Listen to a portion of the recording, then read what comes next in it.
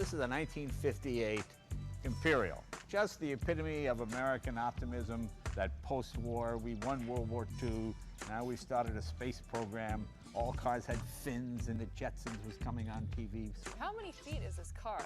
I don't know. People lose count after a certain after number. 20 feet. Yeah, they're sort of like dinosaurs from another era.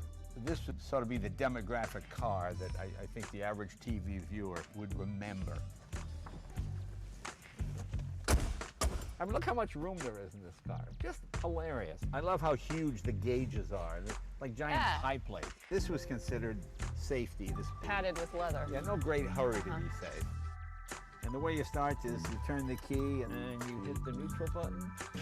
Everything is push button. Yeah, people think that's a new car thing, but actually, No. old car. If you can type, you can drive. Just press the button and you pull away. How many cars can you cross your legs in the front? I mean, none, except for this. And I'm tall too. Comfortable car, isn't it? You don't get all wind blown. You can have a conversation, even though we're so far apart. You wonder how many 16-year-olds took their driver's tests in these big stupid things. I mean, what about the parallel parking section? Don't that even would think be an about issue. parallel parking. So, what cars did you grow up idolizing when you were a young kid? You know, when you grow up in a little town in New England, anything with less than 4 doors might as well have been a Ferrari.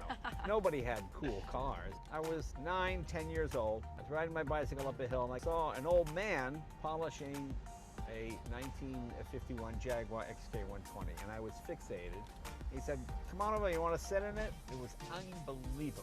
I'd never seen anything like that. You have to remember, back in 59, 60, most car magazines were black and white. You didn't really get the sense of speed or excitement or anything from it.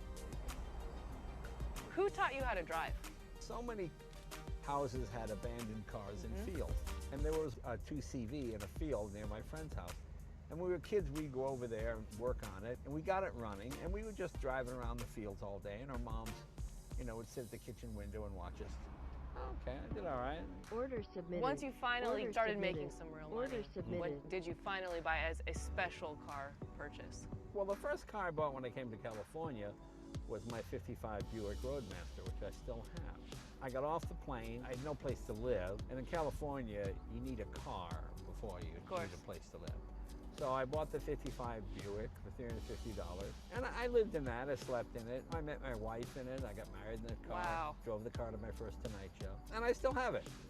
That was a special car. How would you define a luxury car? Nobody does luxury like the French. The French put a premium on comfort while driving.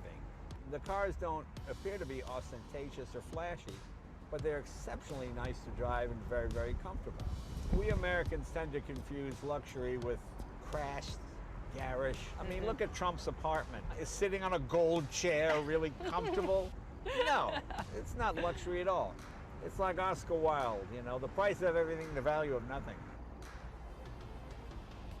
Well, have you ever paid more than you thought you should for something that you bought? No, all I've done is buy too early. Now, I see a lot of people, they buy something because they immediately think they're going to make a lot of money on it. Then when they find out it's not worth as much as they thought, now they hate the car. The most important thing is buy what you like. Yeah. And then worry about the price later. I don't mean that from like, oh, I'm so rich. No. Better off you pay a little bit more and buy something you truly enjoy. Yeah. You know? If you were 21, 22, 23 now, would you still get into the business? I always like telling stories and doing Yeah. comedy. I mean, I always like talking to people. So, yeah, I That's a figured nice I fit. would. You know, my dad sold insurance, and he became manager. And once a month, to motivate the men, he would put on some kind of goofy show, or he'd play like the Sinatra song "High Hopes" and he'd juggle. And so I thought, well, maybe I'll sell insurance because you get to do a show once a month. That is very interesting. Yeah. I love that.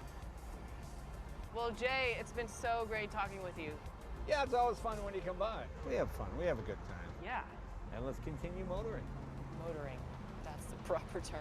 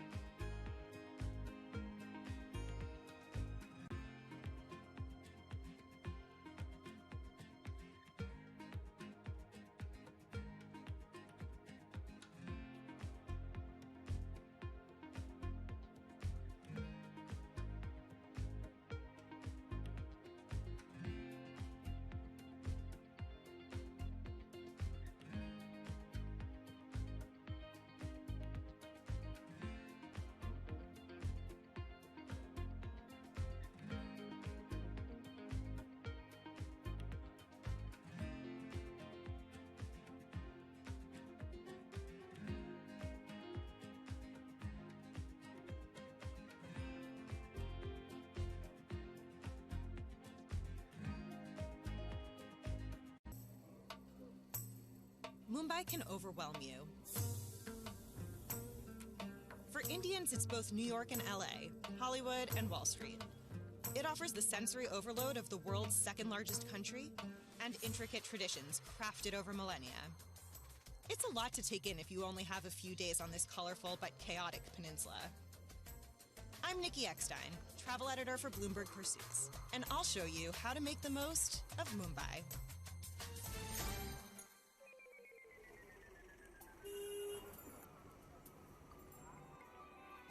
India's outpacing a slew of Western destinations to become the world's 6th largest business travel market. And the Oberoi, a sleek oasis in the middle of all the action, is perfect for business travelers. Good afternoon, welcome to WMBoT. Nice to meet you. Thank you. The staff is extremely thoughtful and detail-oriented. Hi. Ma'am, welcome to the Oberoi. It's very refreshing in a weather like this one to have a sip. Nowhere else have I been greeted with personally embroidered napkins and customized suites. Plus, the rooms are spacious, with comfortable beds and large work desks. Across the peninsula, you'll find the Gateway of India, Mumbai's most iconic monument. Though the city name was officially changed in 1995, most locals still call it Bombay. And just behind the Gateway is the Taj Mahal Palace, the city's most impressive hotel. If the Oberoi is all brains, the Taj is all beauty. As you wander the halls, you can feel the weight of Indian history, from the colonial styling to the modern-day masterpieces lining the hall. All the traffic and bustling markets in Mumbai can be dizzying, so yoga near the stunning pool offers a welcome respite. Experience the luxury of this morning, so you can experience the complete vitality throughout the day. When it comes to business dinners, head straight to the table, around the corner from the Taj. It's classy without being pretentious, and quiet enough for deal-making. That may be why the locals are obsessed with this spot. The menu is more trendy than traditional, with knockouts like sweet and sour Brussels sprouts and yellowfin tuna tataki. Plan to eat dinner late. 9 p.m. is standard. If you have a day off, escape the clamor of the city by hopping a ferry to Elephanta Island. Eventually, the city fades, and a sort of inner calm sets in. You'll be surrounded by sweet Indian children who toss snacks to flocks of seagulls that trail the boat. You can also hire a speedboat for about $500 to cut the journey from an hour to 25 minutes, but you'll miss the local color. On the island, you'll find a path with about 1,000 stairs and a handful of feisty monkeys. It leads to a series of amazing 5th century caves, lined with relief sculptures dedicated to the Hindu god of Shiva. If you can't make it across the water, you can stay right in the middle of Mumbai where there's plenty to see. Stop by a street-side coconut vendor. They're everywhere. And if you're still jet-lagged, the electrolytes will help. One of my favorite hole-in-the-walls in all of Mumbai is Shri Thakur Bhojanalaya. There's just one choice here: bright and flavorful Gujarati thalis, which are like all-you-can-eat sampler platters.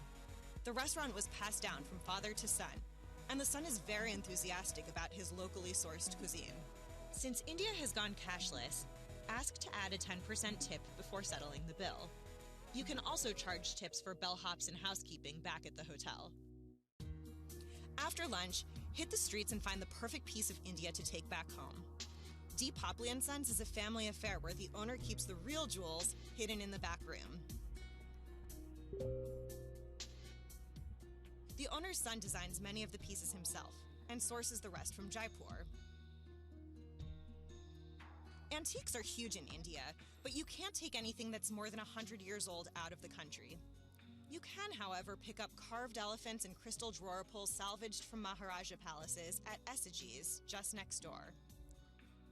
Nearby at Phillips, I also found beautiful folk art figurines and an amazing vintage photo collection.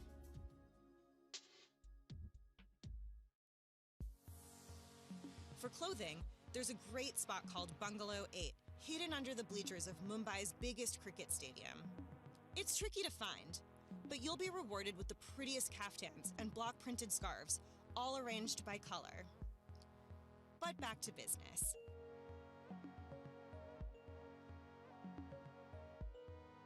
If you have one last deal to close, head to Bombay Canteen. The menu is an ode to India's regional recipes and native ingredients, like red snapper ceviche in a kokum broth or Kashmiri lamb. And don't miss a drink at Air, the rooftop bar at the Four Seasons. Guest bartenders shake up some of the city's best sundowners. Go to make one last impression with colleagues. Or let Bombay make one last impression on you.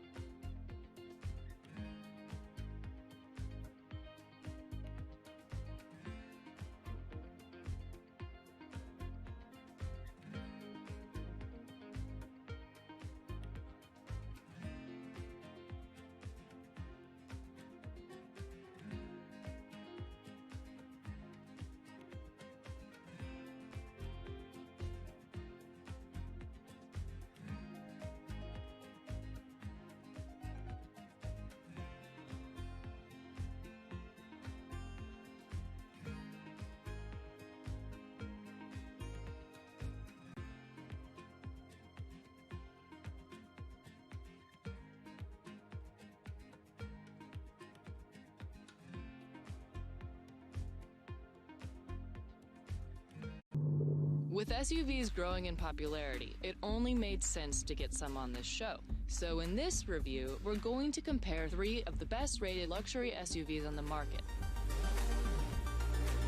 This isn't going to be easy. We've got our hands on an Audi Q5, a Porsche Cayenne GTS, and a BMW X5. I've decided to spend a day in the Hamptons with each of them to get an in-depth look. Order submitted. Now this is the Q5. It's Audi's mid-size SUV, and it starts at about $41,000, which is way more affordable than the other 2 cars that we're looking at. This is kind of like the iPhone of luxury SUVs. It's designed so well, but it's also affordable within the segment. This is a 4-cylinder, all-wheel drive, 7-speed automatic with paddle shifters, 252 horsepower, and there's no lag. Immediate power, immediate response. The minute you step on the gas, you're there. Q5 has by far the most futuristic interior of the 3 cars. It's minimal, it's clean. The sunroof spans the entire width of the ceiling. It's really cool. There's plenty of room for 5 adults, lots of headroom, but this is the smallest car of the ones that we're testing. The trunk is 29 cubic feet, which is in the middle of our range. A family on a trip might have trouble fitting everything in. There are other cars that are more powerful, that look more distinct, but it's also really affordable, and Audi has really kind of hit a sweet spot.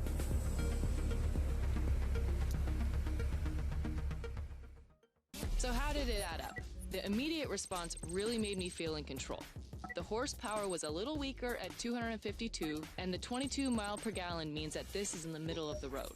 Looks-wise, it was a bit conservative. It's the smallest of our three, but with a sleek interior. And the pricing is the best at $41,000.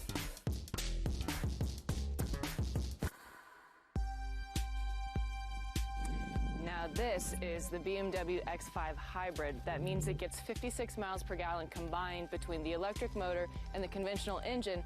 This car starts at $62,000, so it's right in the middle of our group. The electric motor and the engine switch off depending on what drive mode, how fast you're going, all of that.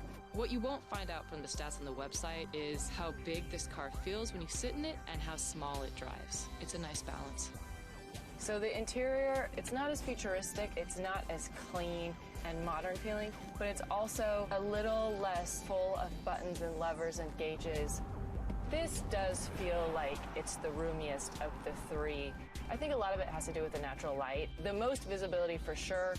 And with the seats in use, the trunk still comes up with nearly 36 cubic feet, which is massive.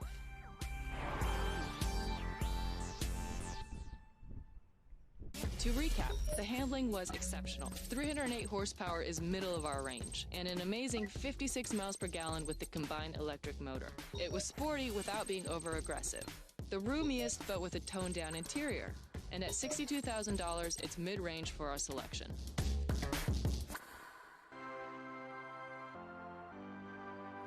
Now the third car in our group is the Porsche Cayenne GTS. This is a higher-tuned version of Porsche's Cayenne, and it starts fittingly at $97,000. That's by far the most expensive of any car of our group, and it's also the most powerful. Porsche was among the first of the luxury car makers to introduce an SUV. It really sets the standard for a lot of things. The engine here is a 3.6-liter V6 twin turbocharged engine, 440 horsepower with almost double the horsepower of the Audi, 443 foot-pounds of torque, and you definitely feel it when you push the gas pedal. The thing that you notice are the buttons and levers and knobs and vents. So if you're someone who likes this cockpit stuff to play with, you're gonna love this car. This trunk was actually the smallest at 24 cubic feet, but after you put the seats down, you'll get by. It drives fast, it feels really luxurious inside, it's really striking to look at, it just costs a lot of money. Okay, this car was the most powerful. 440 horsepower, 434 foot-pounds of torque. Unfortunately, only 19 miles per gallon combined. This is a true sports car in SUV form. It had decent space and the interior was loaded with gadgets. But the downside, I'd say, is price. $97,000 means this car will dig deep into your wallet. The luxury SUV segment is a competitive field. There are a lot of really confident players, and these three are all excellent vehicles. However, after 3 days of driving, I felt the BMW checked the most boxes in terms of performance, agility, style, and value. Was it the fastest or the most powerful? No. But it was the most versatile while moderately priced for a luxury SUV. With the largest interior, the most visibility, and the fact that it's a hybrid with a 56 miles per gallon rating, that just pushes it over the edge. This car has a great value and anyone would be happy to have it.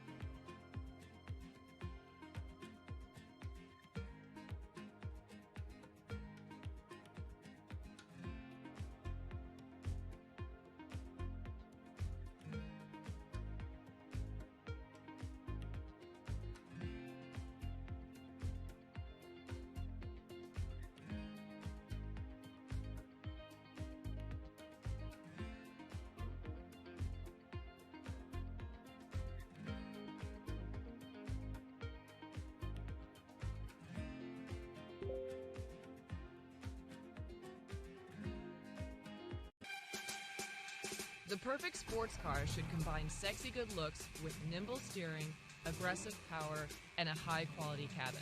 It'll be expensive, but not so pricey that it's out of reach for everyone. Porsche, Mercedes, and Jaguar have 3 of the top sports cars on offer today, but which is the best for you? Let's get the numbers out of the way. All 3 cars have impressive stats. The Porsches come just slightly behind the Benz and the Jag, but each is a thrill to drive in its own way. This is the 2017 Porsche 911 Carrera Cabriolet. The engine in this is a 420 horsepower, 6-cylinder boxer engine mounted in the rear. This is Porsche's famous engine. It's difficult to describe the feeling when you get behind the wheel. This is where that mystical Porsche X factor comes in. The rear-wheel drive on 20-inch Carrera S wheels and Porsche torque vectoring grip the road better than any other model in our group. The AMG GTS is faster and more fun to drive than any other Mercedes. I think it feels like a rocket ship. This car has a lot to offer. It has that amazing V8 engine, it has the horsepower, it has the torque. Of course, if you're not careful, the rear-wheel drive AMG will fishtail forward with a mind of its own. That said, it's amazing in a straight line. This is the 2-door coupe Jaguar debuted in 2015 as a way to get back in the game. And the company did it with flying colors. The handling is great. I mean, this car is so perfectly balanced. It's really a treat to drive, especially on windy roads. The torque that you feel when you drive it is the most impressive of the group. But it's not as connected to the road as the 911, nor as smooth as the AMG. It is tight when it comes to steering and braking.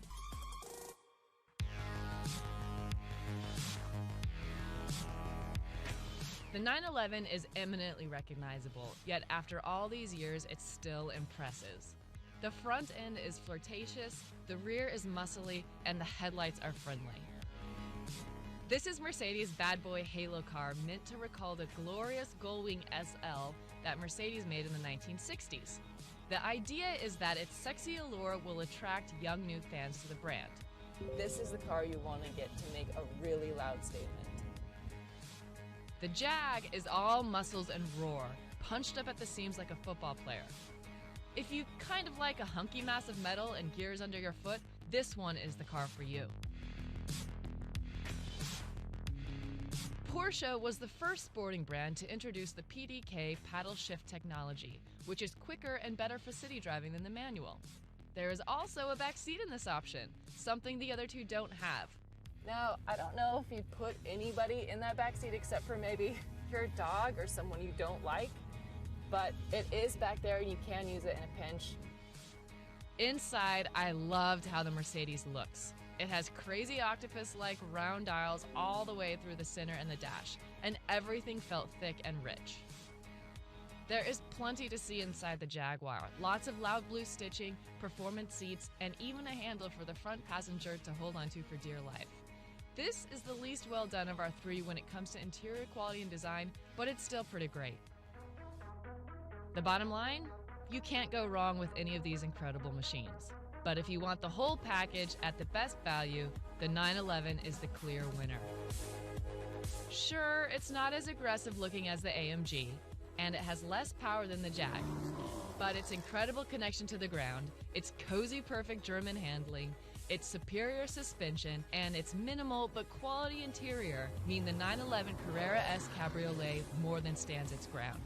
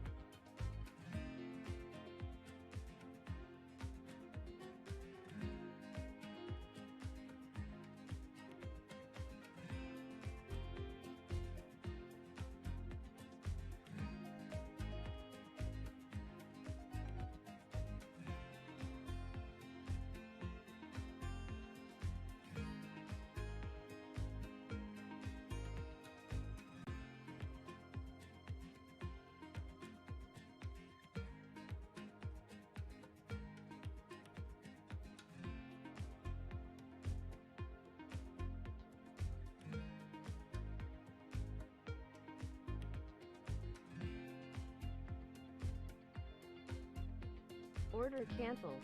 Order canceled. Order filled. Order canceled.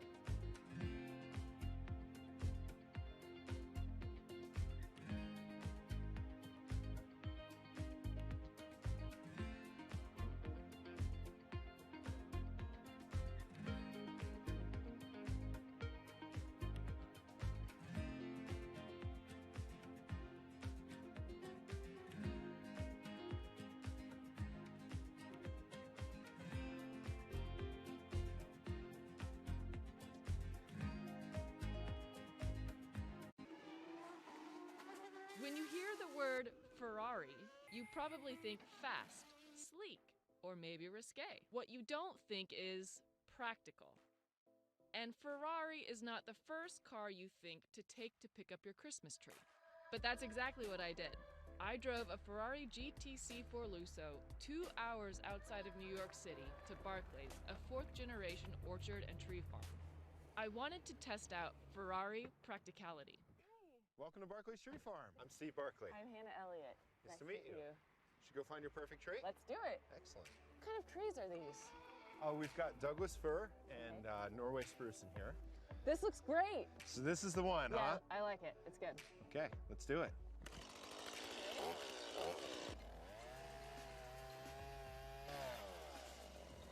There's not exactly enough room in the back for a tree, but the Lusso has all you need for this errand. It's a 4-seat hatchback that Ferrari debuted last year. Plus, the Lusso has something really helpful, practical even. It's higher off the ground than a standard Rari.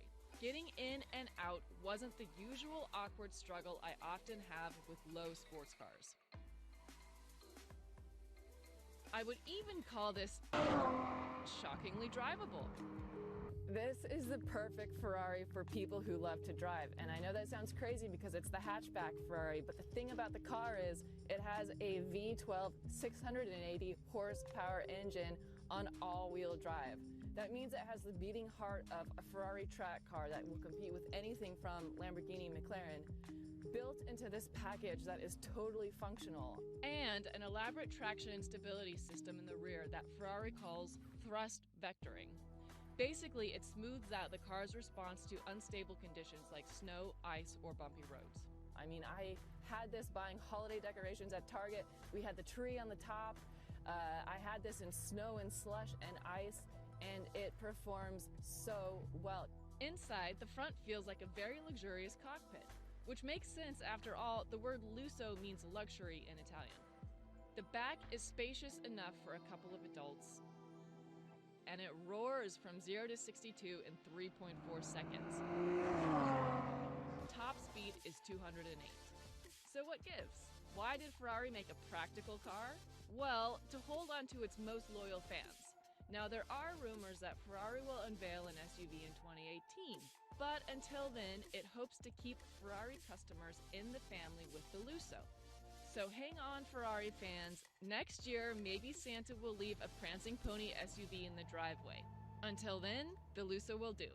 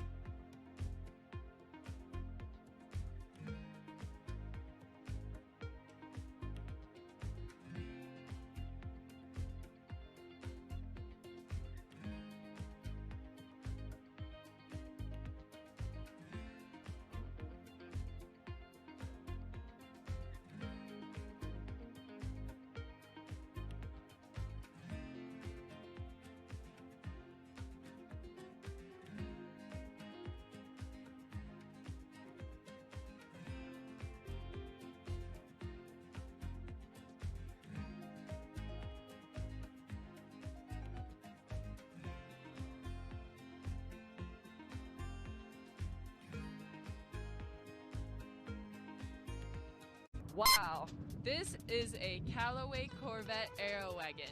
It is the most powerful car made in the US, period. It's supercharged with the supercharger pushing up all the way through the hood. 757 horsepower, this car will go from 0 to 60 in 2.7 seconds, which is nuts. So let's put it to the test. I'm going to head out to Rockaway for lunch, and we'll see what this beauty can do.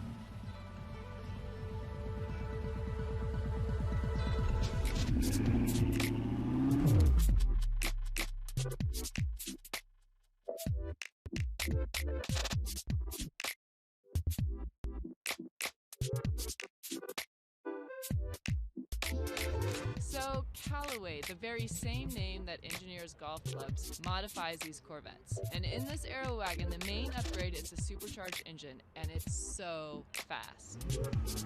The fuel efficiency is 27 miles per gallon at speed on the highway. That's like prime optimum conditions, but it's still pretty incredible considering most cars with 757 horsepower get like 12 to 13 miles per gallon. So the Aerowagon part of the Callaway Corvette is totally new this year. It's a huge departure from what a typical Corvette looks like, and that's by design. The trunk is enormous, and that's what you're really getting by choosing to have this option. The interior is just like the regular Corvette that you'd buy directly from GM. It's very much like a cockpit. So the belt parkway isn't exactly the Autobahn, but I was able to get a feel for the strength of the supercharger, and I made it down to Rockaway Beach in no time flat. Hannah! The starting price is about $130,000. The money goes toward the engineering that makes this car so powerful and fast. But still, that is so much cheaper than what you might find at Ferrari or McLaren or Lamborghini. This can keep up with all of those cars, and it's far less expensive.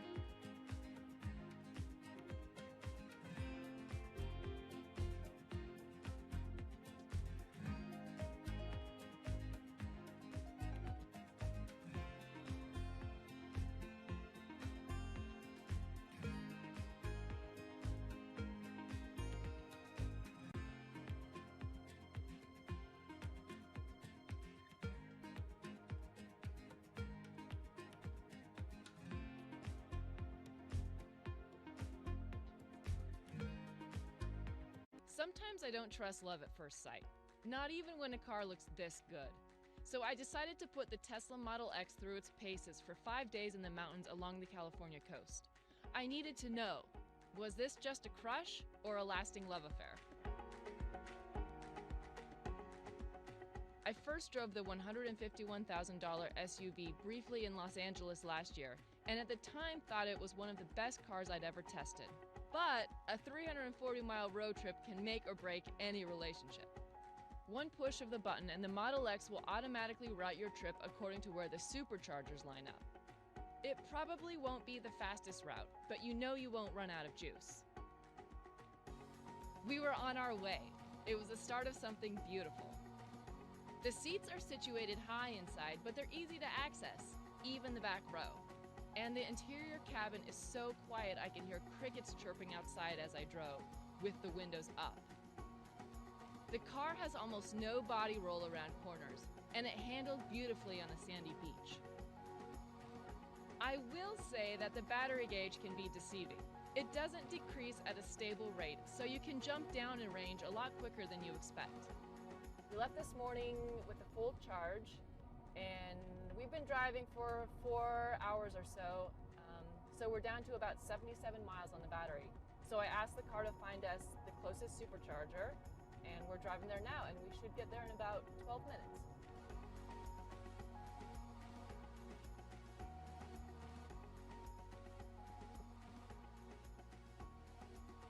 Turns out I had some major time to kill. Hey, Grandma. Oh, nothing much. How are you?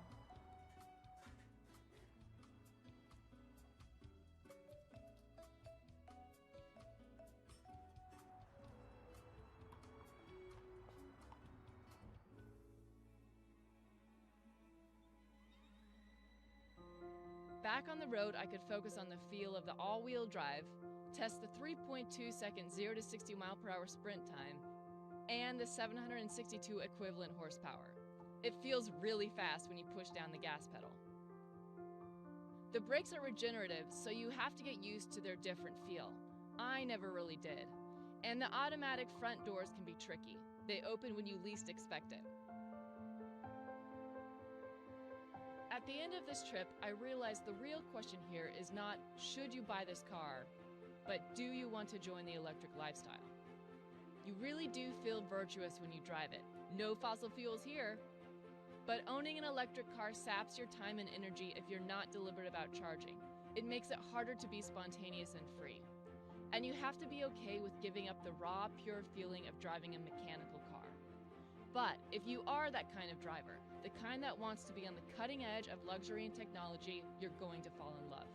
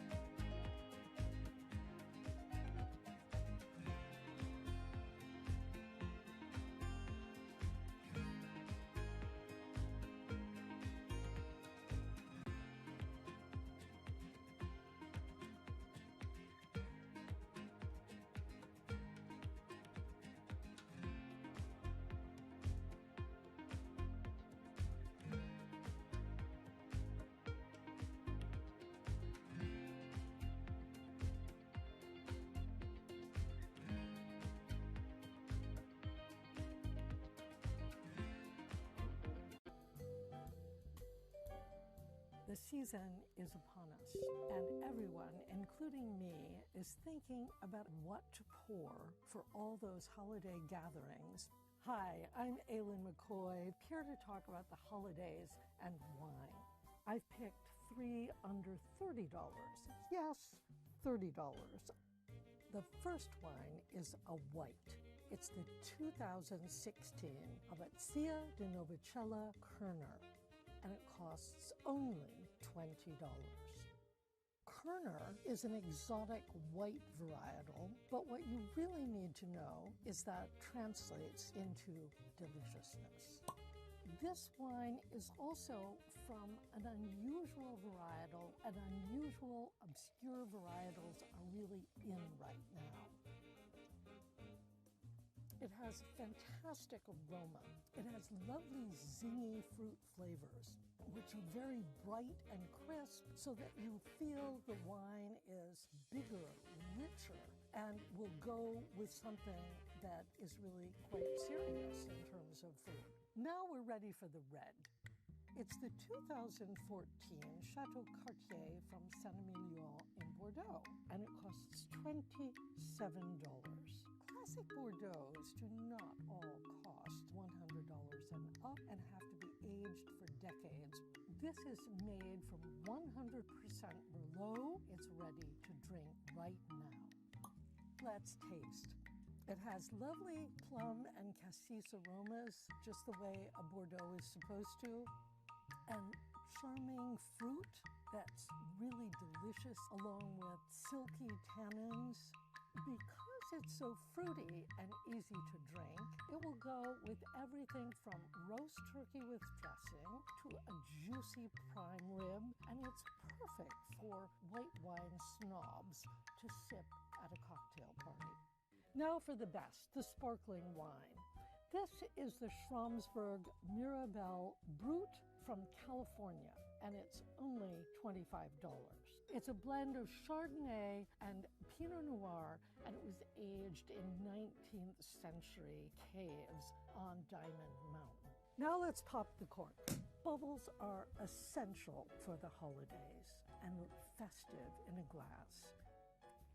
The smell of this wine is like just baked brioche, and the flavors are lemony tart and so refreshing. Keep a few bottles in the fridge for when friends stop by or when you need to perk yourself up while you're cooking. Cheers.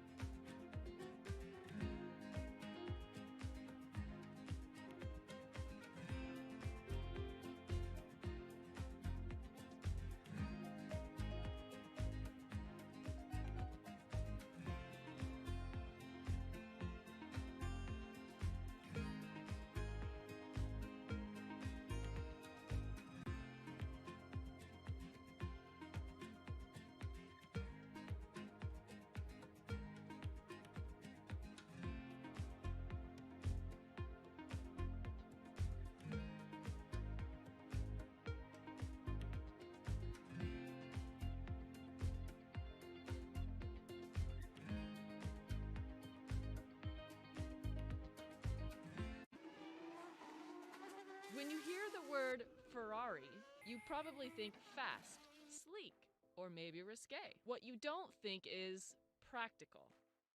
And Ferrari is not the first car you think to take to pick up your Christmas tree. But that's exactly what I did. I drove a Ferrari GTC4 Lusso 2 hours outside of New York City to Barclays, a fourth-generation orchard and tree farm. I wanted to test out Ferrari practicality. Welcome to Barclays Tree Farm. I'm Steve Barclay. I'm Hannah Elliott. Nice to meet you. Should go find your perfect tree? Let's do it. Excellent. What kind of trees are these? Oh, we've got Douglas fir and Norway spruce in here. This looks great. So this is the one, huh? Yeah, I like it. It's good. Okay, let's do it.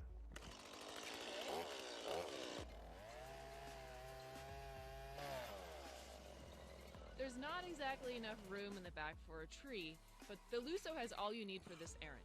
It's a 4-seat hatchback that Ferrari debuted last year. Plus, the Lusso has something really helpful, practical even. It's higher off the ground than a standard Rari. Getting in and out wasn't the usual awkward struggle I often have with low sports cars. I would even call this shockingly drivable. This is the perfect Ferrari for people who love to drive. And I know that sounds crazy because it's the hatchback Ferrari, but the thing about the car is it has a V12 680 horsepower engine on all-wheel drive. That means it has the beating heart of a Ferrari track car that will compete with anything from Lamborghini, McLaren, built into this package that is totally functional. And an elaborate traction and stability system in the rear that Ferrari calls thrust vectoring.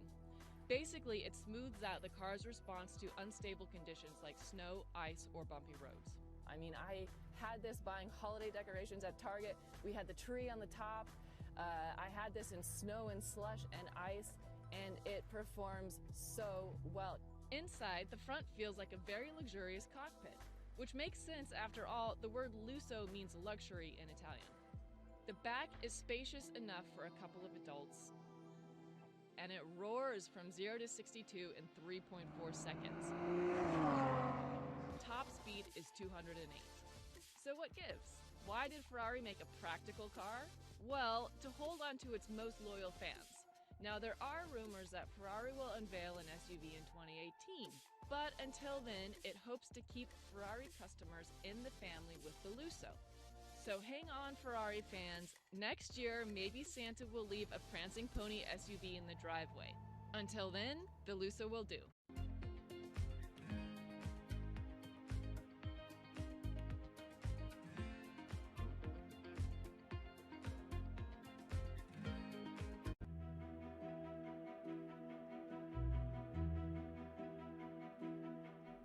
The design of this soy sauce bottle goes back to 1945 in Japan. A teenager named Kenji Ekwan had witnessed the aftermath of the atomic bomb falling on his hometown Hiroshima and was mourning the loss of his sister and father. After seeing the devastation, Ekwan's path changed. He first enrolled as a Buddhist monk, following in the footsteps of his father, but instead he decided to become a creator of things and bring happiness to people. As a young designer, Ekwan got a contract to design a tabletop soy sauce bottle for food company Kikkoman.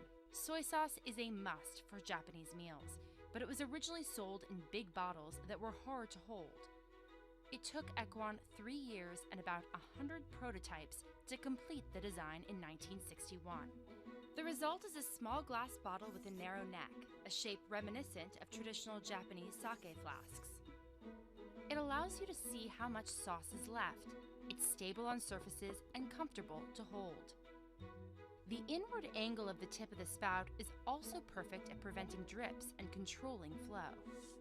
The design of the little soy sauce bottle was just the start of Ekwan's great journey. He also went on to create other icons of Japanese design. In Japan, Ekwan has become almost as recognizable as his bottle, and 50 years later still appeared in commercials for the soy sauce. Today, the bottle can be found on the tables of homes and restaurants in more than 100 countries. And in 2015, the bottle was even exhibited at the Museum of Modern Art in New York. Simple but elegant, this is the design made to create a small moment of happiness. without you even knowing it.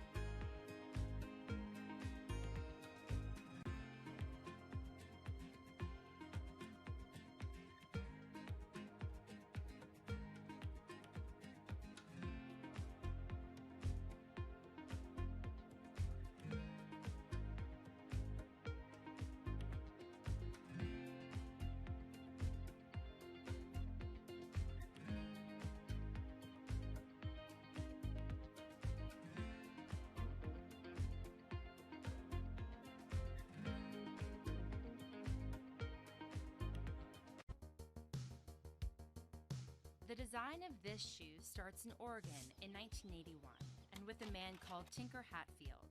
He was an architect for Nike, hired to draw up offices and showrooms on the company's campus. After making a statement on the outside of the buildings, he was asked to join the designers on the inside. In a race to develop sneakers, a former NASA engineer had recently introduced the idea of sealing air bubbles in the soles for extra comfort and performance. But competition was fierce, and Nike still needed an edge. Hatfield headed to Paris in search of inspiration. While he was there, he visited the Pompidou Center, a radical building famous for its inside-out design, which exposed the building's components, like escalators and heating pipes, for everyone to see. Hatfield decided to apply the same principle to his own design, revealing the inner workings of his shoe by making the air cushioning system visible. The marketing team thought the air bubble would seem like a weakness, but the Nike Air Max 1 was an instant hit when it launched in 1987. Originally, pairs sold for $75. Now they go for double that. Today, Tinker Hatfield is one of the most successful shoe designers in the world. He even created those legendary self-lacing sneakers of Back to the Future fame. Stylish and innovative, this is the design that stayed one step ahead, simply by being turned inside out.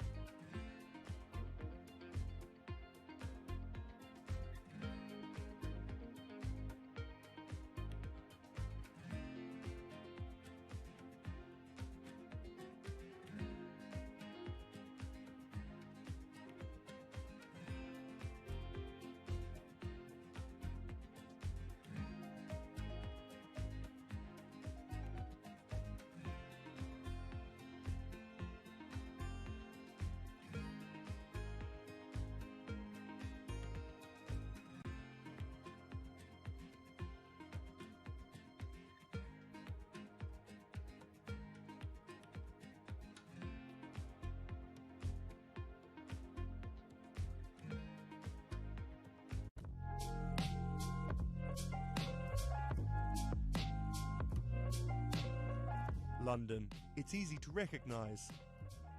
But look closely at a map. In the very centre, there's a 1 square mile cutout.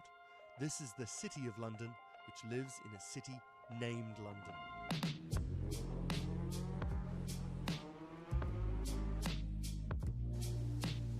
The city has its own mayor, laws, and police force. In fact, it behaves more like a separate country within the United Kingdom. This is because the city's been around for much longer than the UK. It was built by the Romans and has remained semi-autonomous ever since. To embody its fiery independence, the city's emblem is a dragon, not a bad choice. You'll spot these statues. They guard the boundary of the square mile.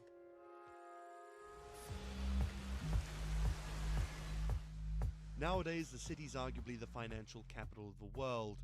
Order submitted. Order and submitted. London is the world's Order biggest submitted. foreign exchange market. But the city has a tiny residential population.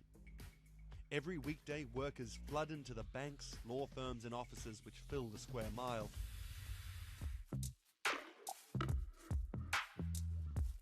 But it's not all work.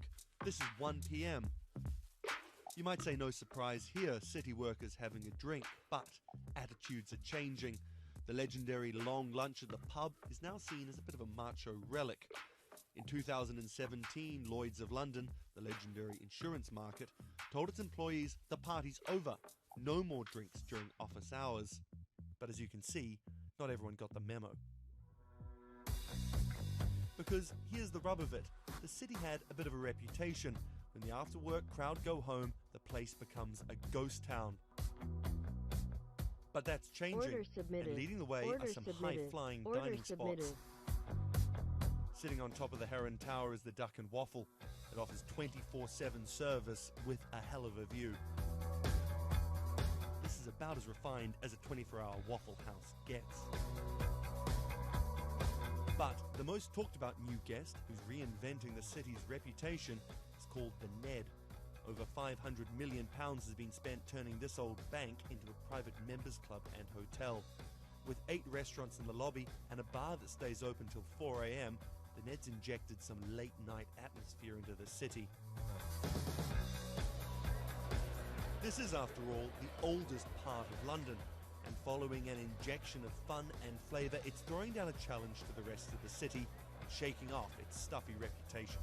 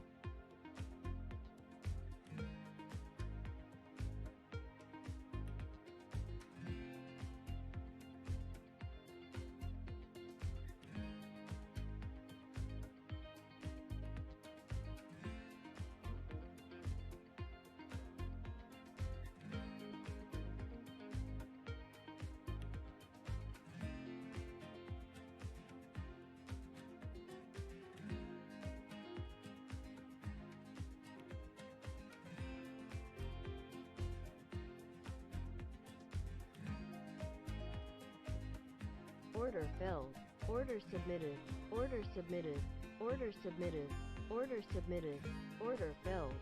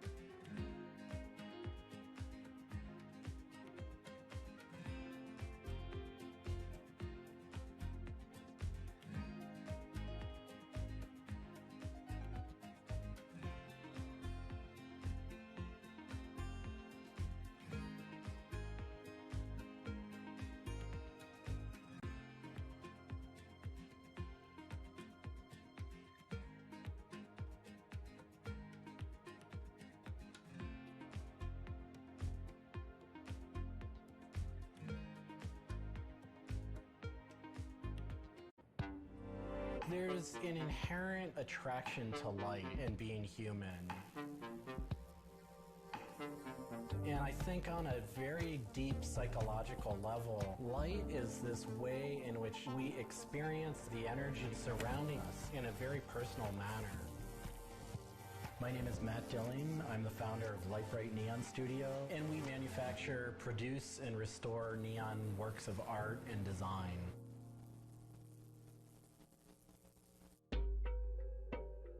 Origins of the creative content of a lot of the work at Light Bright comes from a variety of sources. Sometimes people come with a napkin sketch, some people come with an Adobe Illustrator file, and we have a whole design team who then we kind of work together to help create layouts of what it might look like. Scale it up and create a paper template using a pen plotter. And that paper template actually becomes our guide for what we're going to bend the neon to. We take from the office into the glass shop. We pick out the right size tubing with the right color for the right size project. From there, we heat up the glass tubing. The torches heat the glass well in excess of 1,000 degrees in order for it to get into its molten state. We heat up and bend the glass tubing to match the template. One of our chandeliers has over 100 different bends in it. So each one of those bends has to be marked for a heated up bend. We also have to allow the glass to cool between the bends so that the next area can be worked on and heated up in its own unique fashion. It turns into spaghetti, and then we have to make sure that that spaghetti lines back up and cools to the template. We use a blow hose to connect our mouth to the tube, create a volume that's closed, and we can control the pressure in there with our mouth. There's just a variety of challenges that come up inherently in working with glass. Glass can crack due to stress, and sometimes you'll just have a batch that all it wants to do when it gets near a torch is crack. Order filled. Order submitted. After we've bent various components, we have to go in using the crossfire or the hand torch and actually weld all of those pieces together. The last step on that is then to weld on electrodes onto either end. Each one of those steps is very, very specific. I draw inspiration from so many different experiences.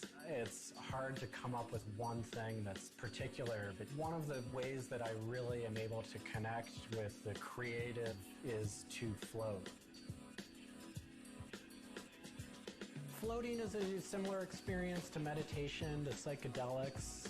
Going into a blackened room and laying out in a body of water and salt that's heated to your body temperature, and it allows for all sort of external stimulation to fall away. And your internal world really begins to bubble up and manifest. You really get to experience a different relationship to your mind.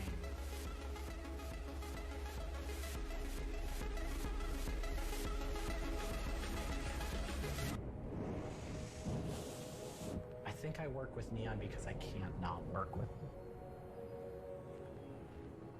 It's so challenging and so rewarding. And those things are so intertwined that there's no way of separating it out. I learn so much and continue to learn so much by working with it. I find so much inspiration in working with it, and I just continue to experience new and different things through the medium. It's that close to me at this point.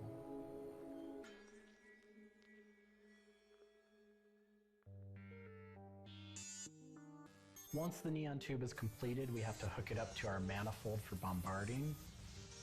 The manifold is opened, a vacuum is drawn. We check the tube for leaks with our Tesla coil. We close the tube back off, and we heat it up using a very large and powerful transformer. As the tube is heated up, it releases anything that's not inert inside the tube, and we evacuate that out. We introduce the gas into it. ignition, we seal the tube off, sealing into that tube whatever gas we introduced into it. I think my favorite part of making a neon light is when I see it lit up for the first time. Different gases, when electrified, emit different wavelengths of light. Neon gas is this very bright orange, fiery red color. Argon gas creates a very intense blue, but that light output that is produced can then be expressed in a different wavelength by coating the inside of the tubes with a phosphor coating that takes that one wavelength of light and emits a different wavelength. We bring it over to the aging table where we hook it up to an age-in transformer and allow it to settle, age the gas in that we've introduced to it. There's always a stray particle of something left inside the tube. But that time that the oxide coating can act to scrub whatever is left inside the tube while things are getting settled into place. Order filled. Order Once submitted. the tubes are Order aged submitted. in, we move on to our process of assembling two halves of the fixture together in a jig, gluing up the center of the fixture to its spindle. Once the adhesive dried, we would connect the wires from the fixture together into a transformer, and we turn on power and it lights up.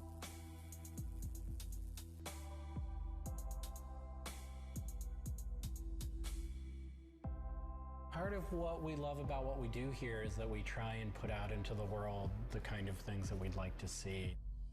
I still am surprised when it lights up. I'm still excited when I get to see it illuminated. There's an ineffable quality to it. To me, it is this insight into the inner workings of the universe. It literally is. It's a way of looking at what is surrounding us in the cosmos in a new light. Order filled. Order submitted. Order submitted.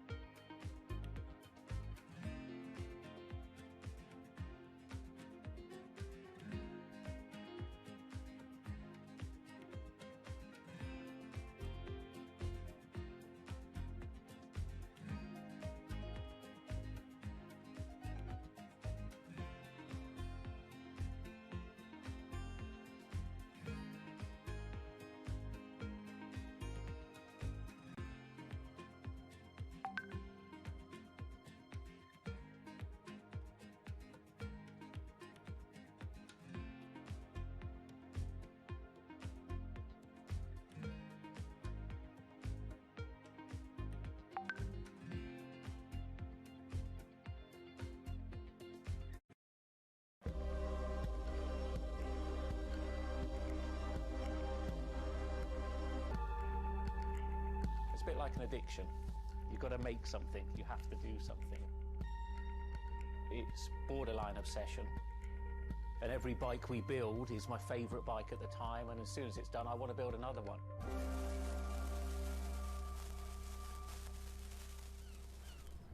Sven Cycles is something I've been thinking about ever since I started cycling in my late teens.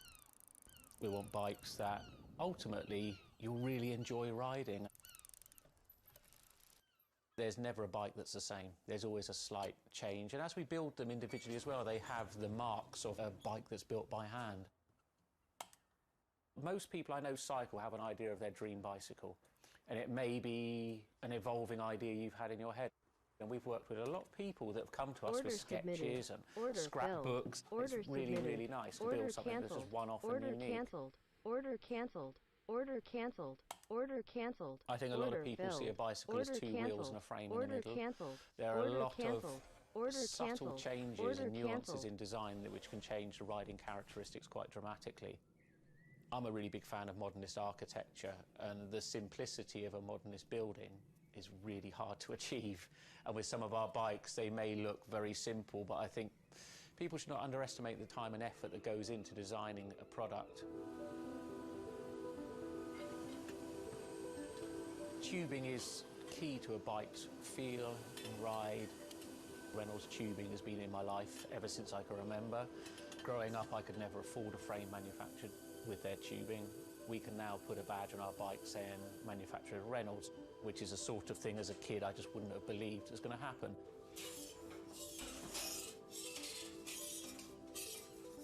Every part of the bike has a specific tube. It's check the wall thicknesses, sand the edges, make sure it's all really clean, because if it's not clean, the tubes won't join together correctly. We build in steel because I still believe it's one of the best materials to use. It's been used in bikes since the late 1800s, and they're still using it now for a very good reason. It's the flexibility that we can replace the tube, repaint the bike, and you wouldn't know it's damaged. I just like working with it. It's very sculptural. This isn't sort of aerospace precision engineering. It's a steel rule and a marker. So when we're cutting the tubes, it's within a mil or two. But what we're trying to do is take the best from bicycle building in the past and add a little bit of modern flair to it.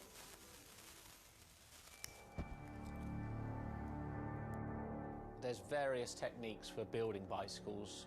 We do a thing called fillet brazing, where you connect a pipe together. We use a bronze rod and a flame.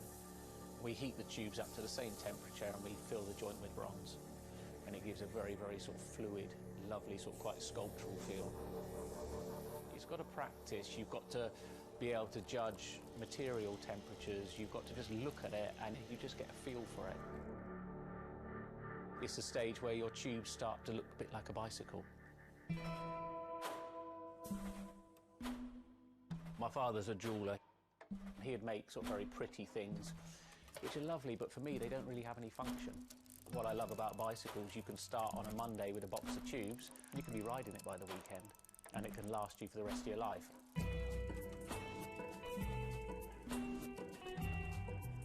Outside of the frame and forks, the other most important part is the wheels and tyres. When you build the wheels, you have to lace them, so there's little holes going all the way around the rim. You poke the spoke through. We do build all our wheels by hand here because a machine can't get 30 years worth of wheel building experience.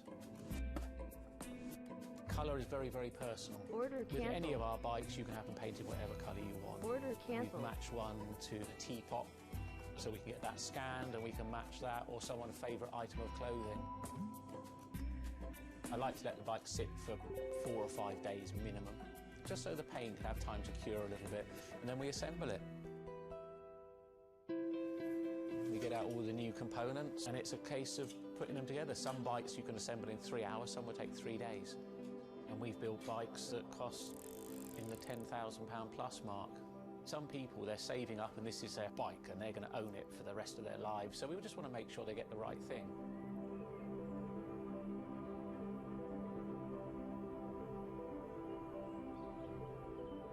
I think the bike for me was the first time I had some freedom, so as soon as I had one I was off.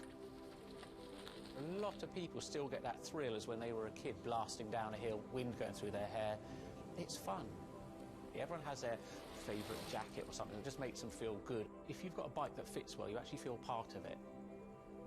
Building bicycles as a creative outlet is fantastic. It's not something you do because you're going to get a big paycheck at the end of the day. You do it something you have a passion for it.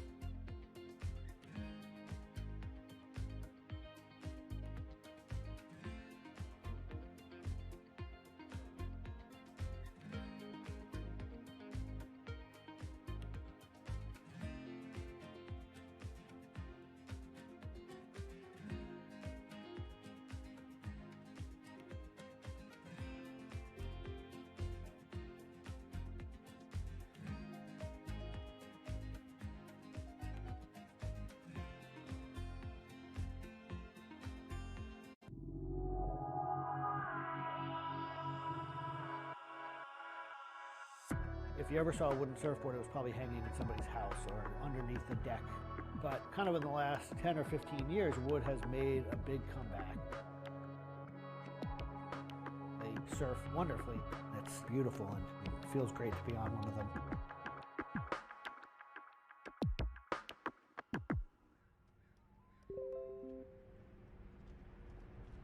I always had a love for wood and kind of passionate about things that went in the water. I've kind of been around wooden boats most of my life. There's just so much character. The way they're built, the stories that come with them, a lot of that has translated over to why we build surfboards the way we do. When we first started thinking about building surfboards, wood was the natural material we chose. They have a very high strength to weight ratio. Wooden surfboards have the longest history of use in the surf world than any other material. People have been surfing wooden surfboards since kind of the first documented history of people riding waves. The board starts in CAD, where we take a 3D model, break down the shape, and kind of create frames and templates and all the inner parts of the board that we get cut on a CNC machine. We take those frames and we just pop them out, assemble the frame into kind of a skeleton. We go out to our lumber shed, pick a bunch of cedar, and bring them into our mill shop, put glue along the edges, clamp it all together into a panel. Everything's book matched, you have symmetry in the colors and texture of the wood. Cut your outline. Take our assembled frame, gently put it down right on top of the plank.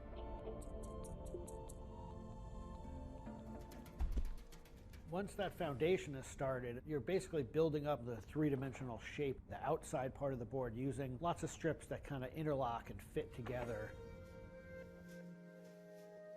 Every piece of wood is going to be different, and it's all going to react differently. There are frustrations with it, but I think that's one of the things that keeps it challenging. You learn to read the kind of what the grain lines are doing and what the color of the wood is telling you.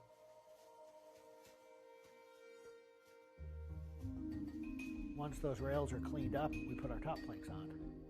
It's a little bit like putting a lid on a box. It's like, this is it. Whatever's inside that board is staying inside that board. And by tensioning some rope, you can clamp the two together. It's like a time capsule.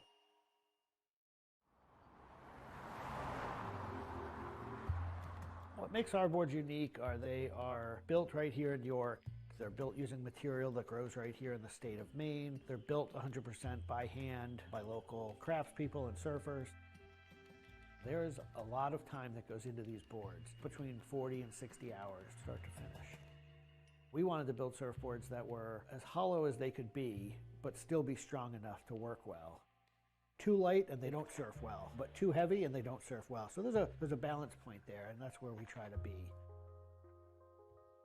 Taking the board off the rocker table once the top has gone on, that is by far one of my top favorite parts. It's just you and a shaping stand, a board, and a hand plane. Everything else is out of your view. It's simple, it's pleasurable, it's quiet. You can be with your thoughts and you can just kind of be present.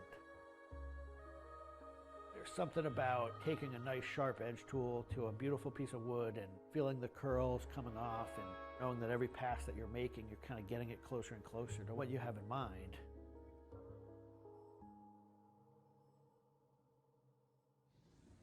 Once we've shaped it down and the board's looking like it's supposed to look like, time for it to go into the glassing room.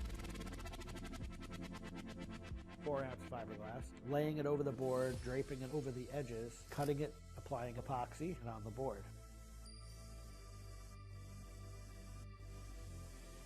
Once both sides are lamb coated, it's time to put in the hardware. Drill and router and install the fin box. And on the other side, we drill and put in the leash plug and a vent.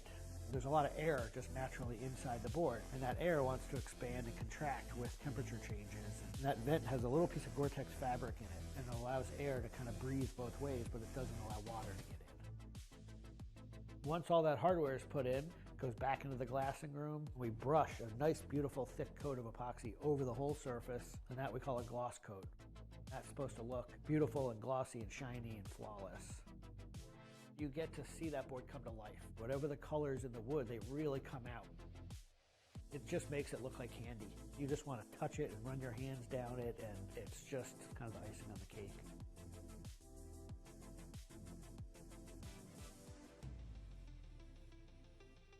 Once everything is hard, we put it into what we call the oven, get that epoxy to cure, really kind of bake it, and just get it to harden. Put in the fin, screw in the vent, and ship it out. We just love the idea of building something that's sustainable and long-lasting and made by hand. Kind of gives you a deeper connection to the product over something you might buy on a shelf.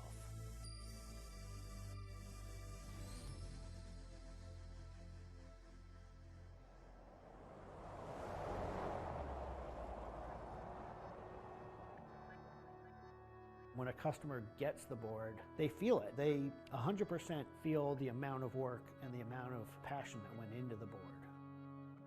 So I'm not really looking at hours and efficiency.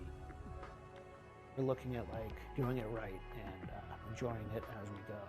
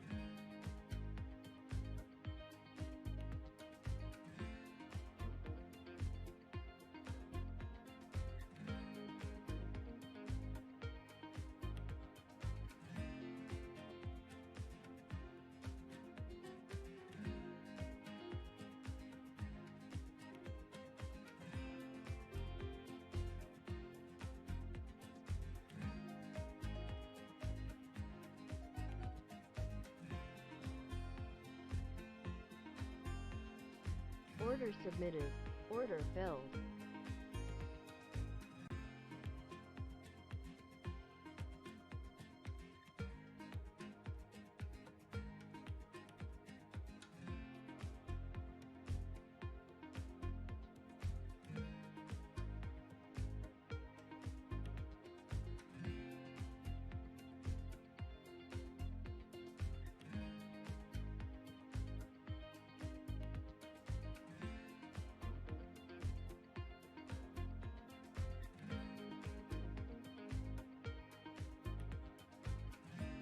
Order submitted.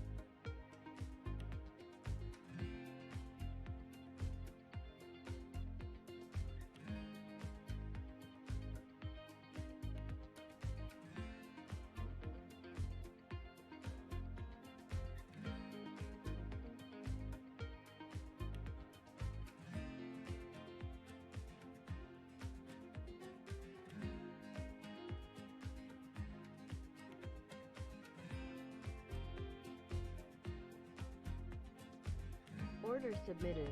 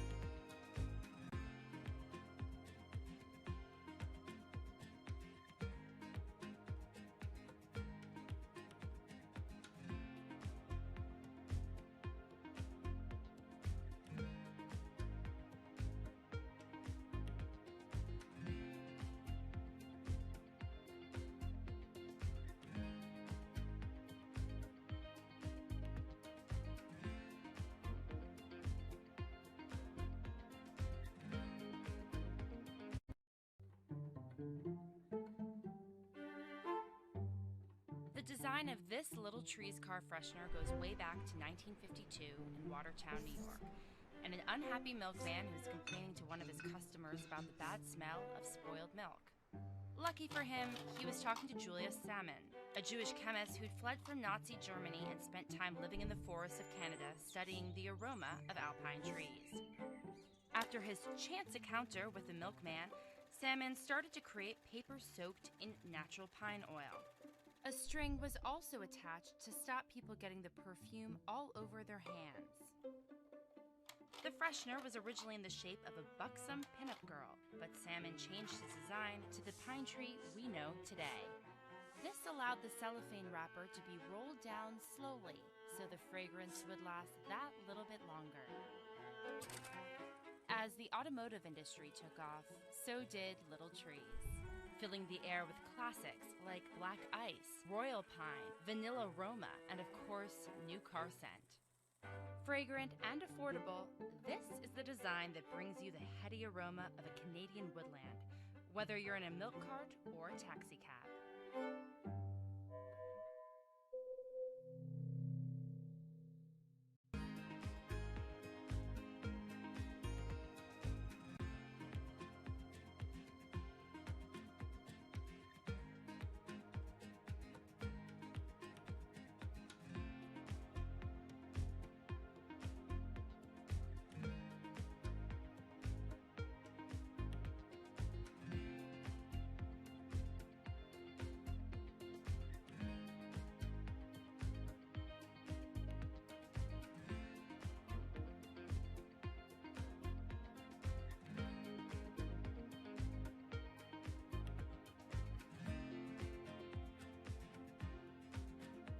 Order filled.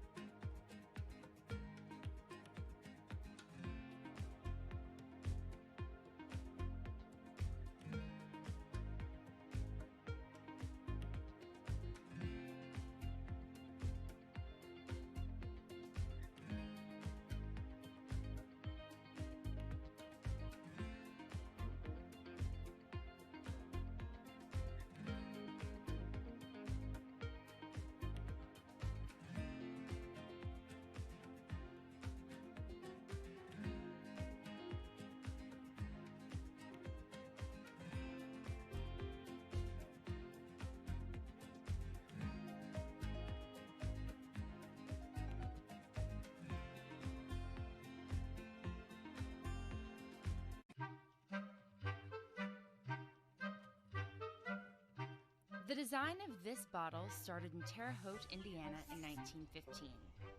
At the time, Coca-Cola was being sold at soda fountains, or in a glass bottle called a Hutchinson. But this simple, straight-sided bottle was easy to copy, and imitations were flooding the market. The solution? A national contest for a new bottle that would make Coca-Cola stand out, even if the bottle were broken or you touched it in the dark. The Root Glass Company got to work on their competition entry, looking up the word coca in the encyclopedia, and coming across an illustration for a cocoa pod. The curvy, ridge shape appealed to the team, who used it as the basis for their winning design. The first bottles hit the shelves just a year later, with the added touch of the glass being colored German green, later changed to Georgia green, in honor of the Coca-Cola Company's home state.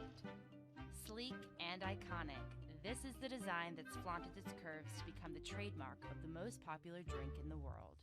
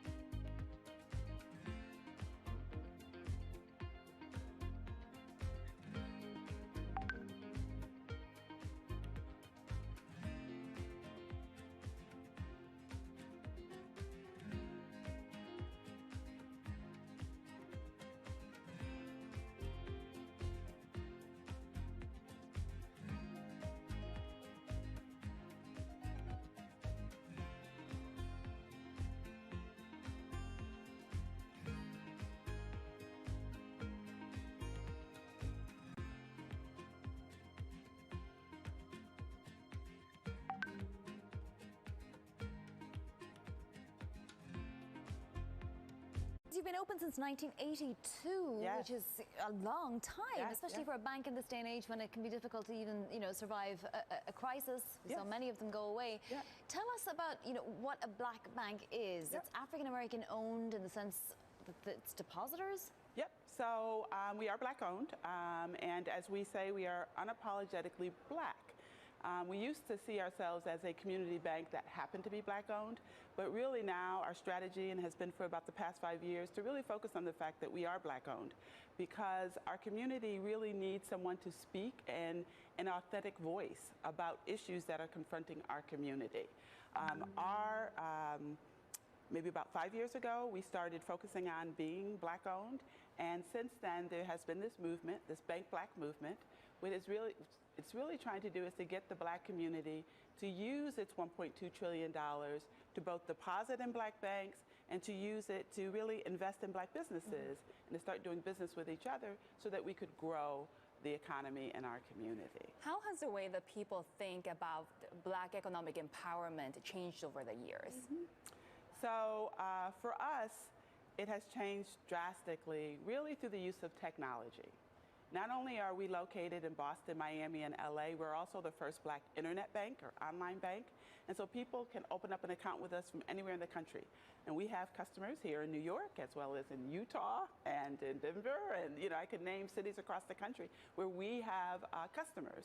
And so part of it is that we are now, as a community, connected through the internet. And that has been a drastic change in terms of how black people have really viewed themselves and viewed the opportunity to bank black and to buy black and to do business Now, with are each your other. standards different when it comes to, say, lending and when it comes to giving out credit cards? It would seem that that would be one way of maybe helping a community that traditionally has had a harder time getting loans. Yep. So we do offer services that other large banks do not. As an example, about 30% of our community has a check systems record, which means that they can't open up a bank account somewhere else. And we offer a second chance checking account, so to give them another opportunity to open up an account. Or we have a secured credit card to help people rebuild their credit. So there are products that we offer that are really tailored to the needs of our community. But there's also the other side of it that a lot of people don't want to talk about. The FDIC does a study every year, and it showed that for national banks, only 1% of their lending goes to the black community. Right. So we represent 14% of the population, but only 1% of their lending. Which is funny because, buying houses and buying big things that you need a lot of loans for is something that's traditionally been sort of sold to the black community in a very strong way. Yes, and it's really an opportunity to build wealth, but we're not able to get the loans. Whereas when they looked at black banks, 67% of our lending goes to the black community. So there is a huge difference in terms of who is serving the black community for financial services. So when you're trying to get more interest around, you said the use of technology played a crucial part. How much of it is driven by black millennials? Yeah, a lot of it. It's sort of interesting because they've had recently sort of studies that have been done about how black millennials and millennials in general are using technology and using social media. We're very big in social media, which a lot of banks have really shied away from because that's the way to get the word out to millennials. And millennials, if you think about it, I'm a baby boomer. And the technology that really came out for us was really related to spending. I mean, it's probably hard for a lot of your audience to remember when ATMs didn't exist. Remember, ATMs were, sort of created in our lifetime. And debit cards, so there are a lot of things that really helped us more conveniently spend money. Now there's technology to help people save money.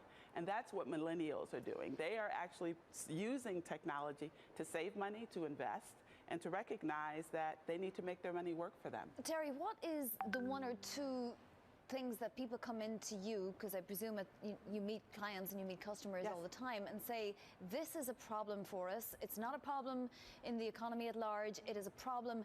Help me. Well, the basic thing is that the black community really did not feel that banks were for them. Like, we have people that come to us and say, this is the first time I've been excited about banking, period. Forget what we could do with a bank, but just even be excited to feel welcomed.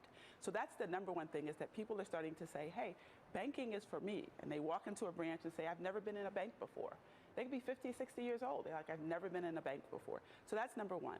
The second is really thinking of banking as being not just a place that you deposit your money and don't think about, but to recognize that your deposit has power. There's certain social justice movements that we've gotten involved in, whether it's Black Lives Matter, whether it's Black Money Matters. I mean, we have expressed our voice that these things are important.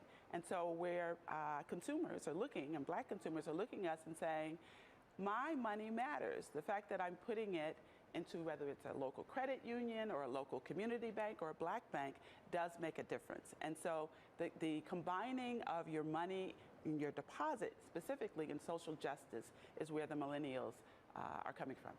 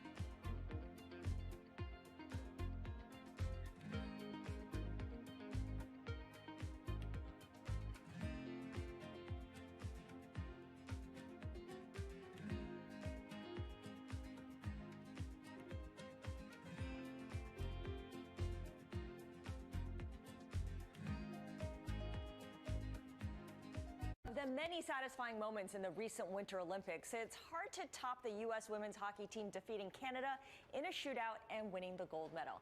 That victory is helping the National Women's Hockey League, the first paid women's pro hockey league, shine a light on the sport and inspire the next generation of female athletes. In today's Walk the Talk, Bloomberg's ongoing conversation about diversity in the workforce, I sat down with Danny Ryland, founder and commissioner of the NWHL. And I began by asking Danny about increased demand for women's hockey following the historic win by Team USA.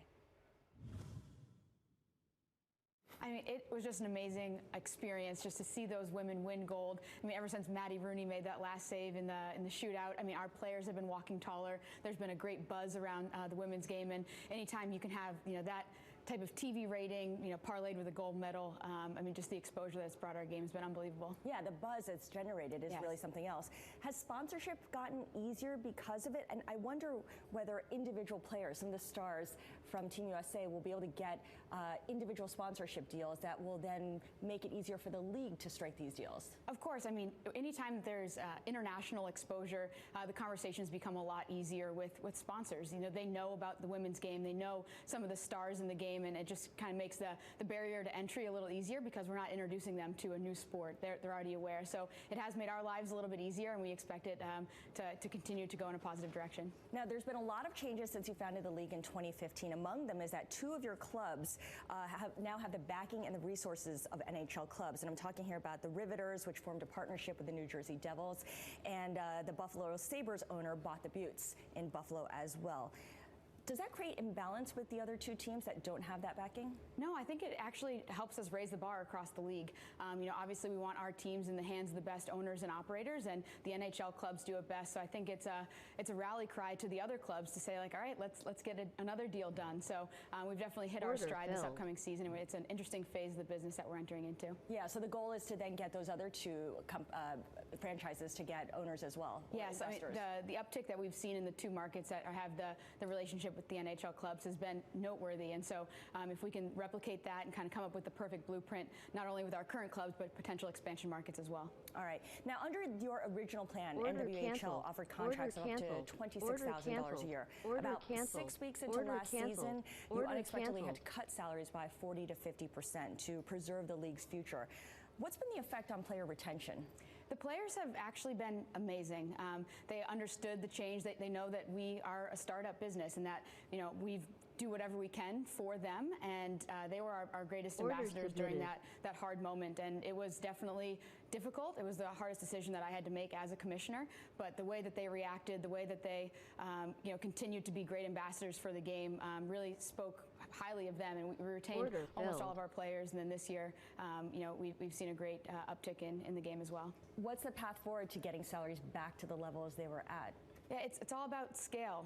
We need to scale the business where the sports business really scales, and that's on the sponsorship side and the media side. So having the Olympics really factor in that over 3 million viewers, having our All-Star game generate over 500,000 viewers on our Twitter Game of the Week. I mean, those are really the areas that really change the business. And coming with that comes an opportunity for more sponsors, and obviously $150,000 sponsorship is the same as selling 10,000 tickets in Buffalo, so it's really what changes the business. That's a great way to compare it. Dunkin' Donuts was one of your first sponsors, in fact, the first. Additional sponsors didn't necessarily follow suit. Why do you think that was? They actually signed on the second month of our very first season, so they are incredibly progressive in their thinking, and they understand that this is an opportunity. Before the Olympics, girls hockey was the 2nd fastest growing sport in the United States, and that's not going to slow down anytime soon. And so we think that our time is now, and the sponsors are going to start to step up. And when we can show the return on investment that Dunkin' has had from the 3 years they've been with us, I think it's going to be easier for more sponsors to follow. All right, well, let's talk about broadcasting. You stream games live on your website, I know.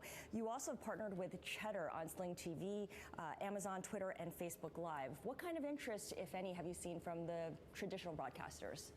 We've seen a little bit as far as highlights are concerned, but being able to broadcast our games on a linear broadcast has been a challenge. So I think as we continue to prove our product, obviously the Olympics and the viewership they saw is going to help us as well. But it kind of starts with one. And so we were very fortunate to have the distribution deal with Twitter this season and covering our Game of the Week, and to really show them that these are the fans tuning in. This is a brand of hockey that hockey fans enjoy watching, and the more data that we can collect, the easier those conversations will become. And the other big thing that happened over the last couple of years was that the U.S. women's national team won a big wage battle with USA Hockey. What kind of effect did that have on the NWHL? I know you supported them, but did that have a material effect on you? Not a material effect, but the more that women's hockey can be in the headlines, and the more that these women are empowered to stand up for themselves and to get that equality, it's great for not only women's hockey, but for women's sports. So I think it had a direct impact because of that. And we were there to support them, and we always plan to do that.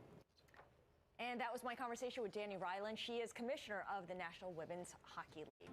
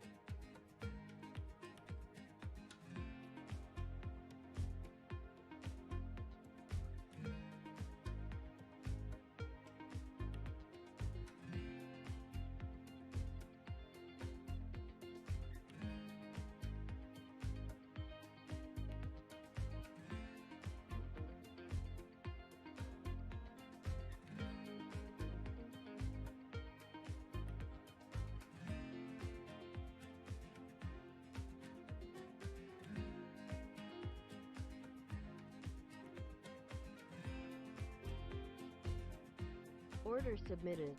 Order filled.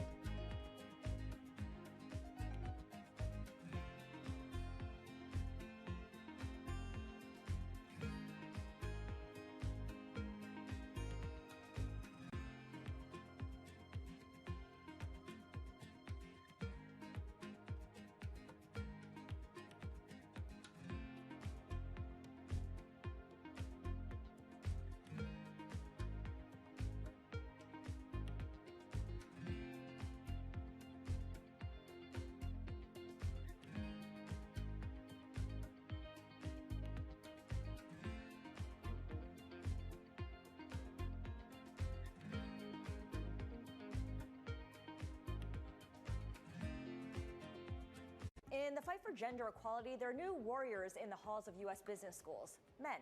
The nonprofit group Forte Foundation has been training male business students to become part of its Men as Allies program.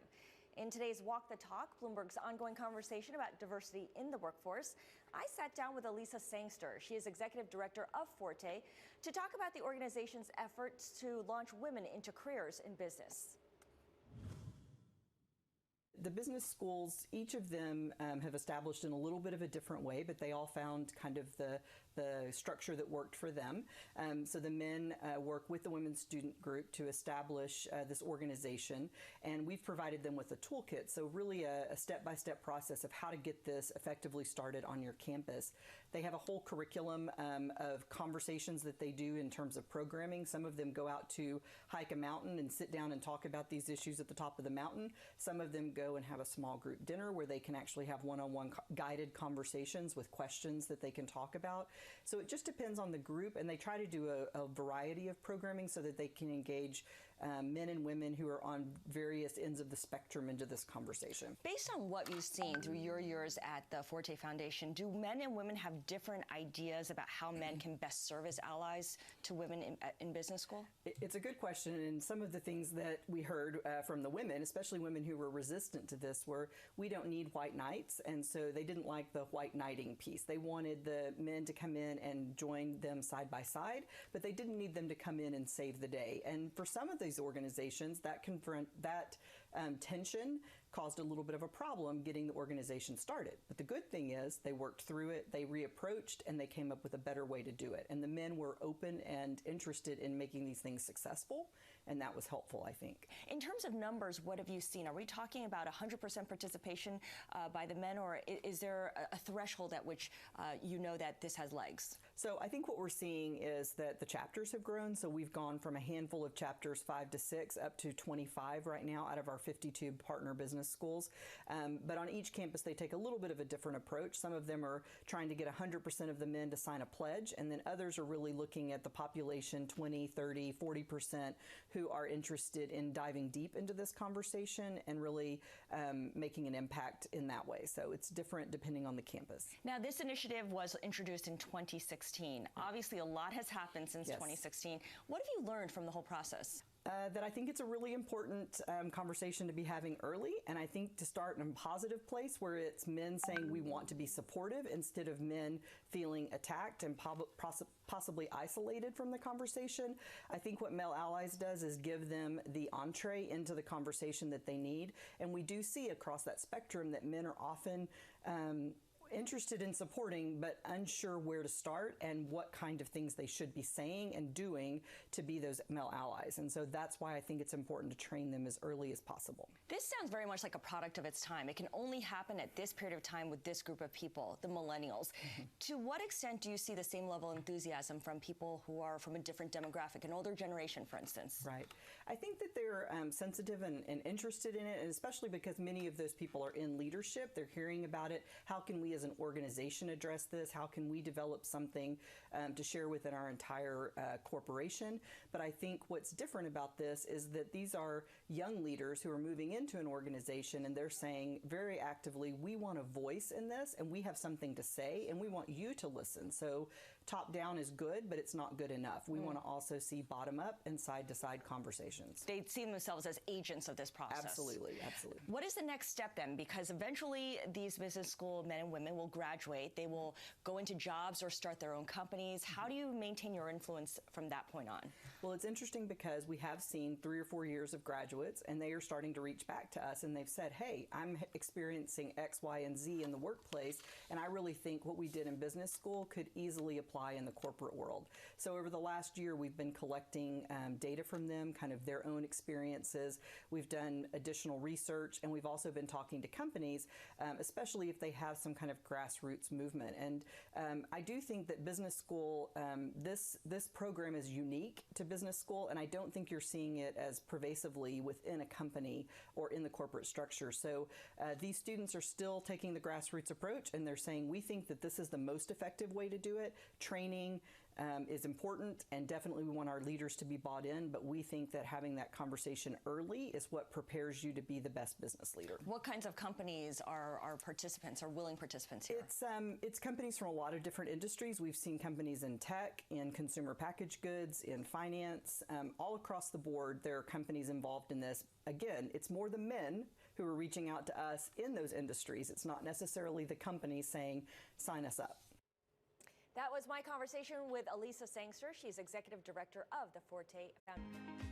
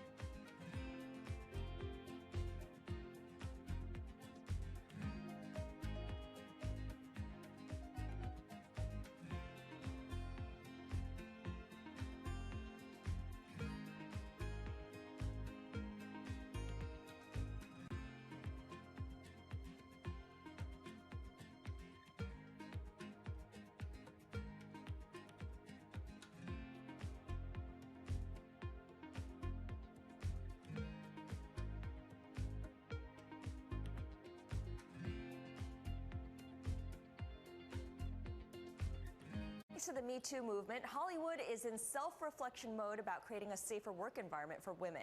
There's now a website aggregating reviews from exclusively female critics. Cherry Picks is taking on male-dominated opinion sites like Rotten Tomatoes. In today's Walk the Talk, Bloomberg's ongoing conversation about diversity in the workplace, I sat down with the founder of Cherry Picks, Miranda Bailey, and I began by asking what specific need her business fulfills.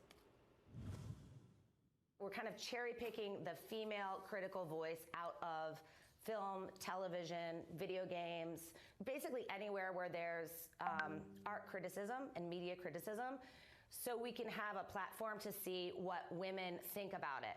In terms of women, it's very complicated because there's not that many of them on Rotten Tomatoes compared to the men.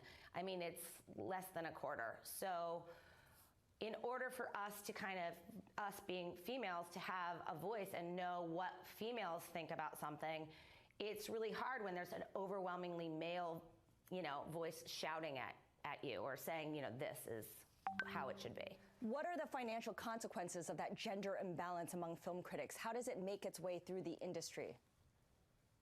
Well, I don't really know about financial, situation. For me, it's about the consumer. I mean, in Hollywood, we've been talking about we need more women behind the camera, we need more women's stories, more women writers, more women actors, everything like that. And Order submitted. I'm a film producer and actor and director, and it's really easy to say we need it, and it's a lot harder to make it happen because at the end of the day, Hollywood follows the consumers. And if the consumers are being told what is worth their money by a certain group of people that are, kind of narrow, then it's not going to open up. And I felt like, well, maybe if we can open up the critical voice, which is, the gatekeepers essentially telling people what they should buy, what's worth their money, and women actually like these stories and like these filmmakers, then I thought that would be a faster way to get more women behind the camera and more women's stories told. How are you funding this website? You mentioned it's going to be an aggregator of reviews, but are you going to be advertising supported, subscription driven in any way? Yes, I mean, we're funded for the next 3 years about right now by my production company, and we will be finding partners once we kind of get our our voice and our full creative image out there.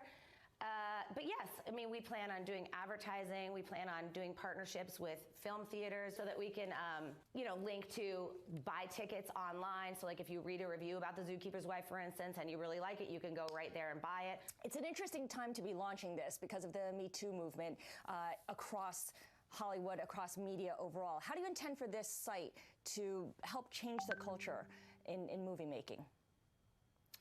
Oh, well, I mean, the Me Too movement and the Time's Up are two very different movements. I mean, they're both female-centric, but, at the end of the day, we're about, being recognized and respected. And so I'm grateful for those movements. I think it's kind of wonderful that that's happening right now. We've been saying this for a very long time, that we deserve to be paid equally, and not to be, sexually harassed. And, not everyone is sexually harassed. But most all women are definitely underrepresented, underpaid, and disrespected. You are an independent film producer. As you mentioned, you're an actor, you're a director. What kind of feedback have you gotten from peers in your industry when you told them about Cherry Picks? I have had overwhelming support from female journalists specifically, which is very exciting for me because this is kind of a new door that I'm opening and learning about. And obviously the female filmmakers that are out there are really excited by it. We're all banding together right now and supporting each other, which I think is great. I think one thing that's awesome about the Time's Up movement is that all of the women who are directing right now are not competing with each other. We're all rooting for each other. And I think that that's a big change. And I think this Cherry Picks is part of that, is us also lifting each other up and opening it up to journalism and the consumers and what the buyers, the exhibitors, the distributors, the producers, the directors, we're all together in this and we can all make a difference.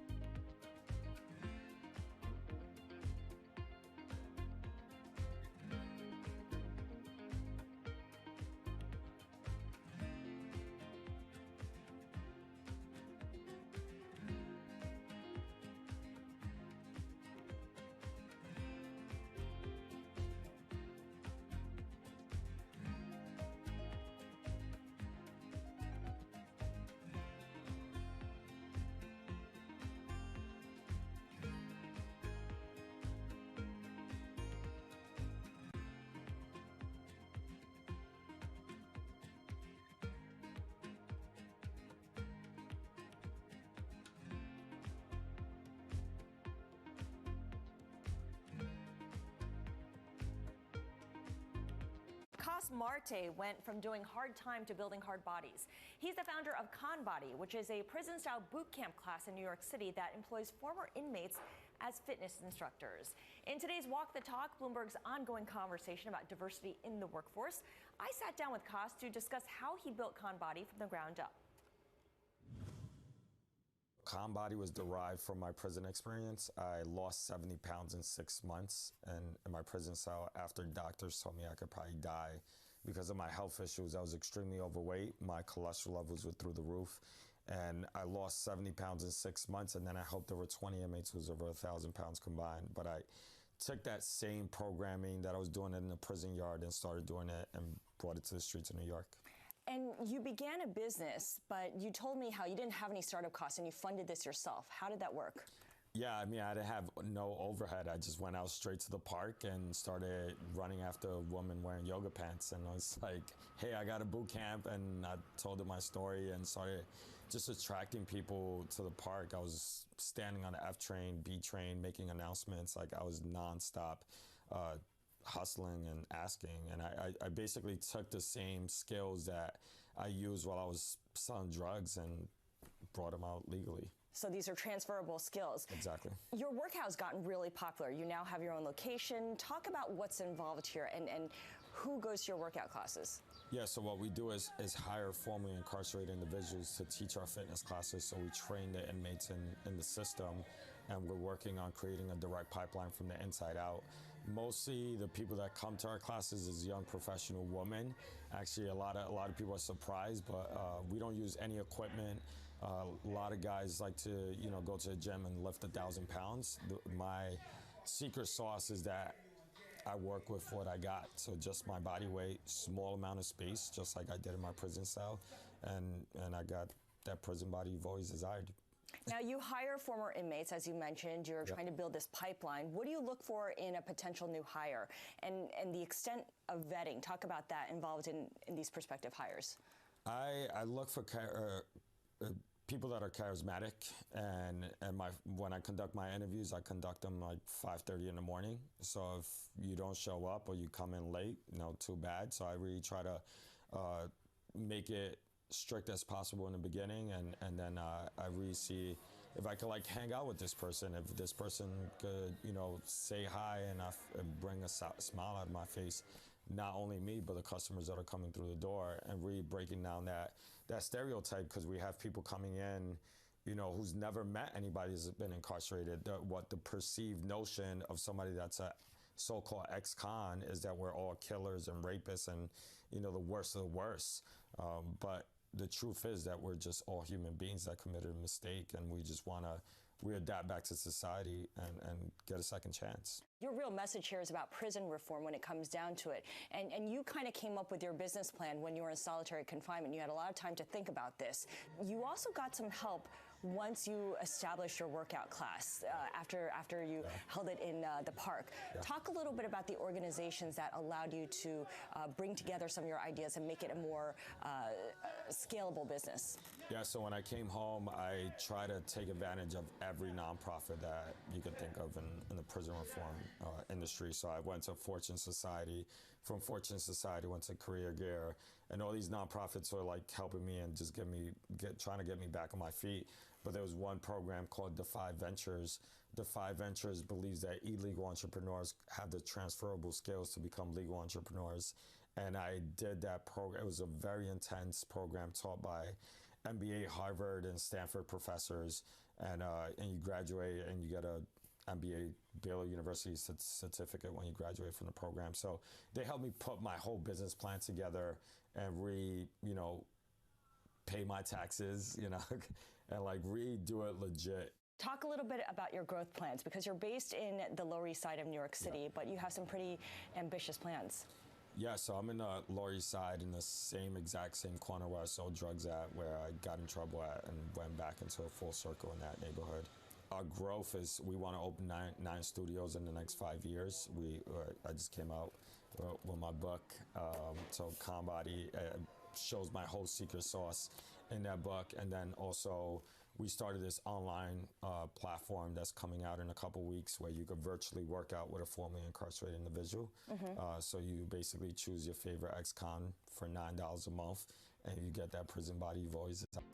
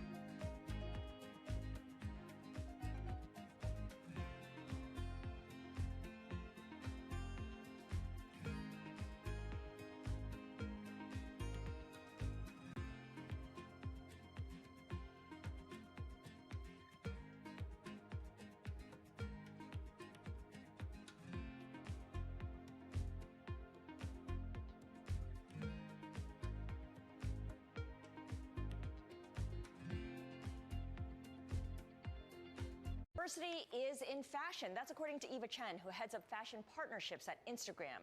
In today's Walk the Talk, Bloomberg's ongoing conversation about diversity in the workplace, I sat down with Eva Chen at the monthly Cornell Tech at Bloomberg Speaker Series, and I asked Eva how exactly inclusion is showing up on the runways.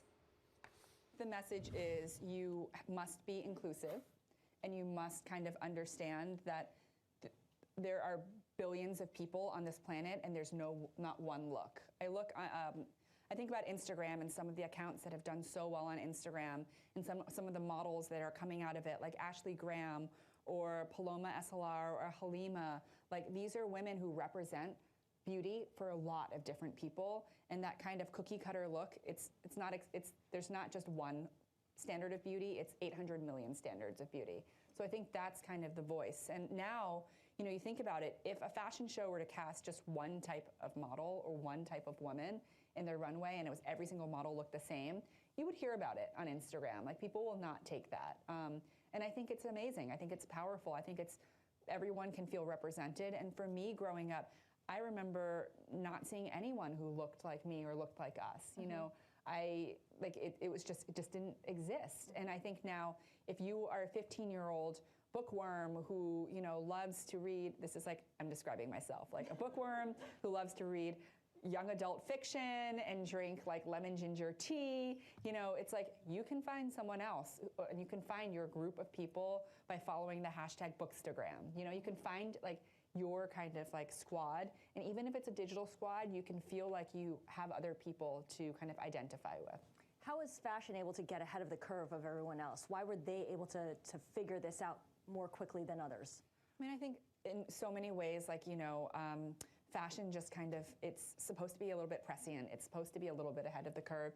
And also you're able to push the boundaries in fashion. Like, there are runway shows where people can kind of walk backwards on the runway, or they cast real life models, real life people, which is just like people, revolutionary, on the runway. And I think that you're able to take risks in fashion, and risks are appreciated.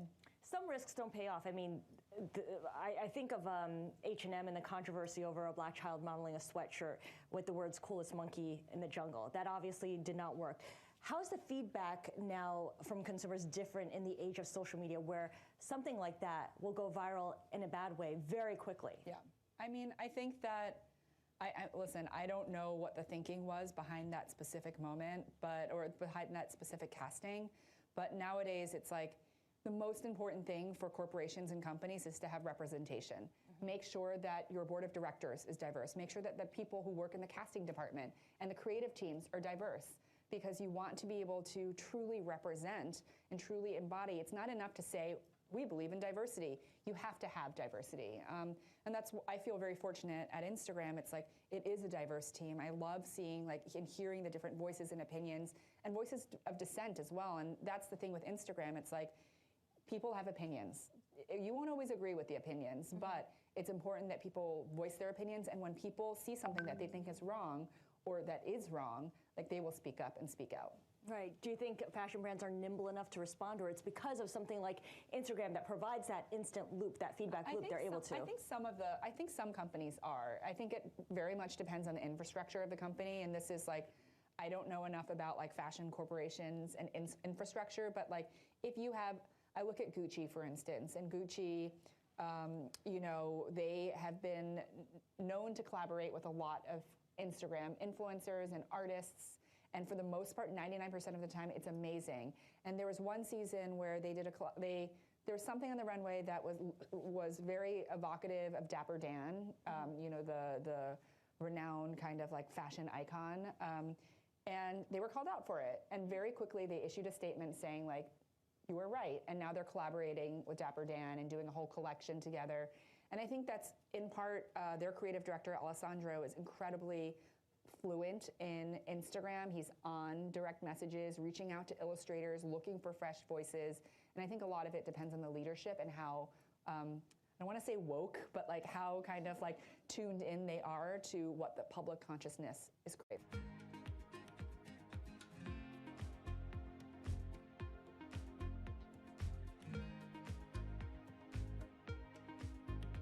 Order submitted. Order submitted. Order submitted.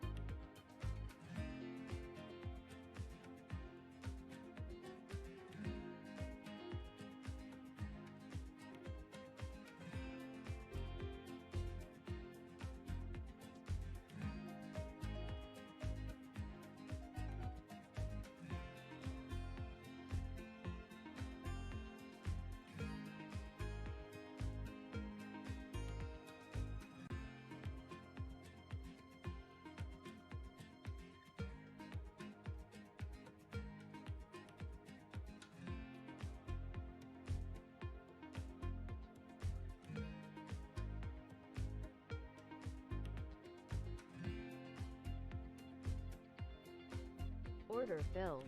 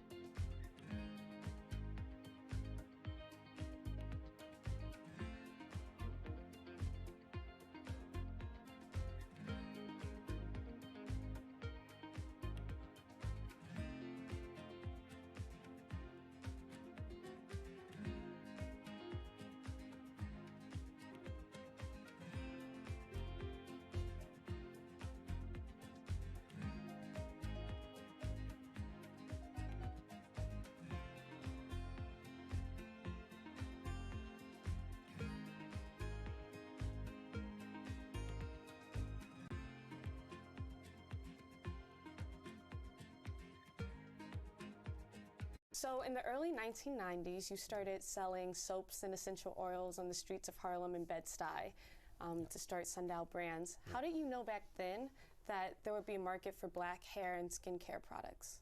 Yeah, well, because when we started, first of all, there was nobody producing natural products that were efficacious and that were designed to work on different hair textures and on different skin types.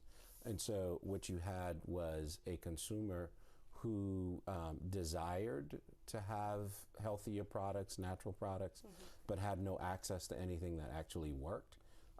And so, you know, when you stand on the street corner, people tell you what they want, you better give it to them, otherwise it gets really cold, right? And so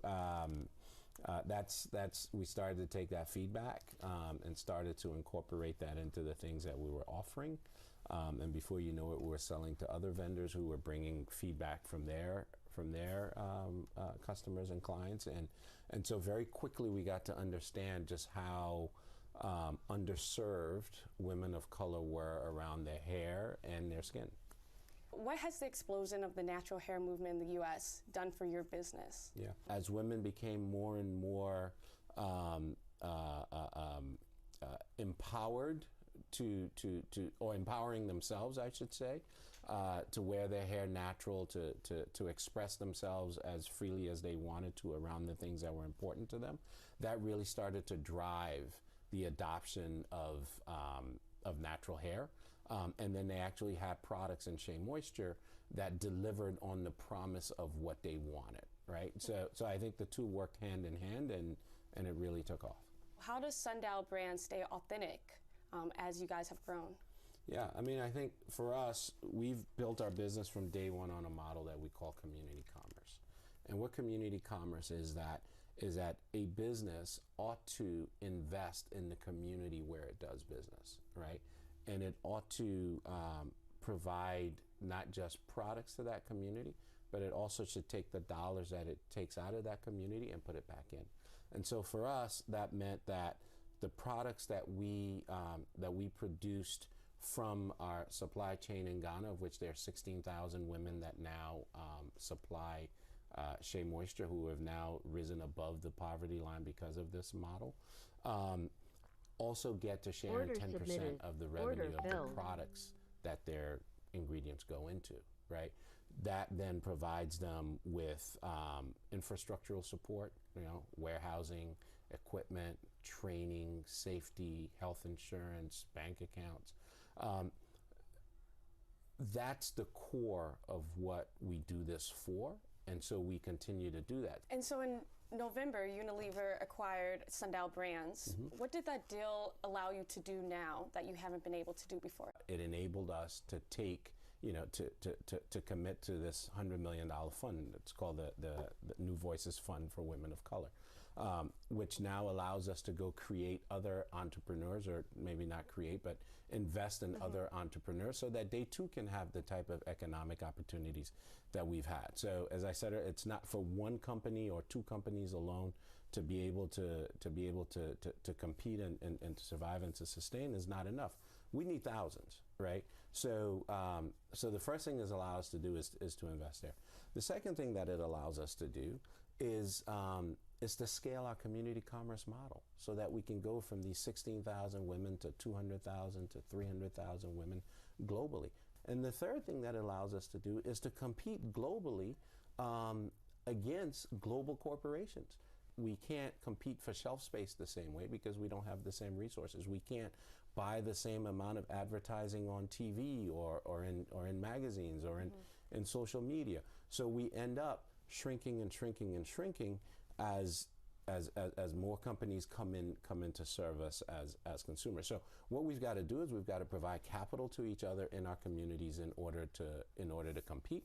We've got to find ways to scale our business. Now, the way that I've done it may not be the way for everybody else, but at least it shows a path, right? And it shows that it can be done, and it shows that you can do it and be highly successful at doing it. And it also shows that once you do it, you've got to be committed to putting it back in.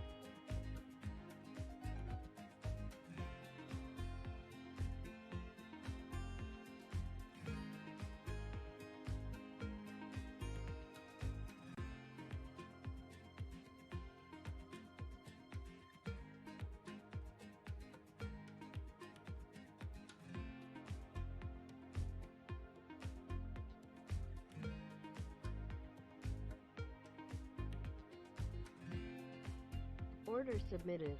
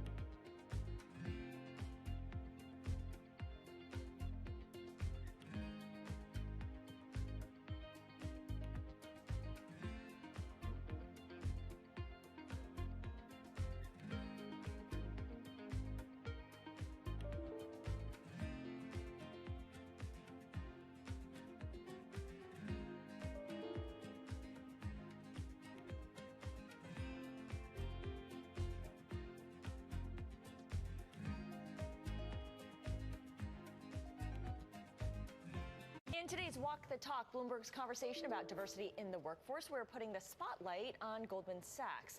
CEO Lloyd Blankfein is reportedly planning to step down as soon as this year. Diversity will be a top priority for his heir apparent, David Solomon.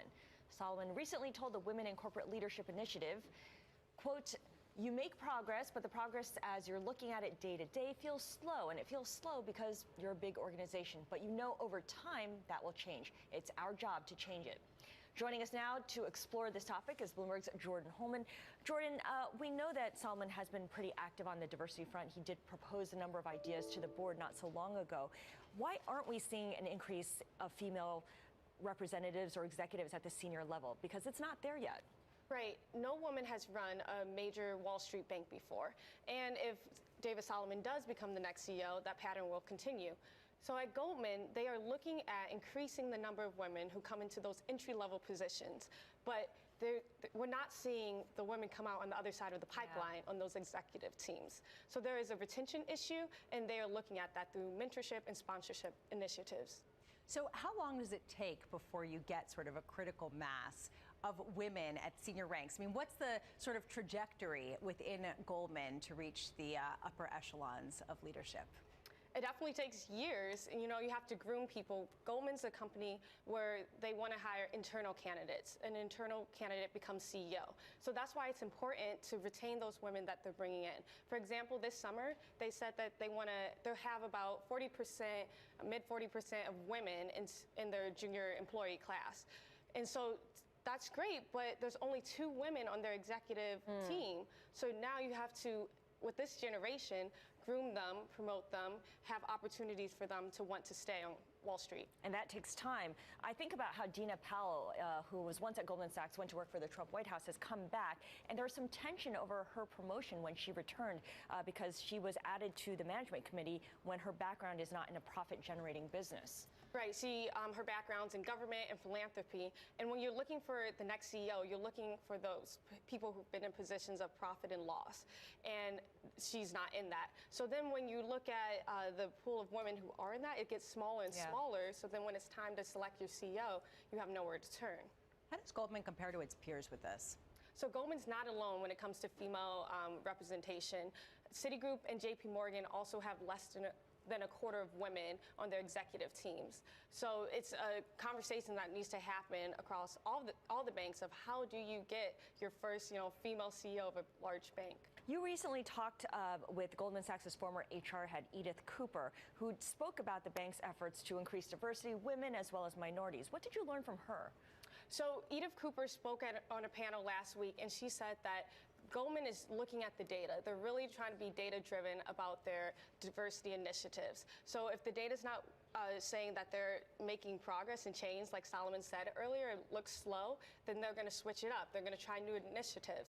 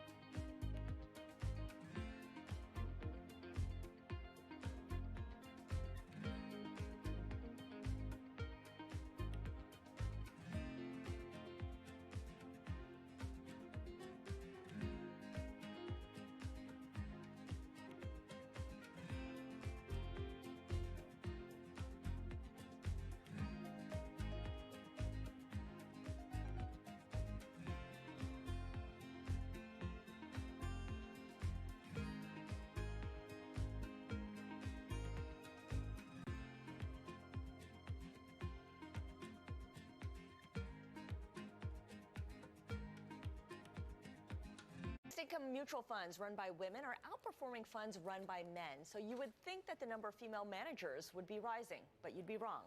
In today's Walk the Talk, Bloomberg's ongoing conversation about diversity in the workplace, I want to bring in Bloomberg's Liz McCormick, who's been crunching the numbers, and the numbers are kind of troubling here. Going back 15 years, Morningstar has found that women-run fixed income funds outperform by a meaningful amount. Order submitted. Right. I Order mean, it's very filled. interesting. They said, let's run the numbers and see, is there a performance reason why women are only 10% of the whole business?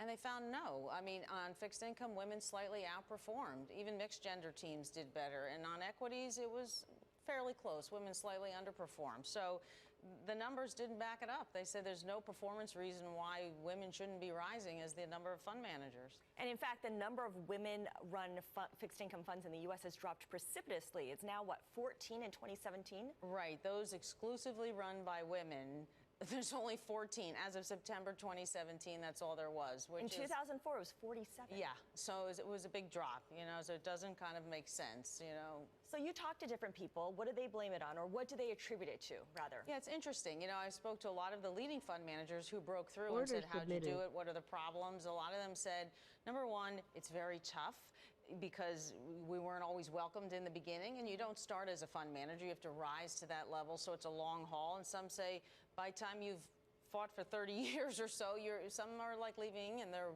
had enough. And others are saying young women don't know enough about it. So that's why these organizations like Girls Who Invest are trying to, you know, educate college women. Hey, this is a great field for you and you can perform. Absolutely. Misconceptions also abound here, and I know this is something that Girls Who Invest is trying to fight as well.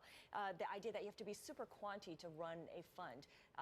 It's something that doesn't get communicated very well. Right, exactly. I think some women think, well, maybe I could, you know, go into sales or banking or something in general, but to run a fund, you have to be just wicked smart and have to be great in math. And of course, those are great skills, but that's not all it requires. And women, it's about managing risk. Like Ann Walsh of Guggenheim said, you know, women are very savvy at managing risk, and that's especially in bonds. That's a big deal, you know? What was her story? Because she started off on the state pension side, right? Right. She's amazing. I mean, I said, is this right, this list of all your achievements? Yeah, she started as an accounting degree, said, I just happened to go to a pension fund, and then I learned about portfolio management, and then went on to just really work hard, MBA, CFA, law degree, you name it. She had to really stack the decks, but, you know, she achieved.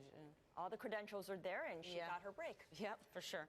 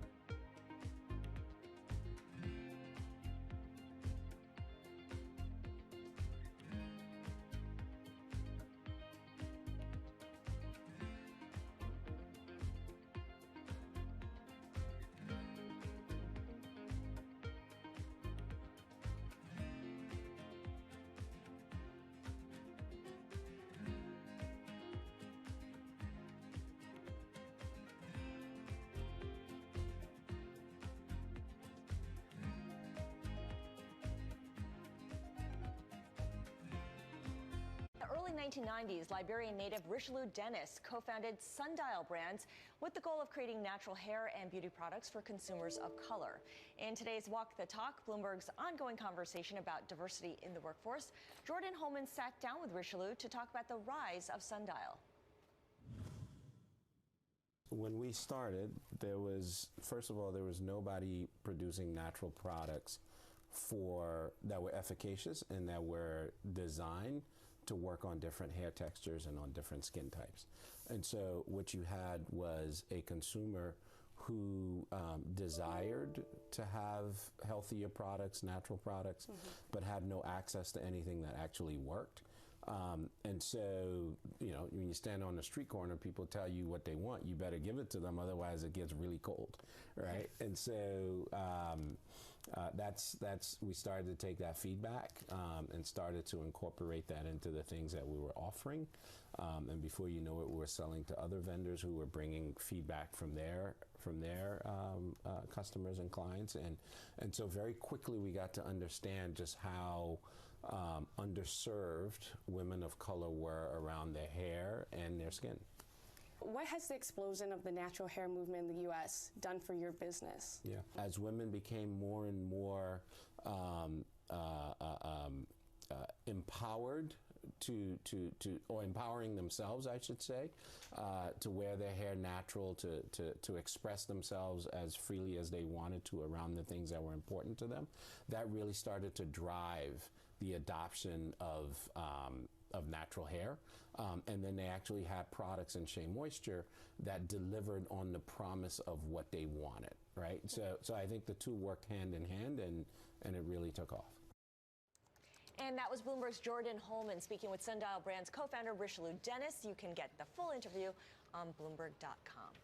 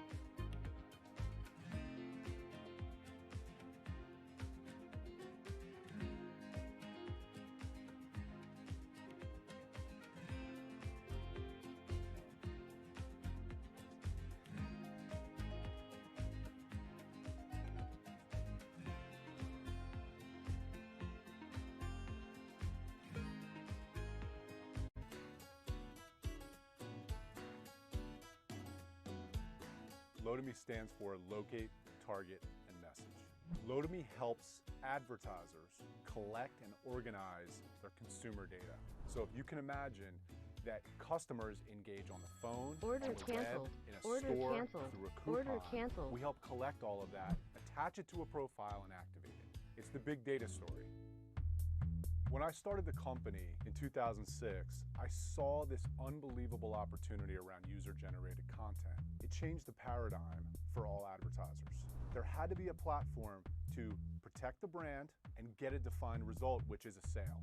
That is the genesis of LOTOME. My first year in business, we landed 9 customers on a proof of concept. I then went to venture capitalists and told them the story. And over time, I was able to raise $60 million. I woke up one day in 2011, I had a board meeting.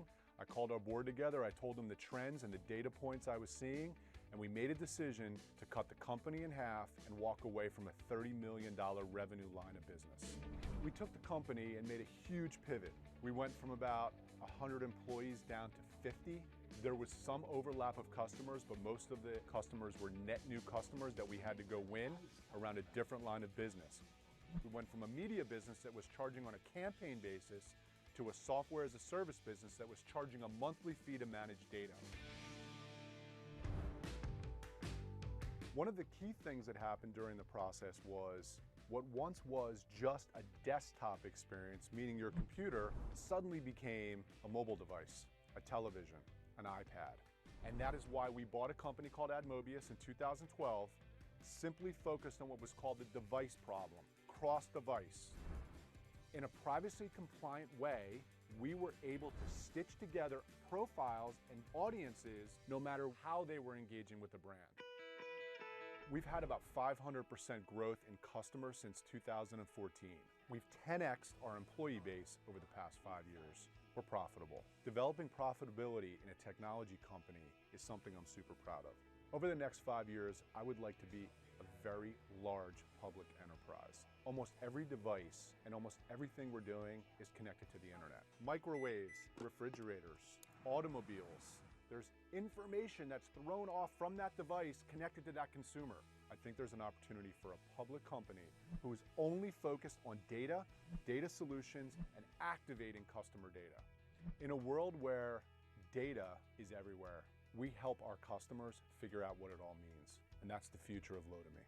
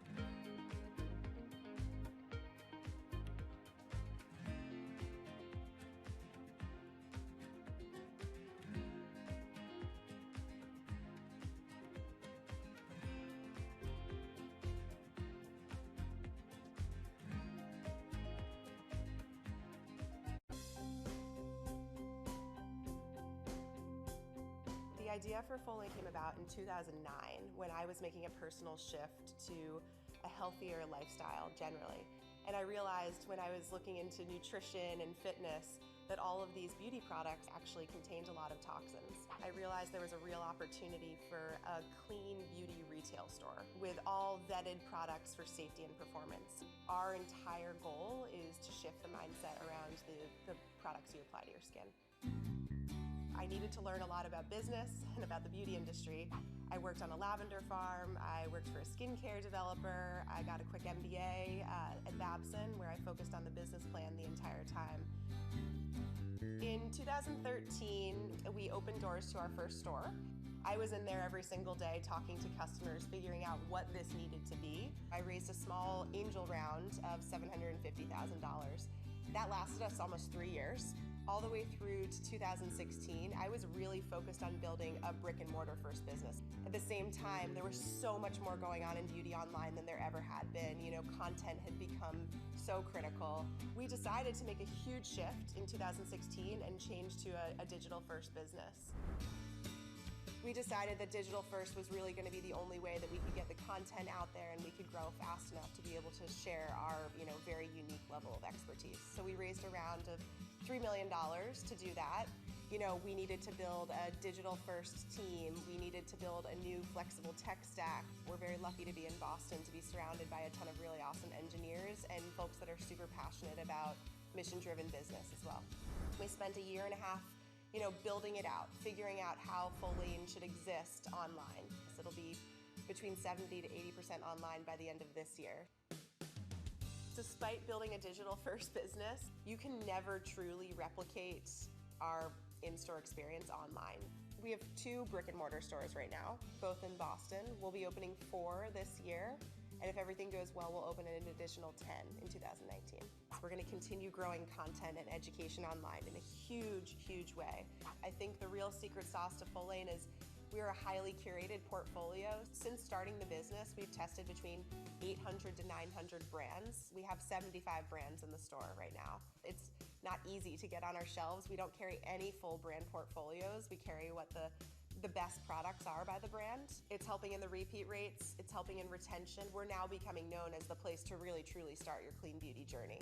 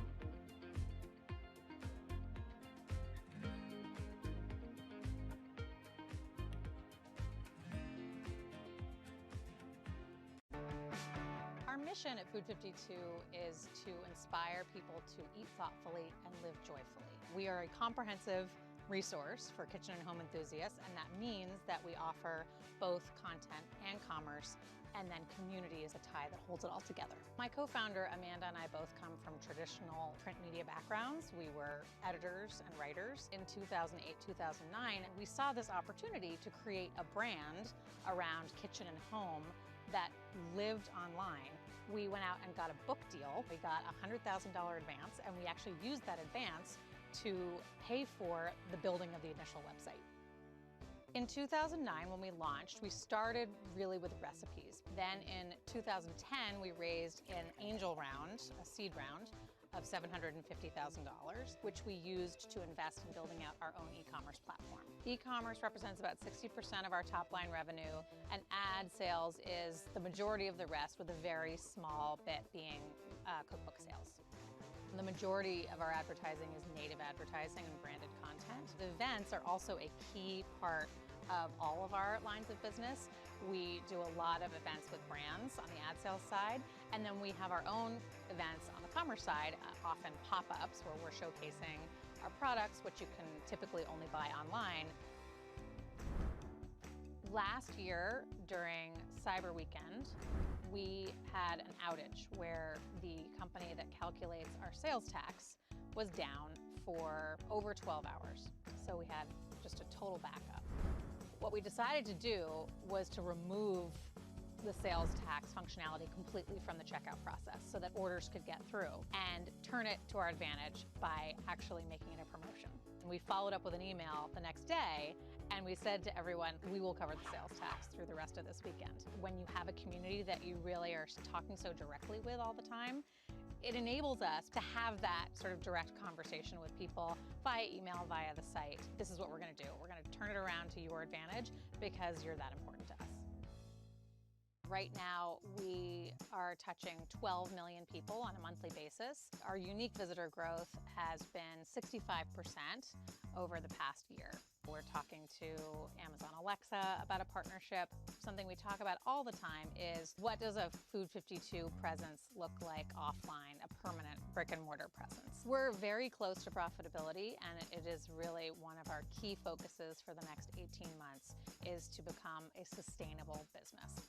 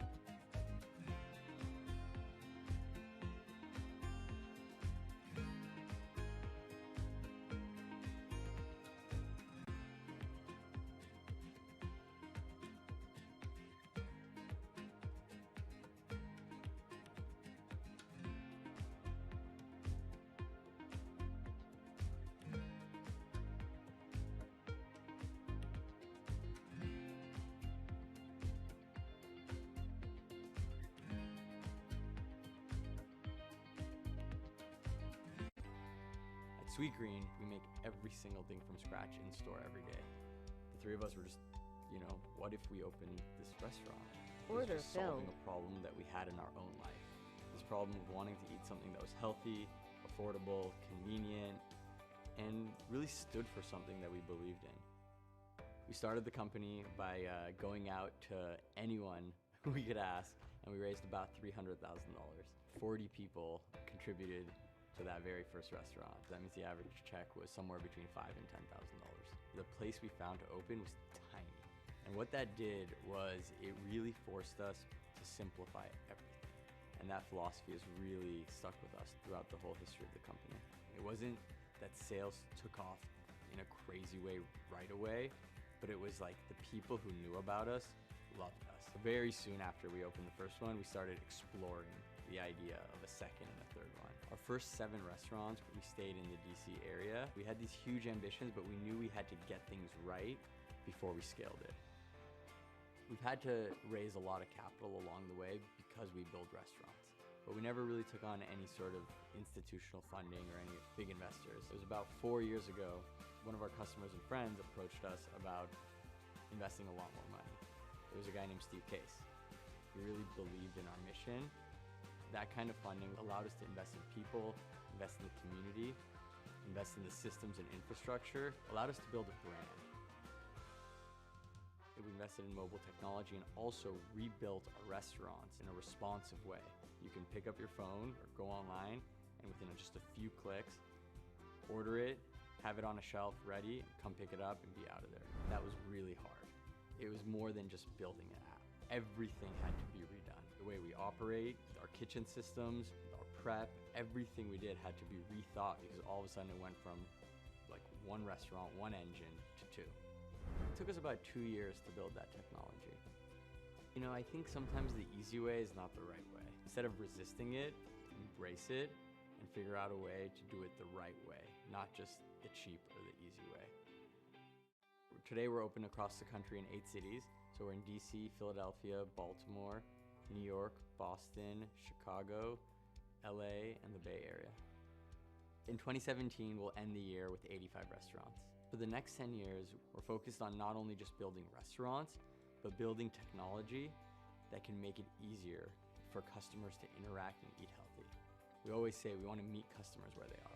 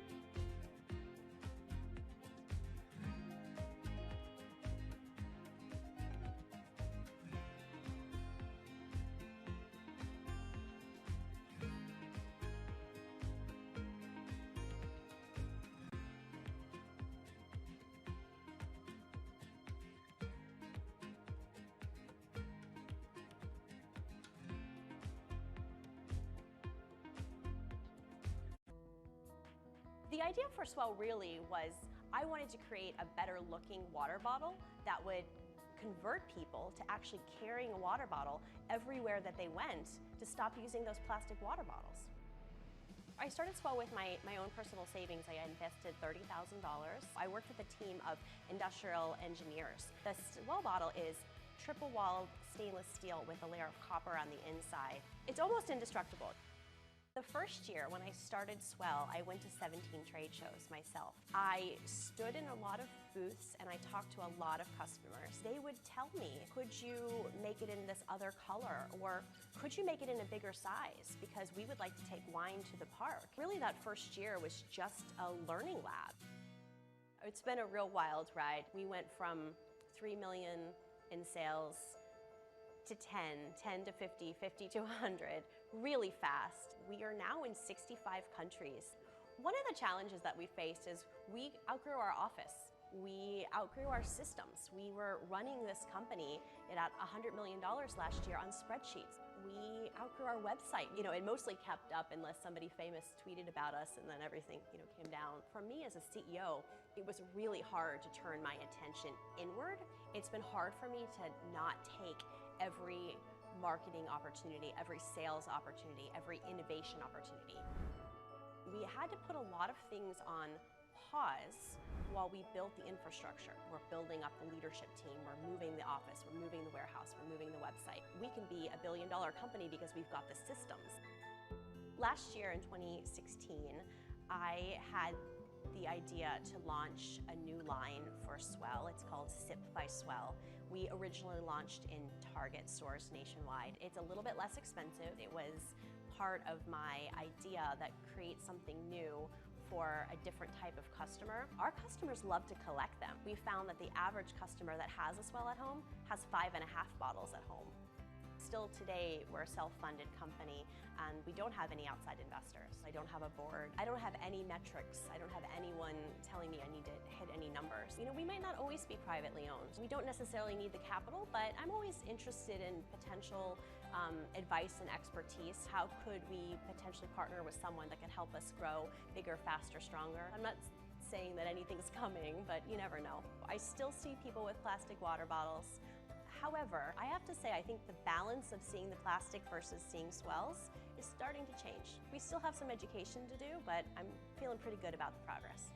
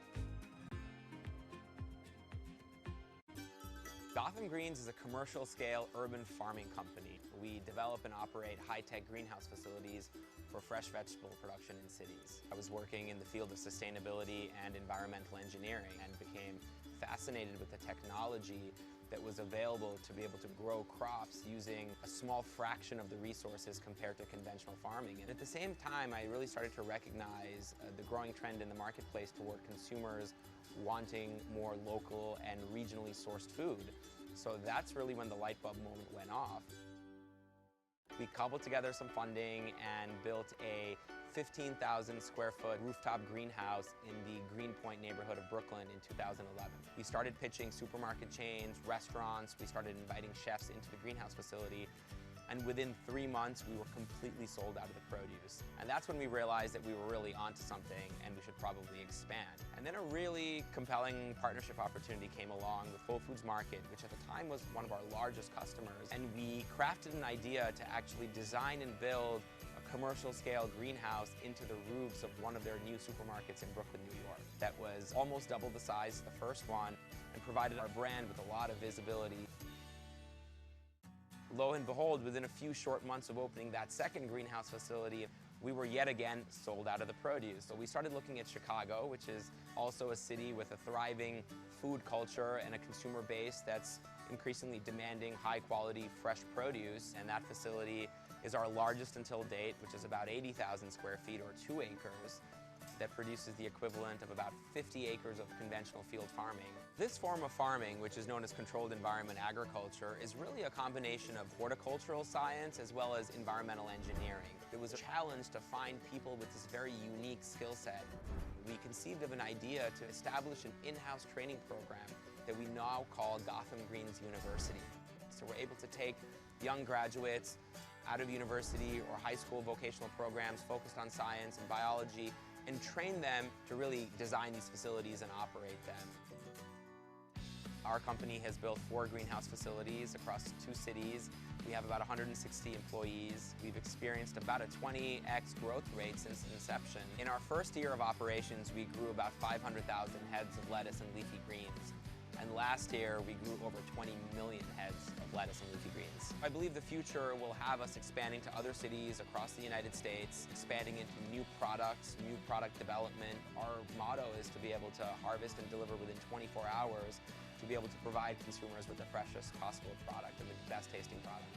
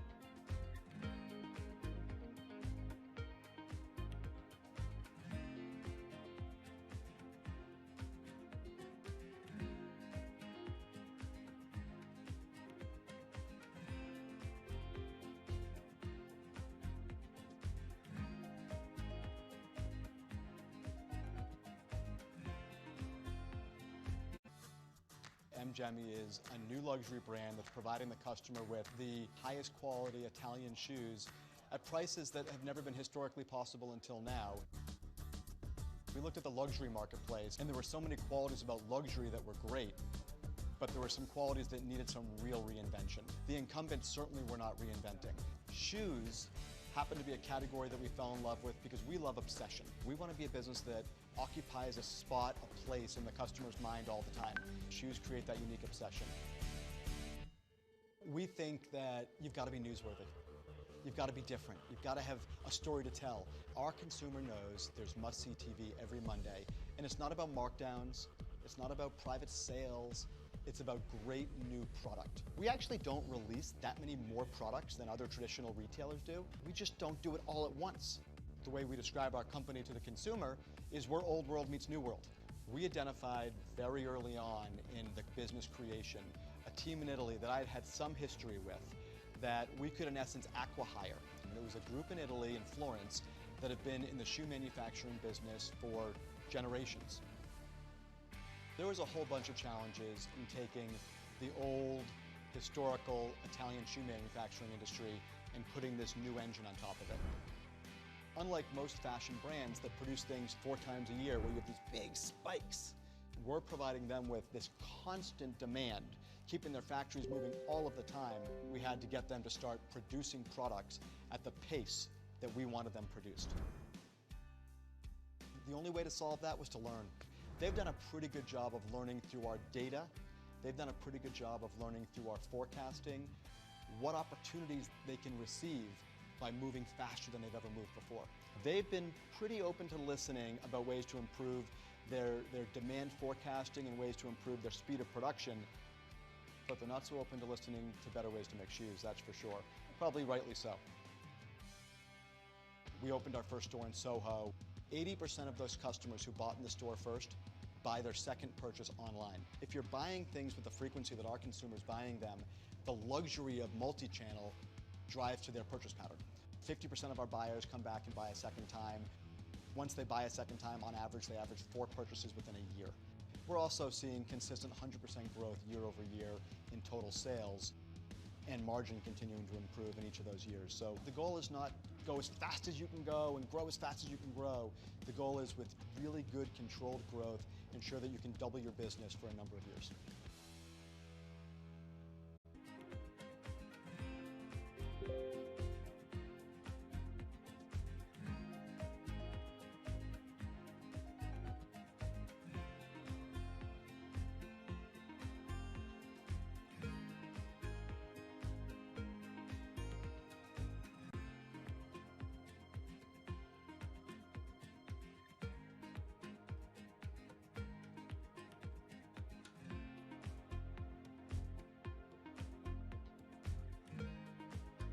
Order submitted. Order submitted. Order submitted. Order submitted. Order submitted. Order submitted.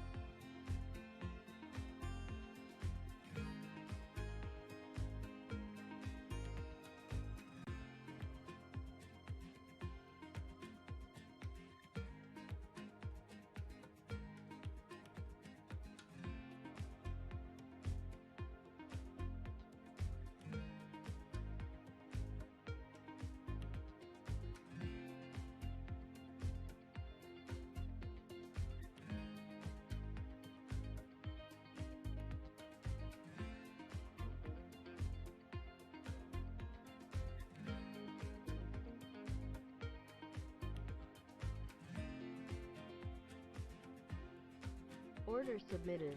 Order filled.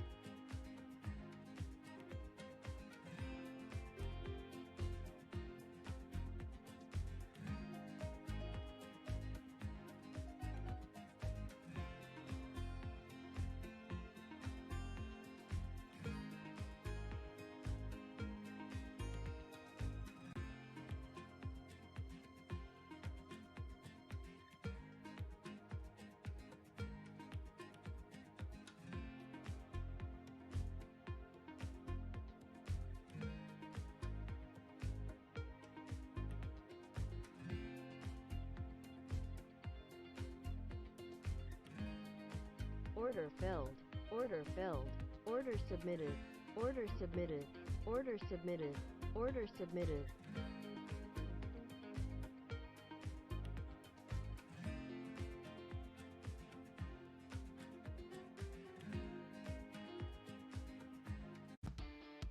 Box is an online warehouse club. We cut out the membership fees and we deliver it right to you, generally in 2 days or less with free shipping. I grew up in the suburbs of tropical New Jersey, and then moving into Manhattan later in life, I didn't have a car to get to a warehouse club. And so I thought, how many other folks around the country have that similar problem? And so actually moved back into the burbs to start the company in a small 2-car garage in Central Jersey, tape gun in hand. We went after and tried to solve that problem. In the early days, we actually didn't have a marketing budget. Our marketing budget was virtually zero. It forced us to be creative. It forced us to create a very good service where folks would talk about it. So Hoda and Kathy Lee loved the service. They were both like, genius.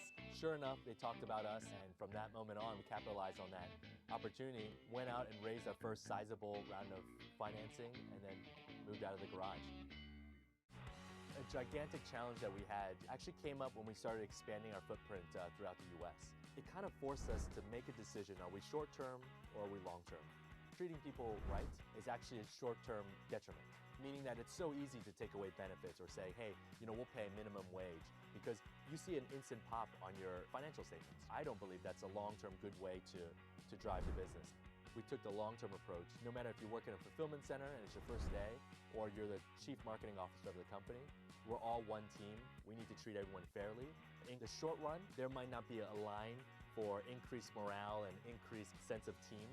But over the long run, I truly believe that will pay huge dividends. To this day, we picked that road and it has become who we are. Folks have chosen to spend their money with us in pretty large amounts because we do the right thing.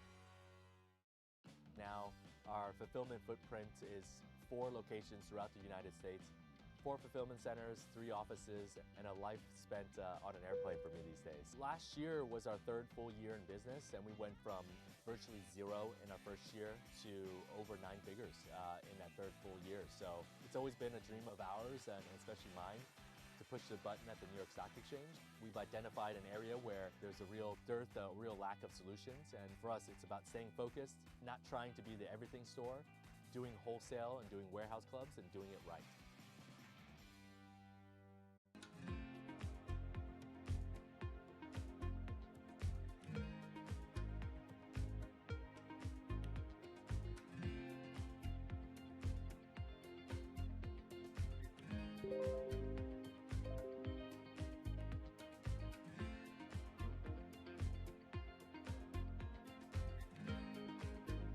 Order filled, order submitted, order filled, order submitted, order submitted, order submitted.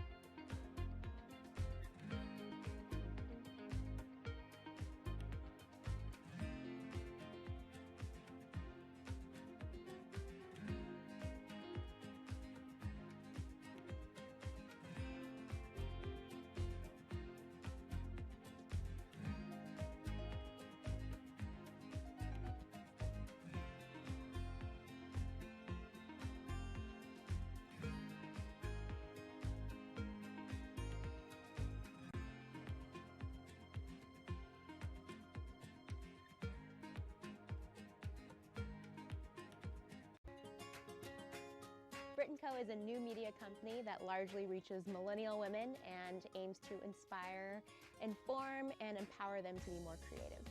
My past is largely out of tech companies. I worked at Google and Apple, and I started realizing the world of digital media was becoming a big trend. I left Google at the age of 25.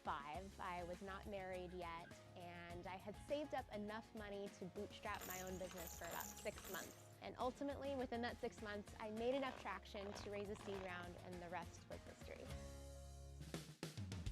We have a three-legged stool of revenue. The first is through advertising, and we do primarily native advertising, so branded content as well as experiences and events. We also sell classes online. We have almost 100 courses that women pay for.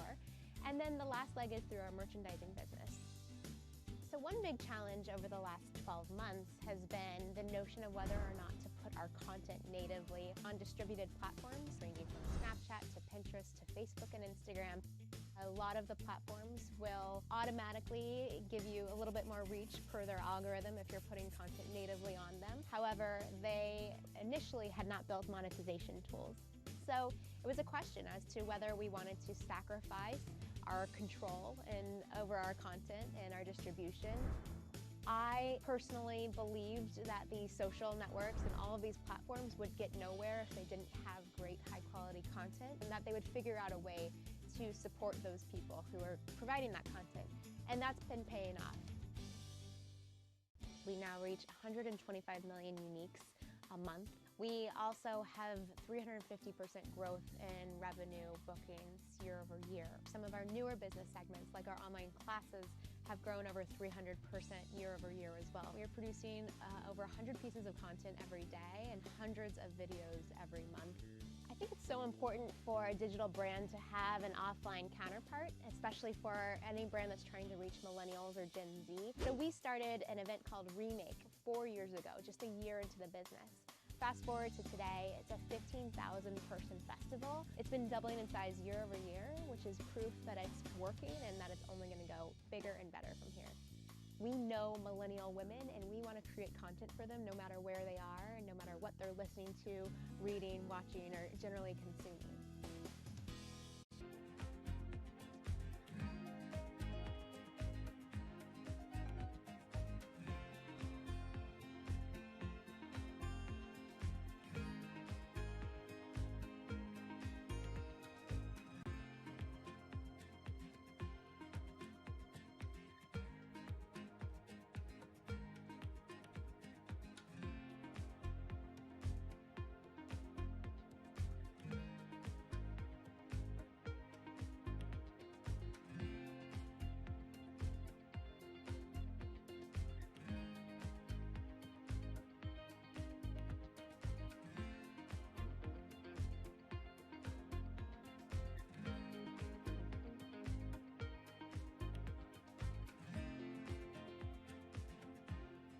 Order filled. Order submitted. Order submitted.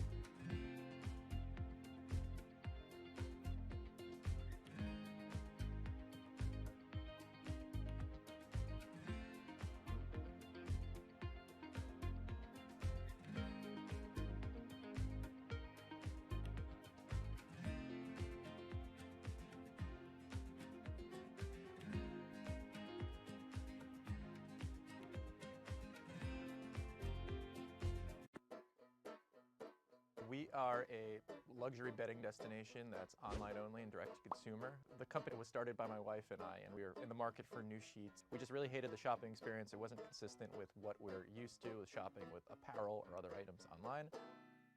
We first started with some of our savings, I'd say about $20,000, to get the prototypes going, build a website, do a photo shoot. It really went to the bare minimum product.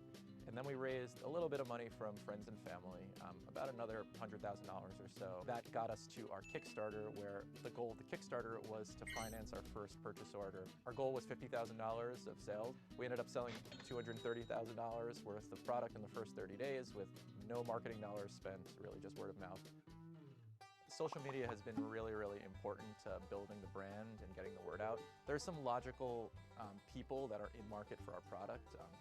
People that move into new apartments. Facebook has this data of an address change. People recently engaged that are doing registries. Pinterest is really, really great for the home decor space. And then there's influencers, that people that really spread the word and advocate for the product. We're very confident that once it gets into someone's hands that they're gonna love it. We didn't take any funding until very recently, and we bootstrapped the whole thing, so we had to sell to buy. We would sell all of our inventory, use that money, and roll it over to buy more inventory and more and more. And that created problems of like this up and down, up and down, up and down. It's very hard to get momentum and the wheels turning when that happens. It's planning ahead, getting ahead of your inventory, getting ahead of the demands, just to make sure that you have enough to facilitate the growth. It seems simple, but it's super complicated, the forecasting element that we've gotten much better at. And that's one of the biggest challenges to any consumer products business in year 1 or 2. Our first year of sales was about $250,000. It was mostly the Kickstarter. Year 2 was 10x growth. We broke 20 million in sales last year, so it was another 10x, and now we're on pace to more than double that yet again this year. 5 years down the road, who knows? We might be, the biggest, bedding home goods company in the world. We might get acquired by a bigger company that's looking to get a closer relationship with the customers. Once we feel like the bedding category, like we've really mined everything that's there that we could, then there's opportunity to move on to other categories that supplement it in the home space as well. But we're not ready for that. There's a lot more to do where we are right now.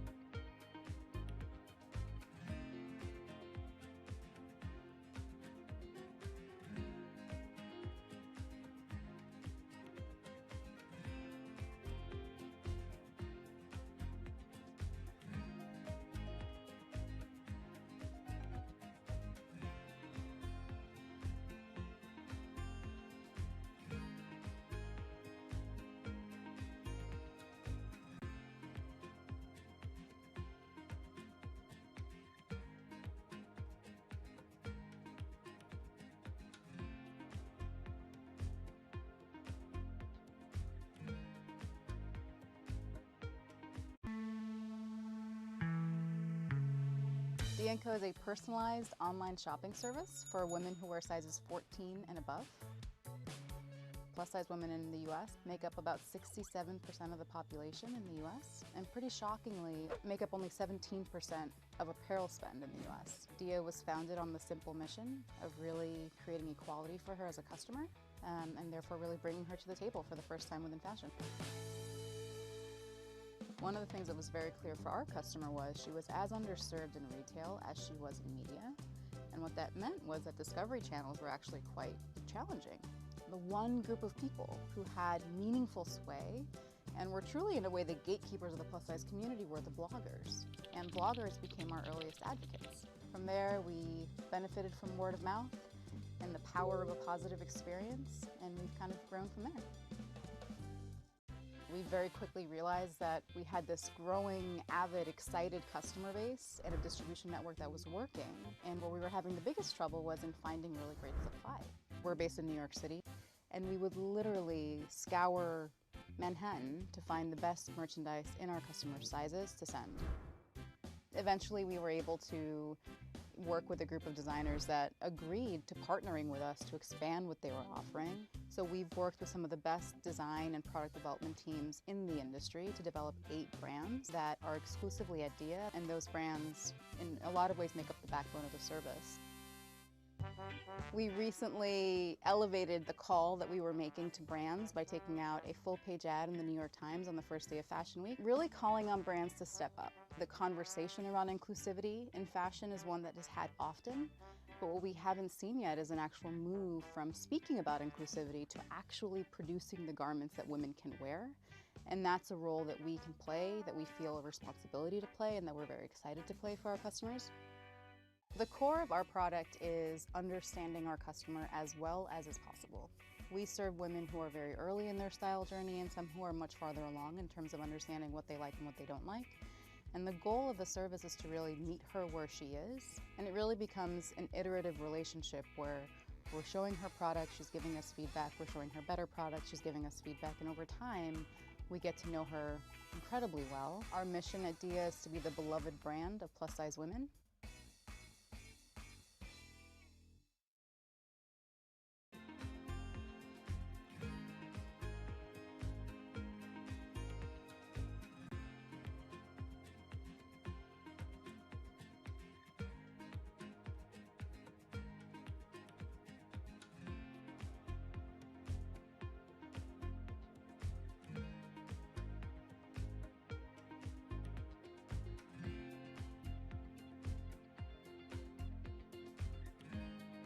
Order filled, order filled, order filled, order canceled, order canceled, order canceled.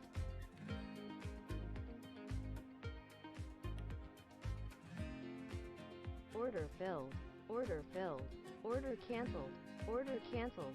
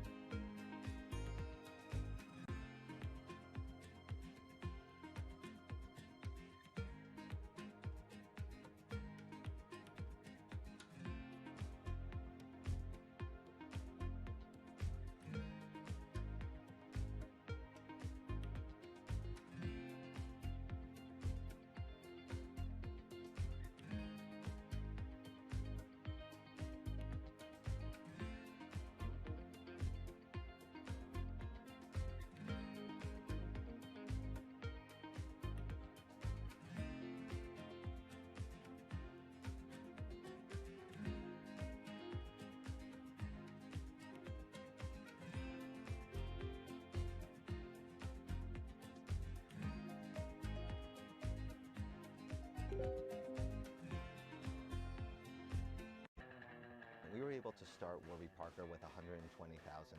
That enabled us to build a website, get some PR support, and purchase our initial inventory of frames. I remember launch really vividly. It was February 2010. We made it live February 15th. We didn't tell our friends or family because we didn't know the website would work.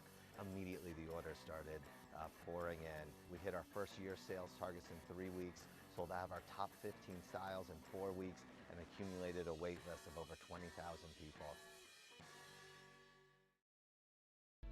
We had to start cutting class because we were full-time students at Wharton at the time, getting our MBAs. It was really crisis management. We had orders coming in. We actually didn't have enough inventory to fulfill those orders. We had to think about a communication strategy, a customer service policy. We would just profusely apologize, but also explain to people what was going on. We just launched. We didn't expect to have this much demand. And when you tell people the details, they can have patience and they can understand and sympathize. Brands build relationships with customers much like human beings build relationships with other human beings, and that's through vulnerability. Our first store was actually my apartment. We laid out the glasses on the dining room table, and that was our first foray into learning about the bricks and mortar world. So we did a pop-up, we bought an old yellow school bus, ripped out the interior and turned it into a mobile store, went to over 15 cities across the country. In each city we would be in roughly 3 locations, so we could tell you which intersection performed best for us. So suddenly we had a roadmap for where to open stores. We now have 46 stores across the country. It's really been an important part of Warby Parker's growth. We founded Warby Parker to create a company that would do good in the world. At the very beginning, we committed to distribute a pair of glasses for every pair that we've sold, and we've now distributed several million pairs of glasses to people around the world.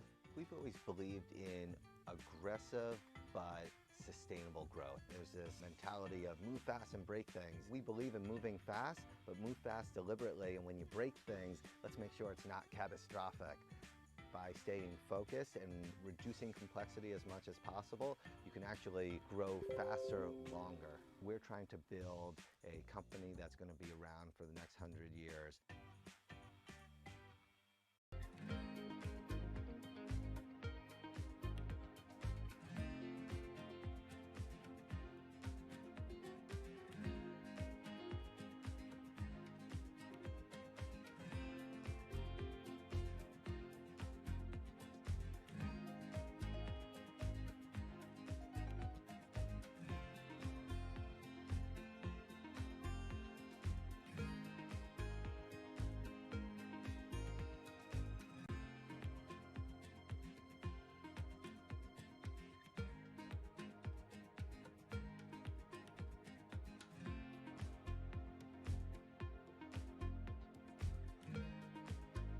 Order canceled.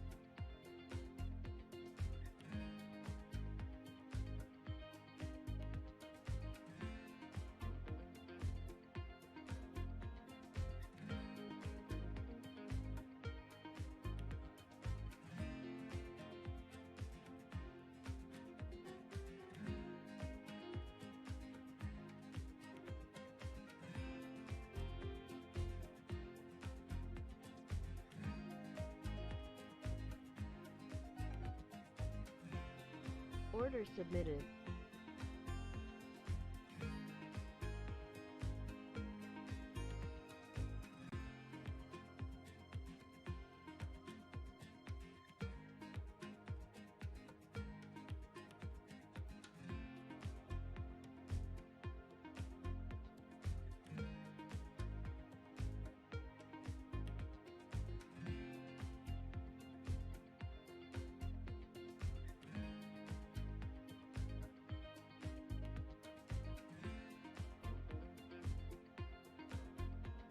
Dara, thank you very much for coming here. Thanks for having me.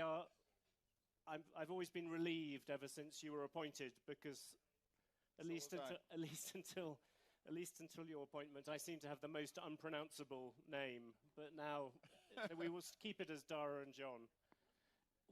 This conference is called The Year Ahead, but in your case, you are close to 6 months into the job. And I wondered what you saw in terms of the year ahead at Uber as your biggest challenge. What's the thing that you think about most when it comes to 2018? We definitely have our share of challenges at Uber. And for me, where I want to get Uber to the year ahead is a year of normalcy. 2017 was, I think, will go down as one of the most difficult years for any company out there. And I have to give credit to the Uber team and the employees there. It is a group of true believers who believe in our mission, who believe in mobility as a service being available to consumers everywhere at a reasonable cost. And what my job in 2018 is to get rid of the distractions and get the company back to business, get the company back to normalcy. There's a lot that we've done in the past 6 months as far as bringing in new investors, driving a new culture and norms where doing the right thing, period, comes first, bringing a new management team, et cetera. There's a lot that we've gotten done, but this is a company that knows how to execute. This is a service. Mobility as a service is something that's universal, that's needed in the world. And I just want to get back to doing business. It's quite interesting. You said true believers. Yeah. Normally, true believers are the last possible people where you're able to change a culture. Can you explain a bit about that? Well, I think that they understand that mobility as a service, bringing the cost of transportation down, making transportation services available to anyone and everyone on a local basis, and partnering with cities to be a solution to traffic, to pollution, et cetera. That is a mission that they all believe in. And I think that they, having seen what happened in 2017, to some extent the crisis, the enormous crisis that the company has gone through, is a benefit, because everybody at the company knows now that we need to change, that we need to break with the past as far as the way the company was run. We need to go from growth at any cost to responsible growth and growth in partnership with other players out there. That's clear, but now I've got to kind of get the company down to the normalcy of execution, of building great technology, and I think we're going to get there. It's still some tough sledding early on, but I absolutely think we're going to get there. When you talk about execution, is profits one of the things you want to get? I think you lost $4 billion last year. Well, profits, peanuts by the standards of profits would help. So at some point we absolutely have to become profitable, and that's part of the plan. But do you have a kind of goal for that? Do you think you should be profitable by 2022 or by 2020? I think that we'll be profitable before 2022. This is the business itself. Do you want to come back a bit closer, 2020? Yeah, listen, it's not going to, I don't want to name a specific year, but this is a business that the core business, the ride-sharing business, can be profitable within 3 years.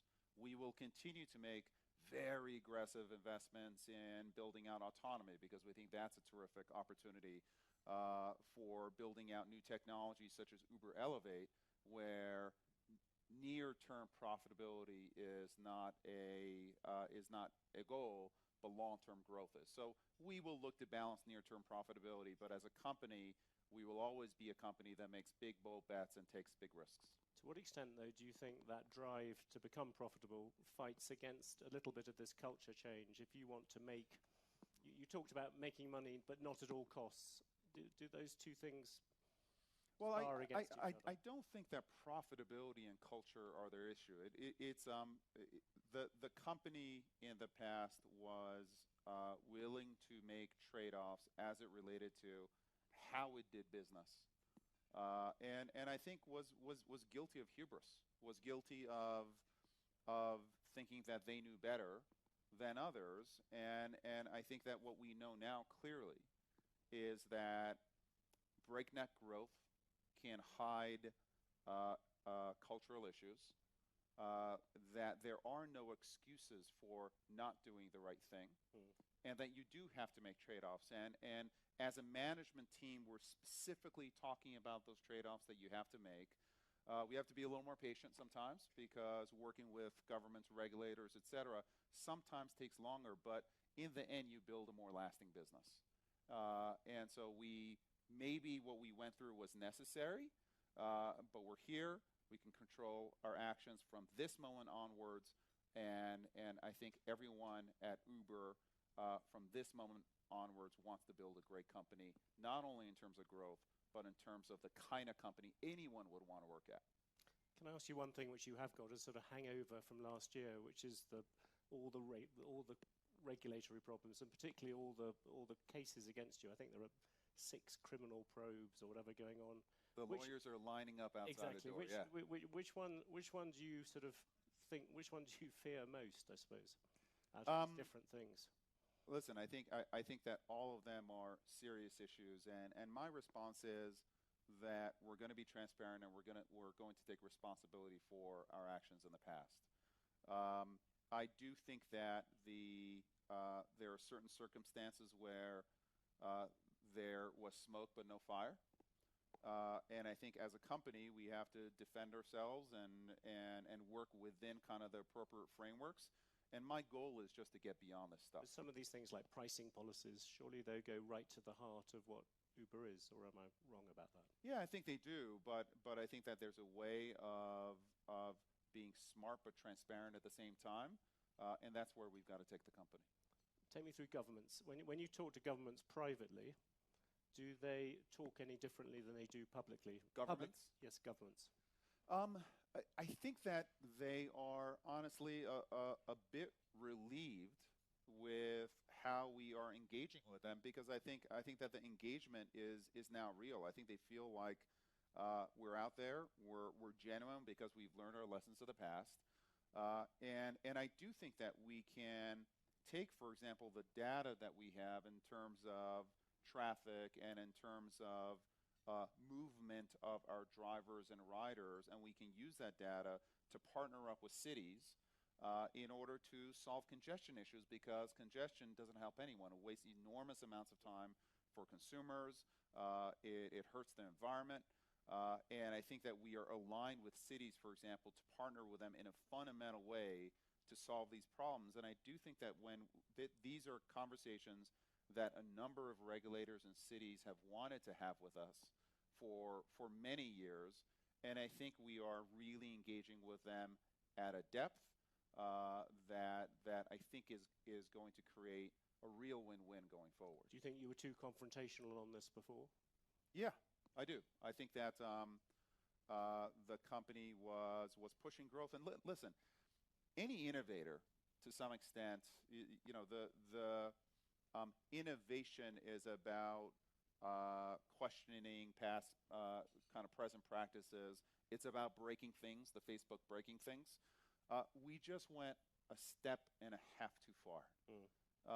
And what I want to keep, hopefully, is the best of both worlds, which is the spirit of innovation, the spirit of can-do, et cetera, but the responsibility of partnership. We don't know better than you. We're actually going to work with you, of actually having dialogue and respect for our city partners, for regulators, and then continuing to take risks and continuing to do daring things. And I think we can accomplish that. Imagine this audience here is a collection of mayors or a collection of city officials, and you want to depict, this is the Year Ahead conference, depict what the years ahead in this thing are going to be like. How far is driverless cars going to go? You talked just a few days ago about the idea there being flying cars in 10 years' time. Can you just give a description of what you think transport is going to look like? Well, I think that we think there are 3 keys to transport and where the industry is going: autonomous, electric, and shared. And I think all 3 are necessary in order to get to the next level of city planning, et cetera. There are many cities where up to a fifth of the space taken in these cities is taken by parking and storing these cars. And so I do think that you need autonomous, you need electric, and you need shared. And I do think it's going to take some time. True autonomy for every single use case is some ways away.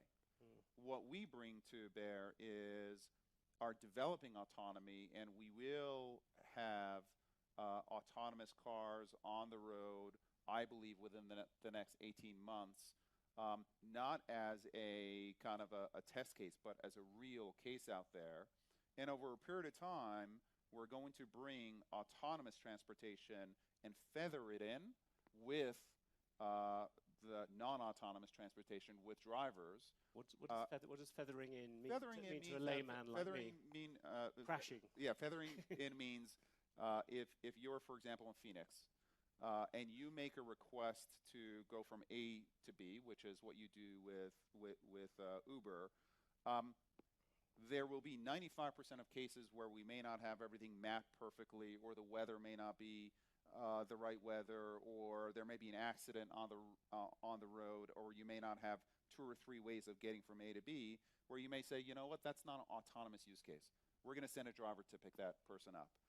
For 5% of cases, everything is going to fall into place. And we will send an autonomous car. The user will be able to pick, do you want, there's an autonomous car, yes or no? And we'll be able to service that A for B. That 5% is going to go to 10 and 15 and 20 as our computers and our algorithms learn more and more about what it takes to drive in a city in a real life situation. And every minute of every day, that driver, that computer is going to get better and know Phoenix better and better and better. And in 5 years, we'll have the perfect driver in Phoenix. We will have to retrain that driver in every single city. We're going to have to build out 3D maps of these cities. And it will take time, but over a period of time, you essentially have a driver who becomes the perfect driver. It'll take 10 to 15 years, but that's the feathering in that I'm talking about. And will a child born today, will they ever need to learn how to drive? A child born today? No, I don't think so.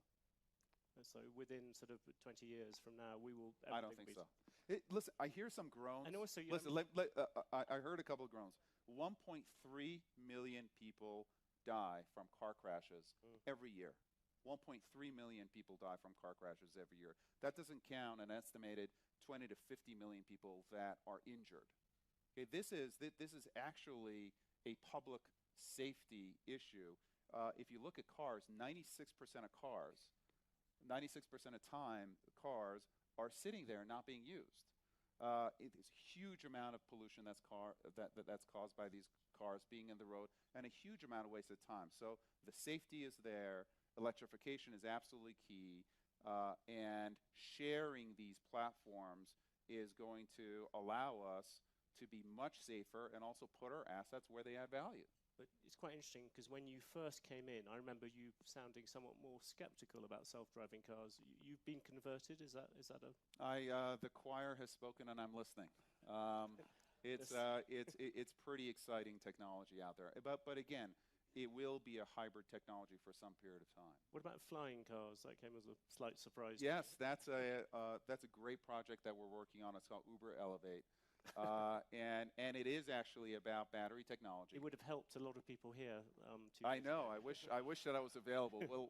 We'll launch it here if we can. But battery technology is allowing us to have multiple rotors on planes, or helicopters, if you want to call them that.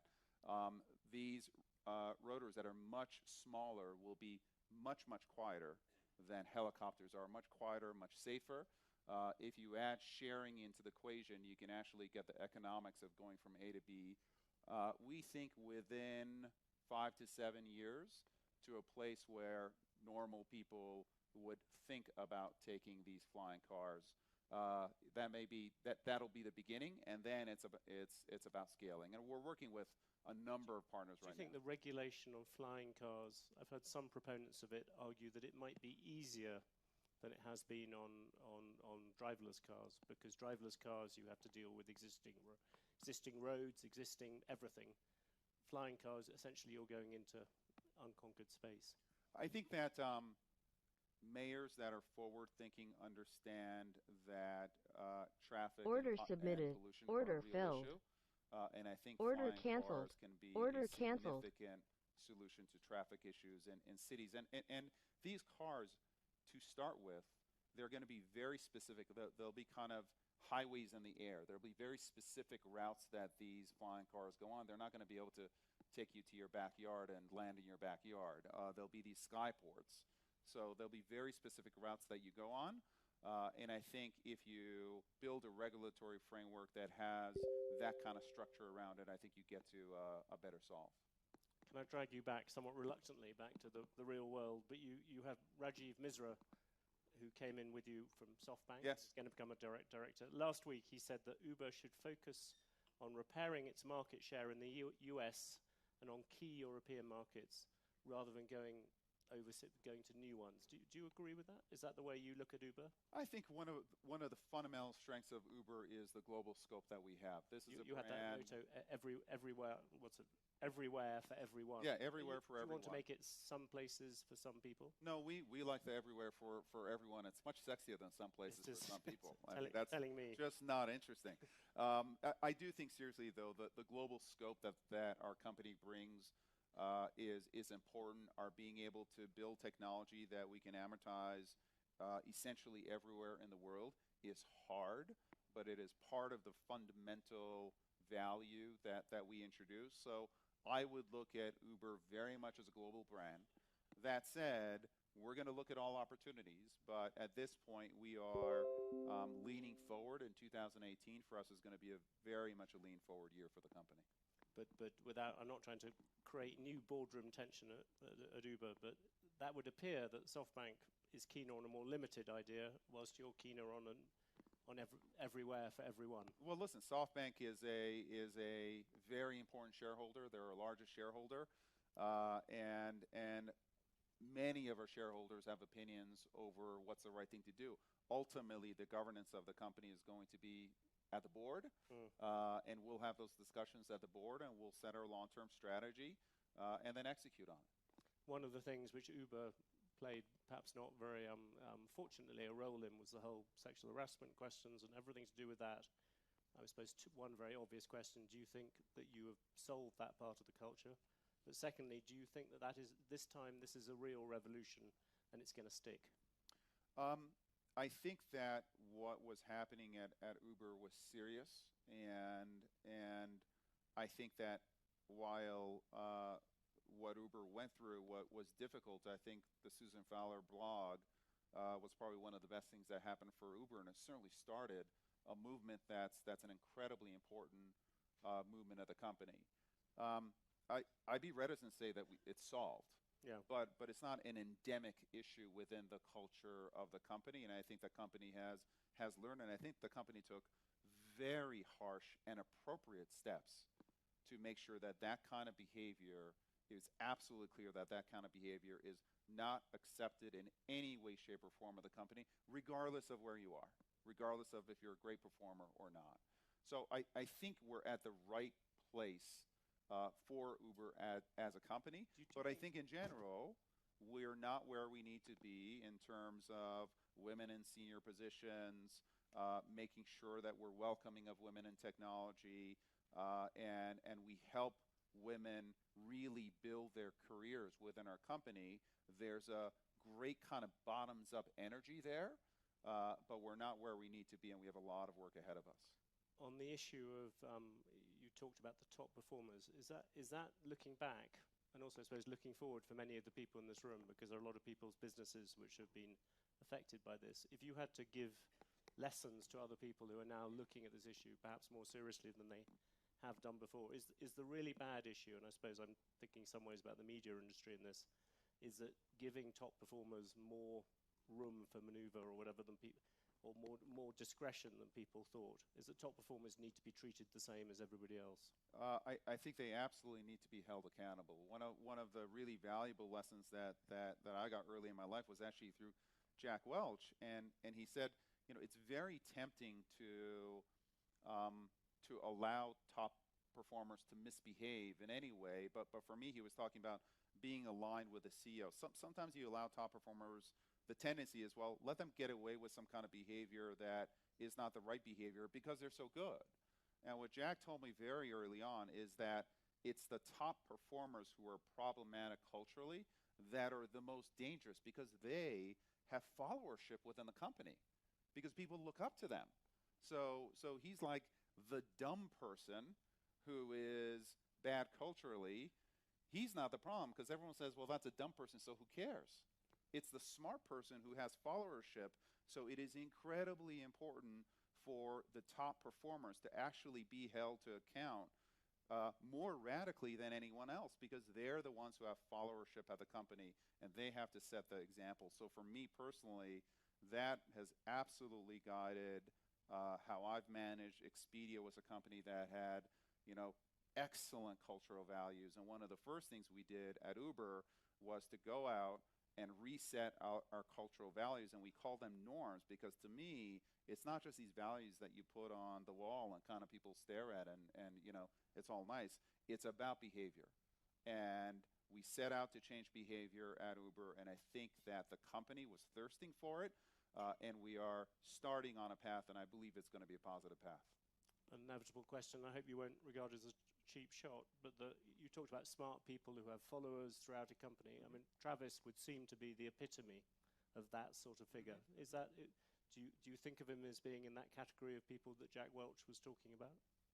I think, listen, Travis was the CEO of the company, and he had incredible followership, and he was held to account, right? I mean, he's no longer the CEO of the company, and he's a board member. He's a big investor, and so he's absolutely going to play a part on the board.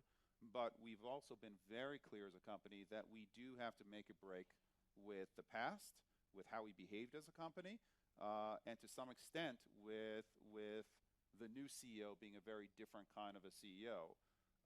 So in the end, you have to be held accountable, and I think that Travis was held accountable, and at this point, he's a board member and a constructive one at that. If you look around the world now, where do you see the next competitors to Uber? You've obviously got Lyft breathing down your neck. Yes. Where else do they come from? Well, I think that as you move into a world of autonomy, the position of the car manufacturers, the position of, for example, Google, who's developing Waymo and Waymo autonomous technology, you're going to get a lot of players interested in this space. And a lot of people think about Uber and ride sharing as a significant enterprise, and it is. But the fact is that we account for less than 1% of miles driven on the road now. When autonomy comes in, that number over the next 10 years is going to be closer, I believe, to 15 to 20%. So because we're not yet a true alternative to car ownership, and I believe that as you bring autonomous and you bring the price of mobility down and make it available to everybody, everywhere, then we become a real alternative to car ownership, and that really opens up the market for us, but it also opens us up to many more competitors. And is Google at the forefront of those competitors at the moment? Google is one of many. I think that they've developed very strong autonomous technology, but what we think, which is exceptional, is having autonomous technology and the network under one roof, which allows us to use autonomous in a very practical way, nearer than you think.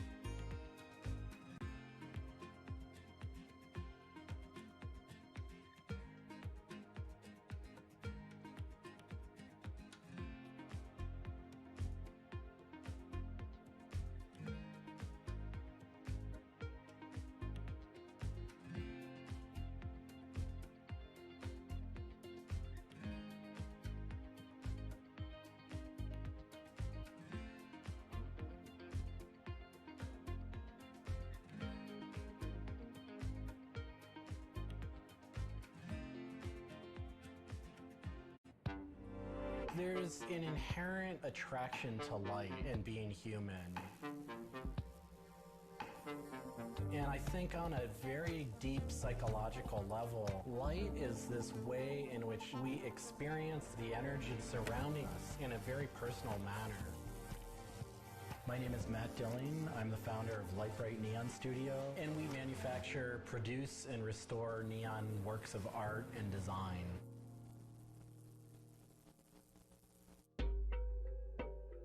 Origins of the creative content of a lot of the work at Light Bright comes from a variety of sources. Sometimes people come with a napkin sketch, some people come with an Adobe Illustrator file, and we have a whole design team who then we kind of work together to help create layouts of what it might look like. Scale it up and create a paper template using a pen plotter. And that paper template actually becomes our guide for what we're going to bend the neon to. We take from the office into the glass shop. We pick out the right size tubing with the right color for the right size project. From there, we heat up the glass tubing. The torches heat the glass well in excess of 1,000 degrees in order for it to get into its molten state. We heat up and bend the glass tubing to match the template. One of our chandeliers has over 100 different bends in it. So each one of those bends has to be marked for a heated up bend. We also have to allow the glass to cool between the bends so that the next area can be worked on and heated up in its own unique fashion. It turns into spaghetti, and then we have to make sure that that spaghetti lines back up and cools to the template. We use a blow hose to connect our mouth to the tube, create a volume that's closed, and we can control the pressure in there with our mouth. There's just a variety of challenges that come up inherently in working with glass. Glass can crack due to stress, and sometimes you'll just have a batch that all it wants to do when it gets near a torch is crack.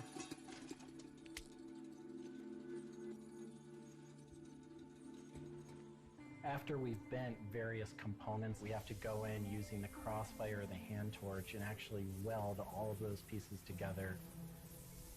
The last step on that is then to weld on electrodes onto either end. Each one of those steps is very, very specific.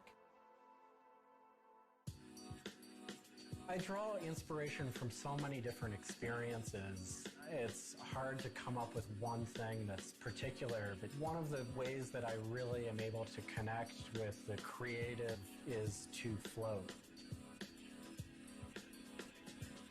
Floating is a similar experience to meditation, to psychedelics. Going into a blackened room and laying out in a body of water and salt that's heated to your body temperature, and it allows for all sort of external stimulation to fall away. And your internal world really begins to bubble up and manifest. You really get to experience a different relationship to your mind.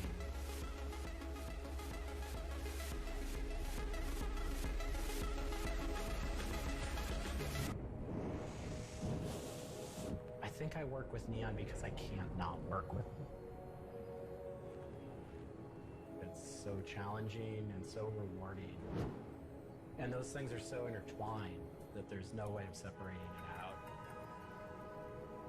I learn so much and continue to learn so much by working with it. I find so much inspiration in working with it, and I just continue to experience new and different things through the medium. It's that close to me at this point.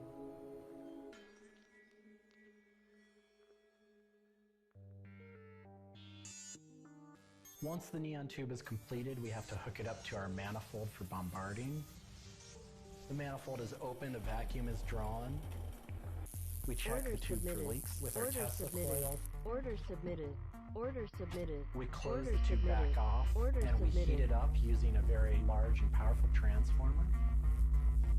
As the tube is heated up, it releases anything that's not inert inside the tube, and we evacuate that out. We introduce the gas into it.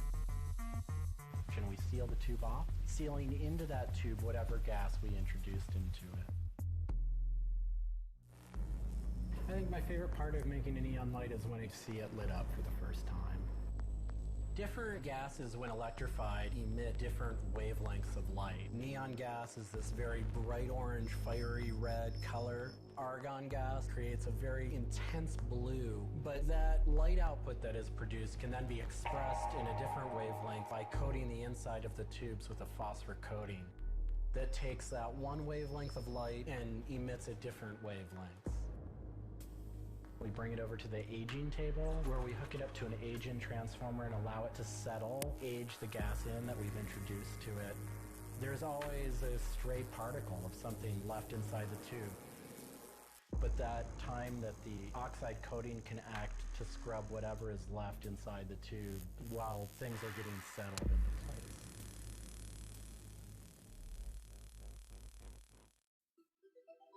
Once the tubes are aged in, we move on to our process of assembling two halves of the fixture together in a jig, gluing up the center of the fixture to its spindle.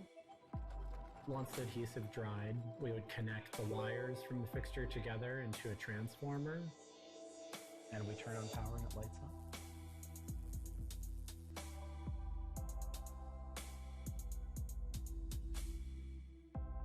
Part of what we love about what we do here is that we try and put out into the world the kind of things that we'd like to see.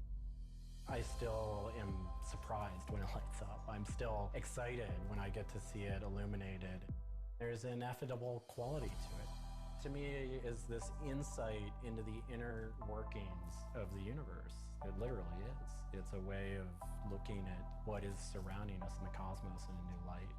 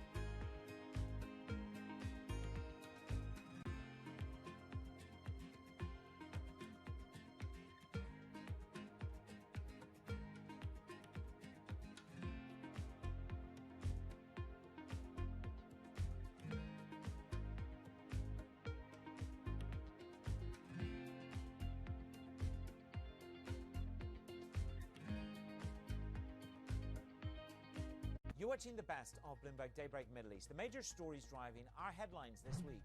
Oil continues to rise as OPEC and its allies rapidly cut production.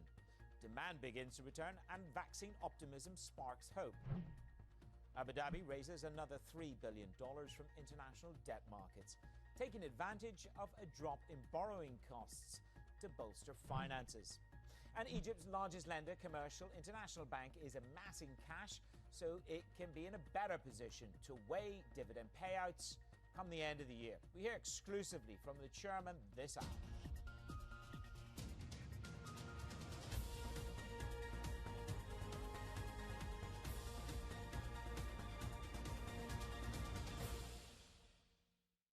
First up, OPEC and its allies are rapidly cutting production and seeing signs that demand for crude is starting to recover. OPEC Secretary General Mohammed Bakindo told Bloomberg that he's hopeful the worst of the oil crisis is over, but is he right? We asked Carla Slim, Standard Chartered economist for MENA, Turkey and Pakistan. The level of excess supply that oil markets had seen in April was indeed unprecedented. We actually estimate that it averaged around 21.3 million barrels per day. And looking ahead, we think that the oil supply gap will likely close by July. So we're seeing positive signs that demand will likely grow and that supply from OPEC Plus will continue to fall, especially with the additional cuts announced by Saudi, the UAE and Kuwait. These certainly help accelerate this process. But even with the flow of balance restored in July, there are still several headwinds that are likely to leave prices weak. Markets will still be faced by the headwinds of high inventories, high OPEC spare capacity, and also the need to reincorporate non-OPEC output, which has so far been temporarily shut in. So there is a risk that if prices rally too far and too fast, especially if we see WTI break through $30 in a sustained manner, this could cause the return of some U.S. wells after a very short period of shut-in.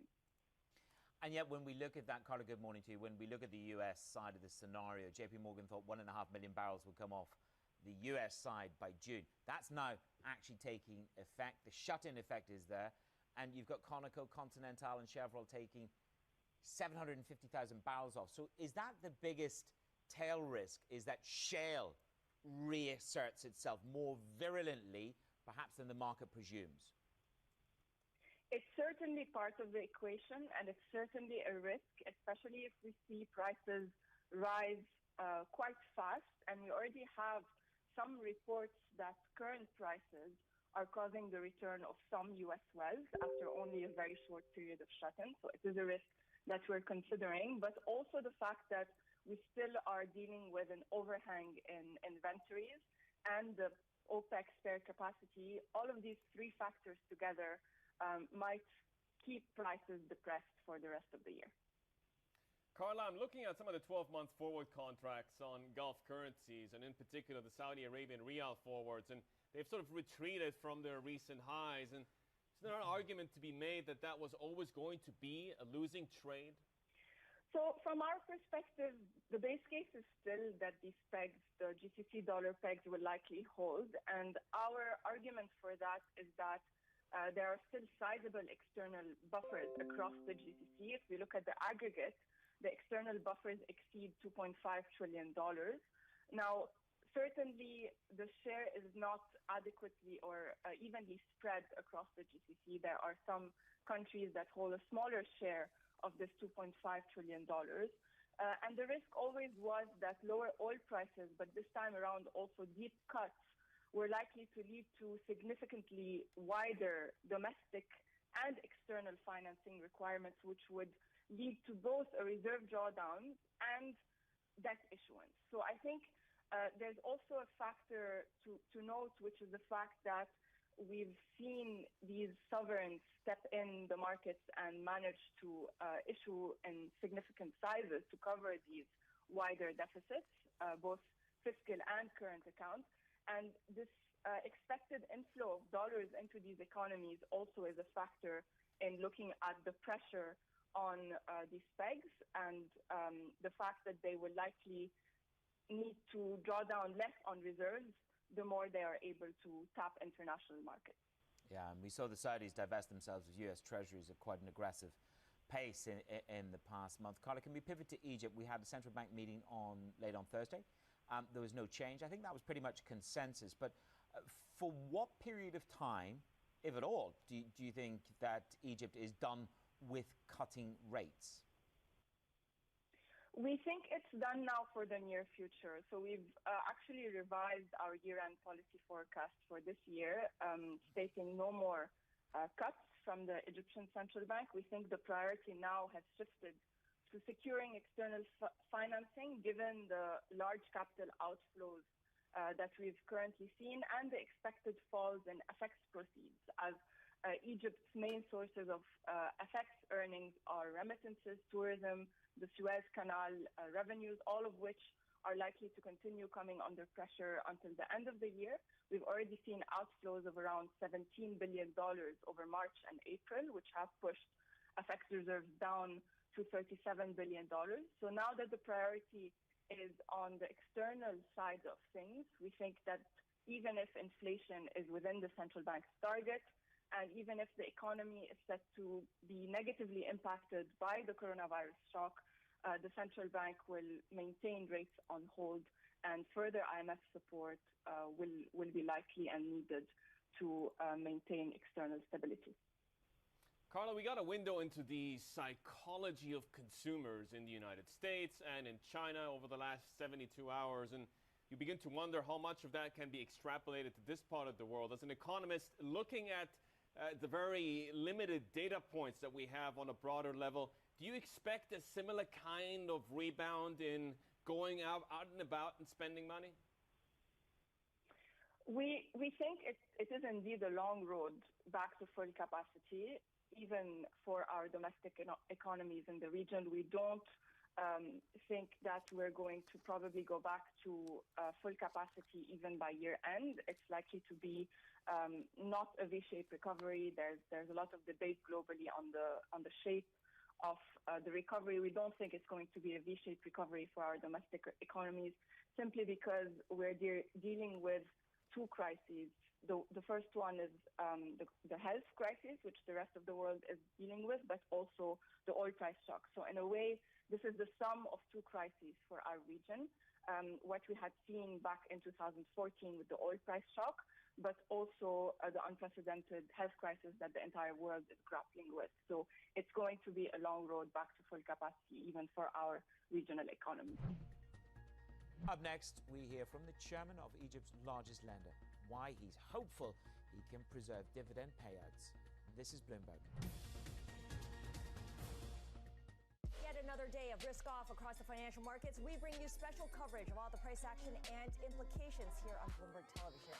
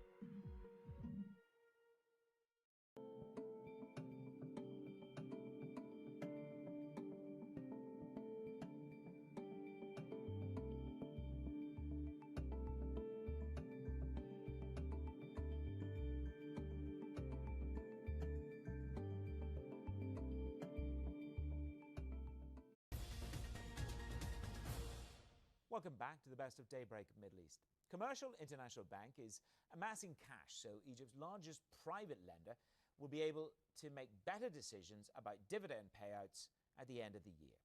That's when the fallout from the coronavirus pandemic is likely to make it easier to assess.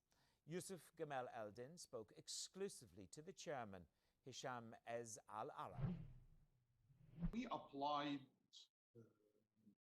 what you call it more prudent assumptions to our IRFS 9. And in fact, there was a lot of debate between the team internally at the board level about the assumptions. Are they too aggressive or they are prudent? And we ended up going for a prudent approach.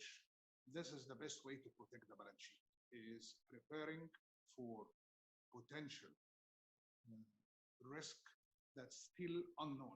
Because here, we are not talking about a known risk that you need to prepare for. This is the unknown risk, and this were the challenges. In terms of the first quarter numbers, provisions increased. Would you say that the worst when it comes to non-performing loans is still to come later on in the year? This is the challenge, because when we took provisions in the first quarter, we did not take provisions because we have a specific accounts that went down. In fact, non-performing loans at the end of the first quarter, which was inside halfway through of the COVID-19, are the same like the 31st of December 2019. The provisions we took is an anticipation of potential risk for non-performing loans. And have you taken any steps in terms of reducing the number of employees that you have, your operational costs? Well, as reducing the headcount in the bank, no, because our future plans, we are not looking at things for 2020 or 21. When we look at CIB, we look 5 years plan. From the 5 years plan, definitely there will be increase on the headcount. However, for the time being, what we did, we reduced the headcount inside the premises. In other words, we activated the plan for working from home. And it worked very well. There is fine-tuning we do. And in fact, now there is a project we launched a couple of weeks ago, a transformation project. What are the jobs that we can carry on going forward, being done from home? There's been a very heated debate around dividend distributions in these uncertain times, not just for banks, but really most corporates around the world. Is that a discussion you've had internally on a board level? Too early to discuss. However, our position in terms of capital adequacy is by far higher than the capital requirements. That's the regulatory requirements. And that gives us an ample amount of firepower in case we want to increase dividends next year or keep dividends the same like the year before, we can. Yet, I don't see the use for the capital, the excess capital we have, unless we carry on with our expansion policy. The challenge we all have now is we don't know really when we're going to fly. So at this point, you don't see a threat to the dividend distributions. It might be a suspension, a temporary suspension. Yeah, we mind you that in Egypt, we don't pay quarterly dividends. We pay dividends annually. So we still have ample amount of time from now until the first quarter of next year when the situation will be much clearer at the time. You've described in the statement as part of the earnings announcement that the company has done well in light of the global challenges and the impact of the coronavirus, the severe disruptions that have taken place in many pockets of the world. You look to the United States and the policy response there has been very aggressive, both on the fiscal and on the monetary side. When we look to Egypt, would you say that more can be done, maybe needs to be done on both of these fronts? We see initiatives coming up every now and then from the central bank responding to the macro picture, like the tourism, providing financing for tourism at subsidized rate to pay their current expenses and return their employees. Another initiative that came out, adding the construction sector to the £100 billion subsidized loans for the tourism and other sectors. So I think within the means of Egypt, I think we are doing the maximum we can. We are not a super rich country, even super rich countries, they still have limitations. In terms of the ups and downs of the business cycles, you've been at the helm of Egypt's largest bank, private bank, for more than a decade. Is your sense that this is another opportunity maybe for CIB to play a role in consolidating this sector? Playing a role, consolidating the sector, not sure, but it's an opportunity. Definitely it's an opportunity. The least I would say that the transformation project would not have kicked off without the COVID-19. And if you remember, Yusuf, going back to January 2011, when everyone was scared, this is the end of the world, and we sat down as a management and a board, and we decided, listen, guys, there is an opportunity there. We started to hire people, invest in training, buying branches. Even in the midst of all the political unrest, we're upgrading our data center, hiring data scientists, and we're doing things that people thought that we are mad to do. But because it was an opportunity, it gave us an edge compared with the other players. There is an opportunity, definitely there is an opportunity. And then when we look outside of Egypt's borders, you've been very active as well. You picked up 51% of Mayfair Bank, which is based in Kenya, one of the younger players there. Are your plans for expansion abroad still firmly intact despite of COVID-19? Absolutely, there is no change there. This is our strategic growth area. The content is rich content. There is a lot of opportunities to collaborate with the other countries, either through a rep office or a transaction like Mayfair, maybe other transactions in the future. The people don't realize that there is a lot to learn from the African continent, and there is a lot that we can give to them. So there is the collaboration there. It's not one way, it's both ways. And then as part of that plan, do you look at new ways to raise capital? What's sort of on the agenda in the coming months? Well, there are capital adequacy, as I said, it's in the middle 20s, which is by far higher than the capital requirements. We need first to consolidate and integrate the Mayfair and help those guys. And there's a lot of groundwork need to be done. Yes, our team and the team there are working together through using Zoom and Microsoft and so on. But yet, you know, the water cooler chat is critical to get people, bond people together. And this is what's missing. After we do that and we finish with that, we're going to look at other opportunities. But first, we need to make sure that the plan we put for Mayfair is implemented, moving on the right track. Yes, we are delayed by the COVID-19, but we are trying very hard not to create a gap there. The gap should be minimal so we can close when things get back to normal. Then we're going to look at other areas. Up next, Fed Chair Jay Powell on why the U.S. recovery could take until the end of 2021. This is Bloomberg.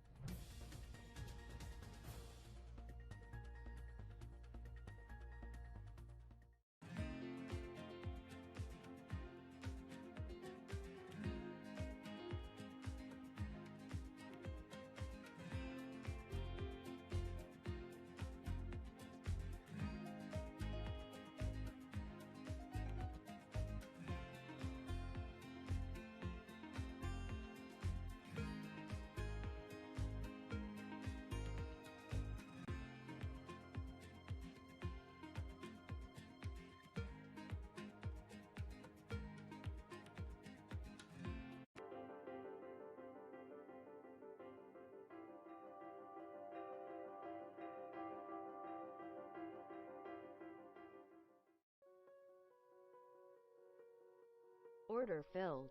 Order filled. Order submitted. Order submitted. Order submitted. Order submitted. Order submitted. Order submitted. Order filled. Order filled. Order submitted. Order submitted. Order filled. Order submitted. Order filled. Order submitted. Order submitted. Order submitted.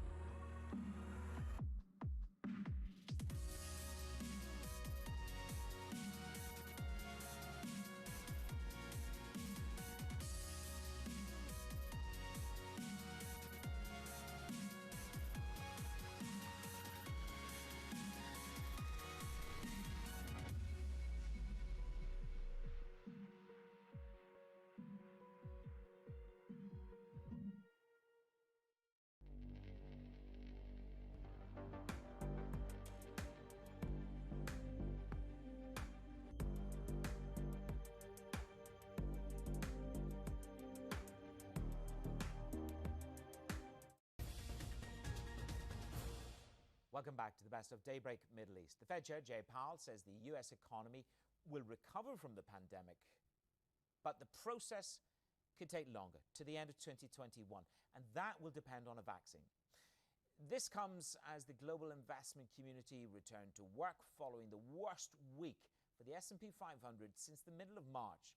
We've got more with Stefan Hofer, Chief Investment Strategist at LGT Bank Asia.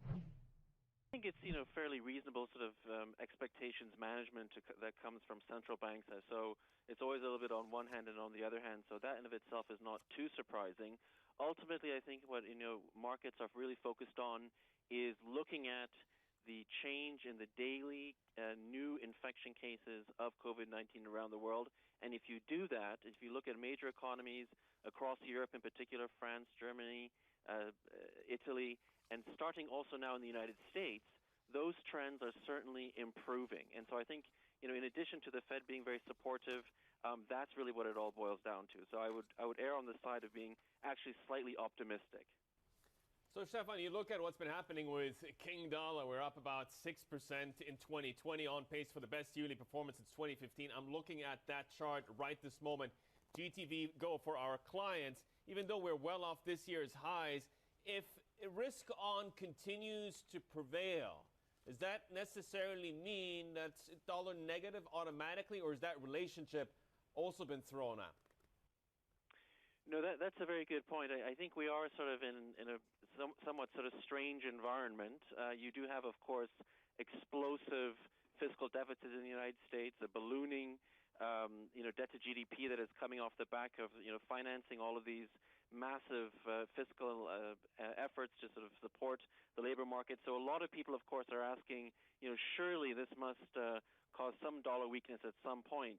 But I think in people's heart of hearts, when they're ultimately really worried, what they do is they reach out for the U.S. dollar. And I think that is not really over quite yet.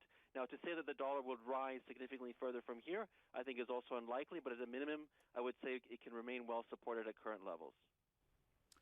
Again, the message from Powell yesterday evening was we are not out of ammunition yet. He pushes back against NIRP. But what is the next, I suppose, aspect of the toolbox that you think that will be brought to bear? We've got open-ended QE, we've got IG, and we've got high yield in the swag bag. So what's next from the Fed? Well, I mean, we have a fairly strong view that we're not going to get negative interest rates in the United States. Of course, some people are calling for that. But the United States is very different from, say, Europe or Japan, where there's been persistent over the last, quite a few years, deflation concerns. And the U.S. simply does not have that. The demographic profile is very different. The structure of the economy is very different. Yes, inflation, both headline and core, are likely to come down, but not dip into negative territory. And then we're assuming actually by 2021, late sort of that stage, maybe 2022, you're going to already have the core metrics of inflation back close to the 2% target level. So negative interest rates, I think, would really be, unnecessary and not desirable either. Rather, what they'll probably just continue to do is what they're doing now, which is very expansive. It happened very, very rapidly. And I think that really is what it all boils down to. Fast-moving, a broad, comprehensive QE, that should be enough. Stefan, I'm looking at what's happening with gold futures, and they're on the move as well. Fresh highs, then fresh record levels that we haven't seen in some time. GTV Go again for that additional context. How does gold fit into your set of recommendations at the moment, given that we are at about $1,720 an ounce? Well, we've actually been fairly bullish on gold well before, frankly, COVID-19 sort of came onto the scene. And so our forecast actually is not really all that ambitious anymore, but we are still recommending clients to accumulate at current levels. Some houses speak of 3,000 and maybe even higher. We wouldn't necessarily go that far, but I think in an environment where you have this kind of unprecedented quantitative easing, people will, or investors will, naturally look at gold and say, that almost cliche term, gold is the one currency that central banks cannot devalue, so I may as well have some in my portfolio. Then the question is always, how much should there be? I think it's also a good hedge against equity market volatility. So a decent, let's say 5% or so allocation in gold would make sense, even at current levels, expecting it to move higher. Outside of the US, how does Europe feature in terms of the recovery momentum? If closed down, lockdown risk, as Bullard says, is 90 to 120 days in the United States of America before they face depression risk. Do you think depression risk is overtalked and overplayed globally? I do. I mean, we've had a very, very unusual shock. It's a sudden stop in virtually all discretionary and more broadly sort of economic activity. And so if you look at all of the charts, they basically are just a vertical line down. That's very different from global financial crisis or any other sort of even more conventional recessions going back to, say, 2000, 2001. What we're going through is very, very odd. And I think that once we have rolling reopenings, you're going to see a fairly sharp rebound just simply mathematically as stores reopen and people go about their daily businesses again. So depression, is also a function of policy error, making a bad situation worse. And I think in this situation, policymakers around the world have acted quickly and correctly. So I really think that talk of depression is going too far. Up next, Abu Dhabi raises more money from international debt markets as it takes advantage of a drop in borrowing costs. The details to come. This is Bloomberg.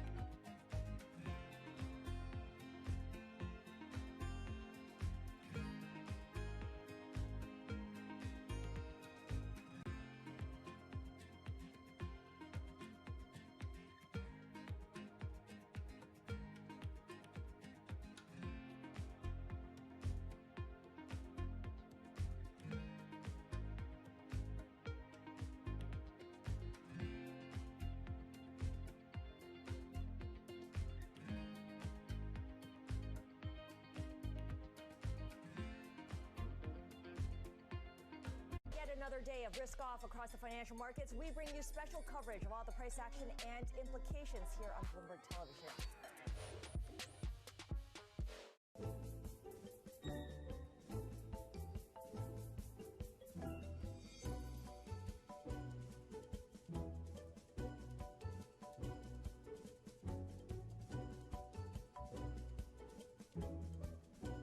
I was actually poor. No foreplay?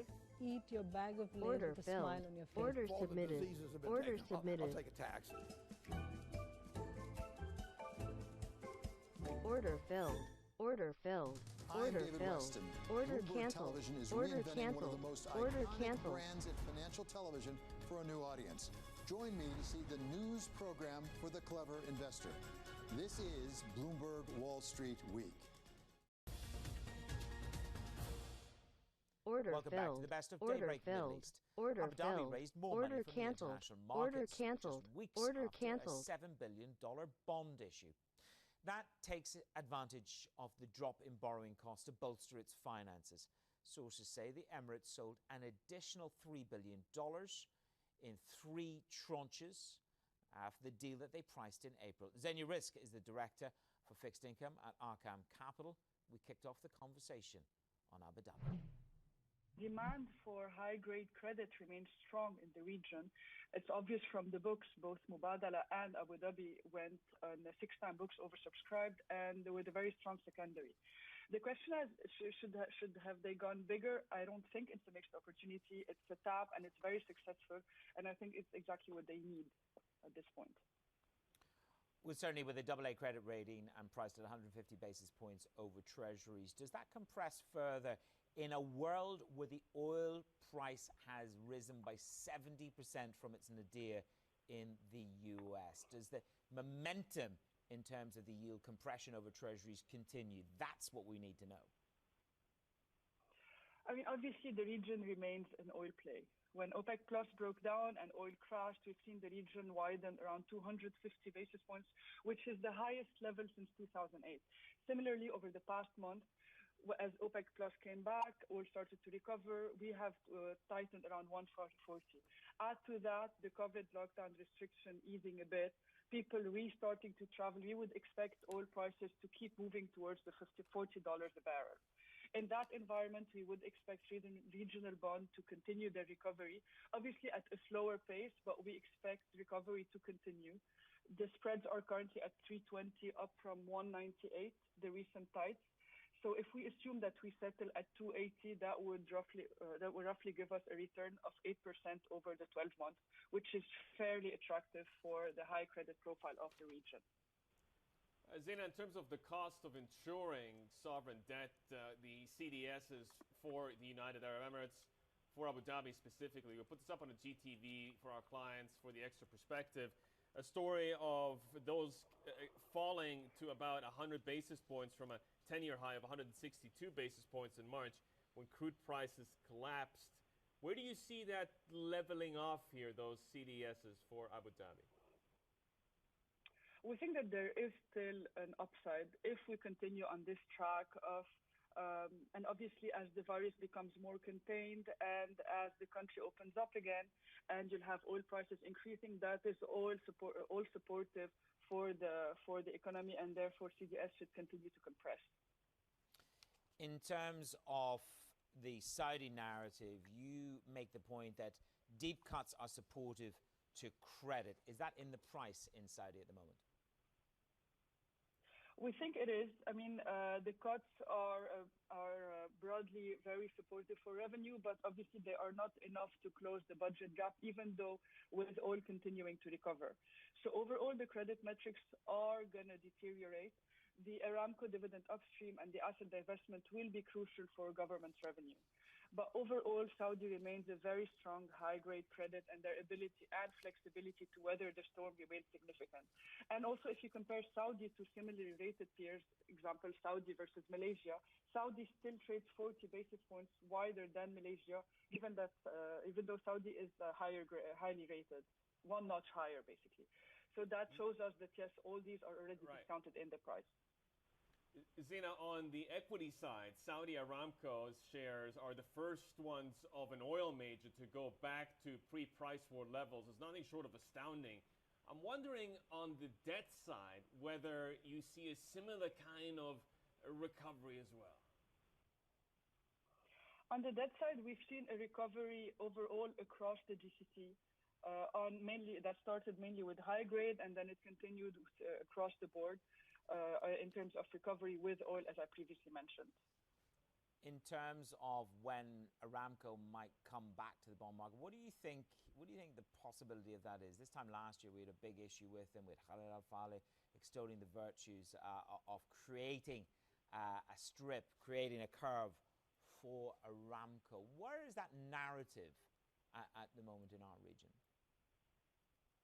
I mean, given the strong demand of high-grade sukuk, we would definitely expect Aramco to tap the market as soon as possible. We think that there will be demand, it will be supported, and they can easily come with a strong issuance. Even though Aramco recovered, but I mean, oil prices are still significantly lower than where they previously were, and we think that they will definitely need the money. We also would expect the sovereign to come back to market, as a matter of fact. Zeina, in the past you had quite a few strong views on Egyptian bonds. The story there getting a bit weaker on the fiscal side, but I look at the 12-month forwards on the Egyptian pound, and the disparity to the spot rates is getting more and more alarming. What is the accurate rate for the Egyptian pound, and where do you see policymakers going? Order filled. Absolutely. Order submitted. Order submitted. Providing strong support to the pound intervention to a pound intervention and keeping the pound steady at 15.7. So recently, Egypt took further steps towards IMF support, and they have secured a 2.8 billion under the rapid financing instrument. And the central bank expressed its intent to seek further financing through the standby agreement. We think that the standby agreement should not be a problem to secure for Egypt. However, the key thing would be for them to loosen that grip on the pound. We would also think that the central bank is reluctant to engineer that sharp depreciation given its interest to maintain the carry trade and the domestic confidence. Overall, in terms of credit, we think that the market is too complacent with regards to that, because the markets rallied significantly ever since this IMF deal came out. But the growth driver post-corona are mainly going to be through fiscal spending, which we think is going to cause pressure on the current account, and therefore we will need further a debt in order to fund this current account. So overall, the long-term credit for Egypt is more negative for us. Zena, I want to circle back to Saudi. You made two very interesting comments. One in terms of the expectation for more kingdom sovereign debt to come. First of all, a perspective on the size and the timing of that. But more importantly, you really whetted my appetite when you talked about Aramco in terms of what premium they might have to pay. And do you really, what sort of size do you think they could or possibly might come back to the market with? And what premium would they pay to the sovereign? I think that the premium to the sovereign would not be significant, given the recent market recoveries. Spreads have compressed significantly. So premium to the sovereign would be, I wouldn't expect it. I wouldn't expect them to come inside the sovereign as much as they came the last time, but I think they would easily come slightly above the sovereign. That's on one hand. On the other hand, in terms of the size, that could easily be comparable to the Mubadala size, so they can easily come back with a massive issuance, I think. That would be also very well digested in the market. Up next, are the region's currency pegs under threat? We hear from Farouk Sousa from Goldman Sachs. That's next. This is Bloomberg.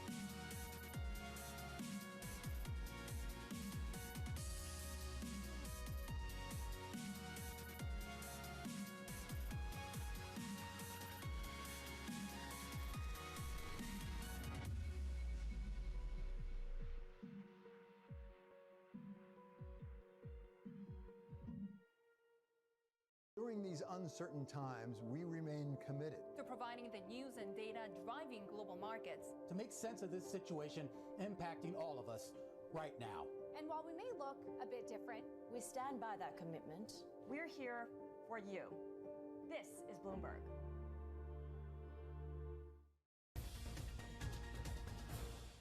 Welcome back to the best of Daybreak Middle East.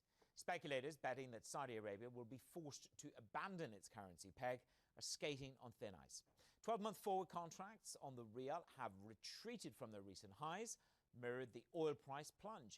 Goldman Sachs argues that the devaluation would be near-term beneficial only if the magnitude of the devaluation was very large. We got the opinion of Farouk Sousa, the bank's vice president for MENA Economics Research.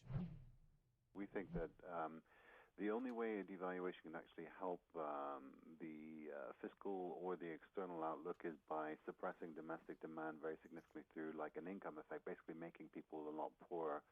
And the only way you're going to have a magnitude big enough to reduce imports in a country like Saudi Arabia, where not very much is produced locally, is by devaluing something like maybe anywhere between 50 and 80%. We probably think at the higher end of that range.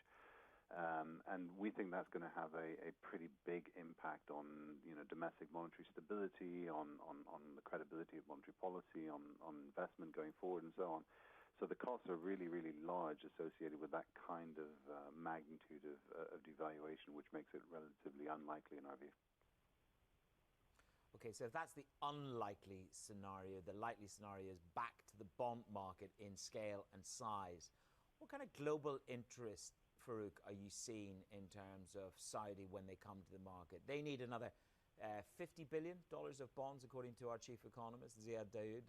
They'll go to the market for a total of about 72 this year. Talk to me about global appetite, given the sort of overnight moves that the Saudi fiscal side are doing. Yeah, I mean, I think the financing requirement is certainly very large, and I wouldn't disagree with Ziad's arguments in terms of how much they need to borrow to plug the hole, but I don't think that necessarily that's going to be in the bond market. I don't think the appetite, or the capacity rather than appetite, I say the capacity in the international bond market is going to allow for that kind of issuance into the bond market. And domestically, I think clearly there are limits to how much you can put into the local bond market, given the liquidity position of the banks is likely to get a little bit more tricky going forward. So there are other options available to them to plug this financing gap. Clearly, number one is to reduce spending even further, and we've seen efforts on that front. But beyond that, they're also borrowing through state-owned enterprises, through related funds, and so on and so forth, that can help channel funds to the sovereign, to the government of Saudi Arabia, that would ease the burden on the bond market. I mean, the Saudis have plenty of headroom to borrow, but the capacity of international markets and domestic markets to lend is relatively limited at the moment, I'd say. Farouk, we saw WTI crude cross the $30 a barrel handle, and despite Saudi Arabia's efforts to stabilize international prices, it's done little to support sentiment in local stock markets, or regional markets for that matter. Where do you see oil going from here? How sustainable are these levels? Yeah, we think we're on the cusp of an inflection point, really, in terms of international oil markets. Demand seems to be firming up quicker, actually, than we had expected. And supply has been cut more sharply and also more quickly than we had previously expected. So overall, the physical market seems to be on the cusp of an inflection point. We're seeing inventory drawdowns, and that's going to help support prices. But we have to remember there's a 1 billion barrel overhang in the oil market right now, and it's going to take some time for us to see that gap come down, that those overhangs, those inventories come down significantly enough to start giving oil price significant upside support. I think that's probably going to happen towards the end of this year.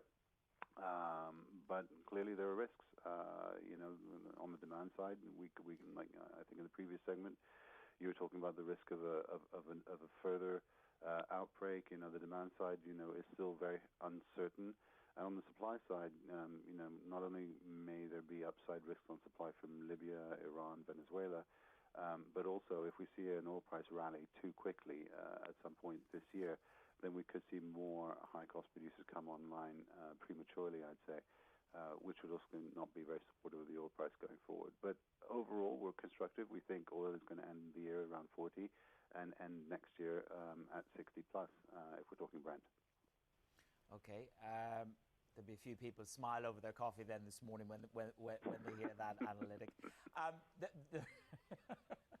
Look, the risk is the US has done a great deal, hasn't it? They're way ahead. JP Morgan says they're way ahead in terms of ripping out supply.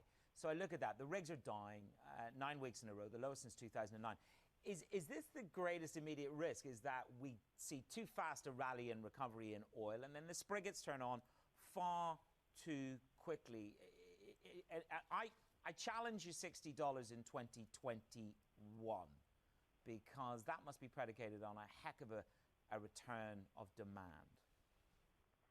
Yeah, like I said, there are risks, and I think that the near-term risk really is that the oil prices rally too quickly, the spriggets come on too quickly, and we've heard noise out of the U.S. shale market that, they are quick to return as soon as the oil price is back to a commensurate level. But I think our longer-term view is based on not demand so much coming back to where it was previously. I think it's going to be some years before we see demand back at levels it was previously. But it's more on the high-cost producers. So, not all U.S. shale is born equally. There are low-cost producers, there are high-cost producers, and there are also high-cost producers globally. We think the order of return in terms of supply is, first of all, is going to be from the inventory drawdowns in the next 12 months. Then it's going to be the low-cost producers, and there will be some shale amongst that, that is going to come back at the $40, $50 level. There's no doubt about it. And so we are seeing, supply coming back online. But we have to remember that supply is down. That's going to take some time to come back, particularly on the high-cost producer end, where capex is down long term. Farouk, a lot of discussions around King Dollar. A lot less so around the Egyptian pound. Now that we've had the rate decision from Thursday, the fiscal pains are there for everybody to see. Where does the local currency go from here? Where do you see it? I think this question, clearly the balance of payments in Egypt has deteriorated. Tourism is down, the remittances are down, so we are seeing reserves come down very significantly, portfolio outflows, and that clearly bodes badly for the Egyptian pound. But the pound has been remarkably stable, largely because of the policy decision. I think the Egyptian authorities do not want to see significant pound weakness, because that would bring back inflation to time of great economic weakness, and clearly that's not great, from a domestic perspective. So they're going to resist doing that. I think the big question mark that a lot of market participants, a lot of clients are asking at the moment is the IMF going to insist, as part of the negotiations for a future SBA, are they going to insist for greater flexibility on the Egyptian pound? And if so, are we looking at significant downside risks? Our view is those downside risks are probably capped for the reasons I said. What you don't want right now is to inflict higher inflation and lower real wages on the Egyptian population at a time of great economic difficulty. Up next, Saudi Arabia's sovereign wealth fund buys up shares in Boeing, Citigroup and Disney. But should it be deploying more capital locally? We discuss. This is Bloomberg.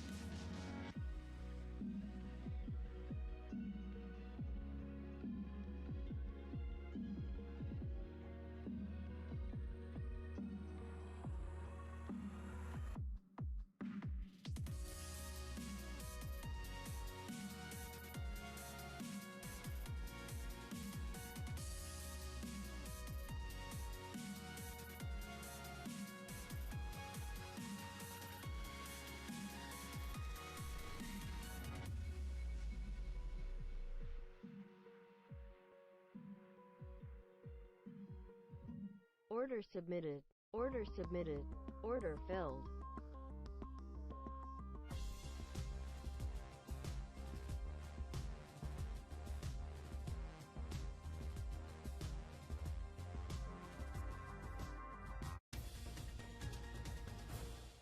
Welcome back to the best of Daybreak Middle Order East. submitted. Saudi Arabia's Order sovereign submitted. wealth fund Order said submitted. in April that it was Order looking into cancelled. any opportunity arising from the economic wreckage of the coronavirus crisis. and it's been spending billions of dollars this year on stocks. Our next guest argues that more sovereign wealth capital could be deployed locally instead. Tarek Fadlallah Order filled. is the Middle Order East submitted. CEO for Order Nomura Asset submitted. Management. He joined Yusuf and I on Tuesday. Sovereign wealth funds have been around in the region for a long time. Order and, filled. You know, Order we use the term filled. quite Order generically, submitted. but each Order has submitted. their own Order submitted. agenda and their Order own objectives. submitted. I think the PIF specifically, historically, has had a very high weighting in the domestic market and is clearly looking at opportunities in market weakness to diversify some of their portfolio. And as a financial investor, Order filled. Order filled. Order canceled. Right Order to do that. canceled. My argument is that there are other sovereign wealth funds that historically have had rather limited exposure in the region, and this is the time to start looking at utilizing their assets more efficiently and effectively in the domestic economy. And so this is sort of the starting point, especially when you consider that sovereign wealth funds essentially are rainy day funds that serve the nation. And this is clearly a rainy day. You would make the point this is about liquefying the economy and avoiding a deflationary risk. You suggest ADIA might contemplate, or possibly should contemplate, giving up 4% or 5% of the assets under management and really give support to the real economy. Are you flight kind, or are you just completely speculating, or do you think that that has any merit at all? Well, I don't know what any sovereign wealth fund is thinking specifically, but what I am suggesting is that a small amount of the AUMs under management can make a meaningful difference to the domestic economies. Now, unfortunately, the GCC countries, due to the dollar peg, are unable to print their own currency. And if you look at the packages, the stimulus that's been rolled out globally, including the US is the most visible, of course, that has been a very, very substantial support to the economy. And despite that, we're seeing unemployment rocket, we're seeing closures of businesses, and there's no reason to expect that this would not be the same in the region. And so it's quite right that we look at every possibility of supporting the local economy. And I think that, as I said, rainy day funds should be explored, and there's plenty of things that they can do. And I don't like the word give up or waste money. I think it's better to think of it as investing in the local economy, sending a signal to investors that things are tough, but things can get better and will get better.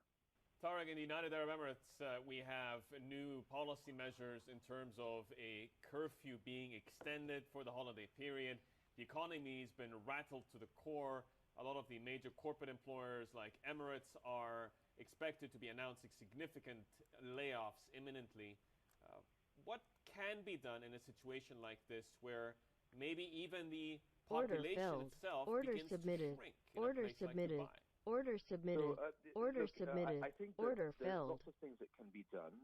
For a start, you can have a program of buying sukuks from companies that don't necessarily have access to the capital markets. You can have an SME loan program through the banks that is partly guaranteed by the sovereign wealth funds.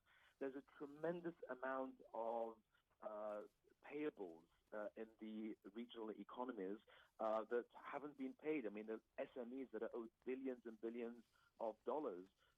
Somebody needs to step in and provide liquidity so that the economy can continue to function, especially, as you mentioned, due to the crisis of the COVID crisis, we continue to see emergency measures that are basically strangling economic prospects. The other avenue of funding is, of course, through the bond market. Abu Dhabi retaps the tranches that they already have out there. Is this the beginning of a major scale-up, Tarek, or are we sort of at or near the peak of bond issuance in the region? And if so, are your clients, are you interested in buying these bonds? Yes, so I mean, I think you can see from the demand for these bonds that there is tremendous appetite for regional credit at the moment. The currencies are pegged. The peg for the foreseeable future looks to be secure. So emerging market investors and dollar-based investors, as you can see from the demand, are really looking at these as attractively priced, relatively secure bonds. Credit ratings are still pretty good as well.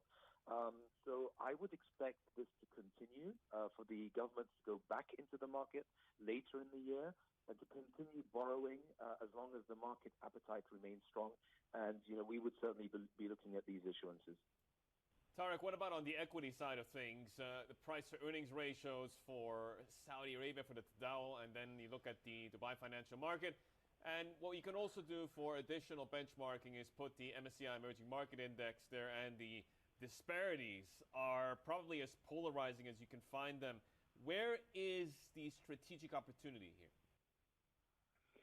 Well, it's difficult to be optimistic on the stock markets in the region for the foreseeable future, Yusuf.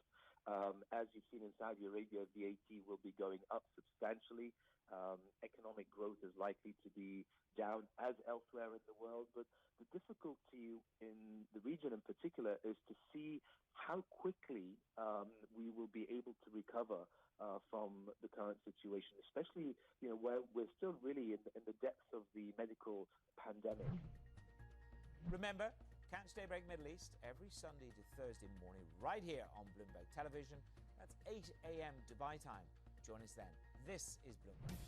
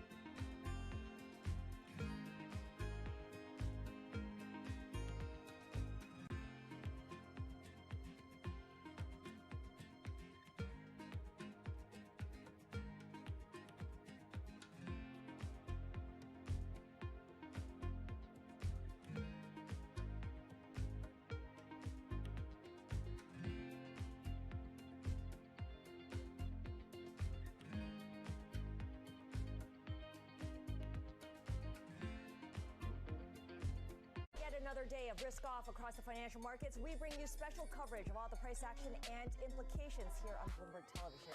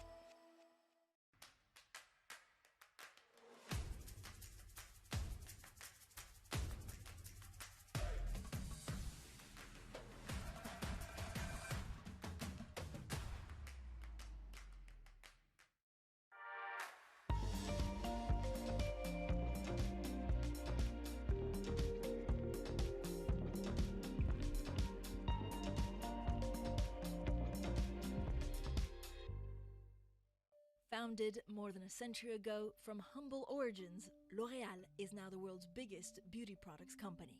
Specializing in cosmetics, hair, and skincare, it boasts an international portfolio of 34 brands and has a market cap of more than 105 billion euros. At the helm, a man who's dedicated his entire career to the company. Over 4 decades, he's covered all facets of the business.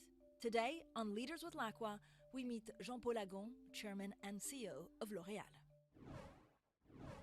Monsieur Agon, thank you so much for speaking to Bloomberg. Pleasure. What happened to L'Oréal in the last 10 years? Innovation, your share price has grown.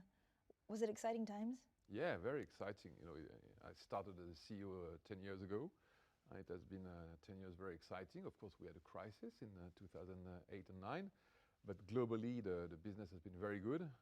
We have been growing, acquiring brands, launching new products, gaining market shares everywhere in Europe, USA, China. No, very exciting, fantastic. What's been the most fun?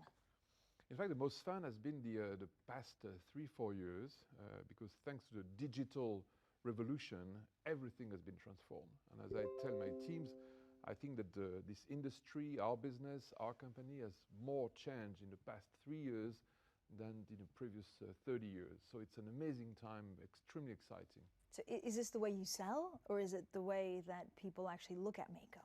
No, in fact, it's the relationship between brands and consumers. In fact, the digital has completely transformed the relationship between the two. Before that, you know, brands were talking to consumers, pushing towards them information or whatever. But now the consumer has taken the power. The consumer decides how he wants to see the brands, what he wants to know, what he wants to discover them. Digital, in fact, creates a relationship that has nothing to do with what existed before. But isn't it much more difficult, therefore, to control your brand? Yeah, but at the same time, it's more exciting, and it enriches the relationship. So now, thanks to digital, we can communicate the content of our brands. We can do tutorials to explain how the products work, how they should be used. We can have a personalized relationship with consumers. So it's a completely new dimension. It's much more rich and exciting. So what sells at the moment? Is it the luxury brands or is it the more consumer brands? This year, luxury. This year, luxury has been booming everywhere. Mostly with Chinese consumers. You know, Chinese consumers are fantastic. They love beauty, they love luxury, they love our brands, and our business with Chinese consumers everywhere has been booming. L'Oréal's global reach stretches across 140 countries. About 2/3 of its sales are generated outside of Europe. Much attention has shifted to China, where strong demand for high-end lipstick and perfume is driving growth. In 2015, China surpassed France to become the group's second biggest market behind the United States. Some of the success is being attributed to selfies, with camera-conscious millennials buying more makeup than ever before to look good instantly. Have you had to adapt to the Chinese market? Yeah, in fact, the products we sell, not for all brands, because the luxury brands, for example, are the same all over the world, of course, but for our mass brands like L'Oréal, like Maybelline, the product that we sell in China are formulated in China by Chinese, in our Chinese labs. Because of regulation? Not only, but also because we want to create the products that are absolutely right for them, especially skincare, because their needs, their skin, their aspirations are specific, are different. So we formulate in our Chinese labs, we manufacture in our Chinese factories, and L'Oréal now is L'Oréal Paris is the #1 beauty brand in China. I've also been reading that one of the most popular products is actually a homemade, I guess, range of cosmetics wear, which is favored by the wife of the president, President Xi. Yeah, it's a great brand, but still the #1 beauty brand in China, the preferred beauty brand by Chinese women is L'Oréal Paris. They call it with a Chinese name. It's Pali Olaya, which is beautiful, by the way.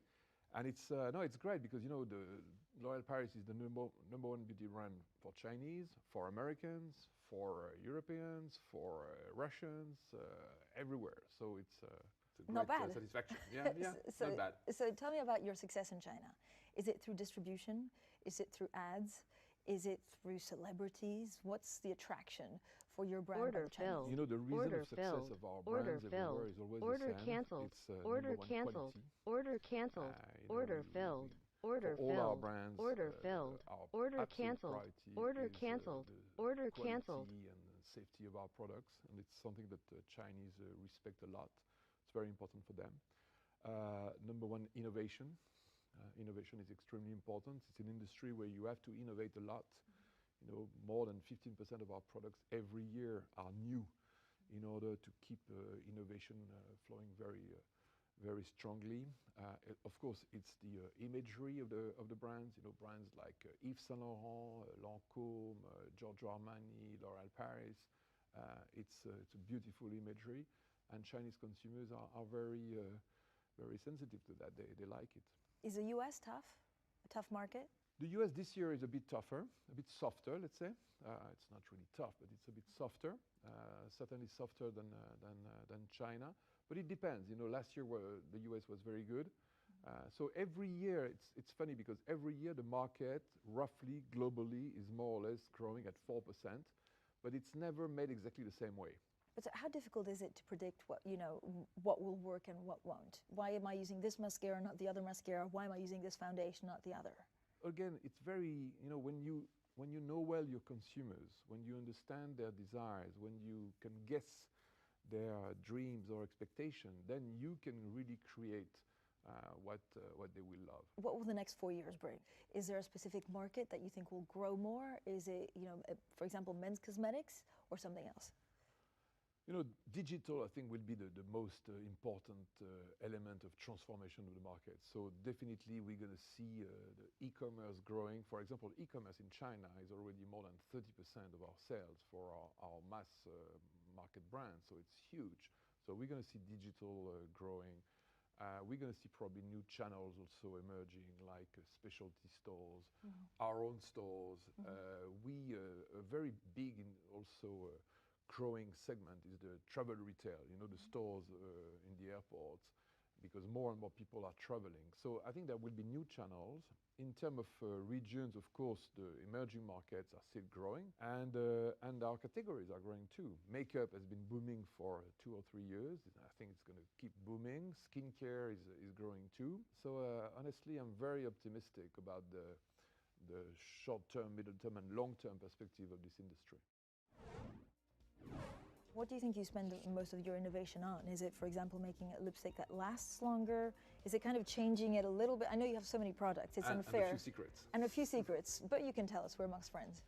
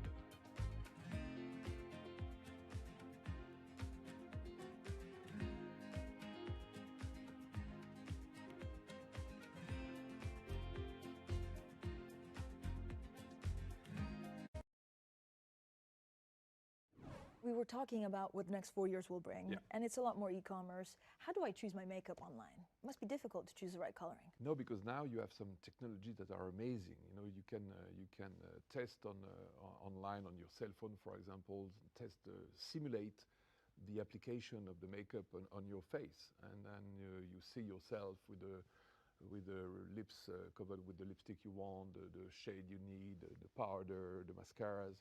You know, I did a demonstration of that to my board, you know, completely made up, and it was they were ecstatic. Was that for the launch of the app? Yeah. And so they said yes. Yeah, I wanted Fantastic. to share with the board the fantastic progress of technology. It's amazing. Oh, I could look like pure reds. Oh, wow. The lipstick is moving with my mouth, and I know that I don't have any on. It's like Amy Winehouse flicks. It's brilliant. I can't stop looking at myself. So this is amazing because you also have to then change, I guess, your research and development. How much of the overall cost goes on actual digital products? Well, it's difficult to say because it's everywhere, in every brand, in every division. But what I can say is that now, more in terms of media, 1/3 of all the media that we do now goes on digital. In terms of e-commerce, 7% roughly of the sales that we do go on e-commerce through digital, and it's growing 30% a year. So there is a shift happening, which is extremely fast, extremely strong. The company that invented the platinum blonde is constantly innovating and developing new products as consumer demand changes. At its lab in Paris, scientists have studied more than 7,000 types of hair and are now experimenting with 3D printing. The hope is to one day help people suffering from hair loss. L'Oréal's already created fake skin to avoid testing products on animals and invented a UV patch to monitor exposure to the sun's rays. We have the #1 R&D facilities in the world. We are spending roughly 3.5% of our sales in research and innovation. And obviously, the most important topics are hair, skin, and hair. This is where we invent and create new formulations for hair care, hair color, all type of hair products. You also have a patch? Yeah. Is that right? UV patch. A UV patch, so you put it on to see when you're overexposed to the sun. Yeah, it's a creation that was made 2 years ago that we presented at the Consumer Electronics Show in Vegas last year. And it's a UV patch, you put it on your skin, and it's linked to your cell phone. And it calls you or it rings when your exposure to UV has been too high. It's a fantastic tool. So do you think though there's going to be more of a trend, which I guess is between the cosmetics and the healthcare? Yeah, absolutely. Yeah, and also with internet, you know, this triangle between beauty, health of the skin or hair, and Internet of Things is creating new opportunities, and that are going to be very useful for consumers. What do you like about your job the most? I love understanding people. You know, I think that one of my strengths is the capacity of empathy with consumers. So I have this capacity to understand, to feel, to guess what consumer want, what is their desires, sometimes their dreams, and then to be able to formulate products that will respond to these dreams. Do you believe you have to take risks to innovate, or yeah. actually, do you? Oh yeah, of course. Yeah, because every innovation by definition is a bet. Every launch is a bet. It's like a new film or a new movie or new music. You never know in advance. But that's the magic of it. So what do you think you spend most of your innovation on? Is it, for example, making a lipstick that lasts longer? Is it kind of changing it a little bit? I know you have so many products. It's unfair. And a few secrets. And a few secrets. But you can tell us. We're amongst friends. No, we are working on all categories. You know, we have 3,500 researchers from many departments, and they are all working on all type of cosmetics, skincare, hair care, hair color, all sun care. And because fundamentally, as I told you, we really believe first and foremost in terms of efficacy and quality. So you know, the mission of the company, which is beauty for all, is also not only beauty for all, but the best of beauty, the best quality, the best performance, the best efficacy, the best safety, and that keeps us busy. 3,500 researchers. Yeah. How long does it take from, I don't know, who has a concept of, for example, a new product, until that product being on the shelf for someone to buy? Depends. Can be very quick when the formulation is easy. Can take maybe 6 months. Or when for example, the marketing guy has a vision, has a dream, but the labs don't know exactly how to formulate it. Can take 2 years, 3 years. Really depends. Mega volume on top, mega volume on bottom. Share it with your friends and buy makeup instantly. One of the criticisms often leveled at the beauty industry is that it's only for young people. Is there any truth in that? No, not at all, of course not. First, that would be stupid, because we are addressing all needs for all people, and look at our ambassadors. For example, Jane Fonda, Helen Mirren, they are not millennials. So no, honestly not. Do you sell more to millennials or to people of a more certain age? No, we sell to everyone. It depends the brand. The brands, of course, some of our brands like NYX, Urban Decay are more targeting young people. Biotherm or L'Oréal Paris may target other categories of consumers. But no, we cover the whole scope of consumers. And in terms of age, in terms of diversity, in terms of countries, Chinese, Brazilian, Europeans, everyone. It's a beauty for all. So how do you sell to the emerging markets? We adapt the products that we sell, of course. We make sure that they are affordable and that people can buy them. Brazil, for example, is very interesting because Brazil is the country in the world where the hair is completely unique, because it's such a mixed country in terms of ethnic origins, that the blend is completely amazing, and that you have to create for Brazilian hair care products that are completely specific. And by the way, it's very interesting because sometimes they are the Order most canceled. Order canceled. demanding consumers. Order And canceled. so when you can create in Brazil a product that is good for them, then you can make it for the world, because it's going to be great for everyone. Do you think Generation X cares more about this than millennials? There is an urgency, clearly. We are not talking anymore about a potential threat. I mean, there is a clear and present threat.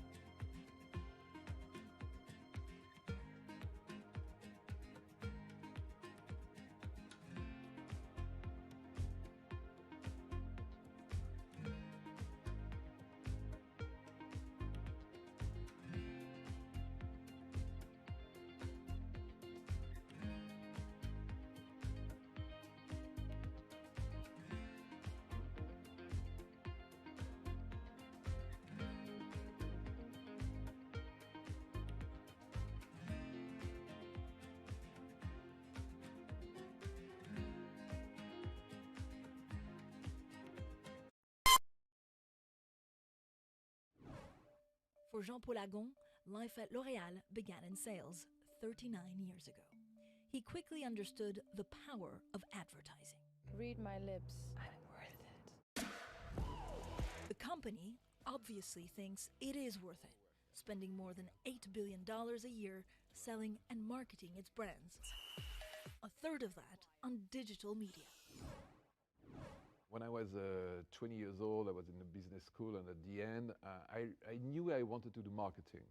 And for me, beauty is the supreme art of marketing, because it's a marketing that is not only about understanding, analytics, but it's also about emotion, guessing, creation. So I think it's a fantastic marketing. There is no better marketing than beauty marketing. And from that 20-year-old Jean-Paul Agon, what have you learned about yourself?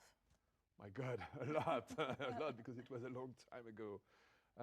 No, it took me, many years to get where I am today. But I was always passionate. I think the incredible part of L'Oréal also is that every day is a new adventure. Every day is a passion. It's a company made of really passionate people, and every new mission is an adventure. So what are you like as a leader? Micromanaging or overview? I like overview, and from time to time I'm tempted to do micromanagement. But when I do that, my team say, Jean-Paul, you should not, you should not bother with that. Let us do it. Do you review though the end product every time, or how does it work? As much as I have meetings with, of course, with all the brands. Not all the time, of course. I travel in many countries around the world, and I'm just trying to help to make sure that we are taking the right directions, pushing in the right innovations, understanding enough the consumers we are dealing with, trying to pilot the ship.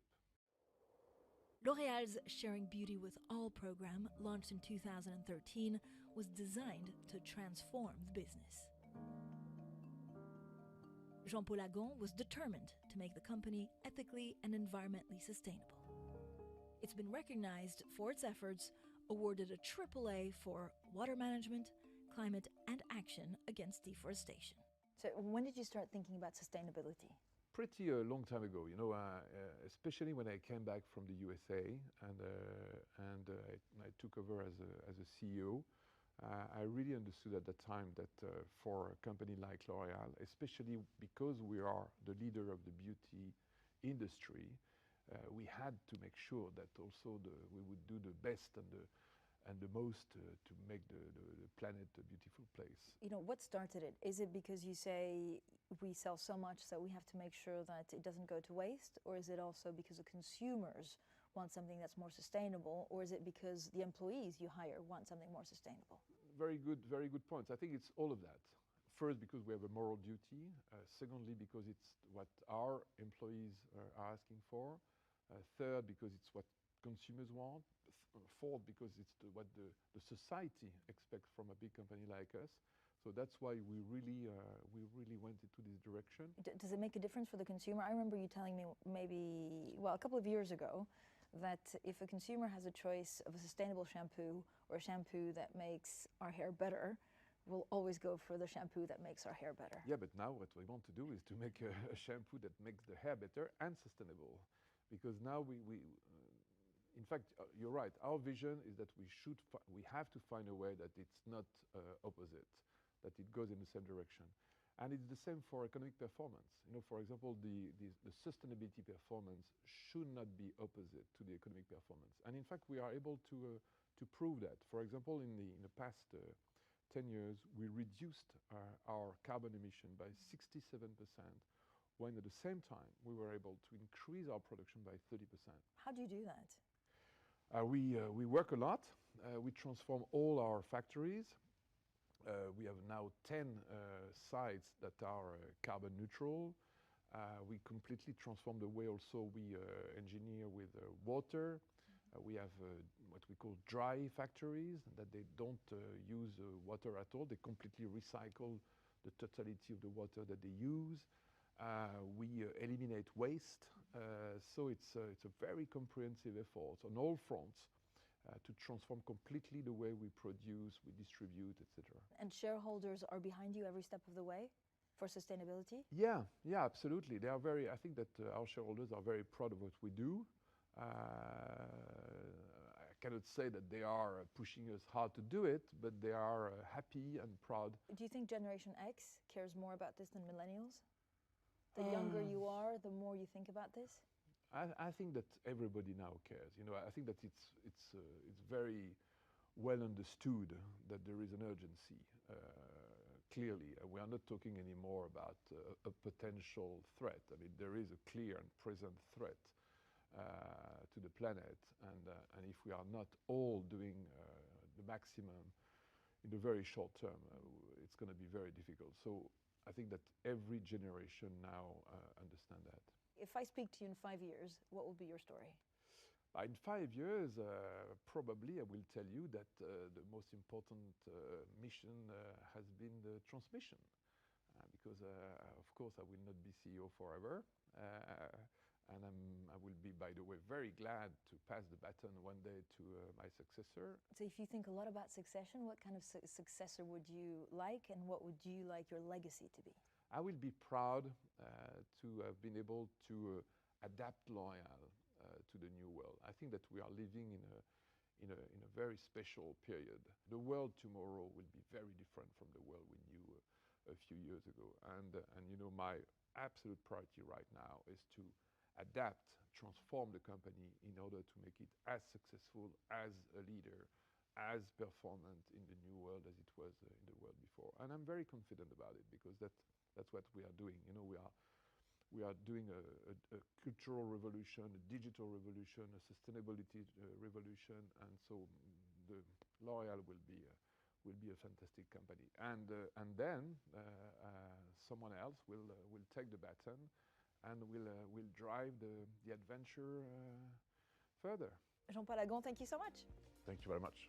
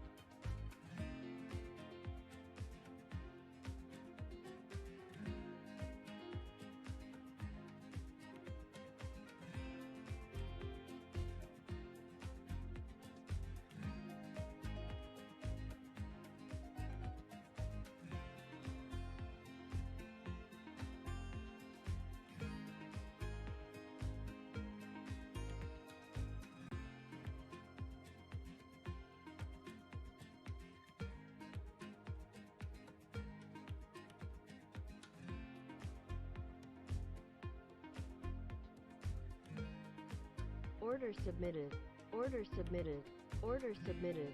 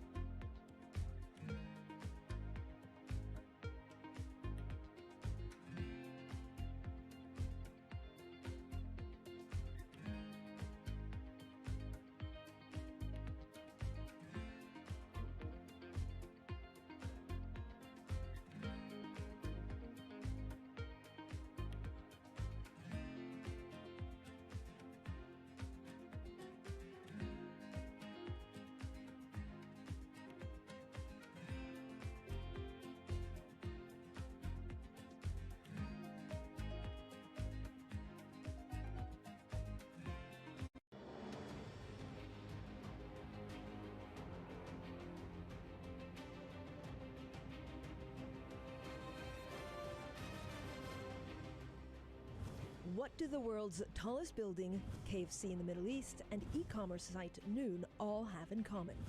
They're all owned by billionaire Mohammed Al-Bar. His investments like the Burj Khalifa and the Dubai Mall have become iconic landmarks, and he's diversified into hospitality, retail, and e-commerce. He was named the most influential man in Dubai and consistently ranks amongst the top 5 most powerful Arab business leaders.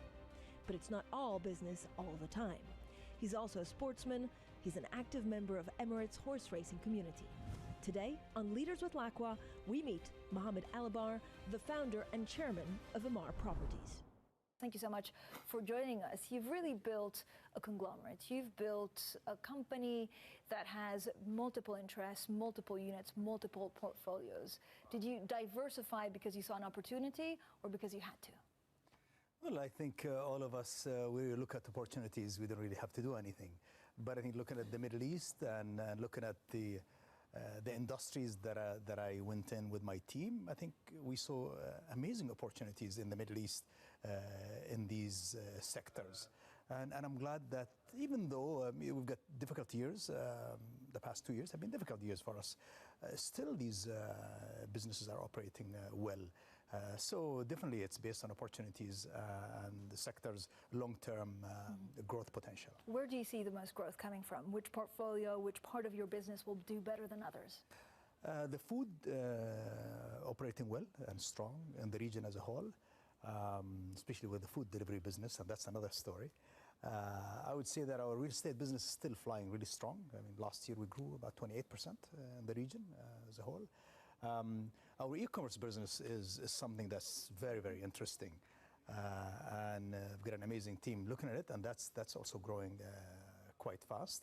But even with this growth, I think one have to be realistic as well. So you look at this growth and you look at what's going on in the Middle East, government policies, look at the world economy and what changes might take place. So we have to be alert at all times. Okay, what does that mean? Do you expect a lot of the growth, in the Middle East? If you look at e-commerce, and we'll talk a little bit more about that, do you expect it to go threefold, fivefold over the next 5 years? Well, I would say that our real estate business should continue to grow at about 20% a year.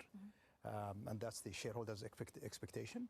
And it's hard work to achieve that number and keeping cost under control, margins under control, and political and macroeconomic issues in hand. So a food business, I think we should be growing 10% a year, year on year as well in the region. And keep in mind that, we're talking about the Middle East where there is a need for most of industries to grow, just because that I think the Middle East still has room to grow. And the other thing is that if you look at the population in the Middle East as well, and the whole demographics is in our favor. Because they're young, and therefore these are, I guess, the youth will spend a lot more in 5-10 years. Yes. How will the economy shift? Well, I think the economy will shift positively only because I believe Middle Eastern governments are really working harder than any other time in the past, and you see the changes that are taking place, positive changes that are taking place in Saudi Arabia. I think that's the same thing within UAE. I would look at Egypt. I'm quite interested in Egypt as well, and the change that's taking place in Egypt. With all the other issues that we have in the Middle East, where I believe that I don't think it's going to get any worse than this. I think we're looking forward to a more positive trend in policy and in politics, in economic growth as well. In terms of growth, country by country, which is a country that will outperform the others in the Middle East? The majority of our focus is Saudi Arabia, UAE, Egypt. And I would say Egypt is going faster now. Saudi Arabia, I'm quite optimistic with the changes that you see taking place within the coming 24 months. I think you'll see quite a good trend, and the UAE as well. You've got, of course, the other Arab countries who are some slow, some moving forward, but majority of our business are in these countries. I mean, you're holding a big investment with the PIF on e-commerce for Saudi Arabia. Will there be more, for example, on property in Saudi Arabia? Well, the Public Investment Fund, they are with us in our e-commerce business, but they are also with us in our food business. Now, are we going to do more together? I think there's a possibility.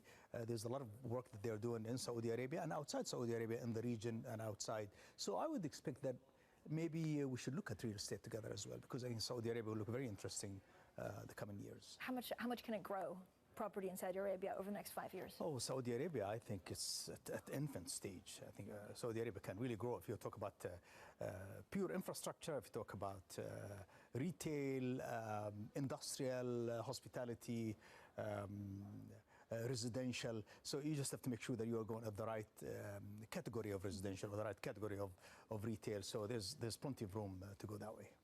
When you look at how you spend your time for each of the units and also each of the countries, how do you do it? How do you keep on top of it all? Well, I try. I still say that the real estate takes a majority of my time. Is that 50%? I would say the real estate takes about 40% of my time, and then the rest is split. Noon takes a lot of my time as well. The food takes the least of my time, because the team that sits on top of that business is really world-class team, and they've been in the industry, they know the industry well. Order submitted. Noon is Order submitted. Vibrant Order team. submitted. It's a new organization. I need to give it more time. While my real estate business, I have an A team, but I'm emotional about real estate. Yeah, I mean, this was like the foundation of it all, right? Do you still see it as your baby? I think my name is really linked to the real estate more than anything else, while all these other businesses have been with them now for 2 years. So it's a new brand of product that's associated with me. When you look at the various IPOs and the various units, was it to unlock value, but did you ever feel like it was also high risk? I think mainly to unlock value, and we have investors who have put in their money with us, and it's time for them to get rewarded. But at the same time, I really like putting management under pressure, because IPO is quarterly results. You're out there in the public eyes, under pressure to perform. But mainly value creation. I think that's the business we're in. Value creation, because what, shareholders understand what you do more, and it almost focuses the mind of managers more? Well, that is one, but many of our units, that if they're under the mother umbrella, I think value-wise, they're not fairly valued. So as we put them on the side and put them as separate entities, I think you create better value that way, and then you cash out a little bit and put management under pressure. Are you looking at IPOing any other units or portfolios? When you look at our business, we have businesses. We have India, we have our hospitality business, we have Turkey business, we have another business in Saudi Arabia. So the reality is that you can take all these businesses public at the right time. I think within the coming 3 years, we'll probably have India going public. We'll probably have hospitality as well going separately at the public route. But so how much bigger will you be if I speak to you, and I hope to speak to you before, but if I speak to you in 5 years, how much will your holdings be worth? I think we should be double in value, because we should be growing in value 20-25% on an annual basis. And I hope that my management and my boards really put that as a focus. And to be honest, I think we're capable of doing that. We just have to focus and have to make sure that we have the right people to do it. And we do this day and night. And that's really how we do business in our region. But that's acquisitions, or that's organic growth? I would look at organic growth. If you talk about acquisition, which we have not done much of, I'm expecting that we do more acquisition in the coming 2 years. Mohammed Alabar, thank you so much. Coming up next, going from bricks and mortar to clicks, we talk Mohammed Alabar's big push into e-commerce and how his company Noon could become the Amazon of the Middle East.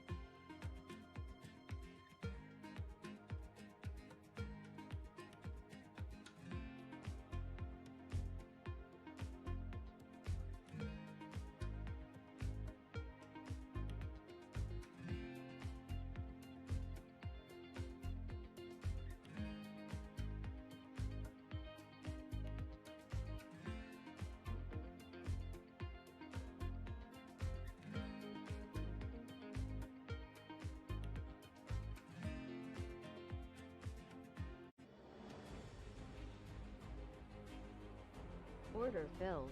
Order submitted. Order submitted. Mohammed Albar is not only a titan of property, he's also betting on e-commerce. His startup, Noon, launched its operations in the UAE last year.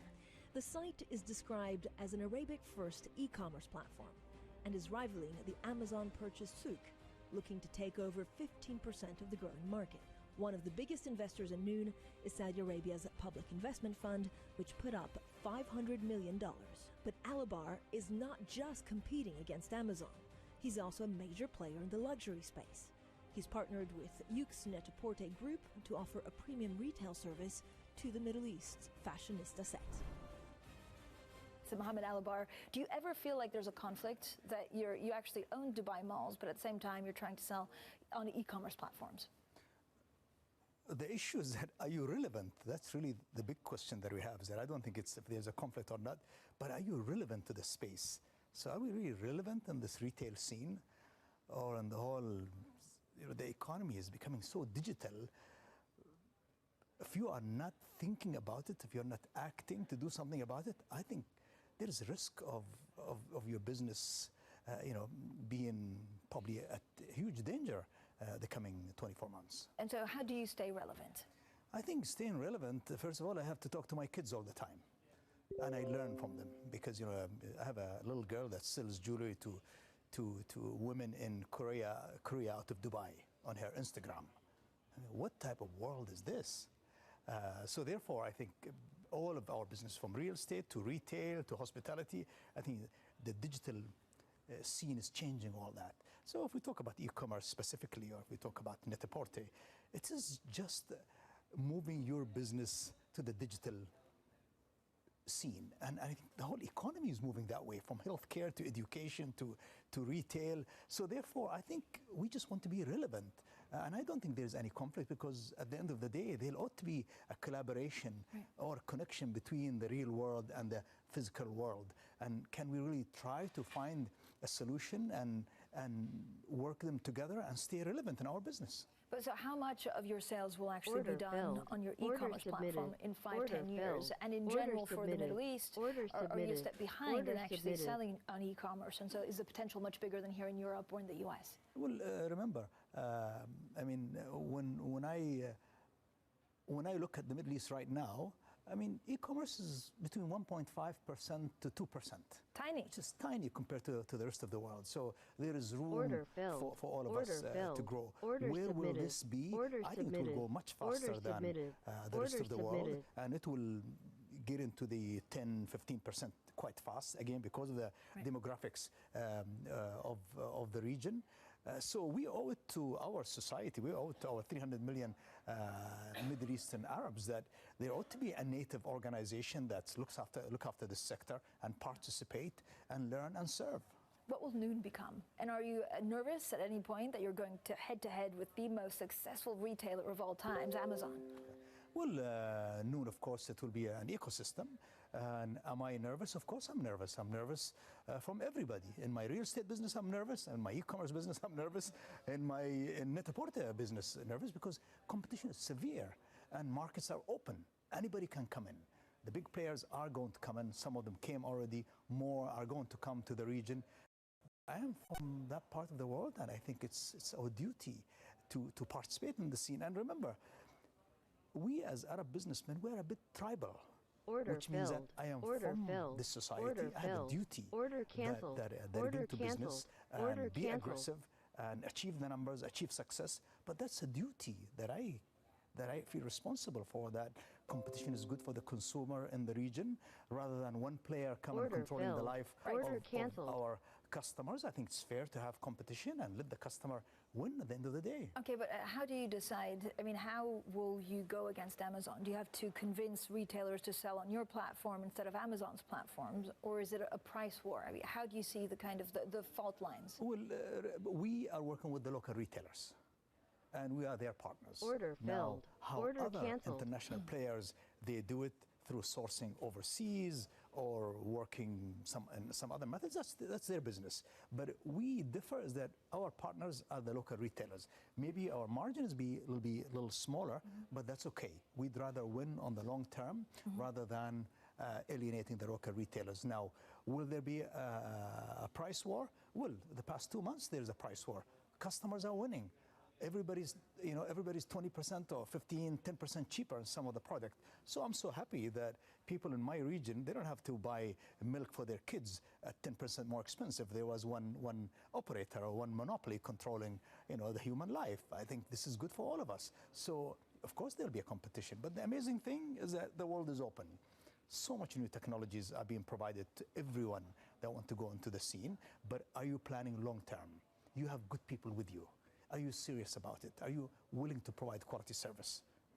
But is it the service or is it the products? How does the Middle East actually shop? What's selling at the moment and what will sell in 5-10 years?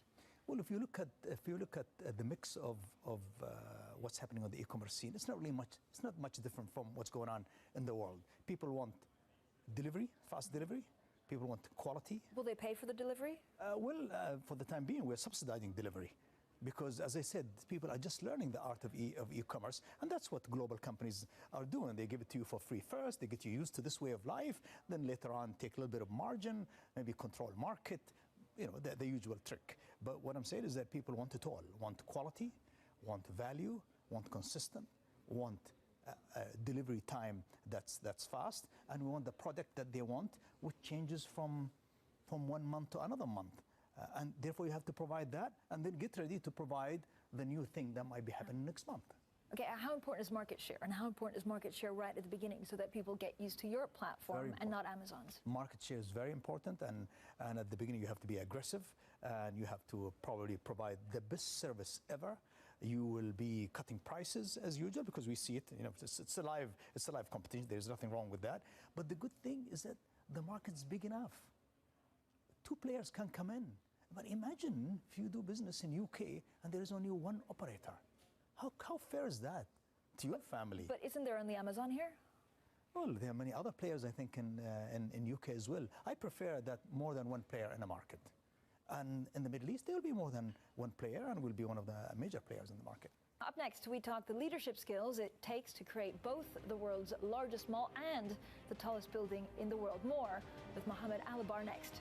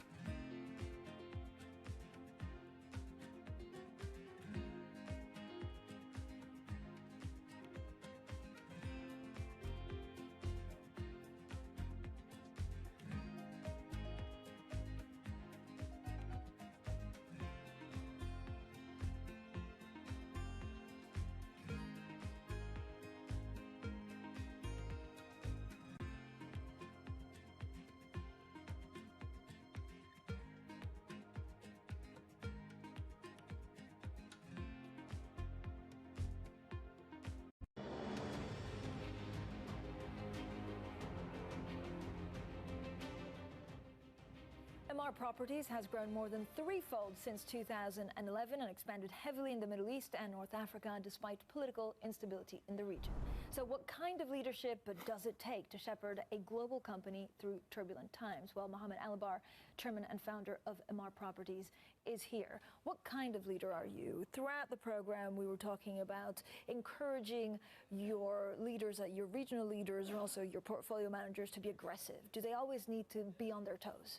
Well, I think, number one, they have to be relevant, because the change that's taking place in the world. So are you relevant? And the other thing I like is that I think we all have to believe in the reset. Are we doing this upgrade? Are we upgrading every 1 month? Because there's so much happening. And do we really act? I mean, that's, so we have to be relevant, we have to act, we have to have discipline, we have to believe in the best people, and we have to take care of our society. These are things that these are the elements that I really depend on to manage my business. Okay, but what does it mean being relevant? Because in more traditional times, you could ask a customer what they wanted, and you're saying, okay, I'm relevant. But now the change of pace is so fast. Well, relevant is that, are you watching social media daily, what's going on with your customer? And what's going on with your business? There's no more, I'll do a research and I'll wait 30 days. How alert are you? And how alert about how your customer feel, or alert what's going on to the industry, what's going on with politics, what's going on with the economy, what's going on in new tools of management, how fast can you go? So I think, are you awake? What do you need to be awake for more? Is it for your clients, or is it politics, or is it how your business interests are going? Well, it's about my customer, number one, my people, number two, the society, what's going on in politics, what might happen to interest rate. You almost have to have all that construction risk in my business, what's going on in technology, what's going on in digital. You almost have to be alert of all this but number one, people. And then you have to make sure that you share with them this environment, and are they fit in this environment? So what does that mean? What do you see your role? Are you putting the fire under your manager's feet to kind of keep them going, or do you micromanage? I don't think I micromanage, but there's a situation where I do have to go and micromanage, and I think that's we should be able to go down in case we want to. And remember, I came from my mom's kitchen. I used to work in my mom's kitchen when we were all 13 kids living in one room. So I know how to do that. So I can pull back and be the chairman of the organization. But if there's need to move in, I can comfortably move in. But I have reasonably good qualified people with me. But I really think that I'm the target creator. I'm the guy who does the monthly performance reviews. I'm the guy who push the limits. I want people to work hard, because I think we as human beings, our productivity is still low. I mean, you spend a lot of time in property because that's where you came from. That was the first company. Sure. But what excites you the most in all the others that you're doing? So hospitality, retail, e-commerce. I would say e-commerce excites me a lot, because when I look at how the digital world is changing our lives, I come back to my real estate business and I say, maybe this office is null and void. Maybe this is all not required anymore. But also, if you look at the digital guys and you see how fast they work, or the process they use, or the age of people in these offices. Therefore, I really believe that the younger generation are running the world, and they run it extremely well. So much learning in the digital side of the e-commerce. But I think my investment in MEVP, which is a private equity firm that specializes only in digital and technology in the Middle East, with almost 80 ventures, that's amazing learning about what's going on in the Middle East as well, and the industry that are about to come. Do you focus a lot on diversity for your companies? Is that important? Yes, very important, very important. And I think it's happening naturally. I mean, we don't even have to do it anymore. It's just naturally. That's how. So do you have metrics? We have metrics. We have KPIs for that.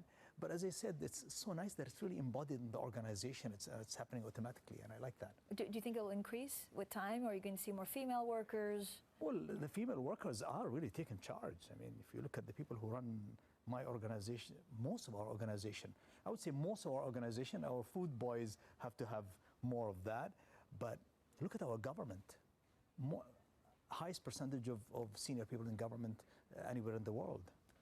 Mohammed Alabar, thank you so much for joining us. He is, of course, the chairman and founder of MR Properties. Thank you so much. Thank you. Thanks.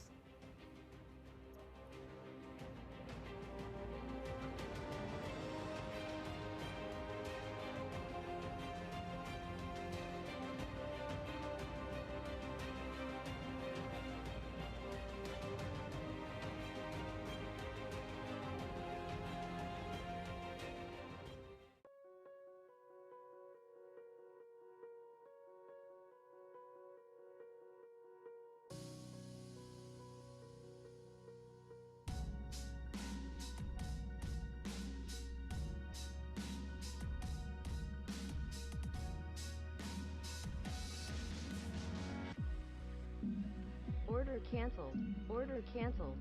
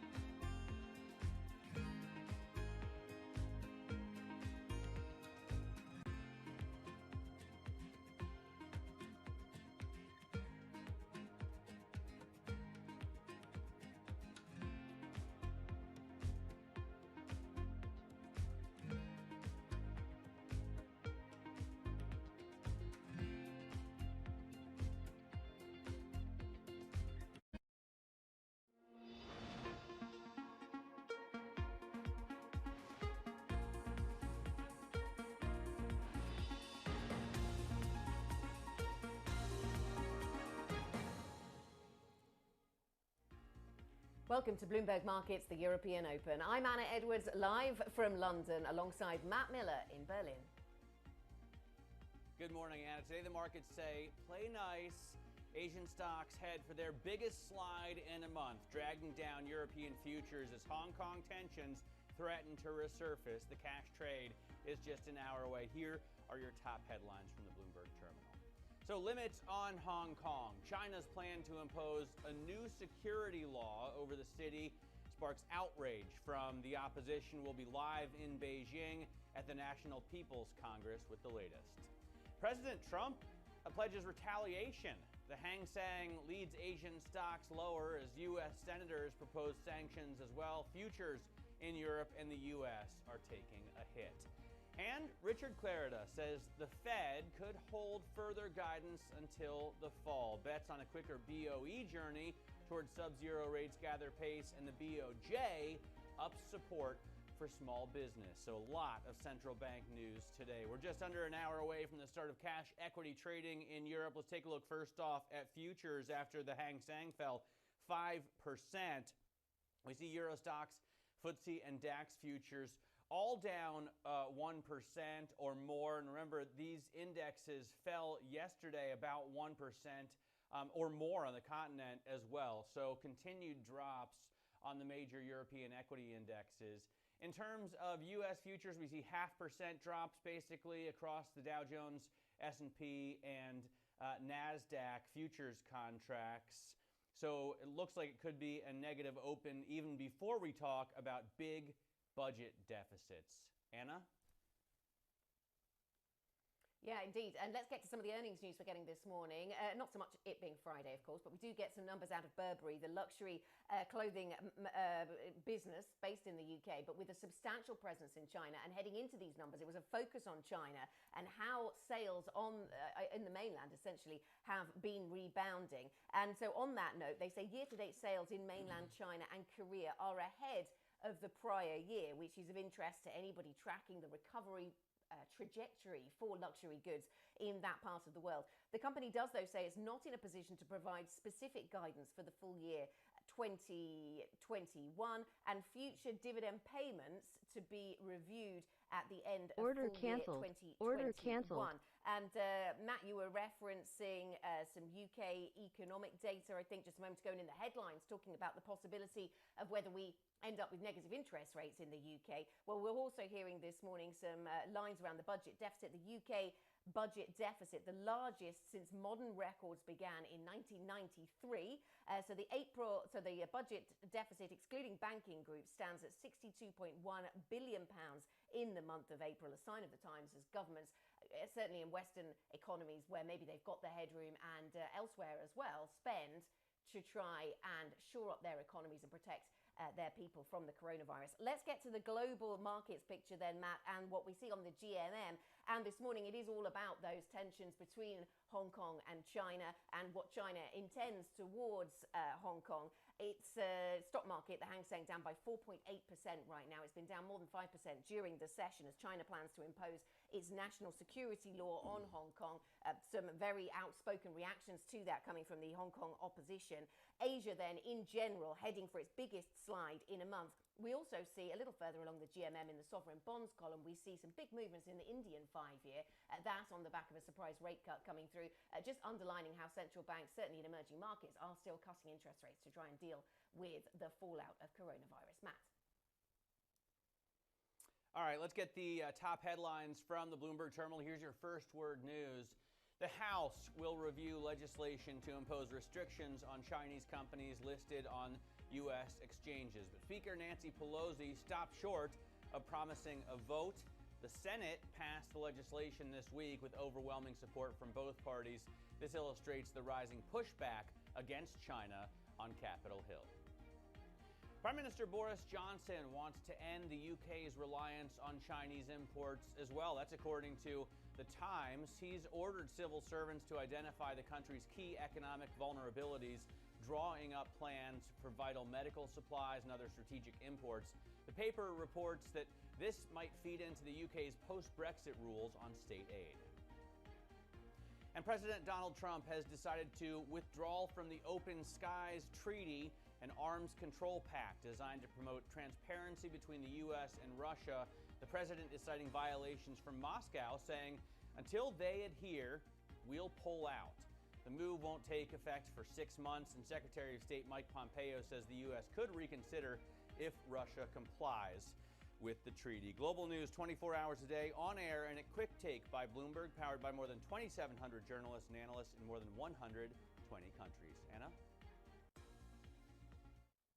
Matt, let's get into the conversation around global stocks and Asian stocks dropping, as we said. The bulk of the losses coming through in Hong Kong. The Hang Seng and the MSCI indexes are on track for the biggest decline in years. That as China announced plans to impose a national security law on the city, which has threatened to further escalate tensions between Washington and Beijing. Let's get into the markets now with Mark Cudmore, our Bloomberg Markets Live managing editor, who joins us from Singapore. So the reaction to this, quite obvious to see in equity markets, Mark. I suppose we ask ourselves how long-lived this will be, and maybe some of that depends on what we see from US politics and the reaction to this.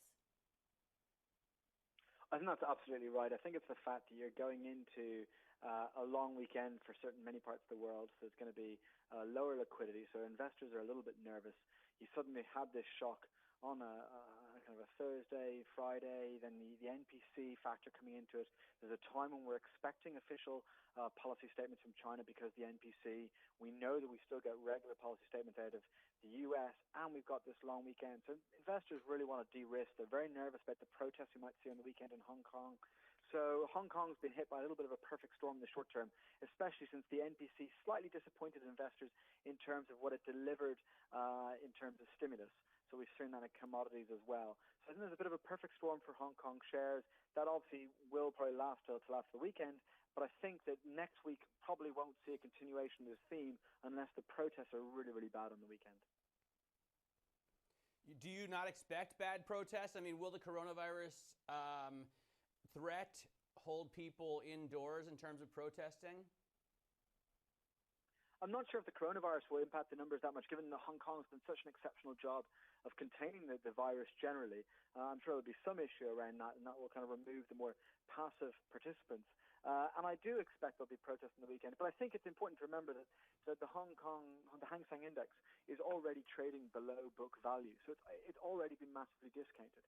And I think that many people have discussed for months, even before the coronavirus, there was a general theme, that expectation that China would take a harder line this year and could not afford the protests to go on. Now, all that conversation was put in the back burner by the coronavirus, and now we've had that whole element again. So, Hong Kong's in a deep recession because of the protests and then the coronavirus. But the backdrop picture is that the stock market's heavily discounted this story already. Maybe not 100%, but it's certainly largely discounted it. And then we've also got the fact that China is, doing better than many other Western countries in coping with the virus, and Hong Kong in particular is doing very well. So I think this is a theme which is, we're getting the news event which has kind of been seeping into the pricing for many months. It's not that there's not more downside, but a lot of negativity is already priced into the index. So even if it's a very bad scenario, it's hard for the index to fall substantially lower in the weeks ahead. Yeah, and let me ask you about emerging markets and how they fare. We've seen India cutting to the lowest since 2000 in terms of its interest rates, trying to revive its shrinking GDP. The central bank in India are expecting the economy to contract for the first time in more than 4 decades, just underlining how central banks in emerging markets are still taking actions to try and shore up growth as best they can. Yeah, I think this continues the general theme of not just emerging markets, but obviously we've seen every central bank around the world be very, very proactive. Now, we know that central banks have been very proactive in the last 15 years around markets, or since the last crisis, but they've even surpassed any of their expectations this time around. And I think this India move is a theme again, that it's not just developed markets that can smash all our expectations in what they do. Emerging markets as well can do that. And I think one of the other themes that's very interesting in this crisis relative to the last crisis is that actually in the GFC, quite quickly, it turned into a situation where emerging markets had to hike rates after a couple of months because their currencies were weakening so much. And actually what we're seeing this time is a completely different dynamic, that emerging markets do have the capacity to cut rates themselves, do have the capacity to ease rates themselves. And that's a reflection of several different things, and it's hard to generalize across the whole EM space because it is different by country, but generally external balances are a little bit safer than they have been in some of the EM crises at the end of the last century, at the start of this century. So they've got more room there. And also I think that they are slightly more mature economies, and so they're kind of viewed in a slightly different way, and there's less of that pure focus on the carry yield return, but also on the growth side as well. So I think the fact that emerging markets can also ease policy aggressively into a crisis and not have to tighten to stop outflows is a positive generally for the global economy over time. All right, Mark, thanks very much for talking to us this morning. Mark Cudmore is a Bloomberg MLive managing editor, and just remember you can join in on the debate. Today's question of the day on the MLive blog is, how much further can gold's rally extend? If you have thoughts on the gold rally, go ahead and reply by typing IB plus TV go. Become part of the conversation there on the MLive blog. I want to bring you some breaking news here on Nissan as we wait for earnings from the Japanese car maker. We see reports in the Kyoto newspaper that Nissan is considering over 20,000 job cuts worldwide. So it looks like Nissan is going to join the pack of big companies cutting a massive amount of jobs. Remember, yesterday we heard from Rolls-Royce cutting, I think, 9,000 jobs in the UK. So Nissan is considering 20,000 job cuts, according to Kyoto. Anna? Yeah, and let me tell you what's going on in the UK. Some other breaking news lines just coming through. The UK's FCA, the Financial Conduct Authority, extending the mortgage payment holiday by a further 3 months. So that takes it out to the end of October. So if mortgage payers are having trouble paying those mortgages because of temporary difficulties around coronavirus, they can ask up until the end of October, they can ask for payment holidays. So that is an extension of some of the support being offered to mortgage payers in the UK. We're going to talk about the real estate sector, in fact, in the second hour of the European Market Open programme with a property investor. So we'll talk about that from that side, from that angle as well. Up next on the programme, though, is the ECB planning to unleash even more stimulus. The central bank publishes the account of its last meeting in a few hours' time. We'll talk bond buying with our next guest. This is Bloomberg.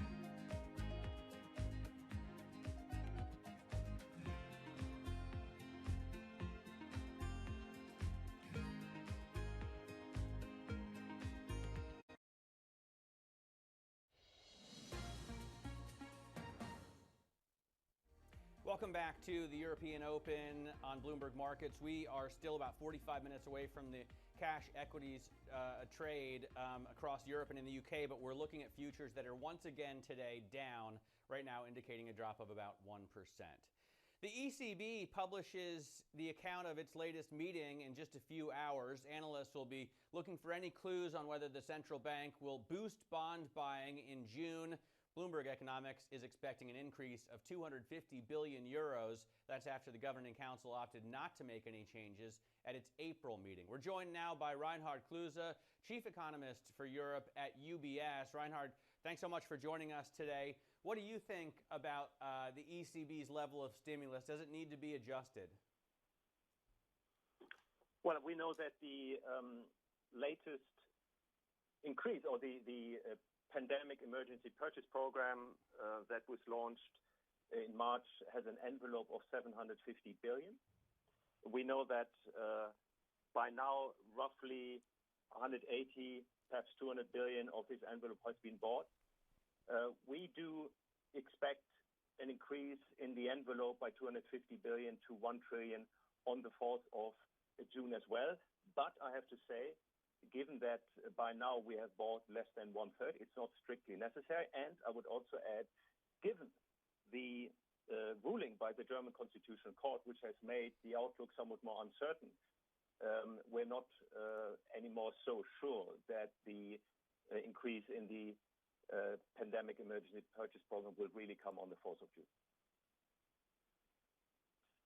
That's interesting, Reinhard. And so I suppose there's increasing pressure. If the ECB is a little distracted by that Constitutional Court ruling, there is increasing pressure perhaps on fiscal actors, on governments to do more. We've seen the recovery fund announced by Merkel and Macron, but that needs support of others, and it lacks detail perhaps, and it will take time to implement. Do we risk a crisis in the meantime for the Eurozone? No, I think with the policy response that is already on the table, I think we're good for now in the short term. We have a new ESM facility. We have a new facility from the European Investment Bank. We have also launched a new unemployment insurance fund in Europe. Everyone knows that the discussion about the recovery plan is underway. It's going to be complicated. But if unforeseen events do not happen, I think we're good for now. But I wouldn't want to downplay the need that we really do make progress with the recovery plan. As you rightly said, the Franco-German proposal from last week was very important. The European Commission is going to launch its own proposals next week, Wednesday the 27th. Then the European Commission's proposals will be put together with all the other proposals that are on the table, including the Franco-German one. I think this will then be passed on to European finance minister for further discussion. And then I think EU leaders will be in a position to discuss the plans at their summit on the 18th and 19th of June. So that's 4 weeks from now. But I would caution that final decisions will not be taken before the second half of the year, because after all, this recovery fund will be part of the EU's 2021 to 2027 budget, which is not going to be launched before next year anyway. So it's going to be complicated, and it will take a few more months to be sealed, I think. That doesn't sound very much like a bazooka. It doesn't sound very overwhelming. Reinhard, what kind of recovery do you expect from this? In China, we're seeing positive surprises in terms of consumers returning to purchases. Businesses with units in China are positively surprised with the rebound they're seeing there. What kind of rebound do you expect to see out of Europe? Yeah, so first of all, of course, China is a few weeks ahead of us in the cycle, in the COVID cycle, so to speak. Yesterday, we got PMI's, Purchasing Manager Indices, for the Eurozone. We've seen that PMIs for May jumped a lot from the super weak levels we had in April. We're now also back slightly above the March level. But overall, in absolute terms, we're still extremely weak. So I think we can say that this recovery is going to be very, very slow. According to our forecast, we'll see a GDP contraction this year of at least 6%. we expect a recovery of 4% next year, but that would mean that by the end of next year, by the end of 2021, the level of GDP will still be 1.5% below the pre-crisis level. And that means we will probably need all of 2022 as well to just return to the pre-crisis level. The key issue here is that during the lockdown and afterwards, so many corporates will go under and people will lose their jobs, that the negative follow-on effects for household consumption and fixed investment are likely to be quite significant. Reinhard, thank you very much. Thanks for joining us. Good to speak to you this morning. Reinhard Kloos, the Chief Economist for Europe at UBS. Coming up on the programme, we'll talk about what's going on in China a little further. China kicks the hornet's nest, perhaps. Activists in Hong Kong call for protests after Beijing introduces sweeping national security legislation. We're live in the Chinese capital next. This is Bloomberg.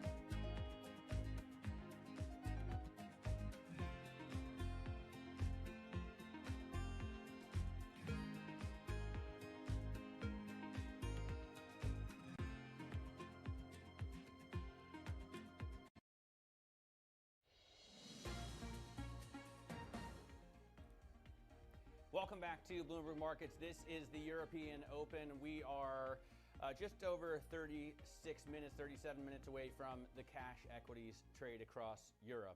But in China, we've seen a hornet's nest stirred on Hong Kong. Premier Li Keqiang has told the National People's Congress that Beijing will reinforce national security in the autonomous region. The remarks came after Beijing announced dramatic plans to rein in dissent by writing a new law into the city's charter. An opposition lawmaker in the city has called the move the end of Hong Kong. Joining us now from Beijing is Bloomberg's Selena Wang. So, Selena, why is this Hong Kong security law? I thought some version of this already existed. So why is this so controversial? Well, China's signaling that it's going to be bypassing the Hong Kong legislature to pass this law, which it's been pushing for many years, actually. Now, while we don't have the text of the law yet, it is expected to ban sedition, secession, and subversion of the central government in Beijing. The last attempt to try and pass a similar law was in 2003, which led to mass protests against it, and the legislation was eventually shelved. Now, the concern here is that at a time when the rest of the world is really preoccupied with battling the coronavirus, this law could further erode Hong Kong's autonomy, judicial independence, and other freedoms that people don't have in China. And there's been this immediate backlash from the international community. Opposition leaders in Hong Kong, Dennis Kwok, a pro-democracy lawmaker, said that this erodes the status of Hong Kong as an international city, and it expects that that status will be gone very soon. And And it, of course, further inflames tensions between the U.S. and China, with two senators introducing legislation to punish Chinese entities involved in this proposed new security law and also penalizing banks that do business with them. And that's on top of potential delisting of Chinese companies from U.S. exchanges and further efforts to curb financial flows. And this type of rhetoric is only expected to escalate as we head into the U.S. presidential elections. Yeah, and we heard, Selena, of course, from President Trump just yesterday that the US, he said, will address very strongly any Hong Kong crackdown. And Michael Pompeo, Secretary of State, of course, has his views on the degree of autonomy that Hong Kong enjoys in its special status. So we'll watch that US conversation very closely. Meanwhile, in China, we've heard from the Chinese leadership that they're stepping away from that strict growth target that we've heard about before. What's the significance of that? Well, the GDP target is normally really the anchor of the country's policy making, and the fact that they're abandoning this altogether just underscores the scale of the uncertainty caused by the pandemic as well as the damage that's been caused. And while it doesn't come as a surprise, it is notable because local officials really look to this target as a cue for their spending and investment. So that target really serves to coordinate diverse actors across this large and complex economy. But we did get precise figures in other areas. So the targeted budget deficit was widened to more than 3.6% of GDP. That's more than in the wake of the global financial crisis. Also had boosting infrastructure investment with 3.75 trillion yuan in local special bonds. And the government also set a target to create 9 million new jobs, which is lower than last year's 11 million. But this focus on jobs is really critical. According to BNP Paribas, more than 130 million people have lost their jobs or been furloughed. And given that this could lead to social unrest, it is critical for them to really focus on creating more jobs. Yeah, I mean, I remember when that growth target was 10% and then 7.5% and 7%, and it's come down and now it's gone. Selena, thank you very much. Selena Wang in Beijing. Up next, we'll stick with this story, in fact, because one opposition lawmaker says that this could be the end of Hong Kong. We'll discuss what is next for Hong Kong, the status of the island, with Diana Choi-Laver, chief economist at Enodo Economics. This is Bloomberg.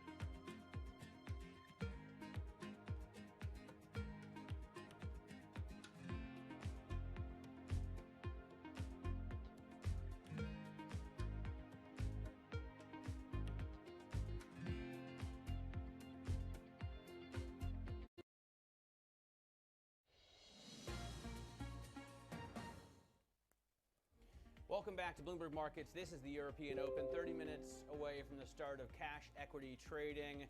Here are the stories that we're watching very closely. First off, the National People's Congress, the annual gathering of China's main legislature, has opened in Beijing this morning, as we were just talking about. We're going to continue to cover this throughout the program. At 10 a.m. London time, EasyJet kicks off its EGM. Shareholders will vote on a call by founder Stelios Hajianio to remove the company's chairman, CEO, and CFO as directors. So big deal going on there. At 12:30 p.m. UK time, the ECB releases the accounts of its latest monetary policy meeting. And finally, Alibaba is set to publish its earnings before the U.S. market open. The Chinese e-commerce giant is likely to report a year-on-year profit decline in the March quarter. Now, U.S. House Speaker Nancy Pelosi spoke exclusively to Bloomberg about needing further stimulus and getting people back to work in America. Take a listen. We all know that issues like unemployment insurance, food stamps, and the rest really provide stimulus to the economy, and we have to do that. So we think in our package, the HEROES Act, that we do just exactly that. A scientific path to open the economy safely and soon. Supporting our heroes to keep those jobs in place, which are important to the economy. And again, the stimulus that money in the pockets of the American people provides.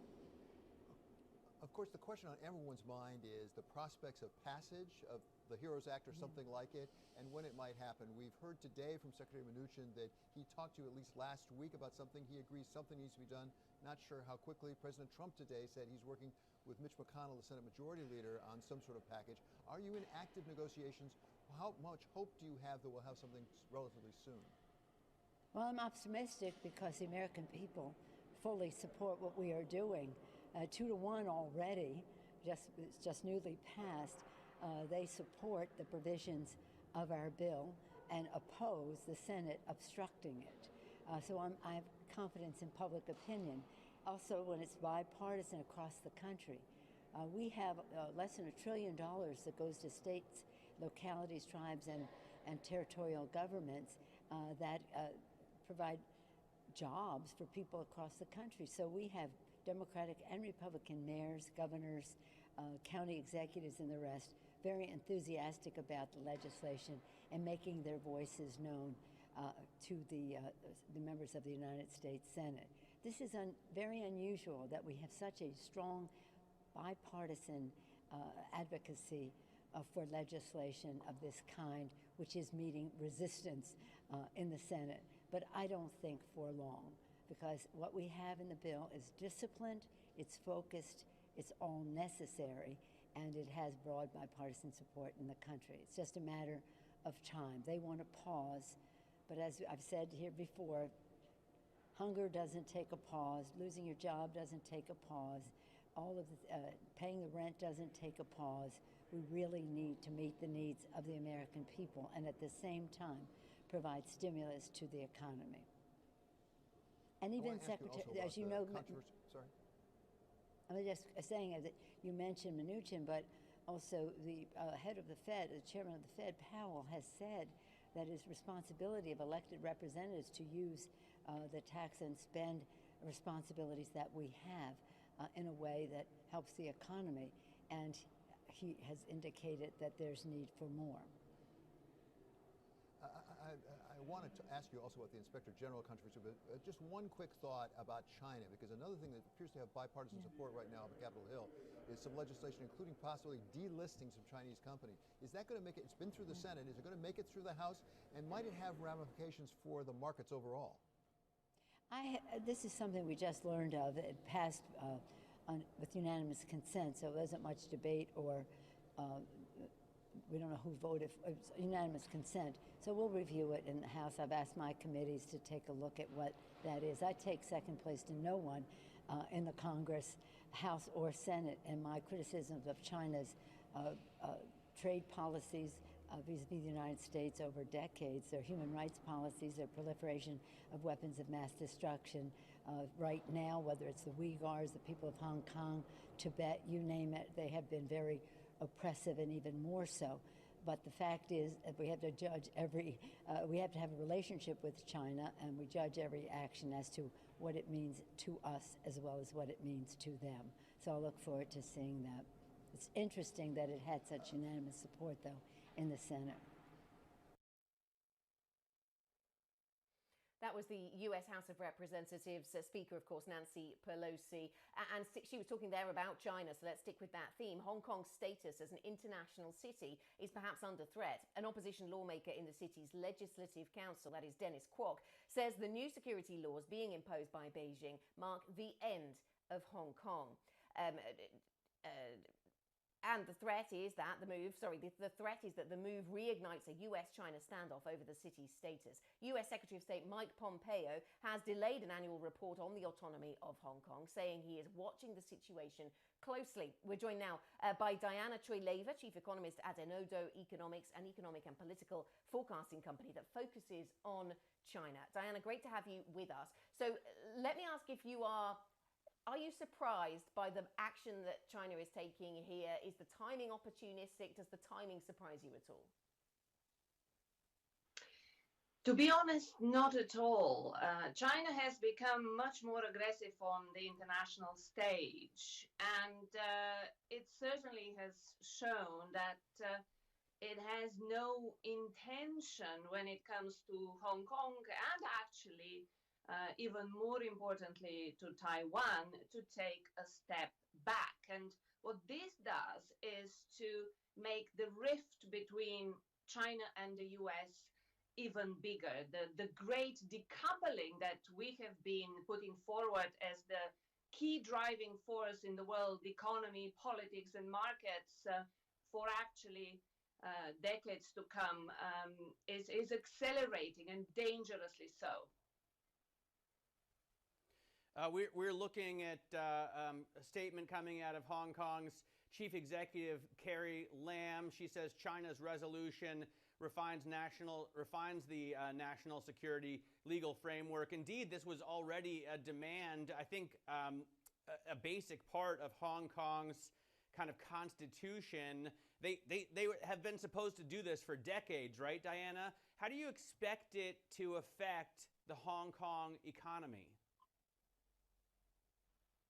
Look, the Hong Kong economy is already down in the dumps. What's really important here is how the US is going to react to China's assertiveness. And, you know, I've been covering China for 20 years, and throughout that time we've had all the sort of perennial scares every few years that the Hong Kong dollar peg will be attacked by speculators and it will unravel. But actually, we are now in a position where this could happen from a totally different direction from the US side, because in the 92 Hong Kong Dollar Act, which actually is a rather short document, right in the middle of it, the US takes the obligation to exchange Hong Kong dollars for US dollars.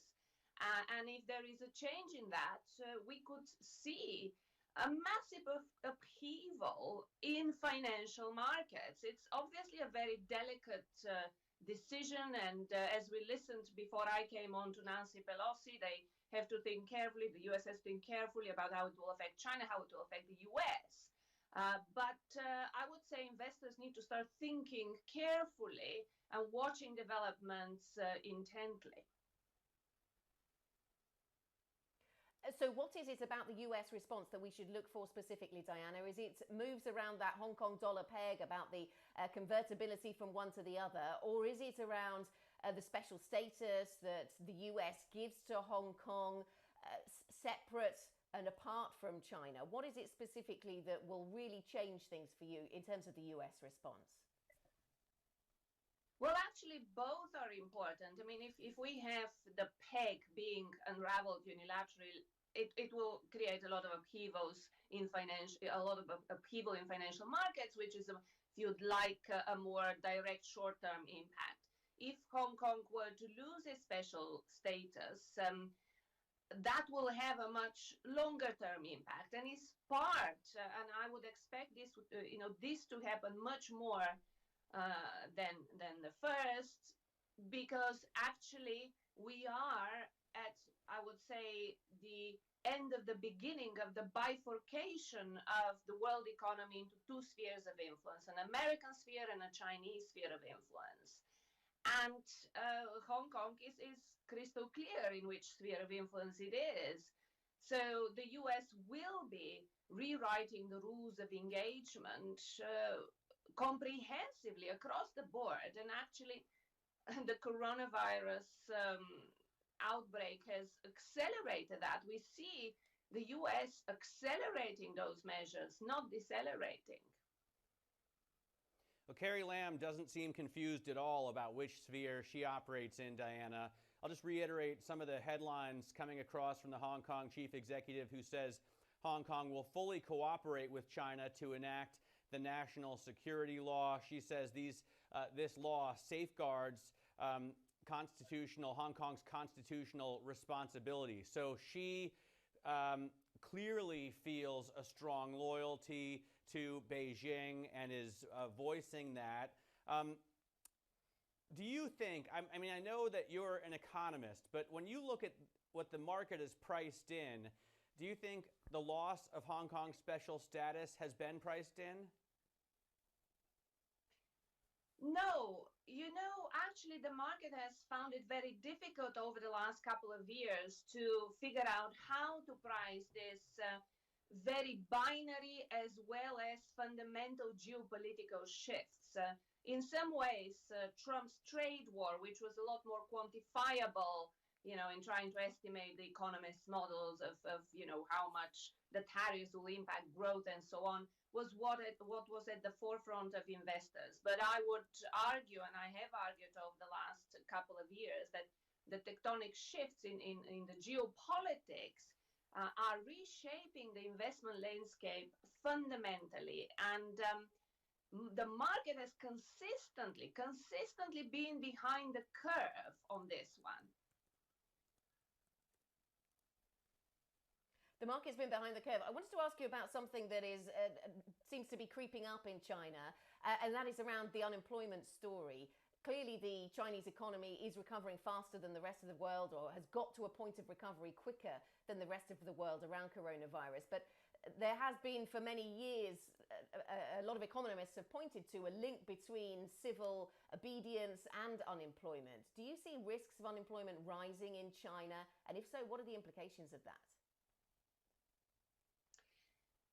The rise in unemployment is a huge challenge to the Chinese Communist Party. And actually, the dropping of the GDP growth target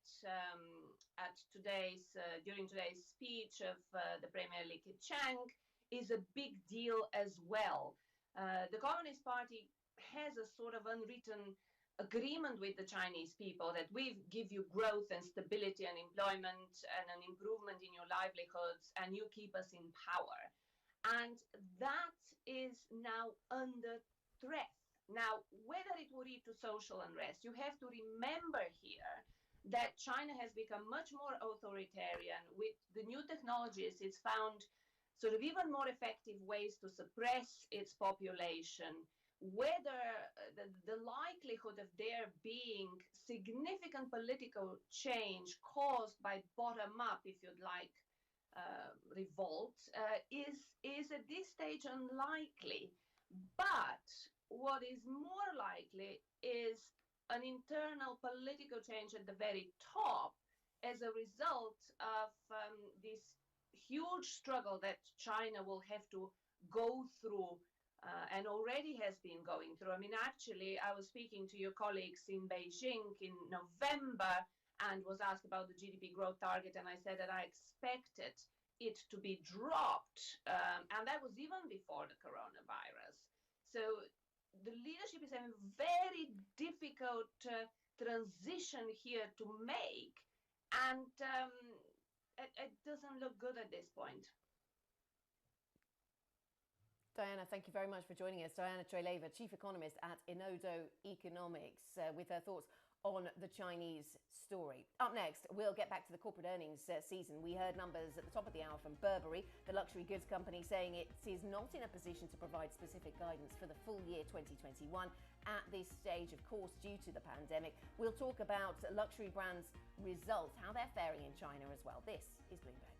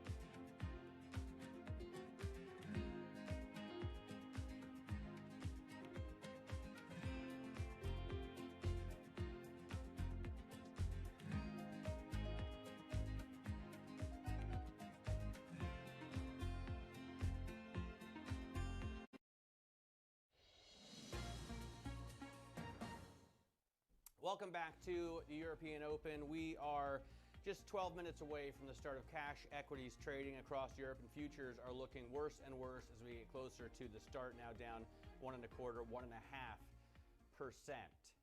Now, like many companies in the wake of the pandemic, Burberry says it cannot forecast the future and give specific guidance. The British luxury company was out with earnings today, and actually we got a pretty decent look at what's going on, certainly in some parts of the world. Joining us now is Bloomberg's Anne-Marie Hordern from New York. So Anne-Marie, how has Burberry been faring in the wake of the pandemic? Good morning, Matt. Well, I'm not sure any company that can actually forecast the future given what is going on with the virus. And especially for Burberry, they talked about how many stores they still have shut. It's about 50%. They say that's about the peak, and it's going to stay near that level for the remainder of the quarter. So that's through June. So that is going to severely weigh on them. Another interesting part of the result was the dividend. They really need to want to hold on to this cash, bolster their liquidity. So they are holding off on that. The final dividend not declared, and they say that will be decided in the fiscal year. Though shares are cold up this morning, one bright spot potentially, retail sales fell 3% on comparable basis. Analysts were expecting a little bit worse, 4.6% decline. But really, as Deutsche Bank noticed before this report, this is supposed to be a moment of truth for Burberry.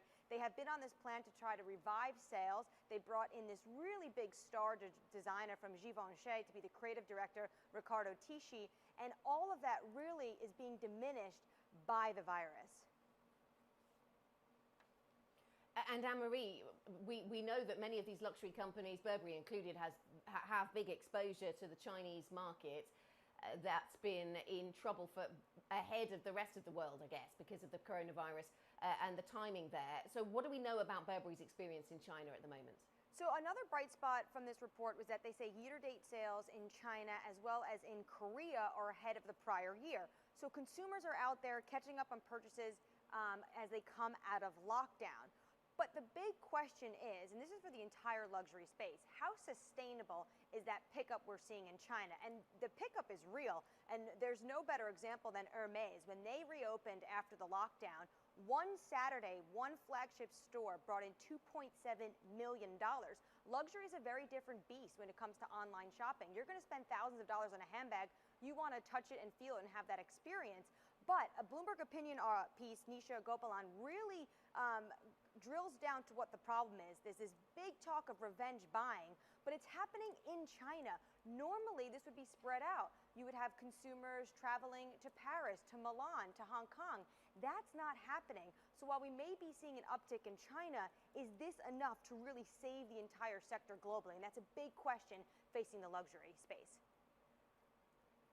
Also, I think I just saw a picture of a guy who had a belt on the outside of his jacket.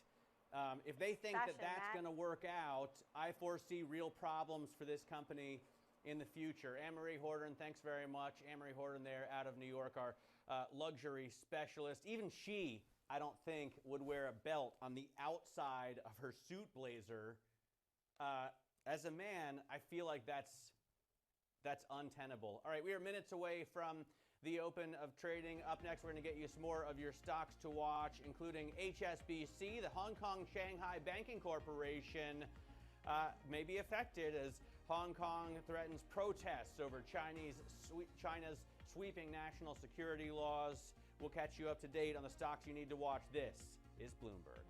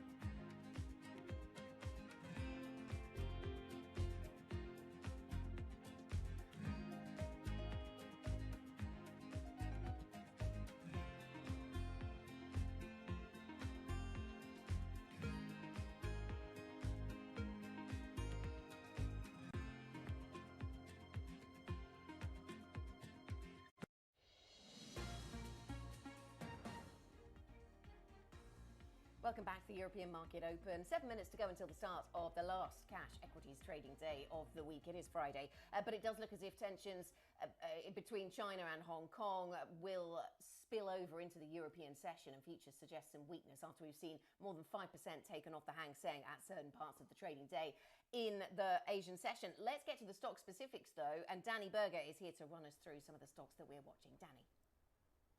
And one of the ones to keep an eye out for is Air France KLM. According to a Dutch paper, they're having a difficult time securing a loan. This is because of a recent policy reversal. They're now going to give customers a full refund. Before it was just vouchers, but this is in accordance with EU rules. However, it means that they're likely to need more by the €4 billion maximum that they've received in state guarantees. So we're likely to see pressures there. HSBC likely to decline as well. That's the tension we're seeing in Hong Kong with China imposing the national security laws. Already, HSBC gets about 20% of its revenue from Hong Kong, and this latest move is one that's likely to reignite the domicile question for HSBC and threaten Hong Kong in general as a financial hub in Asia. Matt, Anna? All right, so huge story really affecting large swathes of the market. Danny, we do see the Hong Kong Hang Seng falling right now 5.4%. That's the biggest drop that we've seen in Hong Kong since July of 2015. So that's obviously going to have some fallout here in Europe as well. Coming up, it's the European market open. We see futures pointing down more than 1%. So watch for a risk-off trade, especially anything related to Hong Kong. Also going to be a tough day for banks, for airlines. Nissan's going to fire 20,000 people, according to Kyoto. It is a risk-off Friday. This is Bloomberg.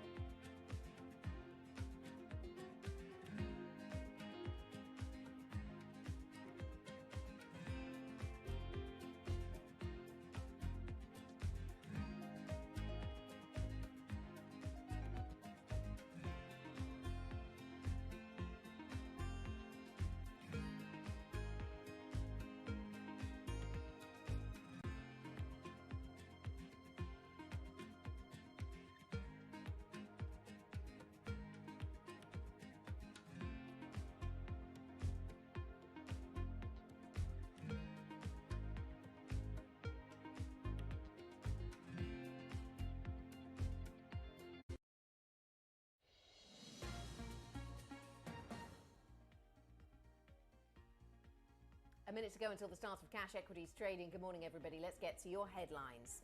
Limits on Hong Kong. China's plan to impose a new security law over the city sparks outrage from the opposition. We'll be live in Beijing at the National People's Congress.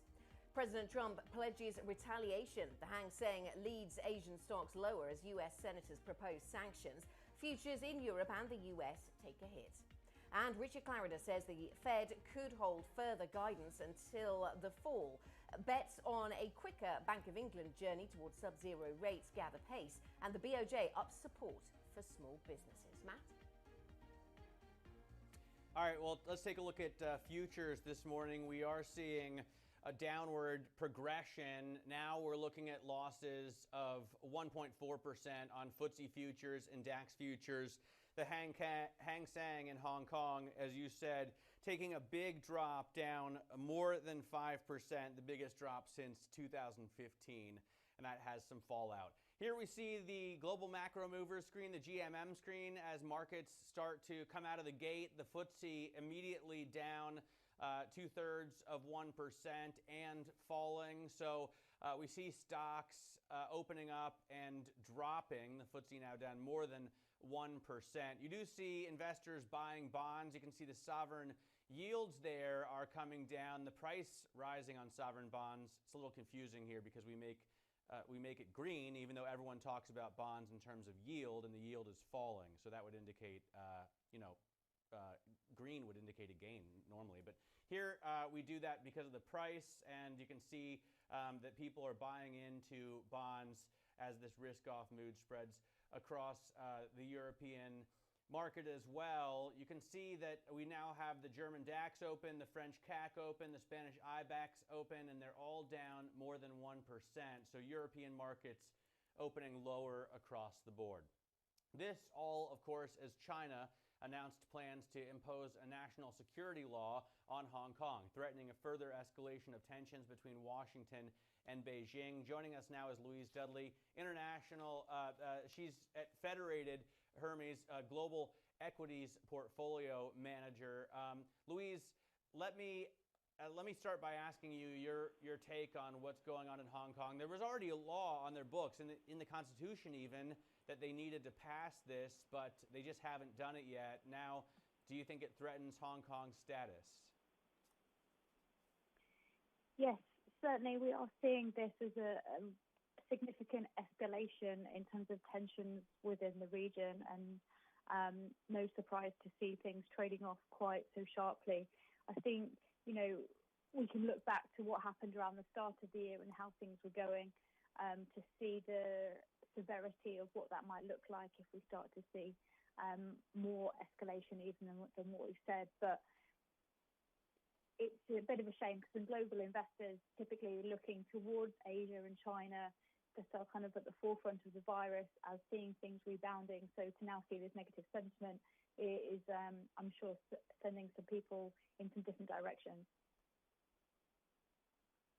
Yeah, good morning to you, Louise. Yeah, interesting. In your notes ahead of this conversation, you talk about focusing on companies with a Chinese supply chain and with Chinese customers because, of course, they're ahead of the curve when it comes to the virus globally.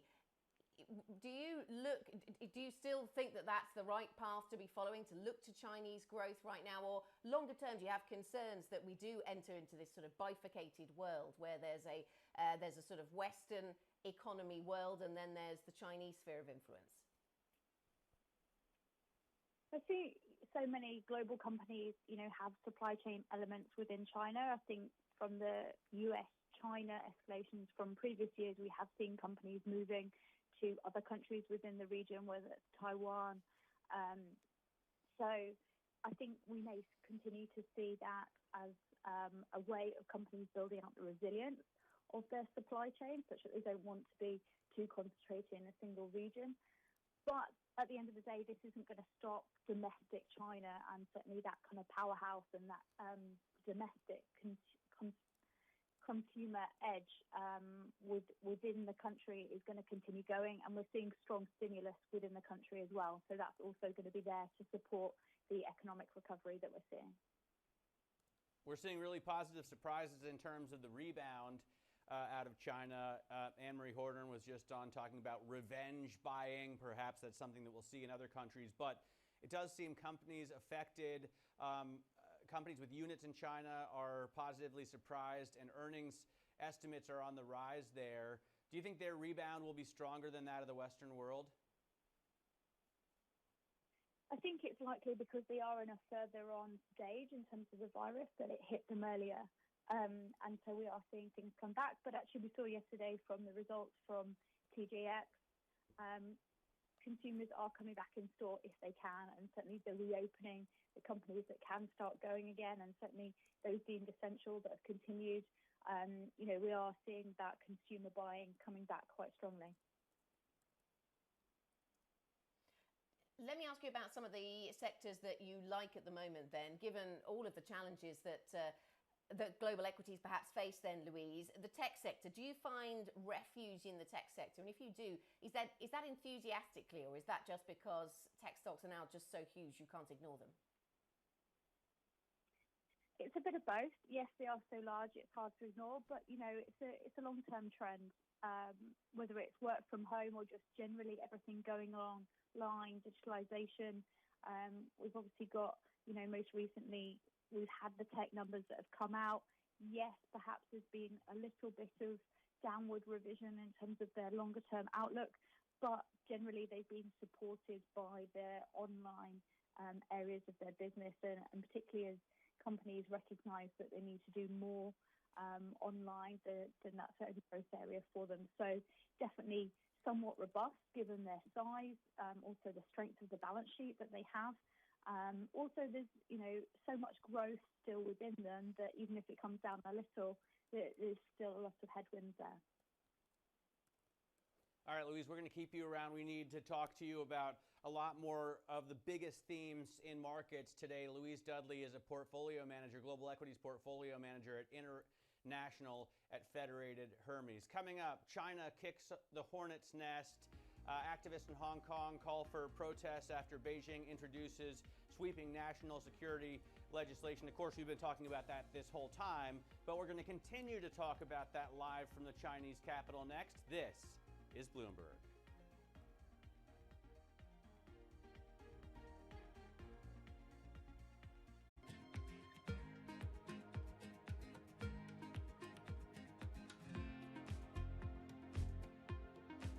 Order submitted.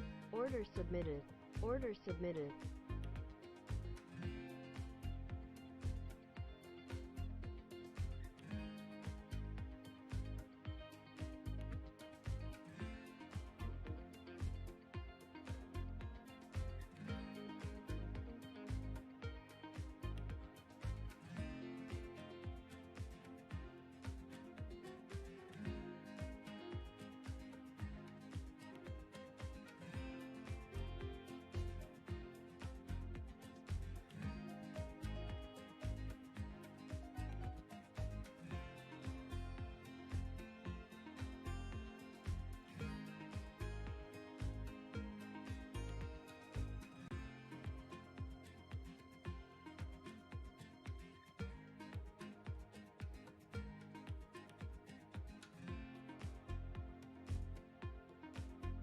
Order filled.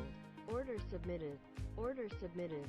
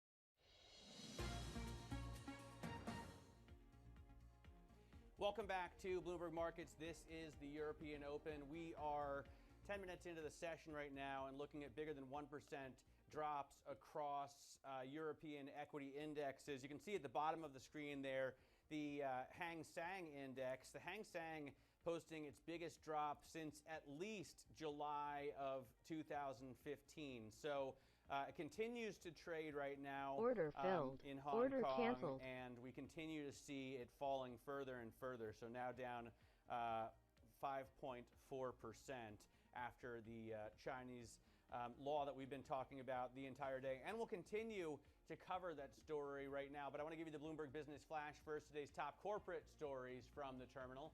Burberry is warning of a severe downturn this fiscal quarter. The luxury company says that that's when store closures due to the pandemic will probably reach their peak.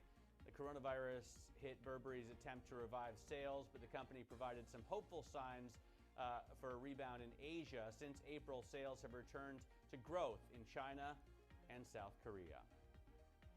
Nissan is considering more than 20,000 job cuts, according to the Kyoto News Agency. The pandemic is hurting demand, obviously, and driving the need to cut production like everywhere else in the world and at every other company. It continues. It comes as the continued lockdowns have forced factories and showrooms to close. More details should be coming as part of a midterm restructuring plan on May 28th. And the Royal Bank of Scotland says most of its staff will not return to the office for months. But Chief Executive Alison Rose says a small number of employees will be working in June at the office. The bank is planning strict social distancing measures. This comes as other lenders are planning a return to the office. Some are cutting occupancy levels, and others are thinking of moving staff to the suburbs. And that is your Bloomberg Business Flash. Let's talk about what's going on in Europe right now. Now, the ECB publishes accounts of its last meeting in just a few hours' time. Analysts will be looking for any clues on whether the central bank will boost its bond buying in June. Louise Dudley, international at Federated Hermes Global Equities Portfolio Manager, is still with us. And I want to get your thoughts on financials. So we're thinking about what the central bank in the Eurozone, what the ECB does with its bond buying and its interest rate policy and the like. And I know that you're not that keen on financials, European financials at the moment. And now we have another reason to more broadly dislike European financials, I suppose. And that's the ones that are connected to that Hong Kong story. HSBC, for example, down by 4.8% in this morning's session here in London. So give us the basics of your dislike for European financials. Where's it coming from, Louise? Yeah, I think certainly it's relative to some of the US banks where they definitely have much more underlying strength. And certainly when we look at Europe in general, much weaker underlying growth. So the GDP numbers just not there supporting things. And at the same time, they've had to be a lot stricter. They've had a lot stricter top-down measures imposed on them in terms of dividend cuts and things like that. So therefore, what they've had to ring fence in terms of supplying cash to the underlying economy has obviously taken a significant hit to them. And it's more that their outlook going forward isn't as great.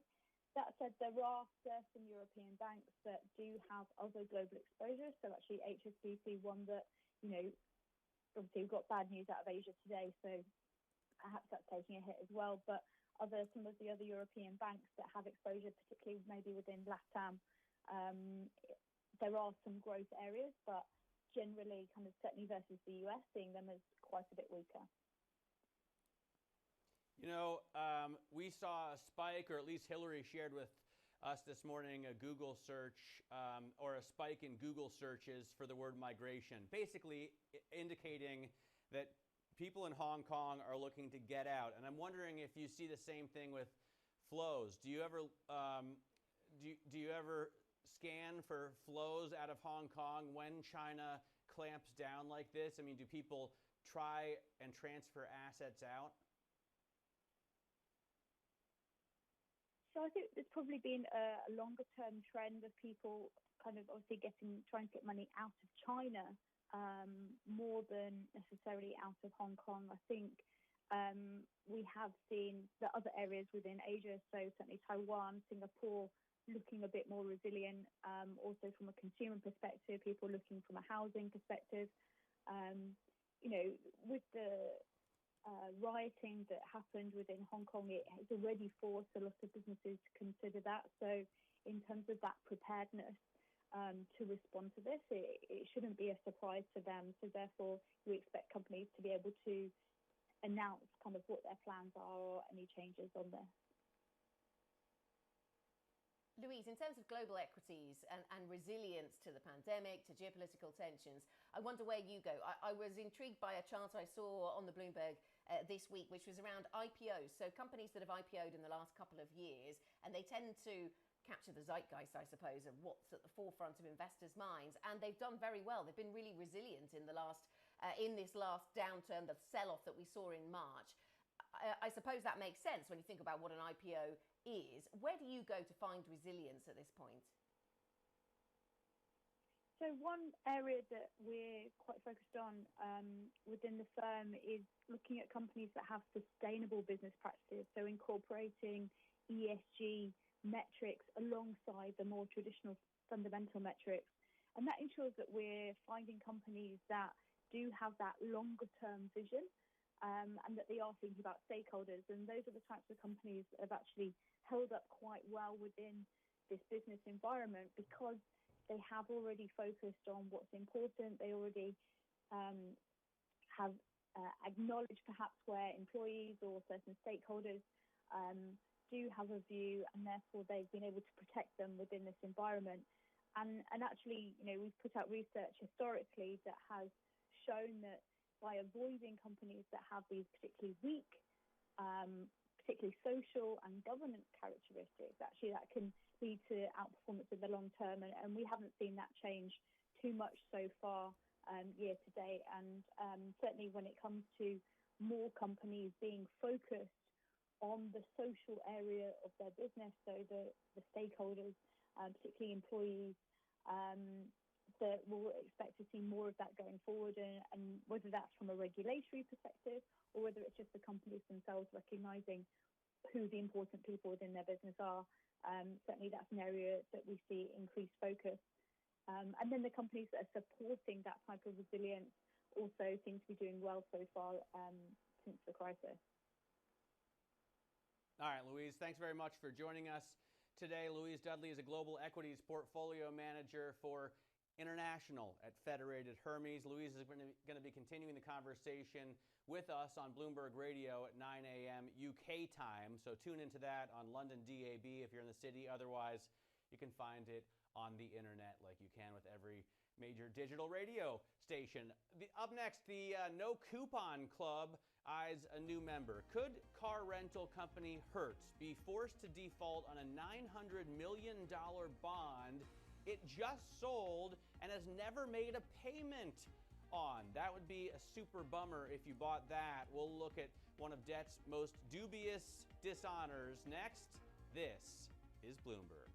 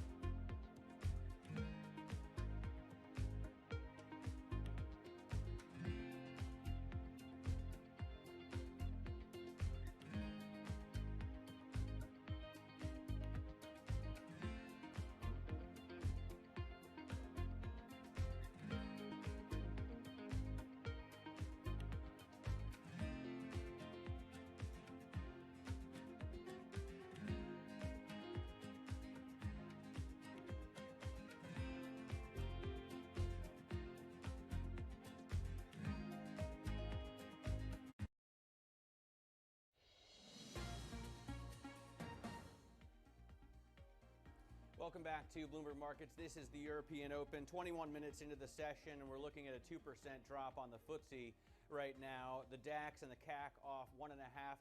You can see there the Hang Seng in Hong Kong trading down 5.6%.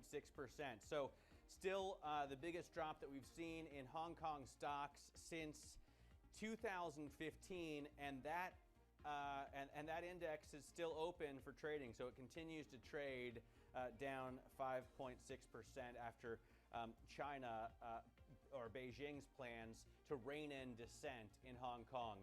The Chinese want to write or are writing a new law into the cities, into Hong Kong's charter. The move risks fueling a fresh round of street protests. The premier of China, Li Keqiang, says the move is aimed at safeguarding the national security. The government also plans to integrate Hong Kong with other Chinese cities in southern China. One opposition leader on the island says this is the end of Hong Kong. India's central bank unexpectedly cut rates in an unscheduled announcement this morning. It's ramping up support for an economy facing its first recession in 4 decades. The benchmark repurchase rate was lowered by 40 basis points to 4%. The Reserve Bank's next meeting wasn't scheduled actually until the 5th of June. And the UK has posted the largest budget deficit since modern record-keeping began. That's as the government unleashed an unprecedented amount of spending to prevent the collapse of the economy. The deficit stood at over £62 billion last month, according to the Office for National Statistics. That's equal to the total borrowing in the entire year of 2019, or fiscal 2020, actually. Global news 24 hours a day, on air, and at Quick Take by Bloomberg, powered by more than 2,700 journalists and analysts in more than 120 countries. Anna? Now, Matt, the infamous No Coupon At All Club could be about to welcome another member. The car rental company Hertz has told creditors it may be forced to file for bankruptcy. That would mean defaulting on a $900 million bond it sold in November before it's made even its first payout to investors, hence the No Coupon At All dubious accolade. Danny Berger joins us. She's been looking at this phenomenon. So, Danny, speaking about Hertz specifically then, how did this company find itself in this situation? Yeah, it's certainly an exclusive club that no issuer wants to be part of. Look, when Hertz first offered these bonds back in November, there was high demand. They even raised more money than they had initially planned to. But obviously, since November, the picture has changed in the economy, especially with demand for rental cars all but disappearing. And now Hertz basically has to pay back about $400 million worth that they owe to other lenders. They haven't been able to do so, and today is the deadline for them to hammer out a deal what to do with this. If they can't reach an agreement today, and at the moment our reporting suggests there's an impasse, it means that they may become insolvent, and that means that people who bought those bonds in November see the company default without getting a single coupon payment. That would really blow, right? To make a big investment and then get nothing before the company goes bankrupt. I think, the fact that this went out in November could trip a lot of people up. So that's a super bummer. Danny, if we see defaults on the rise, how do investors justify buying risky bonds now? Yeah, I mean, you'd think that it would be hard to. Why would anyone want to buy something like Hertz? But Avis, another rental car company, was able to raise a lot of money. And the way that they do this is by offering extremely high yields. That Avis one, the yield was something like 11%. Norwegian Cruise Lines, they're about to have another bond offering, according to people familiar, that's likely to be at a 13% yield. These are distressed levels, especially considering how low treasury yields are right now. Out of the gate, they are distressed, but the way they get this done is by giving a lot of yield to investors, and right now investors are more than willing to pay up. Danny, thanks very much. Danny Berger joining us there with the latest on a bond phenomenon, a bond club that, as she says, you wouldn't necessarily want to belong 2. Let me just get into where we are on these markets then, because the story out of Hong Kong has been dominant. The Hang Seng down by 5.6% as it comes towards the close in the Hong Kong session. And some of that negativity around the relationship between China and Hong Kong and what lies ahead for Hong Kong, essentially, Matt, in terms of its relationship with the US as well and global international financial hubs.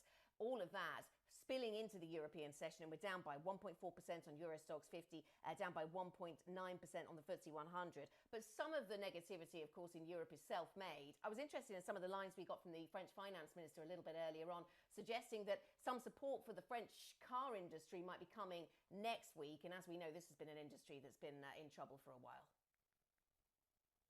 Yeah, he said the company is in a really dire situation. Something that we probably knew, but it's interesting to hear that from the French finance minister, and clearly working on a bailout there for Renault, as a lot of these companies are for their big national champions, and they're going to hope to, a lot of these countries are for their big national champions, they're going to hope to give themselves an advantage, and it'll be interesting, Anna, to see how the EU sorts that out, right? When every country in the EU wants to finance its own national champions to give them an advantage over other national champions in the EU as well. When we come back, we're going to bring you our interview with Canada's biggest published company, Shopify's CEO. Order submitted. Order submitted. Order submitted. Order canceled. Order canceled.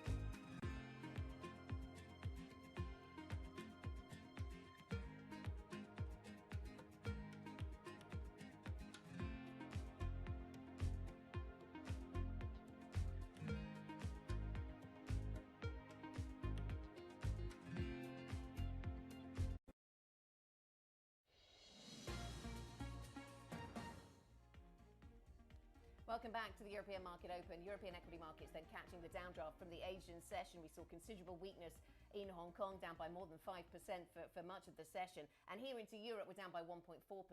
There's some direct read across into some of the European financials, the likes of HSBC and Standard Chartered, having a negative early start to trading because of concerns about what happens to Hong Kong as a global financial centre. That's weighing on those businesses with a big exposure to the Hong Kong market, of course. But more broadly, there's just geopolitical tension in the air, and that's taken the stock 600 down, as I say, by around 1.4%. In terms of sectors on the move, then, this is what we've got for you today. Everything in negative territory. So banks, insurers, and basic resources to the downside. Some of the banks I mentioned because of the Hong Kong link. A little bit interesting, given the conversation we're about to have, a little bit of resilience in real estate, travel and leisure, and healthcare. But even those sectors are in negative territory. Matt? All right, Shopify became Canada's largest public company by market value earlier this month as COVID-19 shut down physical stores and forced people to shop online, or gave them that privilege. Now, the e-commerce firm has new offerings for merchants. Bloomberg technology anchor Emily Chang spoke to the CEO of Shopify, Toby Lutka, yesterday about his initiative.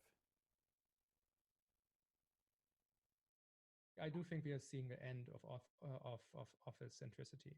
It used to be that the office was a place where work is being done, and being remote really meant you are like using some digital crutch to be basically in the office so that you can get work done. I think what COVID is going to accelerate is something which would have happened anyways, but would have happened many years from now, which is that really everyone rearranges their understanding of that at least for the companies that can do it, all the work is really digital by default. I think so we will not, like we expect that the majority of people will work from home and home offices in the future. We also expect So what percentage of people would still be in the office on a regular basis? I would say it's 20-25%, something like really? This. I think that there's a lot of, I come across a lot of people who say, I can't wait for this whole thing to be over because I really would like to go back to the office. I don't think there's a going back to the office the way we had. I think we will go back to something different, potentially better in some ways and potentially in some instances also worse than it might have been.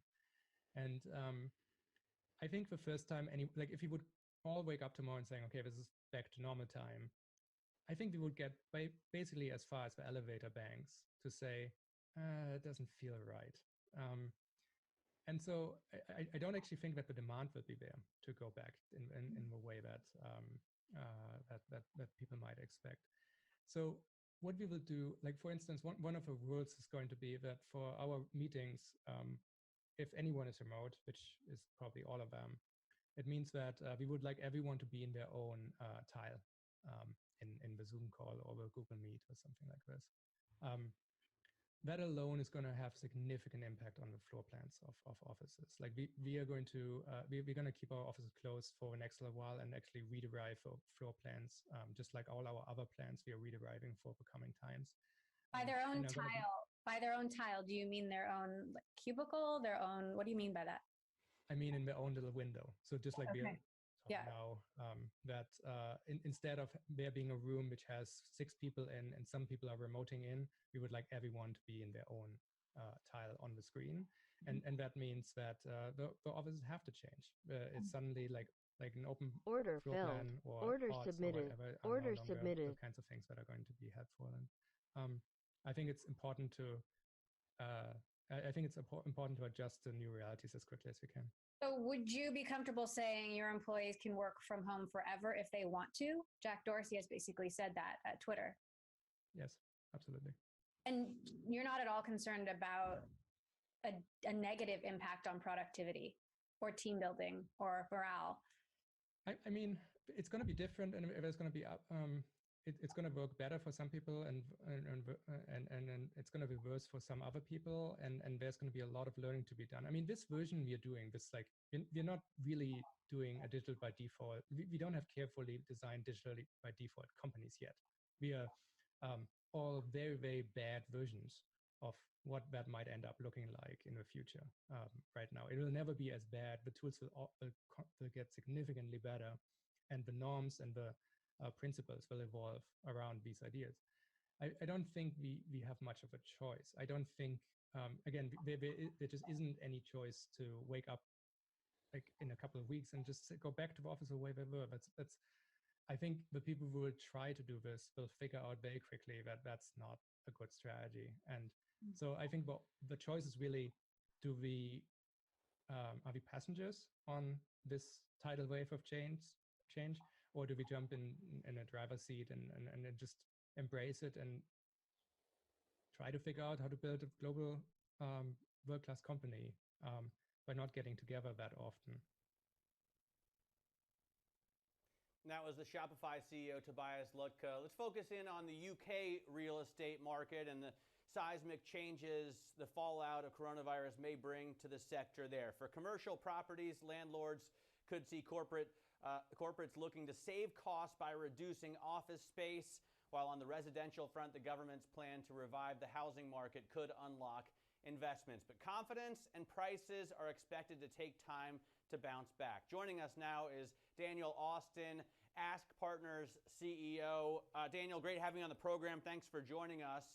First off, pleasure, Matt. What do you see in terms of the commercial market? I mean, we've heard so many bank CEOs say maybe only half of our employees are going to go back.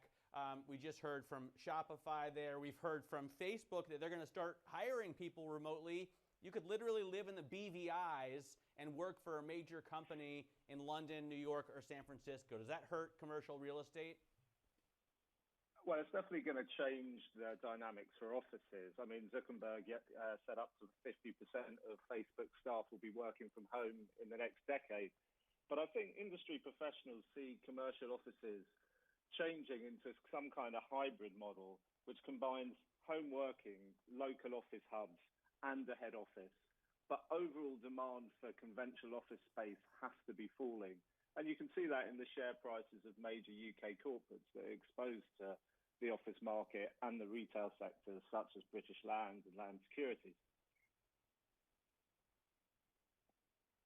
Daniel, good morning. So how much office property can be repurposed for other uses, such as residential? And are there sort of legislative rules that get in the way of that happening? Well, I think the government a few years ago introduced permitted development where offices could be changed to residential without planning permission. And that was very successful, but the quality of some of the accommodation that was produced wasn't up to the standard that you'd expect. But I think you're going to see more office hubs go to residential. Central areas such as the city, it's more difficult and there's regulation to protect that. Canary Wharf is the big question because obviously the whole place is built on very substantial office footprints. And as a real estate investor, I'd be very concerned if I'd invested substantial capital in the Canary Wharf market. But you will see a lot of offices being converted to residential to help with the housing shortage, and retail property as well, which is obviously has been hit harder than offices already, and that trend's going to continue without a doubt.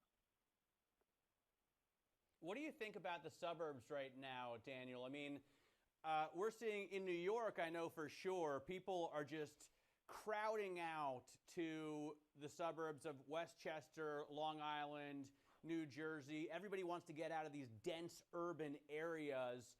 Are you seeing that too for Londoners? I mean, are people, I don't know where they would go, to Bexley, Heath, or Oxford, or... They're calling it de-urbanization, aren't they? The slight left field issue that we've had is since lockdown started, we've probably had the best weather in record in the UK. So that drive is happening, but people think that it's so sunny and fantastic outside that they want to move to the country. And we're seeing inquiries for village properties soaring like we haven't seen since the late 80s. So I think it's very much a theme of the moment, Matt, but whether it will be sustainable when COVID is past us and the bad weather sets in, the days are shorter, and fundamentally humans are social beings. They want to meet after work for a drink. They want to see their friends. They want to play five-a-side football. And all of those things, it's not so easy to arrange when you're living in the suburbs. But I do see that commercial property in suburban areas, I think, is going to have a renaissance because, as I said, I think the office market will be split into three. So some people will work from home. The big corporates will still have a head office in major conurbations because they want that profile. And then there'll be a third leg, which we haven't seen, which is substantial localized suburban offices where people have the opportunity to work near their home, play near their home, eat near their home. And that will be a massive change. So if office space is challenged, retail space has faced challenges for years, and they've intensified, of course. I guess you're looking at then which areas of real estate, residential, and you mentioned urban logistics and warehousing as well. Those two areas of the property market could be resilient.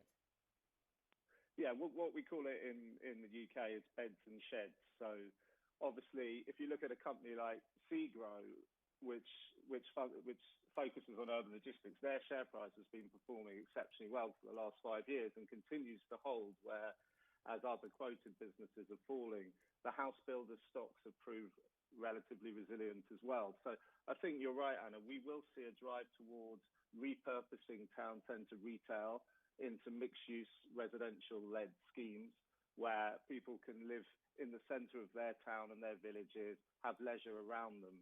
And I think that long-term institutional need for residential products is growing rapidly. And you're seeing pension deficits in the top 8 economies globally growing at an alarming rate. So if residential can be built and produce long-term income flows, that will be very attractive to pension fund managers. And with all new build property, there's going to be a huge drive to green construction. It's going to be a massive talking point. In 2018, 40% of the world's global emissions were from the construction and building industry. That has to come down. So I think you're going to see the construction of residential as a key factor in driving the UK economy out of recession, but it's going to have to be coupled with newer, greener methods of construction. Yeah, I think construction is a key issue that we don't talk enough about in terms of real estate and property development, and it's great to get your thoughts on that as well. Daniel, thanks so much for joining us. Daniel Lawson there, Ask Partners CEO, coming to us from London. Coming up, China drops its annual GDP target for the first time and pushes for tougher security laws in Hong Kong. We're going to go live to the Forbidden City in Beijing next with the latest on the National People's Congress. This is Bloomberg.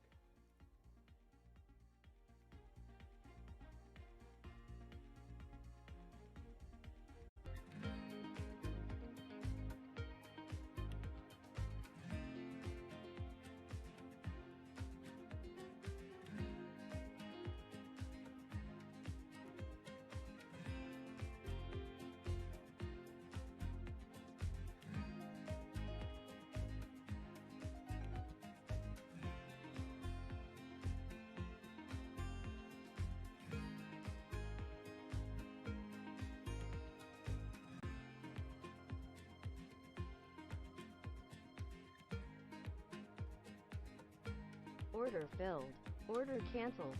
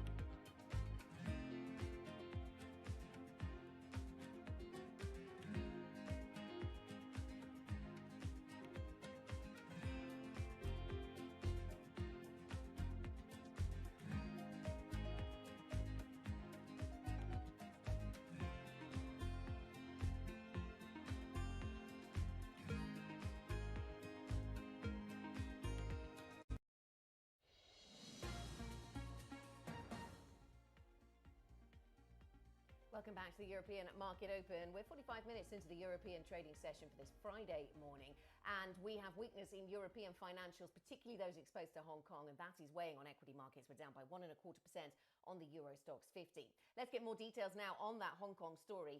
Carrie Lam says that she will fully cooperate with China to enact the national security law in China. The city's chief executive also said that safeguarding national security is a constitutional responsibility. Lam's comments come as Beijing discusses introducing national security legislation in the autonomous region following almost 12 months of protest and unrest. Hong Kong opposition slammed the legislation and called it the end of Hong Kong. Bloomberg TV guests have been weighing in on the rising tension. What terrorism? There's no such thing as terrorism here, except it's so obviously targeted at all the anti-government protests. Oh boy, I mean, Hong Kong there's just no graceful way for Beijing to manage the rather special circumstances. It's deeply concerning to the United States. Hong Kong is a great friend to us, and we are monitoring this situation closely. Senator Toomey and I have been working on this for some time, but of course, the events of today and the announcement that China intended to crack down further in Hong Kong has added, I think, new urgency to passing this legislation. We'll review it in the House. I've asked my committees to take a look at what that is. I take second place to no one in the Congress, House, or Senate. Joining us now from the Forbidden City in Beijing is Bloomberg Markets co-anchor Tom McKenzie. Tom, why is the Hong Kong security law so controversial? Wasn't it already on the books? The security law is consequential because it's something that the Hong Kong government, which of course is stacked with pro-Beijing lawmakers, has tried to push through for a number of years, and they have failed every single time. In 2003, they tried hard to push this security law through, and it triggered demonstrations and street protests. Look, Beijing says this is about giving law enforcement in Hong Kong the tools to tackle what they describe as moves for sedition, secession, terrorism, even foreign intervention in Hong Kong. That's the concern from Beijing. They say this law is needed to shore up the legal system in Hong Kong. Opponents, pro-democracy activists in that city, though, are deeply concerned, as you heard there from some of those comments, about what this may do for the autonomy, further eroding the autonomy of Hong Kong. So this could trigger further protests in that city. That's something that we're watching for. And also a strong rebuke potentially from the Trump administration. Of course, a bill was passed towards the end of last year that gives the administration in the US the ability to review Hong Kong's trading status, its special trading status with the United States. So potentially economically significant as well, depending on what the Trump administration does. And then, as you heard, you've got this additional bill being pushed by a bipartisan group of senators there to slap sanctions on entities that will be involved in enforcing this law and banks that work with those entities. Again, potentially then targeting China's banks, which is very significant. So that's one of the big waves that's come out of this NPC, this Chinese Parliament meeting then. Tom, good morning to you. But there were other things talked about, growth targets, for example, but also the US trade story. What did we hear on that front? That's absolutely right. So on the trade front, we had Premier Li Keqiang reiterated that the Chinese side would be implementing this phase one trade deal, that they would be working with their US counterparts to get that phase one trade deal through. The big question, of course, is whether in practical sense they can actually do that, because, of course, part of that deal involves a commitment to buy $200 billion worth of US goods above 2017 levels. Can they do that when the economy is expected to grow at less than 2% for 2020? That is a key question, the time frame as well. But that is the one area, trade and the phase one trade deal, on which Beijing and Washington continue to work together across every other issue, it seems, supply chains, geopolitics, human rights issues. There is, of course, an increasingly toxic relationship. You talked about the GDP target. They dropped it for the first time since the early 1990s, freeing themselves up, some would argue, to take a more realistic approach to the economic pressures that this country's under. The deficit target, by the way, was increased to 3.6% from 2.8% last year, so a significant increase in the deficit target. The real number, though, likely to be about 8% if you take into account some of the local bond issuance and the infrastructure spending that we're seeing here. Another big focus for China's lawmakers, and something that likely keeps many of them up at night, is the unemployment rate here. Officially, Order it's at 6%. submitted. Order Unofficially, submitted. economists say Order it could be anywhere submitted. between 10 Order and canceled. 20%. Order Premier Li Keqiang canceled. saying that is a key focus now. They want to add 9 million urban jobs by the end of 2020. It will be a significant challenge. All right, Tom, thanks very much for joining us on this big, big story today. Bloomberg Markets co-anchor Tom McKenzie coming to us from the Forbidden City. Up next, how much further can gold's rally extend? That is the MLive question of the day. We'll find out what your answers are. Actually, I've already got one from Matty Greenspan on Twitter. He says, unlimited. One word, unlimited. We'll ask what our MLive macro strategist Laura Cooper has to say. This is Bloomberg.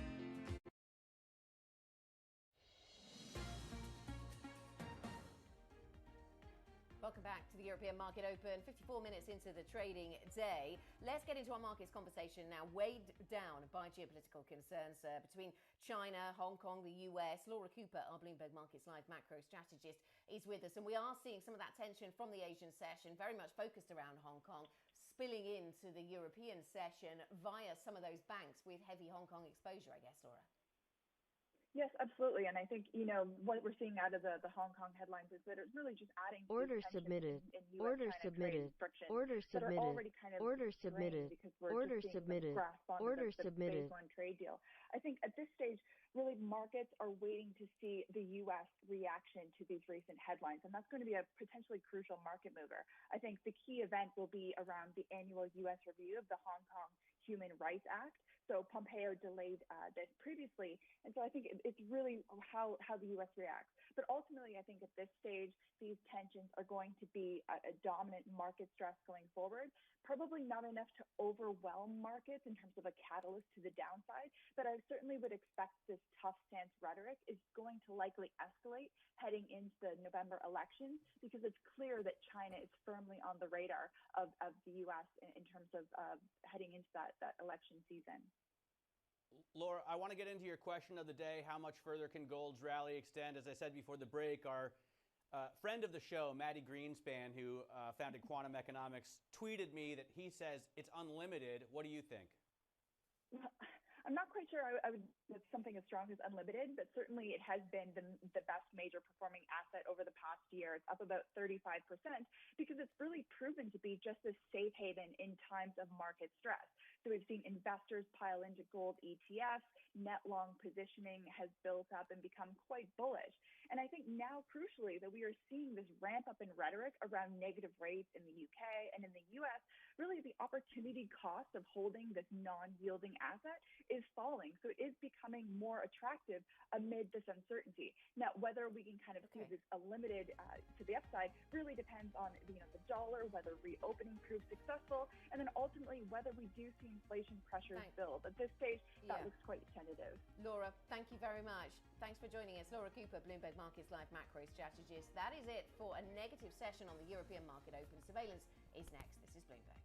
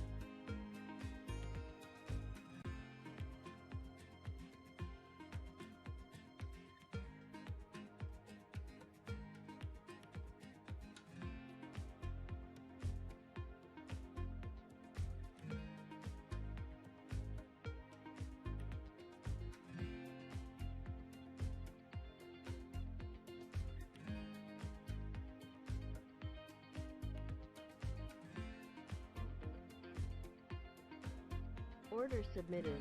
Order submitted.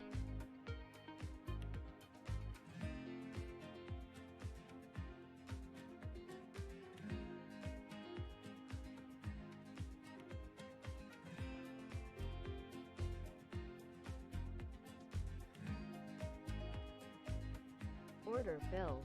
Order filled. Order submitted. Order submitted.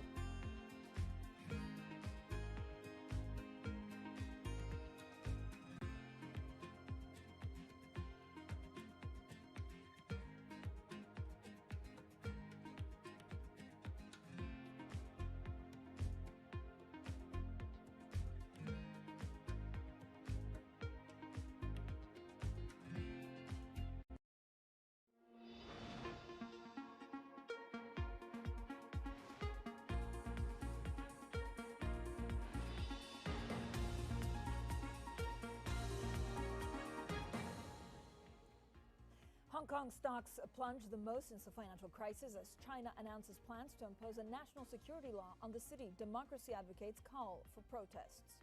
Burberry warns of a severe downturn this fiscal quarter, but there are signs of a rebound in Asia. No such bright spots for Nissan. A report suggests 20,000 job cuts could be imminent. And Richard Clarida says the Fed could hold guidance until the fall, as Steve Mnuchin suggests the U.S. will need more stimulus. Jobless claims top 2 million for the 9th week. Well, welcome to Bloomberg Surveillance, everyone. I'm Francine Lacqua here in London. This is the markets. When you look at the markets, they seem to be focused on a lot of what's going on in Hong Kong. At the same time, look, European stocks are dropping with U.S. futures. If you look at the tensions between Washington and Beijing, they seem to escalate after China announced plans to impose this national security law on Hong Kong. So I'm also looking at treasuries climbing with the dollar, while oil snapped a 6-day winning streak. We'll also have plenty more, of course, on the Hang Seng, which was significantly down earlier. Now let's get straight to the Bloomberg. First word news in New York City is Ritika Gupta. Hi, Ritika. Hi, Francine. The House will review legislation to impose restrictions on Chinese companies listed on U.S. exchanges, but Speaker Nancy Pelosi stopped short of promising a vote. The Senate passed the legislation this week with overwhelming support from both parties. It illustrates the rising pushback against China on Capitol Hill. President Donald Trump has decided to withdraw from the Open Skies Treaty, an arms control pact designed to promote transparency between the U.S. and Russia. The president is citing violations from Moscow, saying, "Until they adhere, we'll pull out." The move won't take effect for 6 months, and Secretary of State Mike Pompeo says the U.S. could reconsider if Russia complies with the treaty. India's central bank unexpectedly cut rates in an unscheduled announcement this morning. It's ramping up support for an economy facing its first recession in 4 decades. The benchmark repurchase rate was lowered by 40 basis points to 4%. The Reserve Bank's next meeting wasn't scheduled until June the 5th. And the UK has posted the largest budget deficit since modern records began. That's as the government unleashed an unprecedented amount of spending to prevent the collapse of the economy. The deficit stood at over £62 billion last month, according to the Office for National Statistics. That's equal to the total borrowing in the whole of the previous fiscal year. Global news 24 hours a day on air and a quick take by Bloomberg, powered by more than 2,700 journalists and analysts in more than 120 countries. I'm Ritika Gupta. This is Bloomberg. Francine.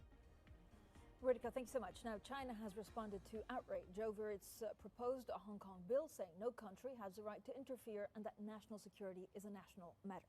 Carrie Lam says that she will fully cooperate with China to enact the national security law in China. Well, the city's chief executive also said that safeguarding national security is a constitutional responsibility. Now, Lam's comments comes as Beijing discusses introducing national security legislation in the autonomous region following almost 12 months of protest and unrest. Hong Kong's opposition slammed the legislation and called it the end of Hong Kong. Well, Bloomberg TV guests weigh in on the rising tensions between the two countries. What terrorism? There's no such thing as terrorism here, except it's so obviously targeted at all the anti-government protests. Oh boy, I mean, Hong Kong there's just no graceful way for Beijing to manage the rather special circumstances. It's deeply concerning to the United States. Hong Kong is a great friend to us, and we are monitoring this situation closely. Senator Toomey and I have been working on this for some time, but of course, the events of today and the announcement that China intended to crack down further in Hong Kong has added, I think, new urgency to passing this legislation. We'll review it in the House. I've asked my committees to take a look at what that is. I take second place to no one in the Congress, House, or Senate. Well, for more on all of this, Bloomberg's Selena Wang joins us from Beijing. Selena, good morning or good afternoon to you. Why is this Hong Kong security law so controversial right now? That's right, Francine. It's highly controversial, and the last attempt to pass a similar law was in 2003, in which it led to mass street protests in Hong Kong, so the government actually ended up shelving it. So now at a time when the world is really preoccupied with fighting the COVID pandemic, China is signaling that it's going to push forward with this law by bypassing the Hong Kong legislature. Now, China, for its part, says that this is going to safeguard the prosperity, stability of Hong Kong, but opposition lawmakers say that this fundamentally erodes the independence, the judicial independence, freedom of speech, many freedoms that people enjoy in Hong Kong. And you heard from Dennis Kwok, a pro-democracy lawmaker, saying that if this is in fact enacted, it would be the end of Hong Kong as we know it, and that its status as an international hub would end. This, of course, further inflames tensions between the U.S. and China. We just heard from one of the U.S. senators there who's introduced this legislation that would punish Chinese officials and entities involved in enforcing this, as well as placing sanctions on banks that work with these entities. And this is, of course, against a backdrop of this more vitriolic rhetoric between the U.S. and China that's only expected to escalate ahead of the presidential elections. Selena, at the MPC this year, the Chinese government abandoned its decades-long practice of setting an annual target for economic growth. How important is that? They did promise to do and put in place extra jobs. Now, this GDP target is the annual anchor that really sets the stage for policymaking for the rest of the year, providing cues for local government officials for how they should allocate their spending and investment. So the fact that after decades they are going to abandon this practice, it just does really signal the extent of the uncertainty and disruption caused by the pandemic. But we did get some specific targets in other areas when it comes to stimulus and job creation. So the targeted budget deficit is going to be increased to more than 3.6%, which surpasses the level in the wake of the global financial crisis.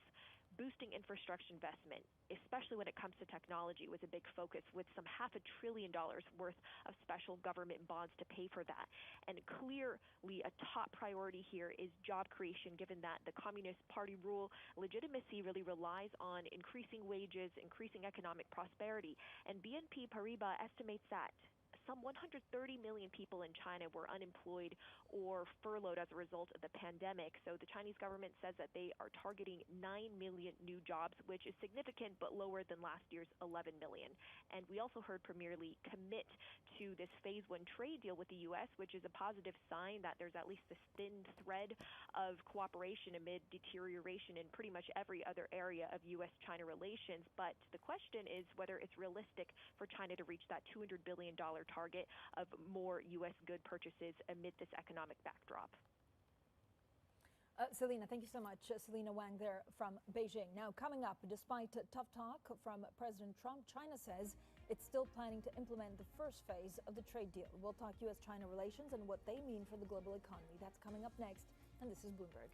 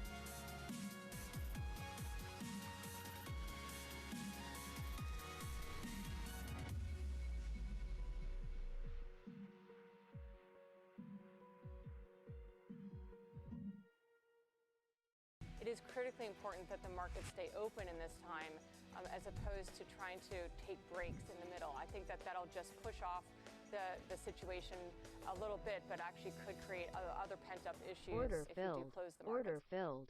Order submitted. Order submitted. Order submitted. Order submitted. Economics, finance, politics. This is Bloomberg Surveillance. I'm Francine Lacqua here in London. Now let's get straight to the Bloomberg Business Flash in New York City. Here's Ritika Gupta. Hi, Ritika. Hi, Francine. Burberry is warning of a severe downturn this fiscal quarter. The luxury company says that is when stores closures due to the pandemic will probably reach their peak. The coronavirus has hit Burberry's attempts to revive sales, but the company provided some hopeful signs for a rebound in Asia. Since April, sales have returned to growth in China and South Korea. Nissan is considering more than 20,000 job cuts. That's according to Kyodo News. The Japanese news agency says the pandemic is hurting demand and driving the need to cut production. It comes as lockdowns have forced factories and showrooms to close. More details should come as part of a midterm restructuring plan on May 28th. The Royal Bank of Scotland says most of its staff won't return to the office for months, but Chief Executive Alison Rose says a small number of employees will return to work in June. The bank is planning strict social distancing measures. It comes as other lenders are planning to return to the office. Some are cutting occupancy levels and others are thinking of moving staff to the suburbs. And that's your Bloomberg Business Flash, Francine.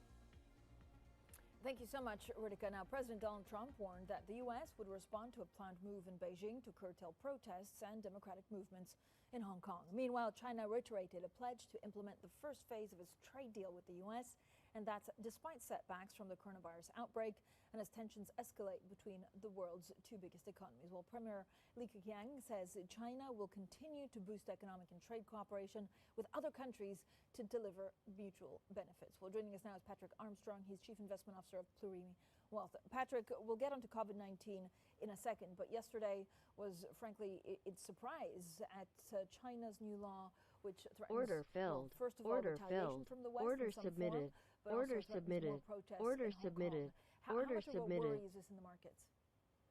It caught me by surprise. Definitely, it's a worry in markets. It's interesting China's decided to do it now, given all the other issues it's facing with the slowdown in the economy, with deteriorating relations with the U.S. It's surprising they've decided to do this now.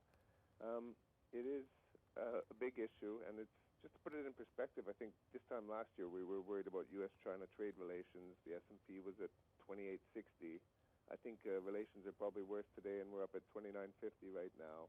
And it's central bank policy, basically, is the only thing that's calming people, and that is the medicine, the soothing markets, keeping volatility down. But in isolation, I think this is a very big event, actually. I keep on hearing, don't fight the Fed. Would this, if escalation, if there's a tension escalation between the U.S. and China, will the Fed do more? And so what does that mean for your portfolio? The Fed will do more if the tensions have the impact on the economy, and most likely they will. It's interesting how China's talking about proceeding with phase one trade deal, and a big part of their commitment, their main commitment, is buying $200 billion more worth of goods. And with an economy that probably has almost no growth this year, it's difficult to see where they're going to get the demand to get those goods from the United States. So I think China's in a very weak position in terms of basically promoting this trade deal with everything else that's going on right now. So the Fed will do more. It won't be just a direct response to the tensions between the U.S. and China, but the second impact, which is the slowing U.S. economy as well. Do you buy gold, Patrick? We love gold, and if you look at one thing with gold, you want to look Order at where filled. real yields Order are. submitted. And real Order yields are submitted. negative, and, Order submitted. That's a huge Order tailwind for canceled. gold. Order So, canceled. central bank Order policy canceled. is Order obviously canceled. Order canceled. barring Order almost canceled. ridiculous. If you Order look at M2 canceled. growth, it's Order 18% submitted. Order year-over-year. filled. The money supply in the United States is growing at, and that's unprecedented. The balance sheet's gone from $4 trillion to $7 trillion. It's at now. Order submitted. And, Order canceled. We've got a Order big canceled. deflationary pressure Order right now filled. because Order submitted. demand's fallen Order more than canceled. supply. Order canceled. But Order these policies filled. that are being put Order in place and all canceled. the debt, Order the canceled. end game Order is canceled. monetization of that Order debt, and I think canceled. gold is the Order perfect safe canceled. haven against Order that, canceled. that risk. Do you expect, Patrick, is it too soon to think about debt, how you fund a lot of the debt, and whether this is, deflationary longer term, just because of the specter of the trade war? Should we focus on the next 3 to 6 months, or are you already making bets, in 18 months from now? I think you've got to think, what's the end game with this debt? Because you've got Italy and Spain at 160% of debt to GDP. Spain's probably at 130. U.S. is going to be at 120%. That's the big issue that's going to be confronting governments, policymakers. And I think the approach that Japan's taken, the approach that Europe's taken on austerity isn't going to be the approach the U.S. takes. And negative interest rates, they've not really talked about it in the Fed minutes. I think helicopter money will be much more palatable than negative interest rates and austerity. Populism's already a winning force in politics. And I think that's the end game, monetizing of debt. Debt to GDP, you've got a numerator and a denominator. And if you have no inflation, you have to generate real economic growth to get the GDP up. If you can generate inflation, that creates nominal growth with no real growth. And for me, it's a more elegant solution. It's a more palatable solution. And I think the U.S. will go in that direction. I'm not sure what will happen in other countries, but I think a debasement of currency is something you really have to start thinking about now. Are we going to see negative rates from the Fed and the Bank of England? We have this, great chart that Hillary Clark made from They're definitely talking about it. Fed, I don't think they go there. And Bank of England, I'm not sure they do. They'll definitely consider it. But there's been enough of a case study, I think, that negative interest rates have a lot of unintended consequences. They really don't boost consumption. Cash is still remaining high in the regions where there are negative interest rates. And it's basically just zombifies the banking system, which is a lever you really need to promote credit and growth to get out of this recession that we are in. So for me, I don't think it's the answer. I don't think the U.S. goes that way. Bank of England definitely going to discuss it, and that one's 50-50 for me. Patrick, this is what the money markets are pricing in. So they're pricing an 11 basis point reduction to below zero by February, and then still pricing in a cut for May 2021. Is there any way, if the Bank of England decides to go into negative rates, that they can shield the banks? It's very difficult to do. I don't know what you do to do it. There's not been an elegant solution yet. The ECB's put in a number of measures that have not been incredibly successful, and the banks are the biggest victim of it, and it's very difficult to protect them from it. You can have all the goodwill in the world, but if you have a negative interest rate margin, that's the main driver of profitability for the banks. Great. Thank you so much. Patrick Armstrong there from Plurimi Wealth stays with us. Now, coming up, Richard Clarida says the Fed may wait before providing further guidance on rates and balance sheet policies. Well, more on that next. This is Bloomberg.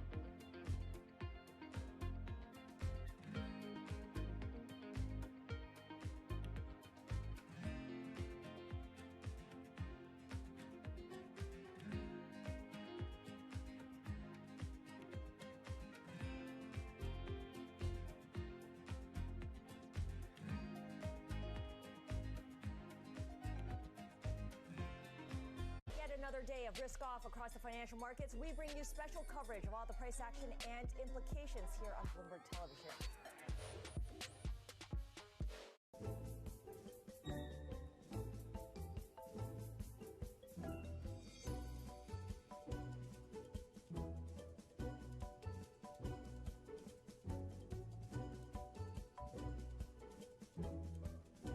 I was actually poor. No foreplay? Eat your bag of Lay's with a smile on your face. If all the diseases have been taken, I'll take a tax.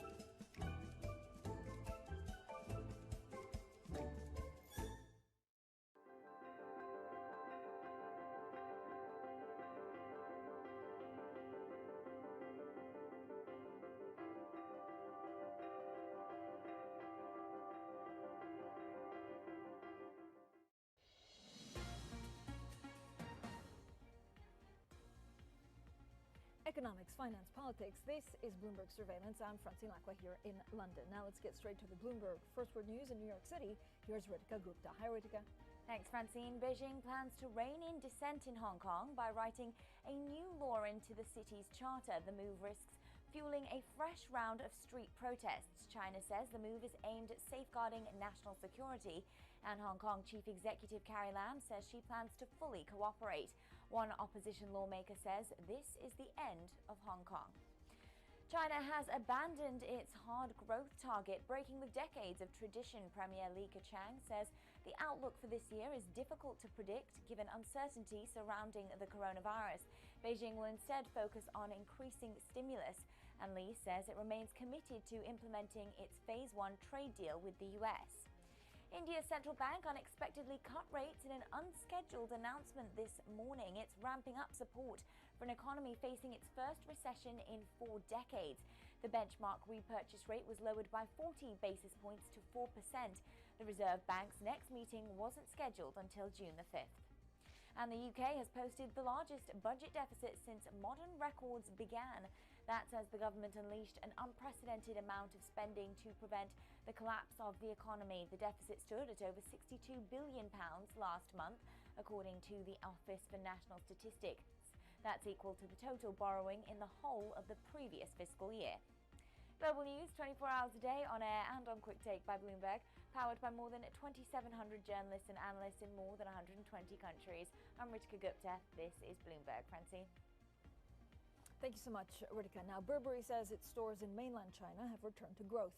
The British luxury firm joins rivals LVMH in pointing to light at the end of the tunnel, even as the lockdown-induced slump deepens elsewhere. Well, Burberry says, however, that globally half its stores remain closed. So how is the industry facing up to the challenge of the coronavirus? Well, the British Fashion Council says the pandemic is hitting the sector from every angle and severely impacting all of the world's fashion capitals. But the industry body also says now is a good opportunity to reset the way companies and designers work and show their collections. Well, I'm delighted to be joined by Stéphanie Fer, chairman of the British Fashion Council. She's also chief customer officer at Farfetch. Stephanie, thank you so much for joining Bloomberg. Overall, how hard will retailers and luxury be hit? I know it's a problem of delivery, it's a problem of now having extra stock and just buyers not being able to see the clothes right now. Yeah. The industry is expected to be hit very hard. Expectations are that the luxury sector will contract by 35% globally.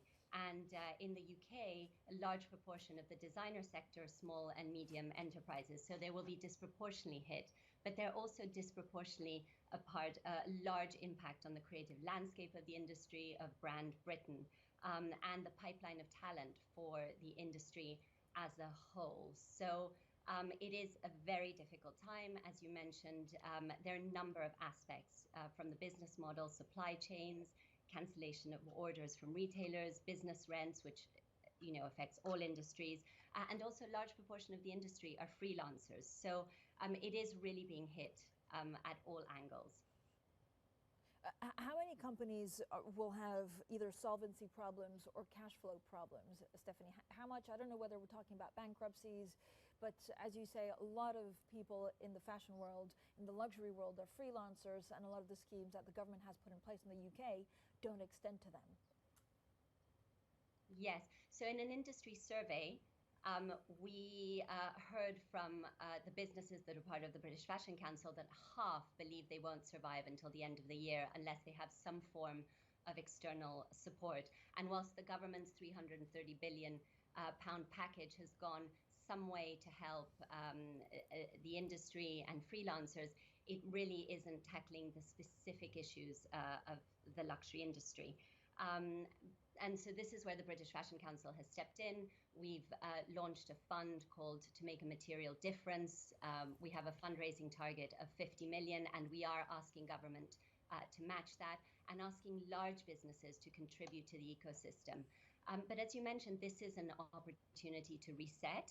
We think that beyond the humanitarian and the economic crisis, there is a silver lining. We have an opportunity to rethink the industry, rethink a business model in a more sustainable way, both economically, but also in terms of sustainability.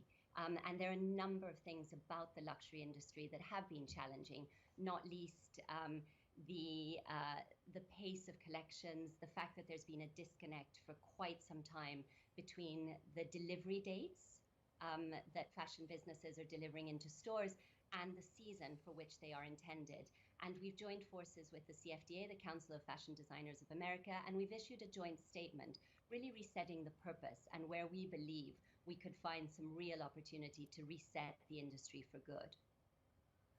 Which I want to talk about in a second, but is there a worry that there's going to be so much stock which either hasn't been shipped or is now it's kind of sitting there, and because of the seasons we and the designers won't know what to do with it? What will happen to that stock? There is a huge inventory risk, and we believe that this year, 2020, is really a year where the business will have to manage. Retailers have to monetize that stock. They now own it, but there will be outlets, there will be discounting, but that discounting shouldn't be endemic to the industry, and that's where the reset is something that for 2021 we believe brands can start to lead the way in rethinking cycles. So absolutely, for this year, inventory issues, overstock, insolvencies, but by 2021 we hope that some of these issues should be solved by taking a different approach. How do you change the industry? So, some of the things that have been laid out is, for example, making this, I guess the season smaller, or at the moment we're buying 7 months or even more down the line. Will this be an opportunity really for the luxury industry to rethink and regroup? Absolutely, and there have been many groups that have been calling on this, and the British Fashion Council and the Council of Fashion Designers have really joined forces to reflect a lot of what our members are saying, and a lot of what has really been happening anyway in the industry, but a crisis like the coronavirus has catalyzed it. In a growth period, there's too much inertia to change, but at this time, crisis forces change, and there are a few secular trends.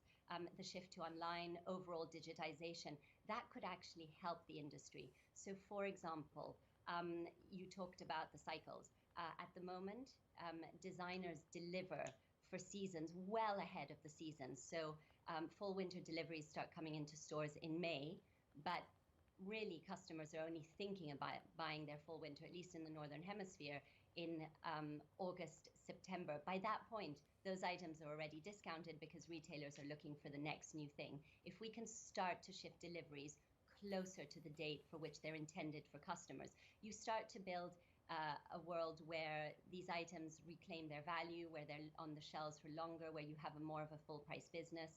You also start to think about less collections. And quite frankly, there is a problem of overproduction and overstock.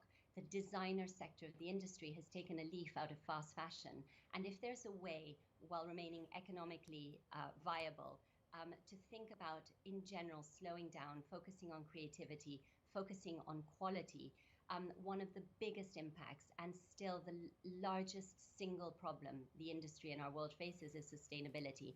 And the externalities of that will be huge, not least less product, less items to landfill, but also less travel. There's an element about the fashion cycle that is frenzied. that means a huge amount of travel, many buying seasons.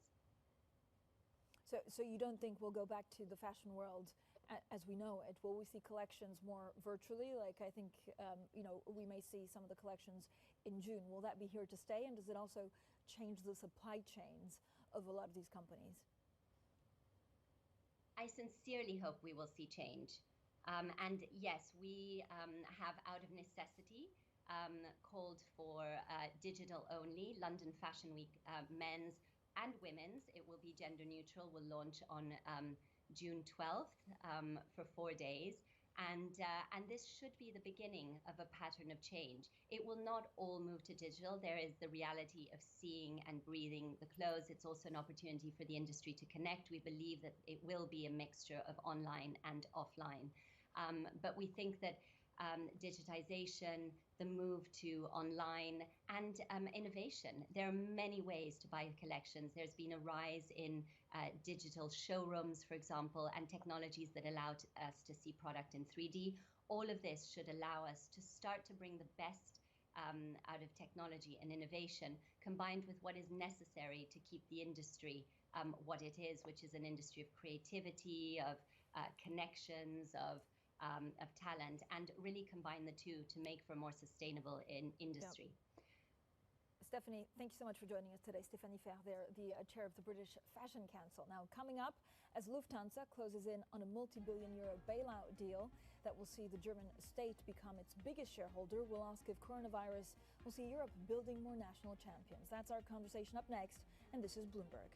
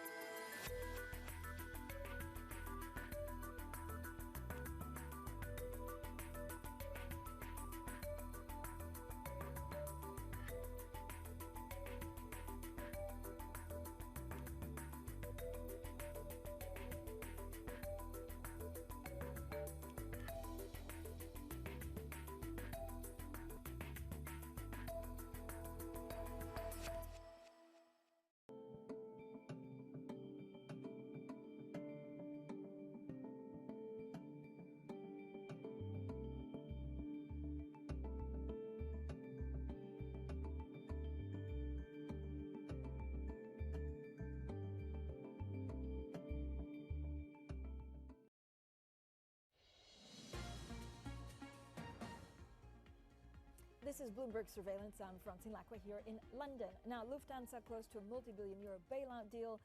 The rescue will see the German state become the biggest shareholder in the troubled airline, with a package likely to include a 3 billion euro loan. Within the last few minutes, a German news agency has also reported that the company's supervisory board will actually not meet today. So we have been expecting news for a couple of days, and for the moment, not yet. So will the current crisis lead to a creation of more national champions? Top deal makers at Citigroup says we could see European authorities push companies to combine as the region's economy emerges from the coronavirus pandemic. Well, for a conversation on this, we're joined by Philip Drury, Citigroup Global Market Head of the EMEA Banking and Capital Markets. Philip, great to have you on the program. When you talk about European champions, will they be champions or will they be industry leaders cobbled together rather messily? Hi, Francine. Thanks for having me on this morning. No, I think Europe very much has the ability to produce regional champions. We've got companies of large size within domestic country borders, but the combination of those businesses can realize significant synergies both across Europe but also on a global scale. And I think given some of the transformational change across geopolitics and the recognition from countries and the risks associated with interdependence, I think it does make sense to have combinations closer to home, and we think we'll see more of it. Why haven't we had so far, Philip? So if you look at some of the things that we all need in lockdown, it's our mobile phones. If you look at 5G, there's no European champion on that front. And if you look at also all of this, the fact that we're always on Zoom or some of these apps, again, there's no European championships. Why not? Well, look, I think it's very early right now to see the immediacy of change from the COVID experience, which really started for the EMEA region at the beginning of February, even though we were seeing the signs early in the year from Asia. So everyone right now, including sovereigns and corporates, are focused on near-term liquidity, and we've gone from bank lending to very high volumes in the debt capital markets, 2 times the volumes we would typically see.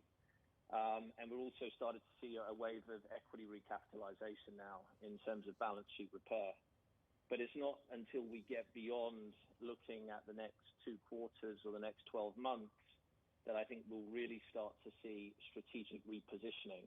And that'll be a 2021, 2020, 2022 event as we start to see strategic repositioning in terms of some of the largest industries.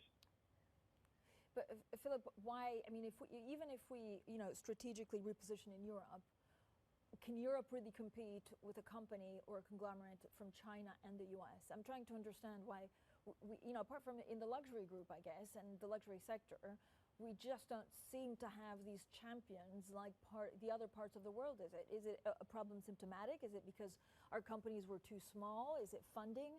Where's the sticking point? Well, I think the funding capabilities will definitely be there. I think certainly before COVID, we had very much focused on globalization. I think, some of you may have seen one of Citi's advisors, William Hague, has talked about COVID being the great accelerator.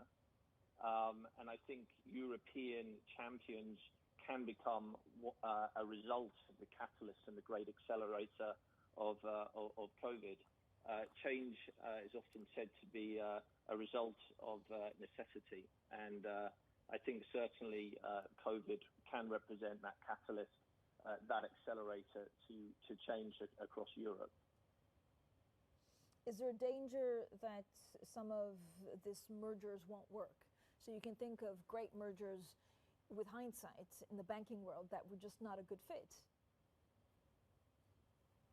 Well, look, I mean, there's always that concern. I mean, as we see in the middle of COVID at the moment, M&A activity has stalled dramatically. But I think necessity will result in greater collaboration, and that can manifest itself in combinations. There's great question over Europe as we move forward. But again, I think as we start to see geopolitical shift, COVID can present an accelerator that can result in greater allegiance across Europe. We saw a historical funding package agreed between Germany and France. And as we start to see greater levels of allegiance and collaboration, certainly that would enable promotion of greater M&A activity, and that's a difference from what we might have seen historically and pre-COVID. I know you advised on some of the telecoms. I think you advised on, for example, Liberty and Telefonica. What are the sectors, Philip, that are ripe for consolidation right now? Look, I think a number of sectors for different reasons. The combination of two of Citi's great clients, Telefonica and Liberty Global, was a front foot non-COVID related combination in order to create a national champion and position a leader for the conversion of fixed and mobile telecom. There are some sectors that during COVID are under greater stress, such as aviation, energy and auto suppliers. And vulnerability can create combination, or front foot growth can create combination. I think two pervasive themes that will result from COVID, which were already important pre-COVID, are technology, as you highlighted at the beginning of our chat this morning, and also sustainability. And I think we'll see greater front foot growth-oriented strategic positioning around those two themes. Cross-border? Yeah, I think certainly can be cross-border. But again, in line with the theme that we opened up with today, there's certainly the prospect for intra-European combinations, not just looking towards the US or to China, with an increased focus on supply chain vertical integration, with a focus and acknowledgement of the risks associated with wider interdependence, which has been exposed during this period. Philip, do you think that kind of activity will pick up by the end of the year, or do we have to wait for 2021 for that to happen? I think, Francine, we're looking further out. I think everyone right now is trying to get a greater sense of clarity and outlook. Most asset classes have been buoyant, generally speaking, not this morning, not yesterday, but of late. We've seen a tremendous rally in the equity markets and a tightening of the credit market. So most asset classes right now are not pricing in a second wave or further reset. But I think as it relates to strategic corporate intentions, I think there's still a near-term focus, and we won't start to see strategic transformational repositioning until later in 2021 and 22. Great. Thank you so much for joining us. Philip Drury there, Citigroup Global Markets Head. So we'll have plenty more, of course, on that. Coming up, a stormy EGM, for low-cost airline EasyJet. We'll preview that, and we'll tell you what else to watch out for later today. This is Bloomberg.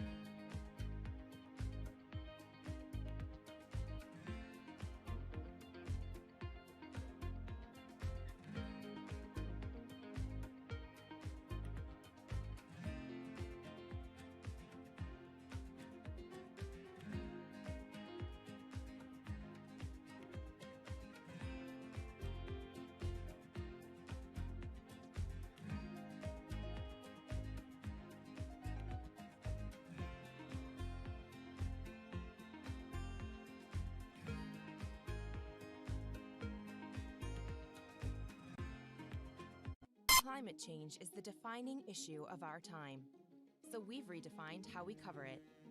With clear data and rigorous journalism, we rise to the scale of the challenge to reveal the breadth of possibility. We look at stories from every angle to provoke debate, spotlight solutions, and make sense of the greatest crisis of our generation. Bloomberg Green, solutions for a changing climate. It is critically important that the markets stay open in this time as opposed to trying to take breaks in the middle. I think that that'll just push off the situation a little bit, but actually could create other pent-up issues if you do close the markets.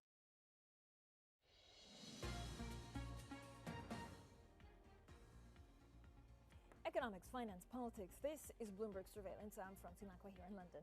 Now, here are the stories we're watching out for today. The National People's Congress, the annual gathering of China's main legislature, has opened in Beijing this morning. At 10 a.m. London time, so in a couple of minutes from now, EasyJet kicks off its EGM. Shareholders will vote on a call by the founder, Stelios Hajiioannou, to remove the company's chairman, CEO, and CFO as directors. 12:30 p.m. UK time, the ECB releases the accounts of its latest monetary policy meeting. And finally, Alibaba is set to publish its earnings before the U.S. market open. Now, the Chinese e-commerce giant is likely to report a year-over-year profit decline in the March quarter. Now, this is what the Hang Seng has been doing. There's quite a lot going on with China. We were just talking to you about the National People's Congress. Also, Hong Kong activists have now urged protests against these sweeping national security legislations that China introduced on Friday. Authorities in Beijing are vowing to end what they called a defenseless posture due to those trying to sue trouble. Now, legislation slated for a passage in the National People's Congress in Beijing by next week could help complete Hong Kong's obligation to enact the laws basically curbing acts of treason, secession, sedition, and subversion. This is what the protesters are really worried about. Down 6.7% is exactly what we've seen in the last, I think, 24 hours. We'll have plenty more, of course, on Hong Kong. We'll also be joined by our Selena Wang and Tom McKenzie in Hong Kong and in Beijing. Bloomberg Surveillance continues in the next hour. Tom Keene joins me out of New York. We'll also be discussing emerging markets with investor Mark Mobius. This is Bloomberg.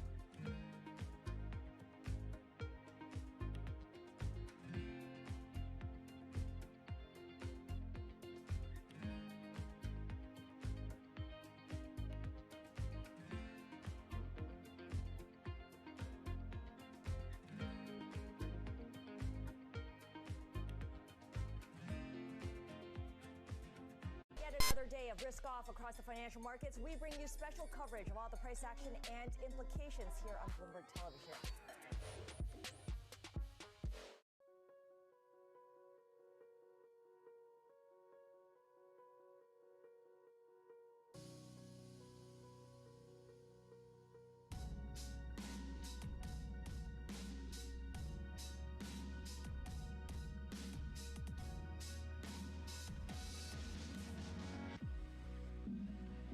Order submitted. Order submitted. Order submitted.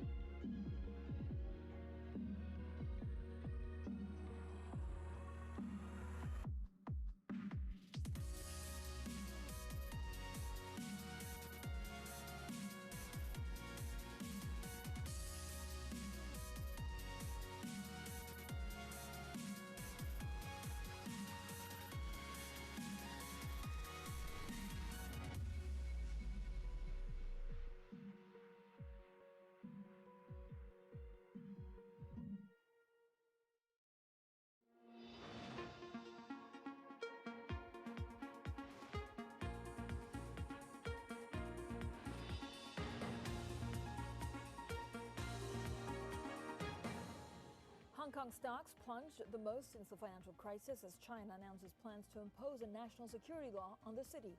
Democracy advocates call for protests. Burberry warns of a severe downturn this fiscal quarter, but there are signs of a rebound in Asia. No such bright spots for Nissan. A report suggests 20,000 cuts could be imminent.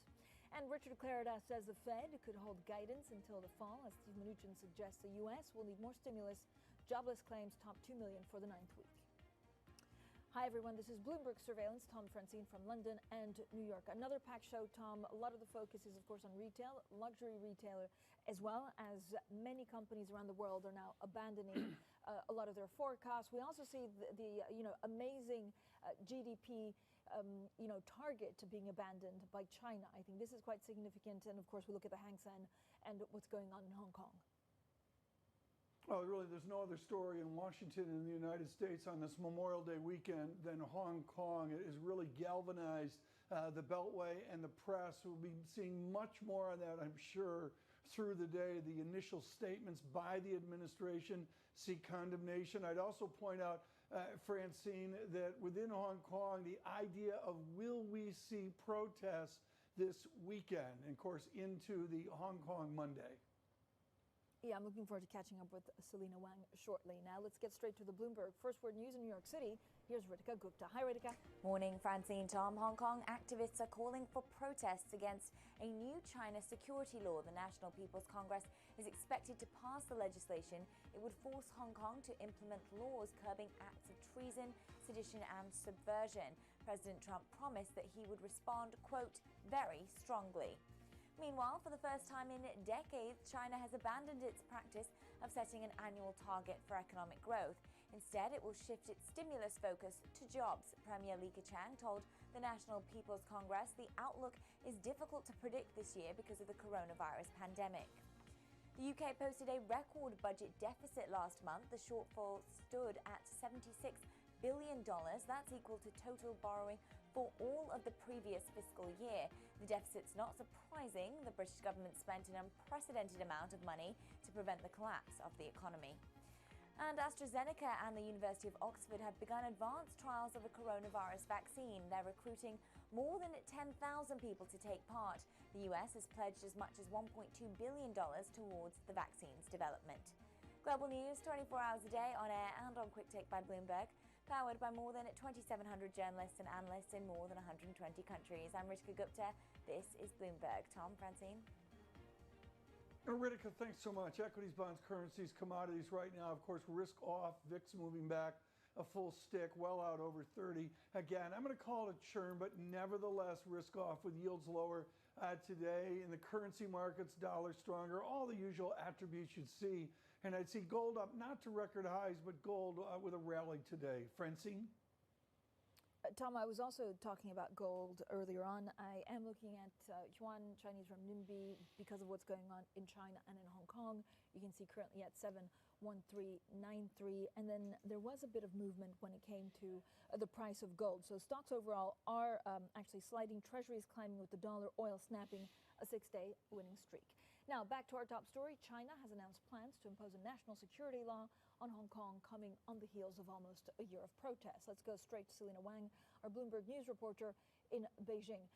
Selena, first of all, exactly why is this so controversial, and why are they trying to pass this law now? Francine, that's correct. A lot of China watchers say that the timing is rather surprising for China to be so assertive on this point, but perhaps at a time when other leaders around the world are very distracted with the coronavirus pandemic and the seeming disarray in the U.S., this is a time for them to do so. This is highly contentious. The last time there was an attempt to push this bill was in 2003, which led to massive street protests in Hong Kong.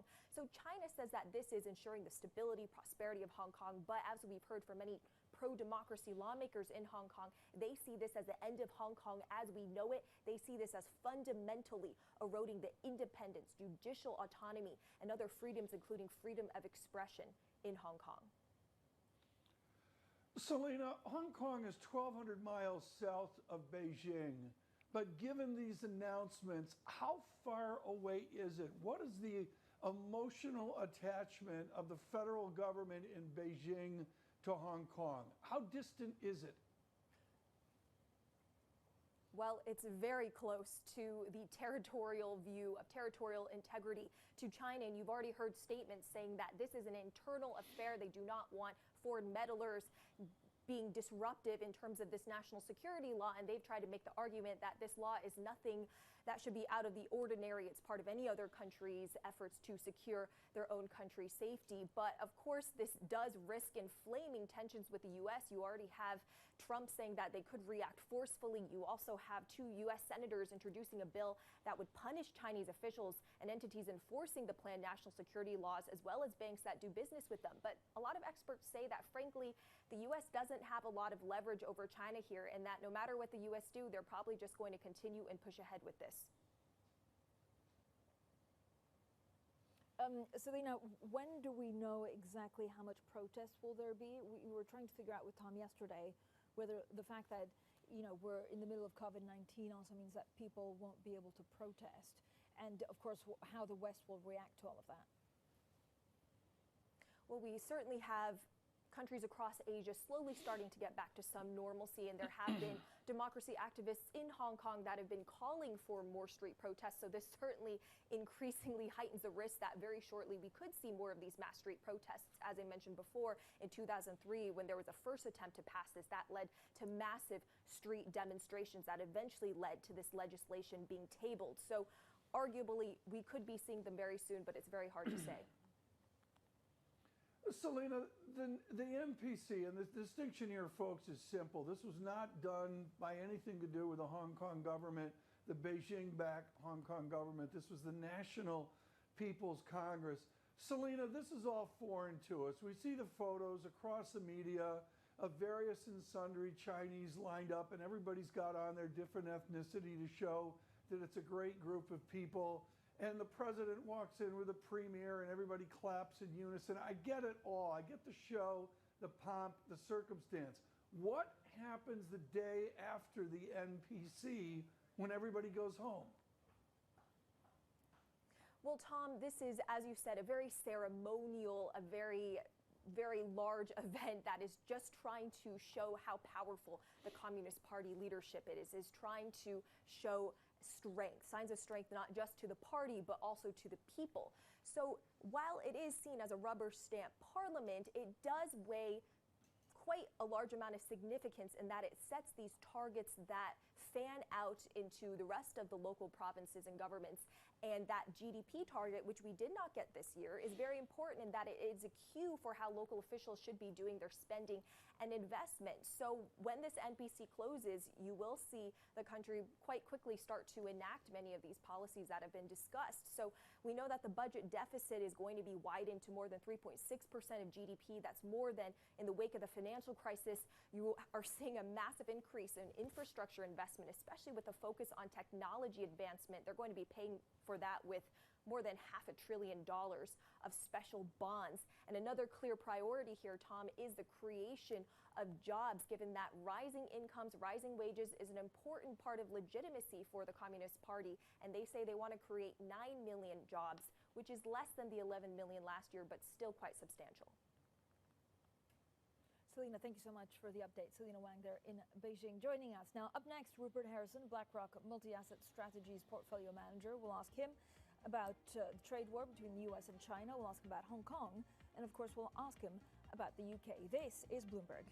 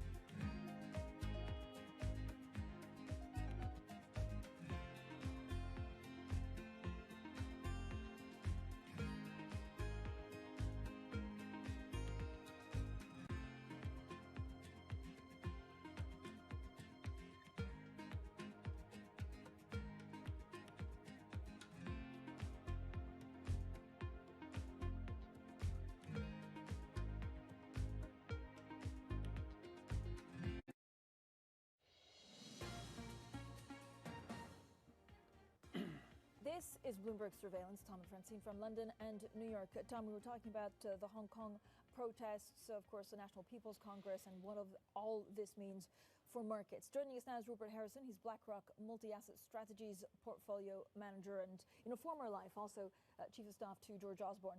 Rupert, when you look first at the protests in Hong Kong that they're planning, this law and the tensions in general between the U.S. and China, how much more angst will it put on markets that are already really fragile?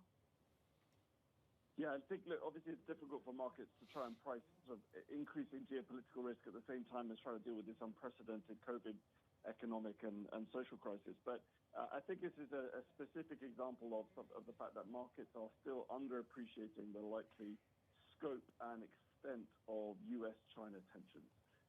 So I think we shouldn't be calling this a trade war anymore. We should be calling this kind of full spectrum strategic competition. I think we are inevitably going to get some kind of U.S. response to these Chinese actions, and I think that is still not priced, particularly in assets that should be sensitive to this, so Asian FX and credit, maybe even Chinese ADRs, Taiwan. I think that there's a lot further to go in the escalation of these U.S.-China tensions. I mean, do you care or do you not care as long as the Fed is there? No, I think this is an important kind of long-term contributor of risk. I mean, we are pretty cautious from here actually overall on risk generally. I think that yes, the Fed has provided enormous support to markets, and that's very, very important to bear that in mind. And indeed, would have been entirely wrong-footed over the last month or so if you had not taken that into account. But from these levels, we think that both on the COVID and macro front and also on this geopolitical front, I think that markets now look a little bit complacent. Rupert, we spoke with Mervyn Lord King yesterday, the former governor of the Bank of England, and of course he suggested the politics of Hong Kong is not his province, but he did comment on the distance that the West is from Hong Kong. How distant would you gauge is Hong Kong for President Trump? I think that it's actually pretty front and center of U.S. politics now. I mean, I think U.S.-China is becoming probably as well as COVID, obviously, like one of the defining issues in the U.S. election campaign this year. But also, crucially, this is a cross-party issue now in the U.S. As you see, but all sides in Congress now pushing aggressively for a much tougher stance against China. I think Trump feels this as both a kind of personal priority and something where he's going to have a very proactive Congress, particularly on this Hong Kong issue. And so I think that this has pretty far-reaching implications. This is now, I think, the new frame to think about international geopolitics. Is this, as I say, kind of full-spectrum U.S.-China strategic competition, and I think that will have far-reaching implications throughout financial markets. Can you envision Western sanctions, maybe an equivalency to what we saw against Mr. Putin? I mean, help me with the efficacy of some form of economic or political sanctions against Beijing if they take over Hong Kong. Well, efficacy, I think, is a very interesting question. I mean, I don't know if this is going to be particularly effective because both sides see their strategic interests very, very clearly. And I think the Chinese clearly see Hong Kong and sort of imposing their will on the rule of law in Hong Kong as a kind of high priority. But I think that sanctions, as you say, is going to be a very likely development here. I think both against individuals, potentially against financial institutions. I think we should expect to see the full range of the U.S.'s extraterritorial impact brought to bear against this kind of U.S.-China relationship. Rupert, how do you look at the recession, but also these trade tensions? Do you think about it in the alphabet numbers on when we see a recovery of the deepness of the recession, or when we get back to normal? I don't know. There's so many metrics on how you assess the current economy. Yeah, look, it's really hard. I mean, I think that let's take the data, the kind of conventional data that we're used to looking at. We had some flash PMI yesterday. I think we shouldn't get blinded by the fact that these are still terrible numbers, right? We're still in deeply contractionary territory month on month for the second month in a row. When we look at some of the more real-time data on the opening up, it's very, very gradual. Even in those countries where that are most advanced in their opening up plans, actually the scale of activity coming back is very slow. Global manufacturing in particular, I think, is just at the beginning of a very, very deep global slowdown. And that's a big problem. For example, countries like China that are further advanced in their opening up their domestic economies are still very, very exposed to this slowdown in global manufacturing and trade that I think is going to be much more long-lasting. And ultimately, all of this depends on, first of all, developments on vaccine and treatment, but also in the shorter term, how much opening up can we get while keeping these R numbers, this virus spread numbers under control? And so far, it's been very, very tentative. So I think it's early days, I think, to think that we can get much opening up without getting back into problematic territory on virus infections. Good news, Rupert Harrison will stay with us. We're thrilled he can do that here on a Friday before Memorial Day weekend in the United States. Coming up on the Open with John Farrow, Mohammed El-Arian on the radical uncertainties in China. This is Bloomberg.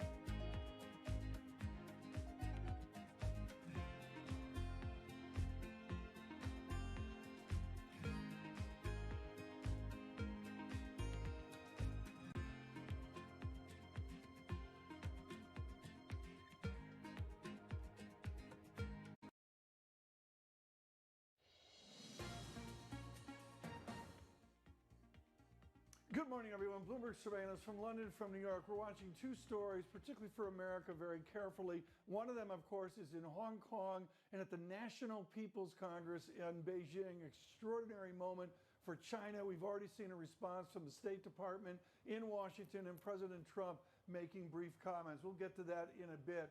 And also here in America, we get ready for Memorial Day weekend, a long weekend, with an understanding of where this pandemic is heading. Right now, Rupert Harrison with us. He is with BlackRock, which means he's got a passing brief on negative interest rates. Rupert, let me just start with your public service to the United Kingdom. Did you ever think you'd seen negative interest rates in the UK? I mean, I have to admit, you go back, I began my public service in 2010. I never thought we'd see negative interest rates anywhere in the world. I have to say, I still don't think we're going to see them in the UK. Well, I mean, I understand it's a technical glitch, and of course, Governor Bailey is driving that forward. But what is so important here, Rupert, and you're really quite good at this, is the financial system of America and the United Kingdom is perceived as radically different in structure than Europe, which means negative interest rates supposedly wouldn't have efficacy. Is that true? I mean, do you really buy the idea that if we disinflate ourselves to negative rates, it'll be different? No, I think that even in Europe, I think the efficacy is questionable. I think we have seen pretty significant negative impact through the banking system, for example. I think there are some specifics in the UK. There's always been concerns about building societies and parts of the financial system where negative rates would pose some significant difficulties. Those have been eased somewhat, but I still think the Bank of England will be very reluctant. And I still think that they see that the full spectrum of policy levers available to them, particularly through coordination between fiscal and monetary policy, means that they don't need to go down the route of negative rates. I think they still feel like a combination of QE, yield curve control, and fiscal policy is probably the right way to go. And I suspect that will remain the case in the US as well. Rupert, how do you think the government is looking at Brexit right now? We understand that negotiations are probably not going as well as they could be, and that there's no will to extend a transition period.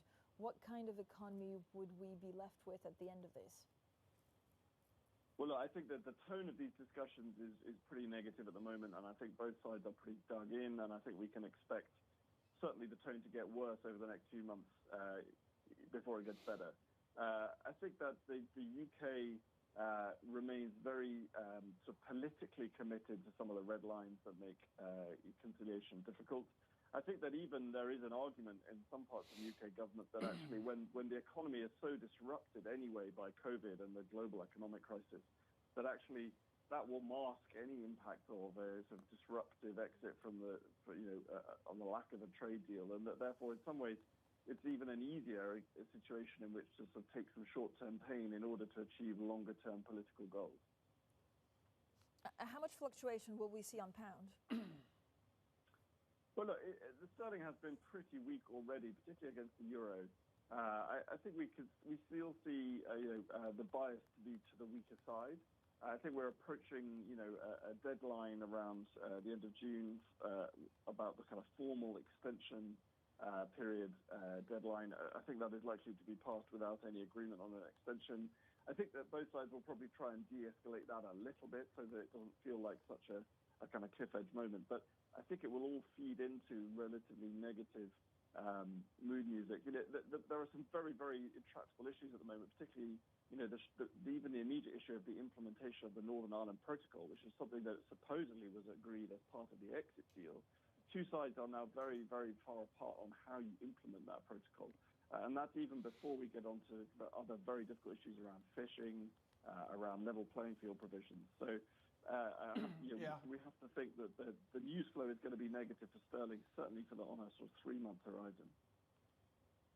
And of course, Jeremy Stretch of CIBC yesterday, folks, modeling down to a 119 sterling, giving some of the challenges that Mr. Harrison, Dr. Harrison, sees. We're going to continue with Rupert Harrison of BlackRock. I want to draw to your attention someone who has the soul and fabric of Hong Kong in him, and that would be the great Mark Mobius in conversation in the 8 o'clock hour, Dr. El Arian in the 9 o'clock hour. This is Bloomberg.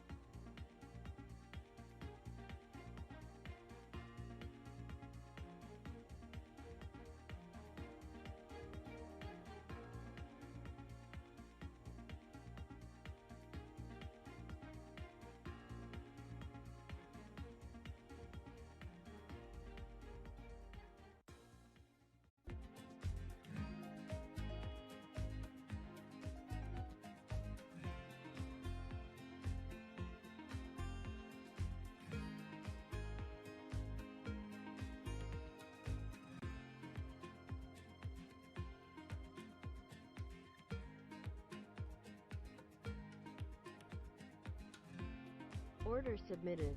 Order submitted. Order submitted. Order canceled. Order canceled. Order canceled.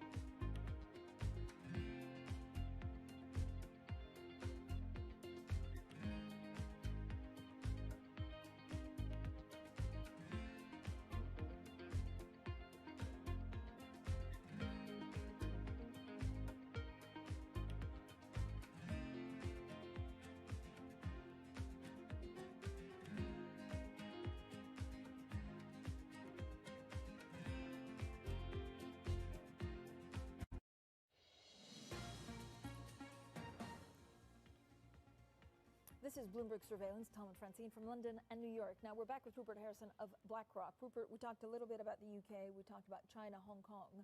What's your take on Europe right now? So there's this fund being put in place by Angela Merkel and Emmanuel Macron, which seems to, have upfronted what the Commission was doing. But are some of the weaker countries going to need a bailout out of this? Are we going back to the Greek crisis? Look, I don't think so in the short term. I think that the Franco-German agreement around the fund is quite a significant milestone that's been crossed in terms of particularly Angela Merkel agreeing to go with commonly issued debt spent through grants and spending across the European Union. That is a big deal. It's a sort of a Rubicon that's been crossed in a small way. I'd say that what constrains it is that this is now the fact that it's being done through the MFF, the regular budget framework.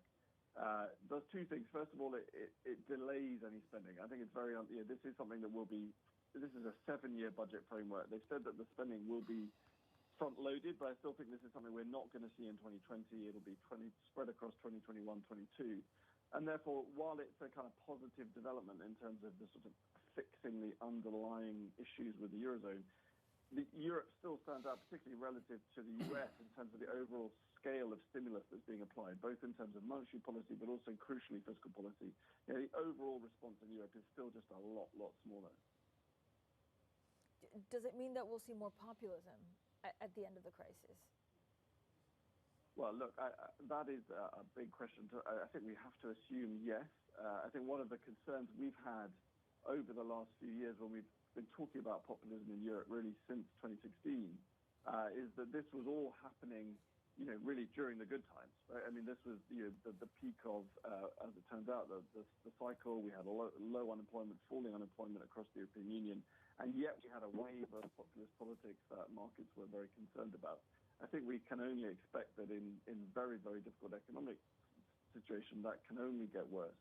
That doesn't mean it will get worse in every country. We still have, for example, Angela Merkel in Germany with record popularity, a sort of beacon of relative stability.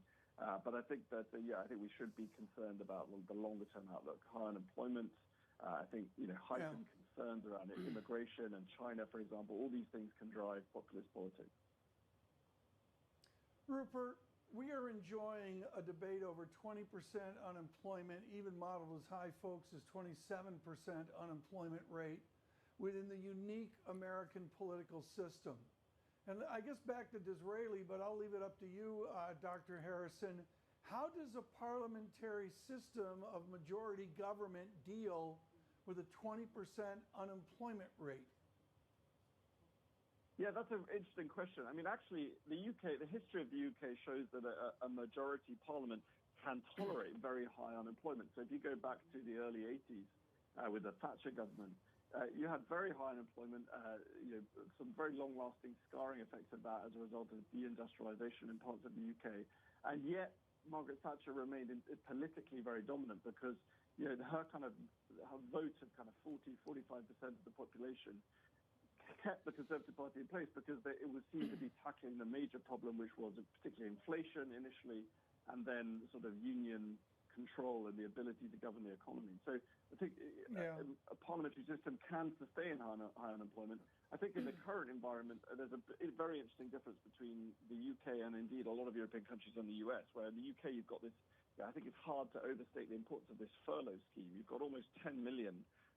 So that's like getting on for a quarter to a third of the labor force effectively supported by this furlough scheme, keeping them connected with their employer. Right. And that is preventing the kind of sky-high unemployment numbers that we've seen in the US for now. Of course, that all depends on those employers being able to survive long enough for people to go back to those jobs. Right. Rupert, as I look as an outsider at the Labor Party, I detect a visible change in the leadership. It's stunning, the body language, just the imaging that we see moving from Mr. Corbyn to the new guy. Have the winds shifted in the center ground, and have the winds shifted for what I'll call more conservative Labor?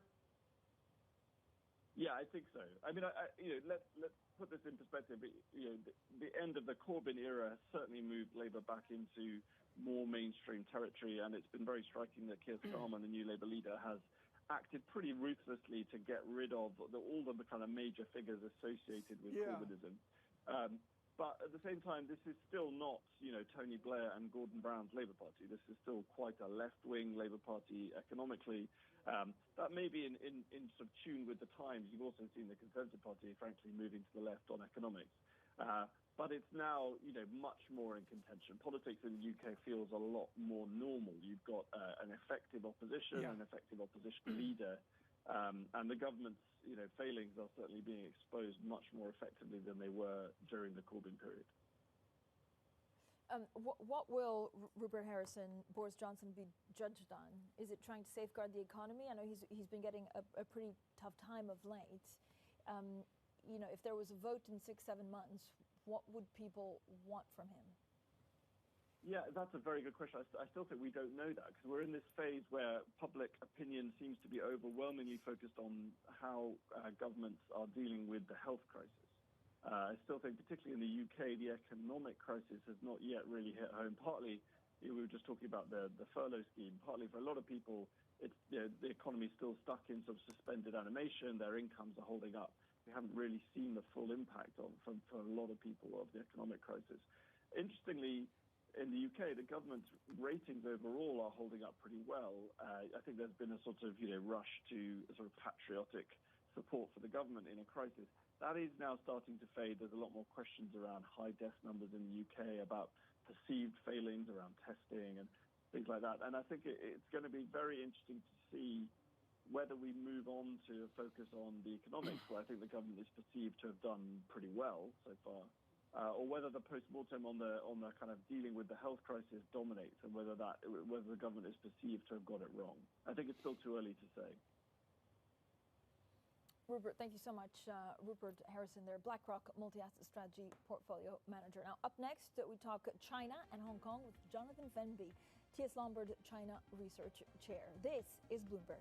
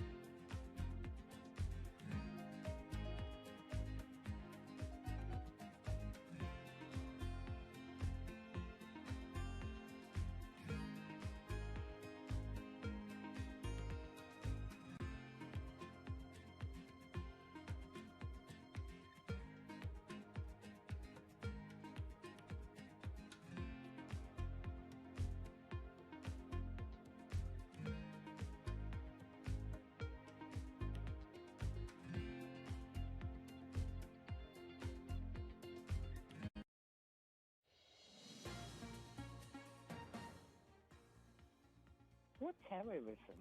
There's no such thing as terrorism here, except it's so obviously targeted at all the anti-government protests. Oh boy, I mean, Hong Kong there's just no graceful way for Beijing to manage the rather special circumstances. It's deeply concerning to the United States.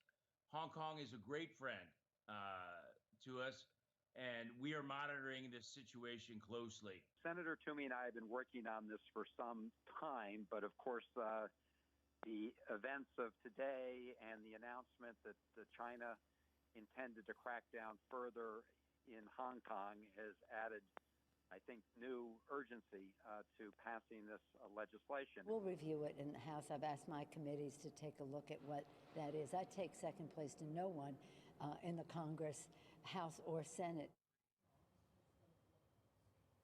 I would look for an active Friday in Washington. Some of the voices in the last 24 hours is the specific point here, folks, is Beijing is unilaterally, without the Hong Kong government, beginning to change the rules. Some of the language really quite strident. What we can do at Bloomberg Surveillance is try to give you perspective and understanding. His Penguin Classic on China with Jonathan Spence is arguably the definitive one-volume on China forward, but far more importantly was Jonathan Fenby's small 120-page masterpiece of 5 years ago, Will China Dominate the 21st Century? We are thrilled that Jonathan Fenby could join us on this historic Friday. Jonathan, thank you so much for being with us. Will China dominate Hong Kong? Well, China is certainly taking a big step towards that. The formulation which was used after the handover from the British colony in 1997, one country, two systems, it's quite clear that in Beijing's mind, one country dominates now. That's to say, the interests of the central government in Beijing, and what we're seeing at the moment through the NPC is evidence of that. John, what's so interesting here, and I would take it back to the two terms of Donald saying what seems ages ago and all the changes in Hong Kong right now. Is there any linkage or emotional attachment of the business elites of Hong Kong with Beijing?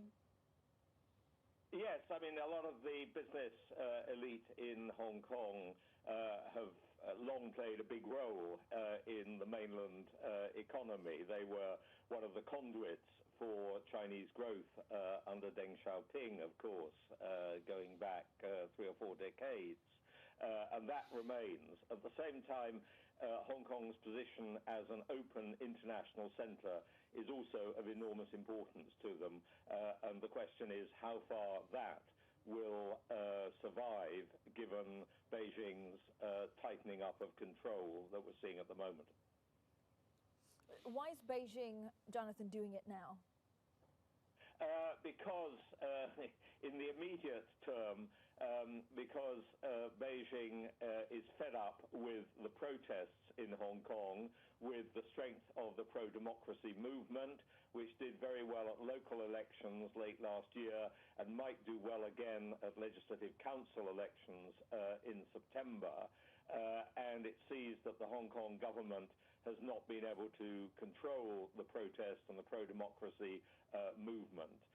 So that's the immediate reason, which has been built up to with the sending of various new senior officials from Beijing to Hong Kong to craft this strategy. But I think longer term, there is a tightening generally of political control, which we've seen, and which actually the coronavirus crisis has exacerbated in the mainland. Talk to me, Jonathan, about the parallels, the fact that the U.S. is actually blaming China for not getting a grip on the pandemic. Does it make them willing to actually defy the West more with Hong Kong or less?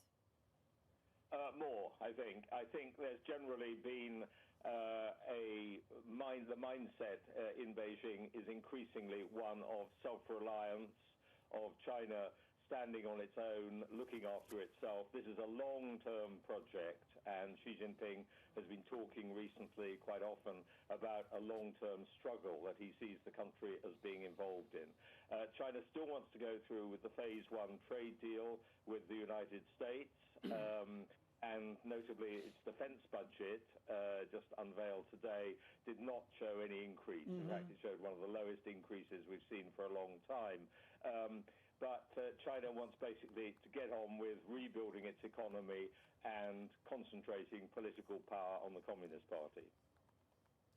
Jonathan Fenby, as you know, there's a cottage industry of wonderful experts on China. I think of Elizabeth Economy at the Council on Foreign Relations.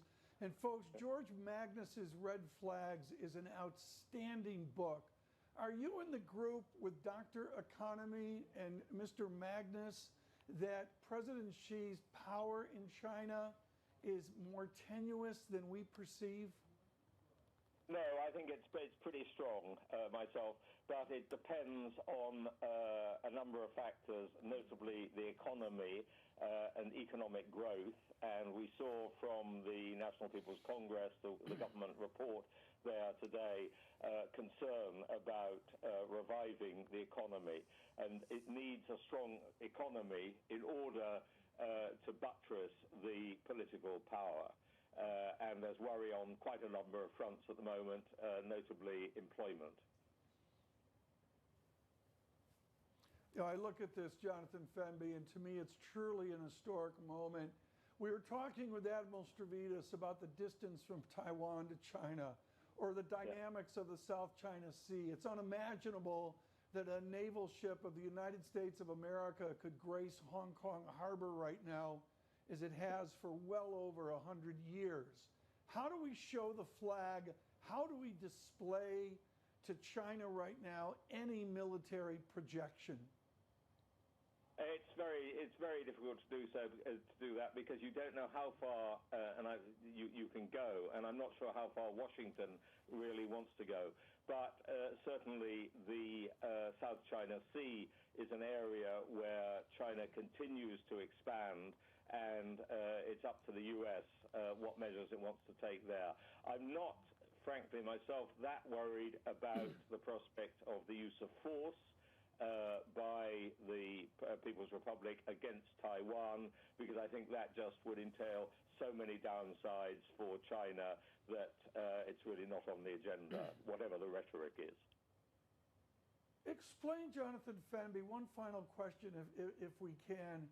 Can you explain the position of the military at the National People's Congress, on the Politburo, in the amount of ear that they have of President Xi? What is the linkage of the military in Chinese leadership?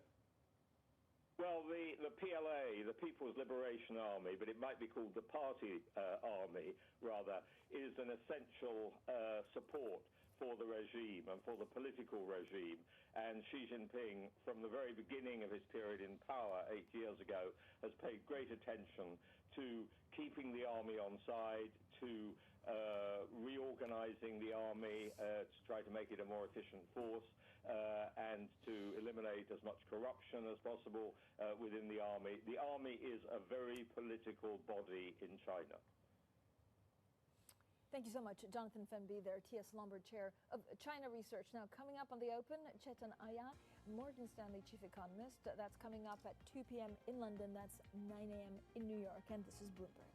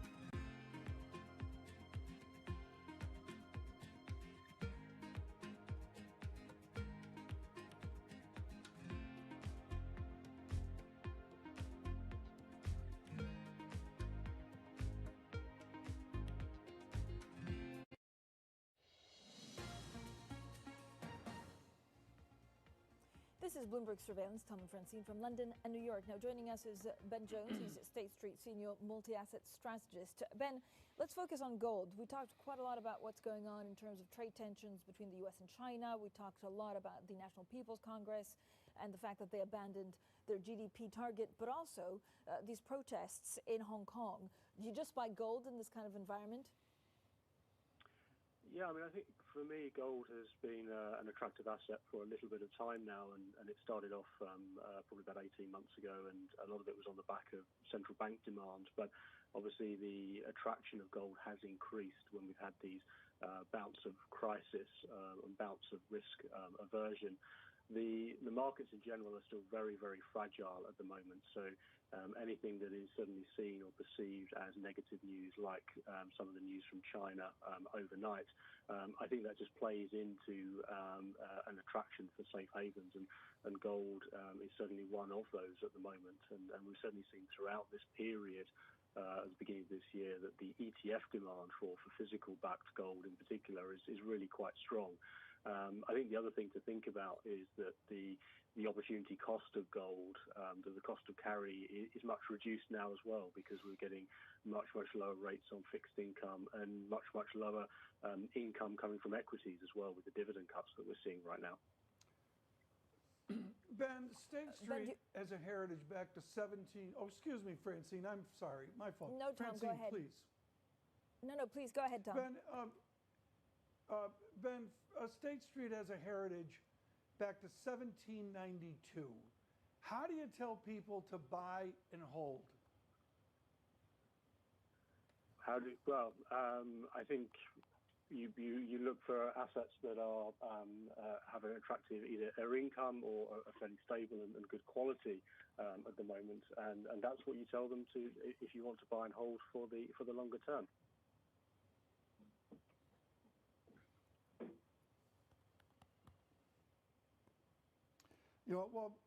I look at that buy and hold, but with an asset allocation right now, with the VIX at 28, going out to 30 as well, we're seeing a new volatility that's out there. How do you adapt conservative asset allocation to a new volatility? Well, that's a very good question. I think the one thing that we're very clearly seeing is a lot of those historical covariance matrices and correlations are starting to break down. And I think what you have to ask yourself is, what are the sort of longer term, the trends that are being accelerated by what is happening now? And I think you need to sort of look at some of those historical sort of risk trends that we maybe would have had in place and really start to question them. And perhaps that means focusing less on those historical models and trying to think about the longer term implications of what COVID-19 and this crisis are going to put in place. So for me, that sort of tries to make me think about things like how is the tech cycle going to play out? What is the demand for certain kind of commodities going to be?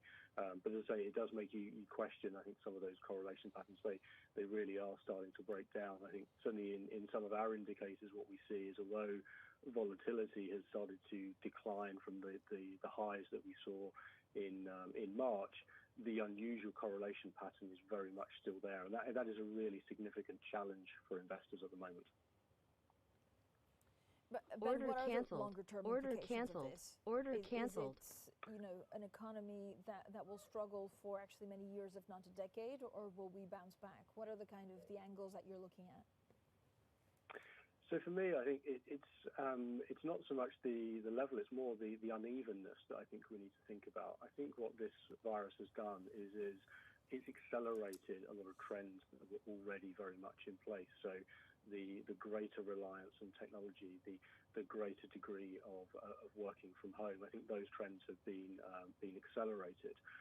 What it's also done in the slightly shorter term is change the way that individuals interact with each other. So and the way that we travel. So I think the travel industry in particular is going to be hit quite hard for a longer period of time. That's going to be the area that is going to recover much, much more slowly. But the demand for sort of driving, we've already seen that in the Apple data, for example. People are driving more in the US and Sweden and Norway now, but they're not using public transport. I think that's going to be a long hangover from this virus. Well, we have to leave it there. Ben Jones, thank you so much with State Street this morning. Really greatly appreciate that. We've got much more coming up. Later on in the morning, Dr. Alarian will be with us in the 9 o'clock hour. Many, many other good guests as we really focus on the politics of Hong Kong. Please stay with us on this Friday. This is Bloomberg.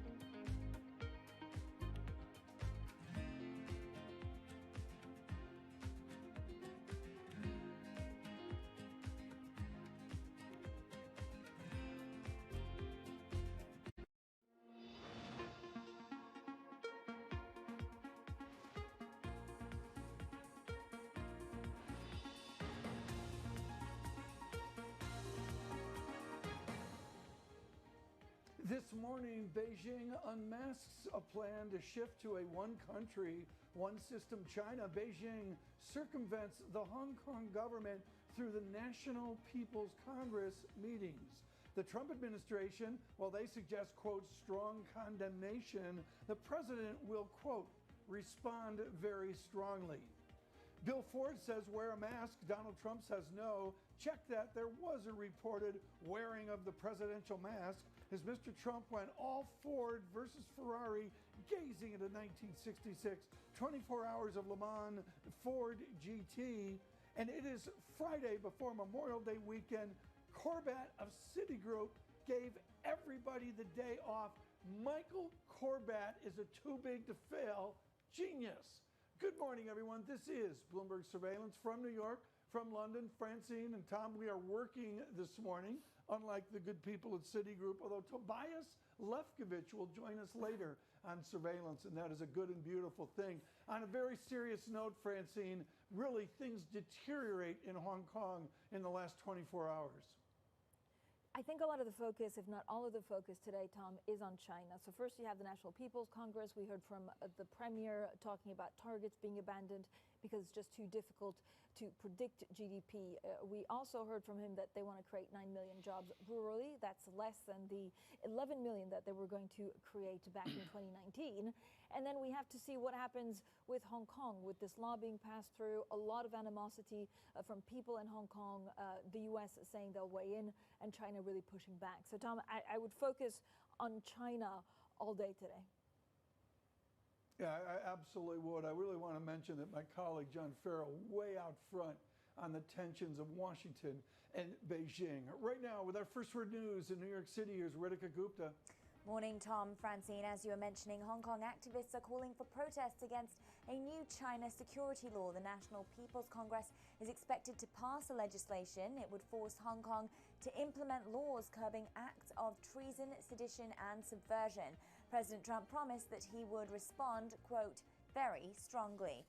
Meanwhile, for the first time in decades, China has abandoned its practice of setting an annual target for economic growth. Instead, it will shift its stimulus focus to jobs. Premier Li Keqiang told the National People's Congress the outlook is difficult to predict this year because of the coronavirus pandemic. The UK posted a record budget deficit last month. The shortfall stood at $76 billion. That's equal to total borrowing for all of the previous fiscal year. The deficit's not surprising, given the British government spent an unprecedented amount of money to prevent the collapse of the economy. And AstraZeneca and the University of Oxford have begun advanced trials of a coronavirus vaccine. They're recruiting more than 10,000 people to take part. The US has pledged as much as $1.2 billion towards the vaccine's development. Order submitted. Global news Order 24 submitted. hours a day on air and at Quick Take by Bloomberg, powered by more than 2,700 journalists and analysts in more than 120 countries. I'm Ritika Gupta. This is Bloomberg. Francine, Tom. Ritika, thanks so much. Equities, bonds, currencies, commodities will show the Hang Seng Index. I'll let Francine talk about that in a moment. In America, the S&P futures negative 15, Dow futures negative 124. There's a true dollar resiliency this morning, and gold up $15. Francine? Tom, I'm also looking at renminbi, of course, moving on the back of what we heard from China. So stocks are dropping. There are a lot of worries about Hong Kong. Investors now bracing for these tensions between Washington and Beijing to escalate after China announced plans to impose this national security law. If you look at yuan, so renminbi actually dipped at also as the China's National People's Congress abandoned this decades-long practice of setting an annual target for economic growth, Tom. Certainly the reporting, Francine, that we've seen over the last 12 hours out of Beijing and out of Hong Kong has been extraordinary. Thanks to our team there, including Selena Wang joining us in the last hour. Right now, our lead anchor in China, Yvonne Mann, joins us here from Hong Kong. Yvonne, there is a tradition of protest going back to 1997 and certainly back to the two governments of Donald Zhang. Do you just assume that we will see protest through Saturday, Sunday, and into the Hong Kong Monday? Well, Tom, you already see the pro-democracy side calling for that, and the anger seems to be bubbling back to the surface now that it seems like this coronavirus outbreak here in Hong Kong has stabilized quite significantly recently. So we are bracing for a repeat of what we saw last year once again. And why this is so controversial is that when the whole world seems to be undergoing a health crisis, Beijing is tightening its grip on Hong Kong. This is a signal that perhaps the mainland's patience is running thin. They're frustrated by the months of unrest that has hurt the economy. They're frustrated by lawmakers who have failed to get through this controversial legislation. So the new strategy is to bypass the legislative process altogether, although the mechanics, we still got to figure out how this is all going to work out. Yvonne, will they press ahead with this, even if it incurs the wrath of Washington? It seems that's what the message that President Xi is sending to President Trump. We've already heard from state media, from officials, from the NPC saying that no country has a right to interfere in Hong Kong. We can do essentially whatever we want. We're not scared of the consequences. Of course, we've already talked about President Trump saying that they could retaliate in a very strong way. But any type of retaliation we could see could be the U.S. threatening of withdrawing Hong Kong special status. But we were speaking to experts who say that this perhaps could do more harm for Hong Kong than for China itself. Because if you punish Hong Kong and businesses here, this is essentially going to drive the economy more into the hands of China, and that essentially is the strategy for Beijing, is to absorb Hong Kong and make it another city in southern China. So perhaps the retaliation on the U.S. side is quite limited for Beijing. Yvonne, I think I have my roads right in that it's Route 9 or maybe to Route 3 or maybe to Route 2 south to the central district of Hong Kong. Are the people of Hong Kong in fear of those trucks that we saw months and months ago finally moving over the border to provide some form of control? It's hard to say, Tom. I mean, we've gone through this a couple months of this pandemic where things have been quite quiet. So I think we are starting to see that potentially we're bracing for another, I guess, back and forth of what we could be seeing here. Of course, we saw those threats of what we saw on the Shenzhen side of things last year. But, you know, this more it seems to be at this point, what we're hearing is more a symbolic, or in terms of the technicalities of it, of the bill itself. So we haven't seen any signs of force just yet, but this is more about the legalities of this and the fact that they are actually circumventing the whole legislative council to do so. Keep in mind, this bill has been stalled since 2003, the national security bill here in Hong Kong. Back then, it fueled widespread demonstrations on the streets. The government was forced to scrap it, and since then, you know, it's basically led to the demise of the then chief executive Tong Chee-hwa. But this is now a very different and emboldened Beijing from what we saw 17 years ago. Yvonne Man, thank you so much. And of course, we'll have reporting from all of our China bureaus through their Friday evening and into Saturday. Please stay with us at Bloomberg.com, Bloomberg Radio and Television for this important reporting from China. Coming up on the equity markets, Tobias Lefkovich of Citigroup. Please stay with us from London. From New York, this is Bloomberg.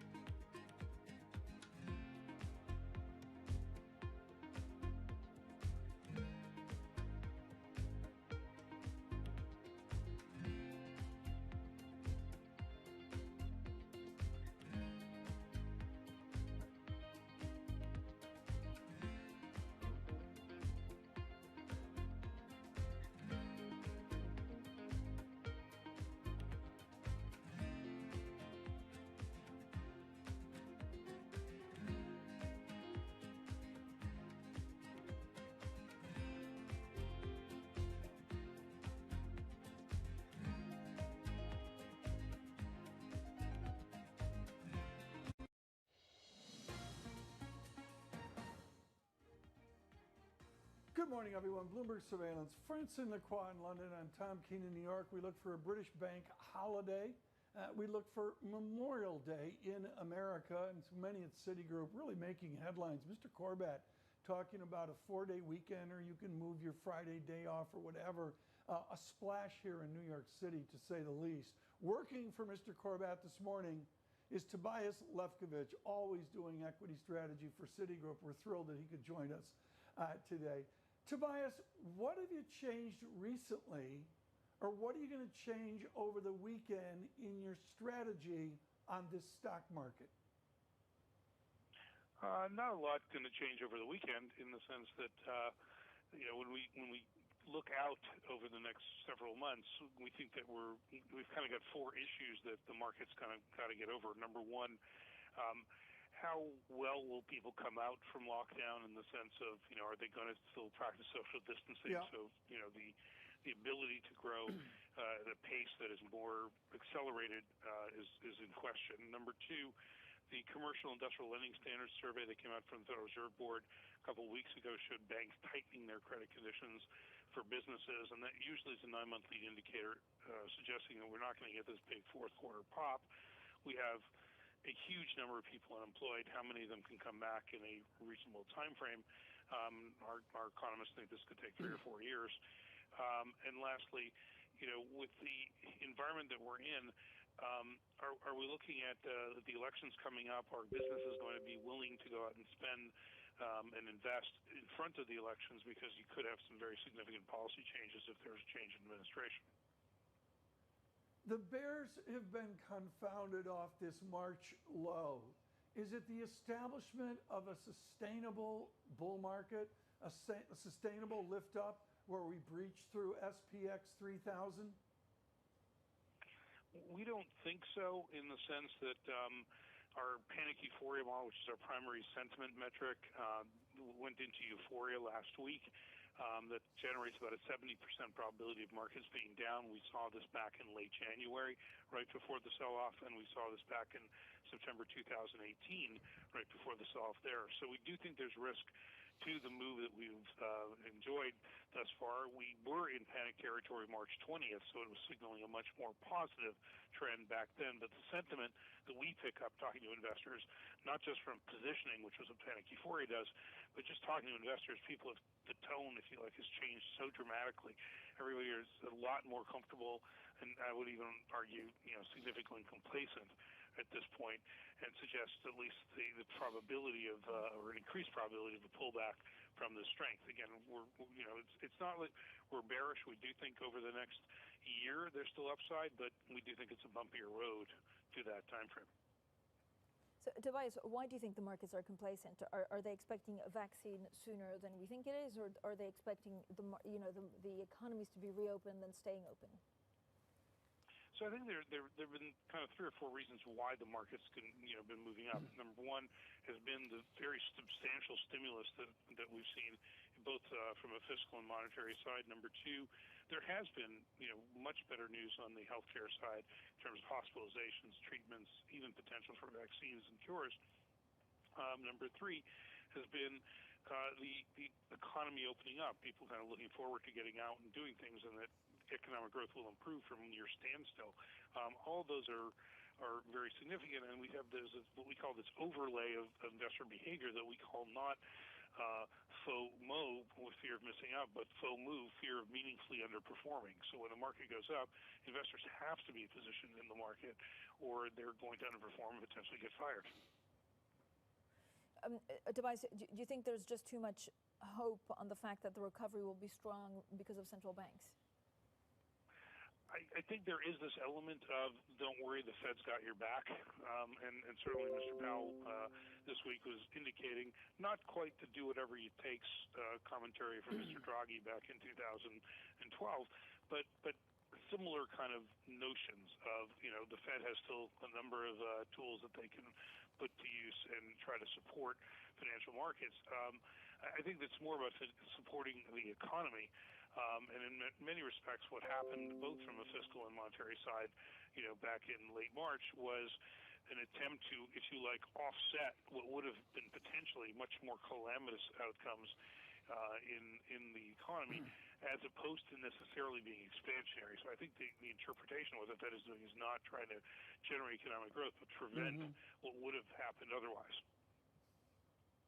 Tobias Lefkovich with us with Citigroup, and of course we're going to come back. Of course, the parsing the differential between the FOMO and the FOMO, and we know that Tobias is really focused on the HDOH function, which is hot dogs or hamburgers over the Memorial Day weekend. Coming up in the 9 o'clock hour on the game theory available to President Trump on China, Mohammed El-Arian. Please stay with us. This is Bloomberg.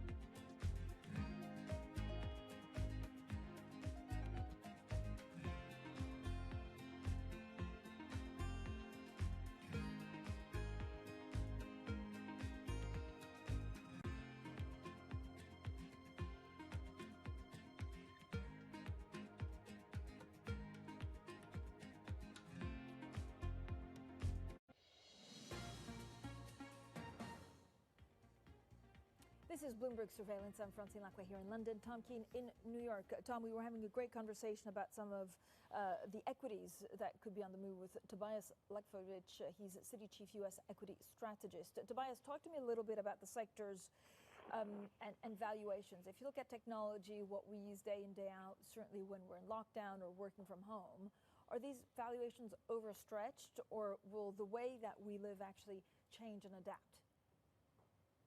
I don't think they're necessarily overstretched.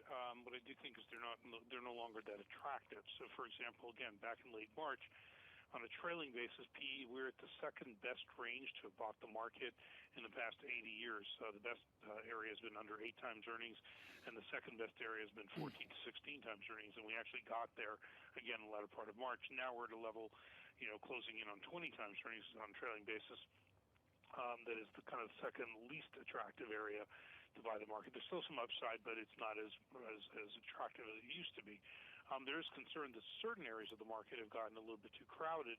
For example, areas like software and services that have secular growth, that have free cash flow generation, very clean balance sheets. Not only are American investors, piling into that area for kind of safety, but you're seeing foreign investors doing it as well, and some individual investors who've been coming in more aggressively, taking what we would think are more speculative positions. So I would argue that's probably the kind of highly concentrated group of names. That's a little bit unhealthy. We'd rather see a wider spread, and we think there's a little bit more traction to some other areas that have been still beaten up, including the banks and semiconductors. Yeah, what do you do with commodities at the moment? I mean, we saw the wild ride that the oil price was on in the last 6 weeks or so. So energy itself is a little bit more challenging just because you have both a supply shock and a demand shock. There are certain companies that aren't going to get through this trend with such low oil prices and the amount of leverage they have. So, if people want to go there, they probably need to go to the bigger companies, the more stable ones. I think in general commodities, it's less of an issue in the U.S. outside of chemicals. So when we talk about, for example, the materials sector in the U.S., it's about 80% chemicals, and demand there is extremely poor. Oil prices don't necessarily help them. They need gas prices because that's the feedstock. The metal side, a little bit more interesting, but you'd need the dollar to weaken, and it's been very, very strong up to now. Tobias, one of the great things we've seen is a change in hedge funds and alternative investment. And the distinction here, folks, is relative performance, benchmark performance versus quote unquote making alpha. Tobias, give us an update on the sport of making alpha. Is it easier to do with volatility where it is? In essence, it should be, but let's kind of think about this a bit better. In a rising market, what typically happens is hedge funds will be hurt by the fact that their hedges are kind of not blowing up, but rather as the market's going up, their short positions are kind of drags on their performance. So rising markets on a continuous basis actually hurt hedge fund performance. In a more volatile market or a down market, they tend to be more quality trades, so they'll own the better companies and short the weaker companies.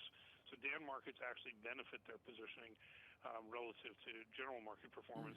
And then it really question is, what are they owning? Are they good stock pickers or not? And that becomes, your alpha aspect. Some of them are better than others, just like anywhere else. Tobias, but in the zeitgeist of the last, I'm going to say 48 hours, is the feeling that only retail is in this market, only the individual investor. Do you buy that for a minute? Look, I think the challenges of retail has been there for a while. The kind of demise of brick and mortar retail stores is an ongoing development.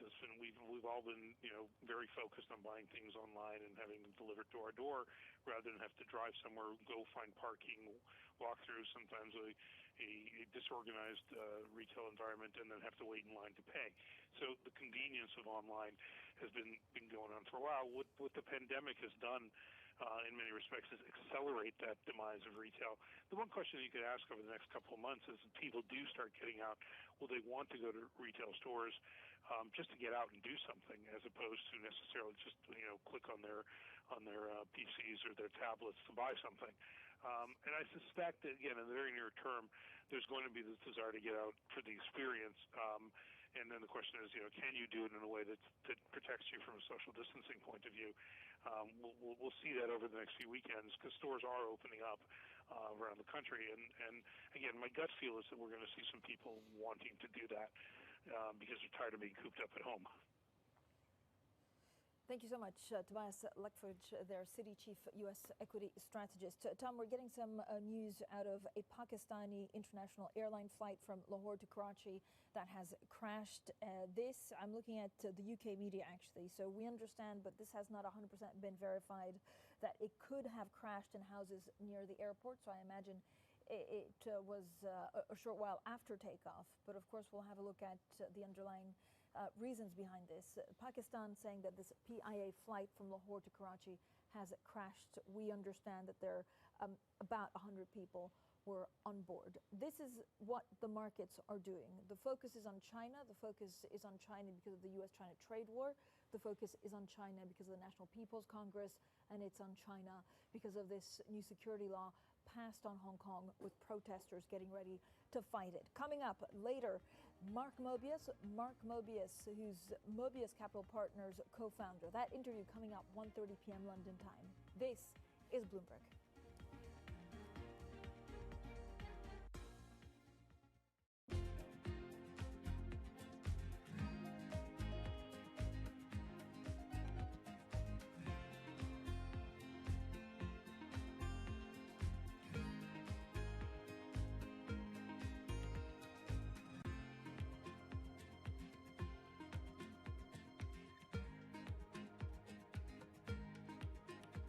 Order submitted.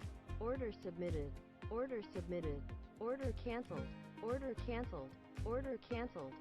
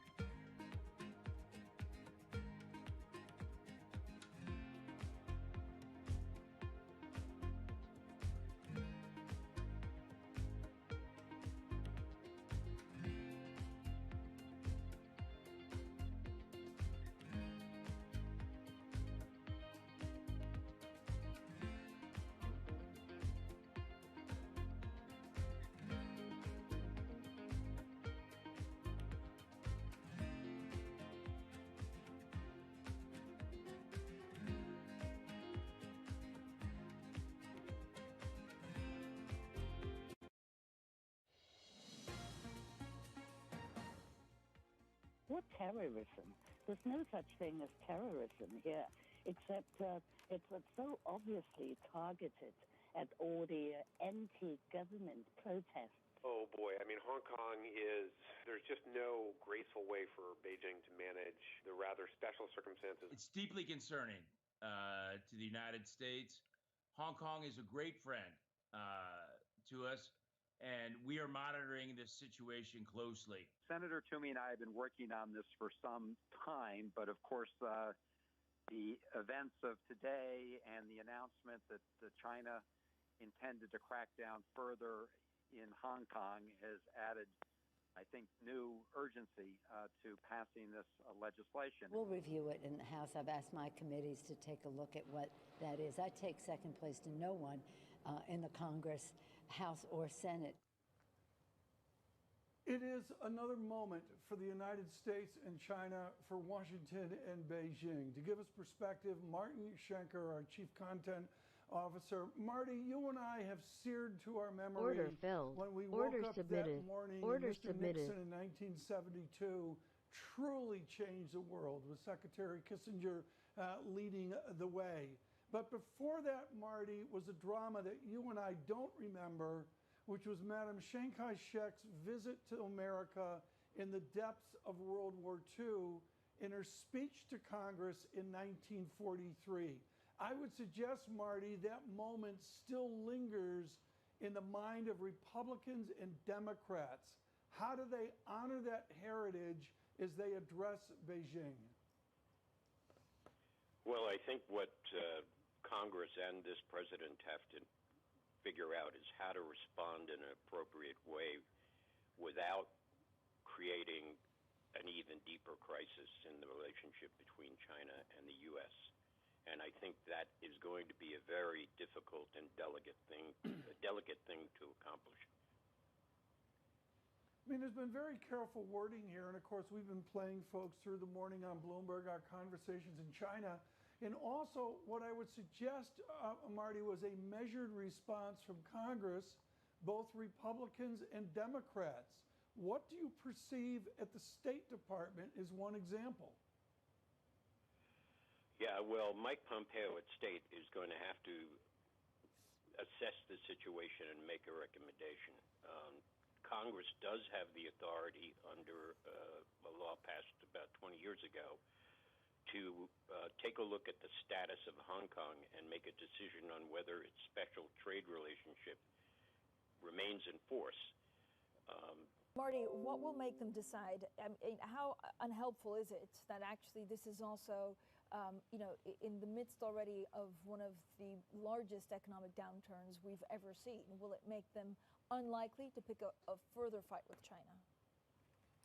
Yeah, you see, that is, Francine, that's exactly the point. Both the world, China and the U.S. being the two major economies, are suffering an unprecedented economic downturn. The last thing each economy needs is another crisis added on to the virus-related crisis that slows economic growth even further. So I think what you'll see is strong rhetoric, but cautious actual steps in response to this as it plays out. I mean, that would be my guess on what's going to happen next. Marty, who has is the there upper a hand in this? pro-China? Sorry, Tom, go ahead. I'm sorry, Tom, say. No, Fran, please, Fran, go ahead. My fault. Marty, who has the upper hand in this? I mean, the U.S. is also accusing China of spreading the pandemic. Yes, I mean, there's that backdrop, and Donald Trump has been beating that drum for the past 3 weeks as he sees it as a way of escaping any responsibility himself. But at the same time, China, when they issued the statement overnight that they intend to implement the Phase 1 trade deal that Donald Trump has been accusing them of dragging their feet. So China does have leverage here. While the trade deal was a pretty important step, they're committing to implement it if somehow the U.S. and Donald Trump step in to escalate this situation. Order filled. They could Order walk away canceled. from that trade deal, which would, in its own way, if you think the markets are suffering now, that would be a tremendous blow to the world financial system. Marty, one of your charms is you're wired into 2,000 reporters. How alone is the United States? Within all our reporting, is this a discussion of Western allies, or is it Trump alone? Well, it's interesting. China, and we've reported this quite extensively, has in their virus response has raised the ire of countries like Australia, the EU. They have their own separate issues with China, plus all the developing countries that took loans from China are having difficulty paying it back. China is somewhat isolated itself, and that's of its own making. So there isn't a global approach to this. It's individual. It's EU. It's individual countries that all have varying different issues with the China's behavior. Marty, thank you so much for joining us. Marty Schenker, their Bloomberg Chief Content Officer. Now let's get straight to the Bloomberg First Word News in New York City is Ritika Gupta. Hi, Ritika. Hi, Francine. Tom, China is pledging to implement the first phase of its trade deal with the US. That's despite rising tensions and the coronavirus outbreak. The centerpiece of the deal was China's promise to buy more US goods and services. But even before the pandemic, analysts questioned whether those targets were realistic. Now the promises look even further out of reach. Treasury Secretary Steven Mnuchin says there's a strong likelihood Congress will need to pass more stimulus legislation, but he also repeated the Trump administration's stand on the matter that it's not needed right now. President Trump told reporters, quote, there could be one more nice shot. Authorities say a Pakistan International Airlines flight has crashed. The Airbus A320 plane was said to be on a flight from Lahore to Karachi. There were 107 people on board, no word on casualties. In Japan, the key inflation gauge fell below zero last month for the first time in more than 3 years. That stoked concern about the re-emergence of deflation. Meanwhile, Japan's central bank launched a $279 billion lending program to help small businesses hurt by the coronavirus outbreak. Global news 24 hours a day on air and at Quick Take by Bloomberg, powered by more than 2,700 journalists and analysts in more than 120 countries. I'm Ritika Gupta. This is Bloomberg. Francine, Tom. Ritika, thanks so much. Coming up, we're going to talk to a gentleman who's really quite good about trading volumes. That's something we don't talk about enough, about the spirit in the market to bid and to ask. Okay, we'll talk to Randy Frederick at Charles Schwab. Please stay with us from London and from New York. This is Bloomberg.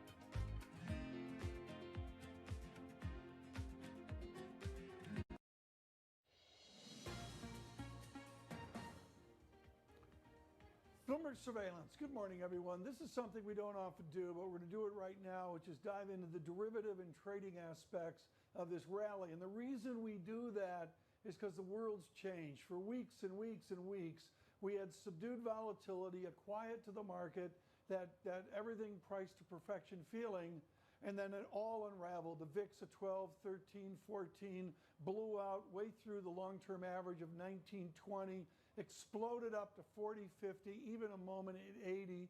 And yes, we've come back, but at a sustained level of 28 to 32, these are not normal times. Randy Frederick knows that. He's with Charles Schwab and has spent a career looking at the options of the market. Randy, what is the character of the VIX right now? What is the character of this new volatility? Well, actually, I think you described it quite effectively. It has been at relatively normal levels for probably at least a full year, which would be, in the sort of the 12 to 18 range. And then when this virus hit, volatility spiked quite abruptly in late February, and then went and actually on one particular day closed at an all-time high. This VIX index, which most of us watch, has been around since January of 1993. And this year, we hit the highest single closing level we've ever seen since that happened. Randy, are premium there so people can write options where they own AT&T and they write an option against it to bring in premium? Is that old traditional game there, or is there a different game this time around? Well, if you're talking about people who sell covered calls against existing stock positions, which I think is what you're saying, then yes, when you sell covered calls against a stock that you own, you're typically going to sell those calls at a price that's above the current market price on that stock, and you get paid a premium, essentially to sit and wait. If the stock rises beyond that strike price, it gets called away. You make not only the gains in the stock since the day you wrote the call, or actually since the day you bought the stock, but additionally you get to keep those proceeds when you sold that option. And if the stock doesn't rise to that level, then that option simply expires worthless, and you keep those proceeds. Is that strategy working now, Randy? Is that strategy working right now? Well, it is, and in fact, I mean, obviously the risk in the market is a little higher than it has been, and the VIX is one way of gauging that level of risk. Now, I think some people occasionally feel like, well, if the volatility is higher, I'm getting paid a very high premium to sell those calls at the moment, so why not do it? Well, the reason is simply because there's an enormous amount of risk there. But if you always keep one thing in mind, and this is something I've reminded people for many, many years, is that if the covered call price, the strike price on that call that you're selling, is at a price above the price you originally paid for that stock, then your risk is actually quite low. Meaning I'm selling an option at a level that I'm happy to let my stock be sold at. And in the meantime, I'm going to get paid for waiting, then you're going to be fine. The main thing is be sure that you don't sell those calls at a price that you don't really want that stock to be sold at. Randy, how will coronavirus and actually what we've seen over the last couple of months change these markets? Well, in this sense that we've just been talking about, it makes the option premiums more expensive, but we've come down dramatically. We're not back to where we were, of course, as I said. We've been up into the 80 range, and now we're back around 30 or so, which basically implies a healthy, what I would call a healthy level of skepticism. That is, recognizing the fact that we are in a new bull market. The S&P's up over 31% from its bottom, but clearly the risks of the virus have not fully subsided. In fact, in many cases, they haven't even leveled off. They're beginning to, and we are starting to see the economy reopening, not only in the United States, but globally. But clearly, we do not have effective treatments in place yet. We do not have a virus vaccine in place yet, and those are probably a few months out. So the risks are still there, and at any moment, at any point in time, we could see a resurgence of outbreak, certainly as economies reopen and as testing becomes more widely available. So it's clearly in a situation where the panic level, I would say, typically I've always described levels above 40 as panic, but levels above 30 as high anxiety. So we're simply right on that threshold between what I call high anxiety and starting to move back into what would be more considered normal levels of volatility. But Randy, how difficult is it for a market to actually have a direction when you don't have really any forward guidance or any forecast for earnings in certain sectors? We even had China, for the first time in decades, abandoning their GDP target. Yeah, that's been one of the biggest challenges and one of the most unique characteristics of this particular environment that we've really never seen in the past, is that I've been in the business well over 30 years, and I can't recall a time when companies just simply, they just simply abandon the forecasts and future guidance of what they expect, and partly because there's just such an enormous amount of uncertainty about when or if treatments or vaccine will be available. So what I think it does, unfortunately, is it creates problems with the mathematical models that many people use to calculate valuations, forward earnings, those sorts of things, is that they're trying to use formulas that are typically designed to take into account enormous amounts of data, and much of that data just simply isn't there. It's not wrong and it's not zero, it's just simply absent, and it's very difficult to make those formulations. And as a result, I think we find ourselves being surprised at how well the market is doing, but it's simply doing what it's always done. Tread carefully. Randy Frederick, thank you so much. He is with Charles Schwab in the time of new volatility. We've got much more to talk about. We need a pandemic update. We'll do that with Dr. Pekosh at the Johns Hopkins University. We'll do that next. This is Bloomberg.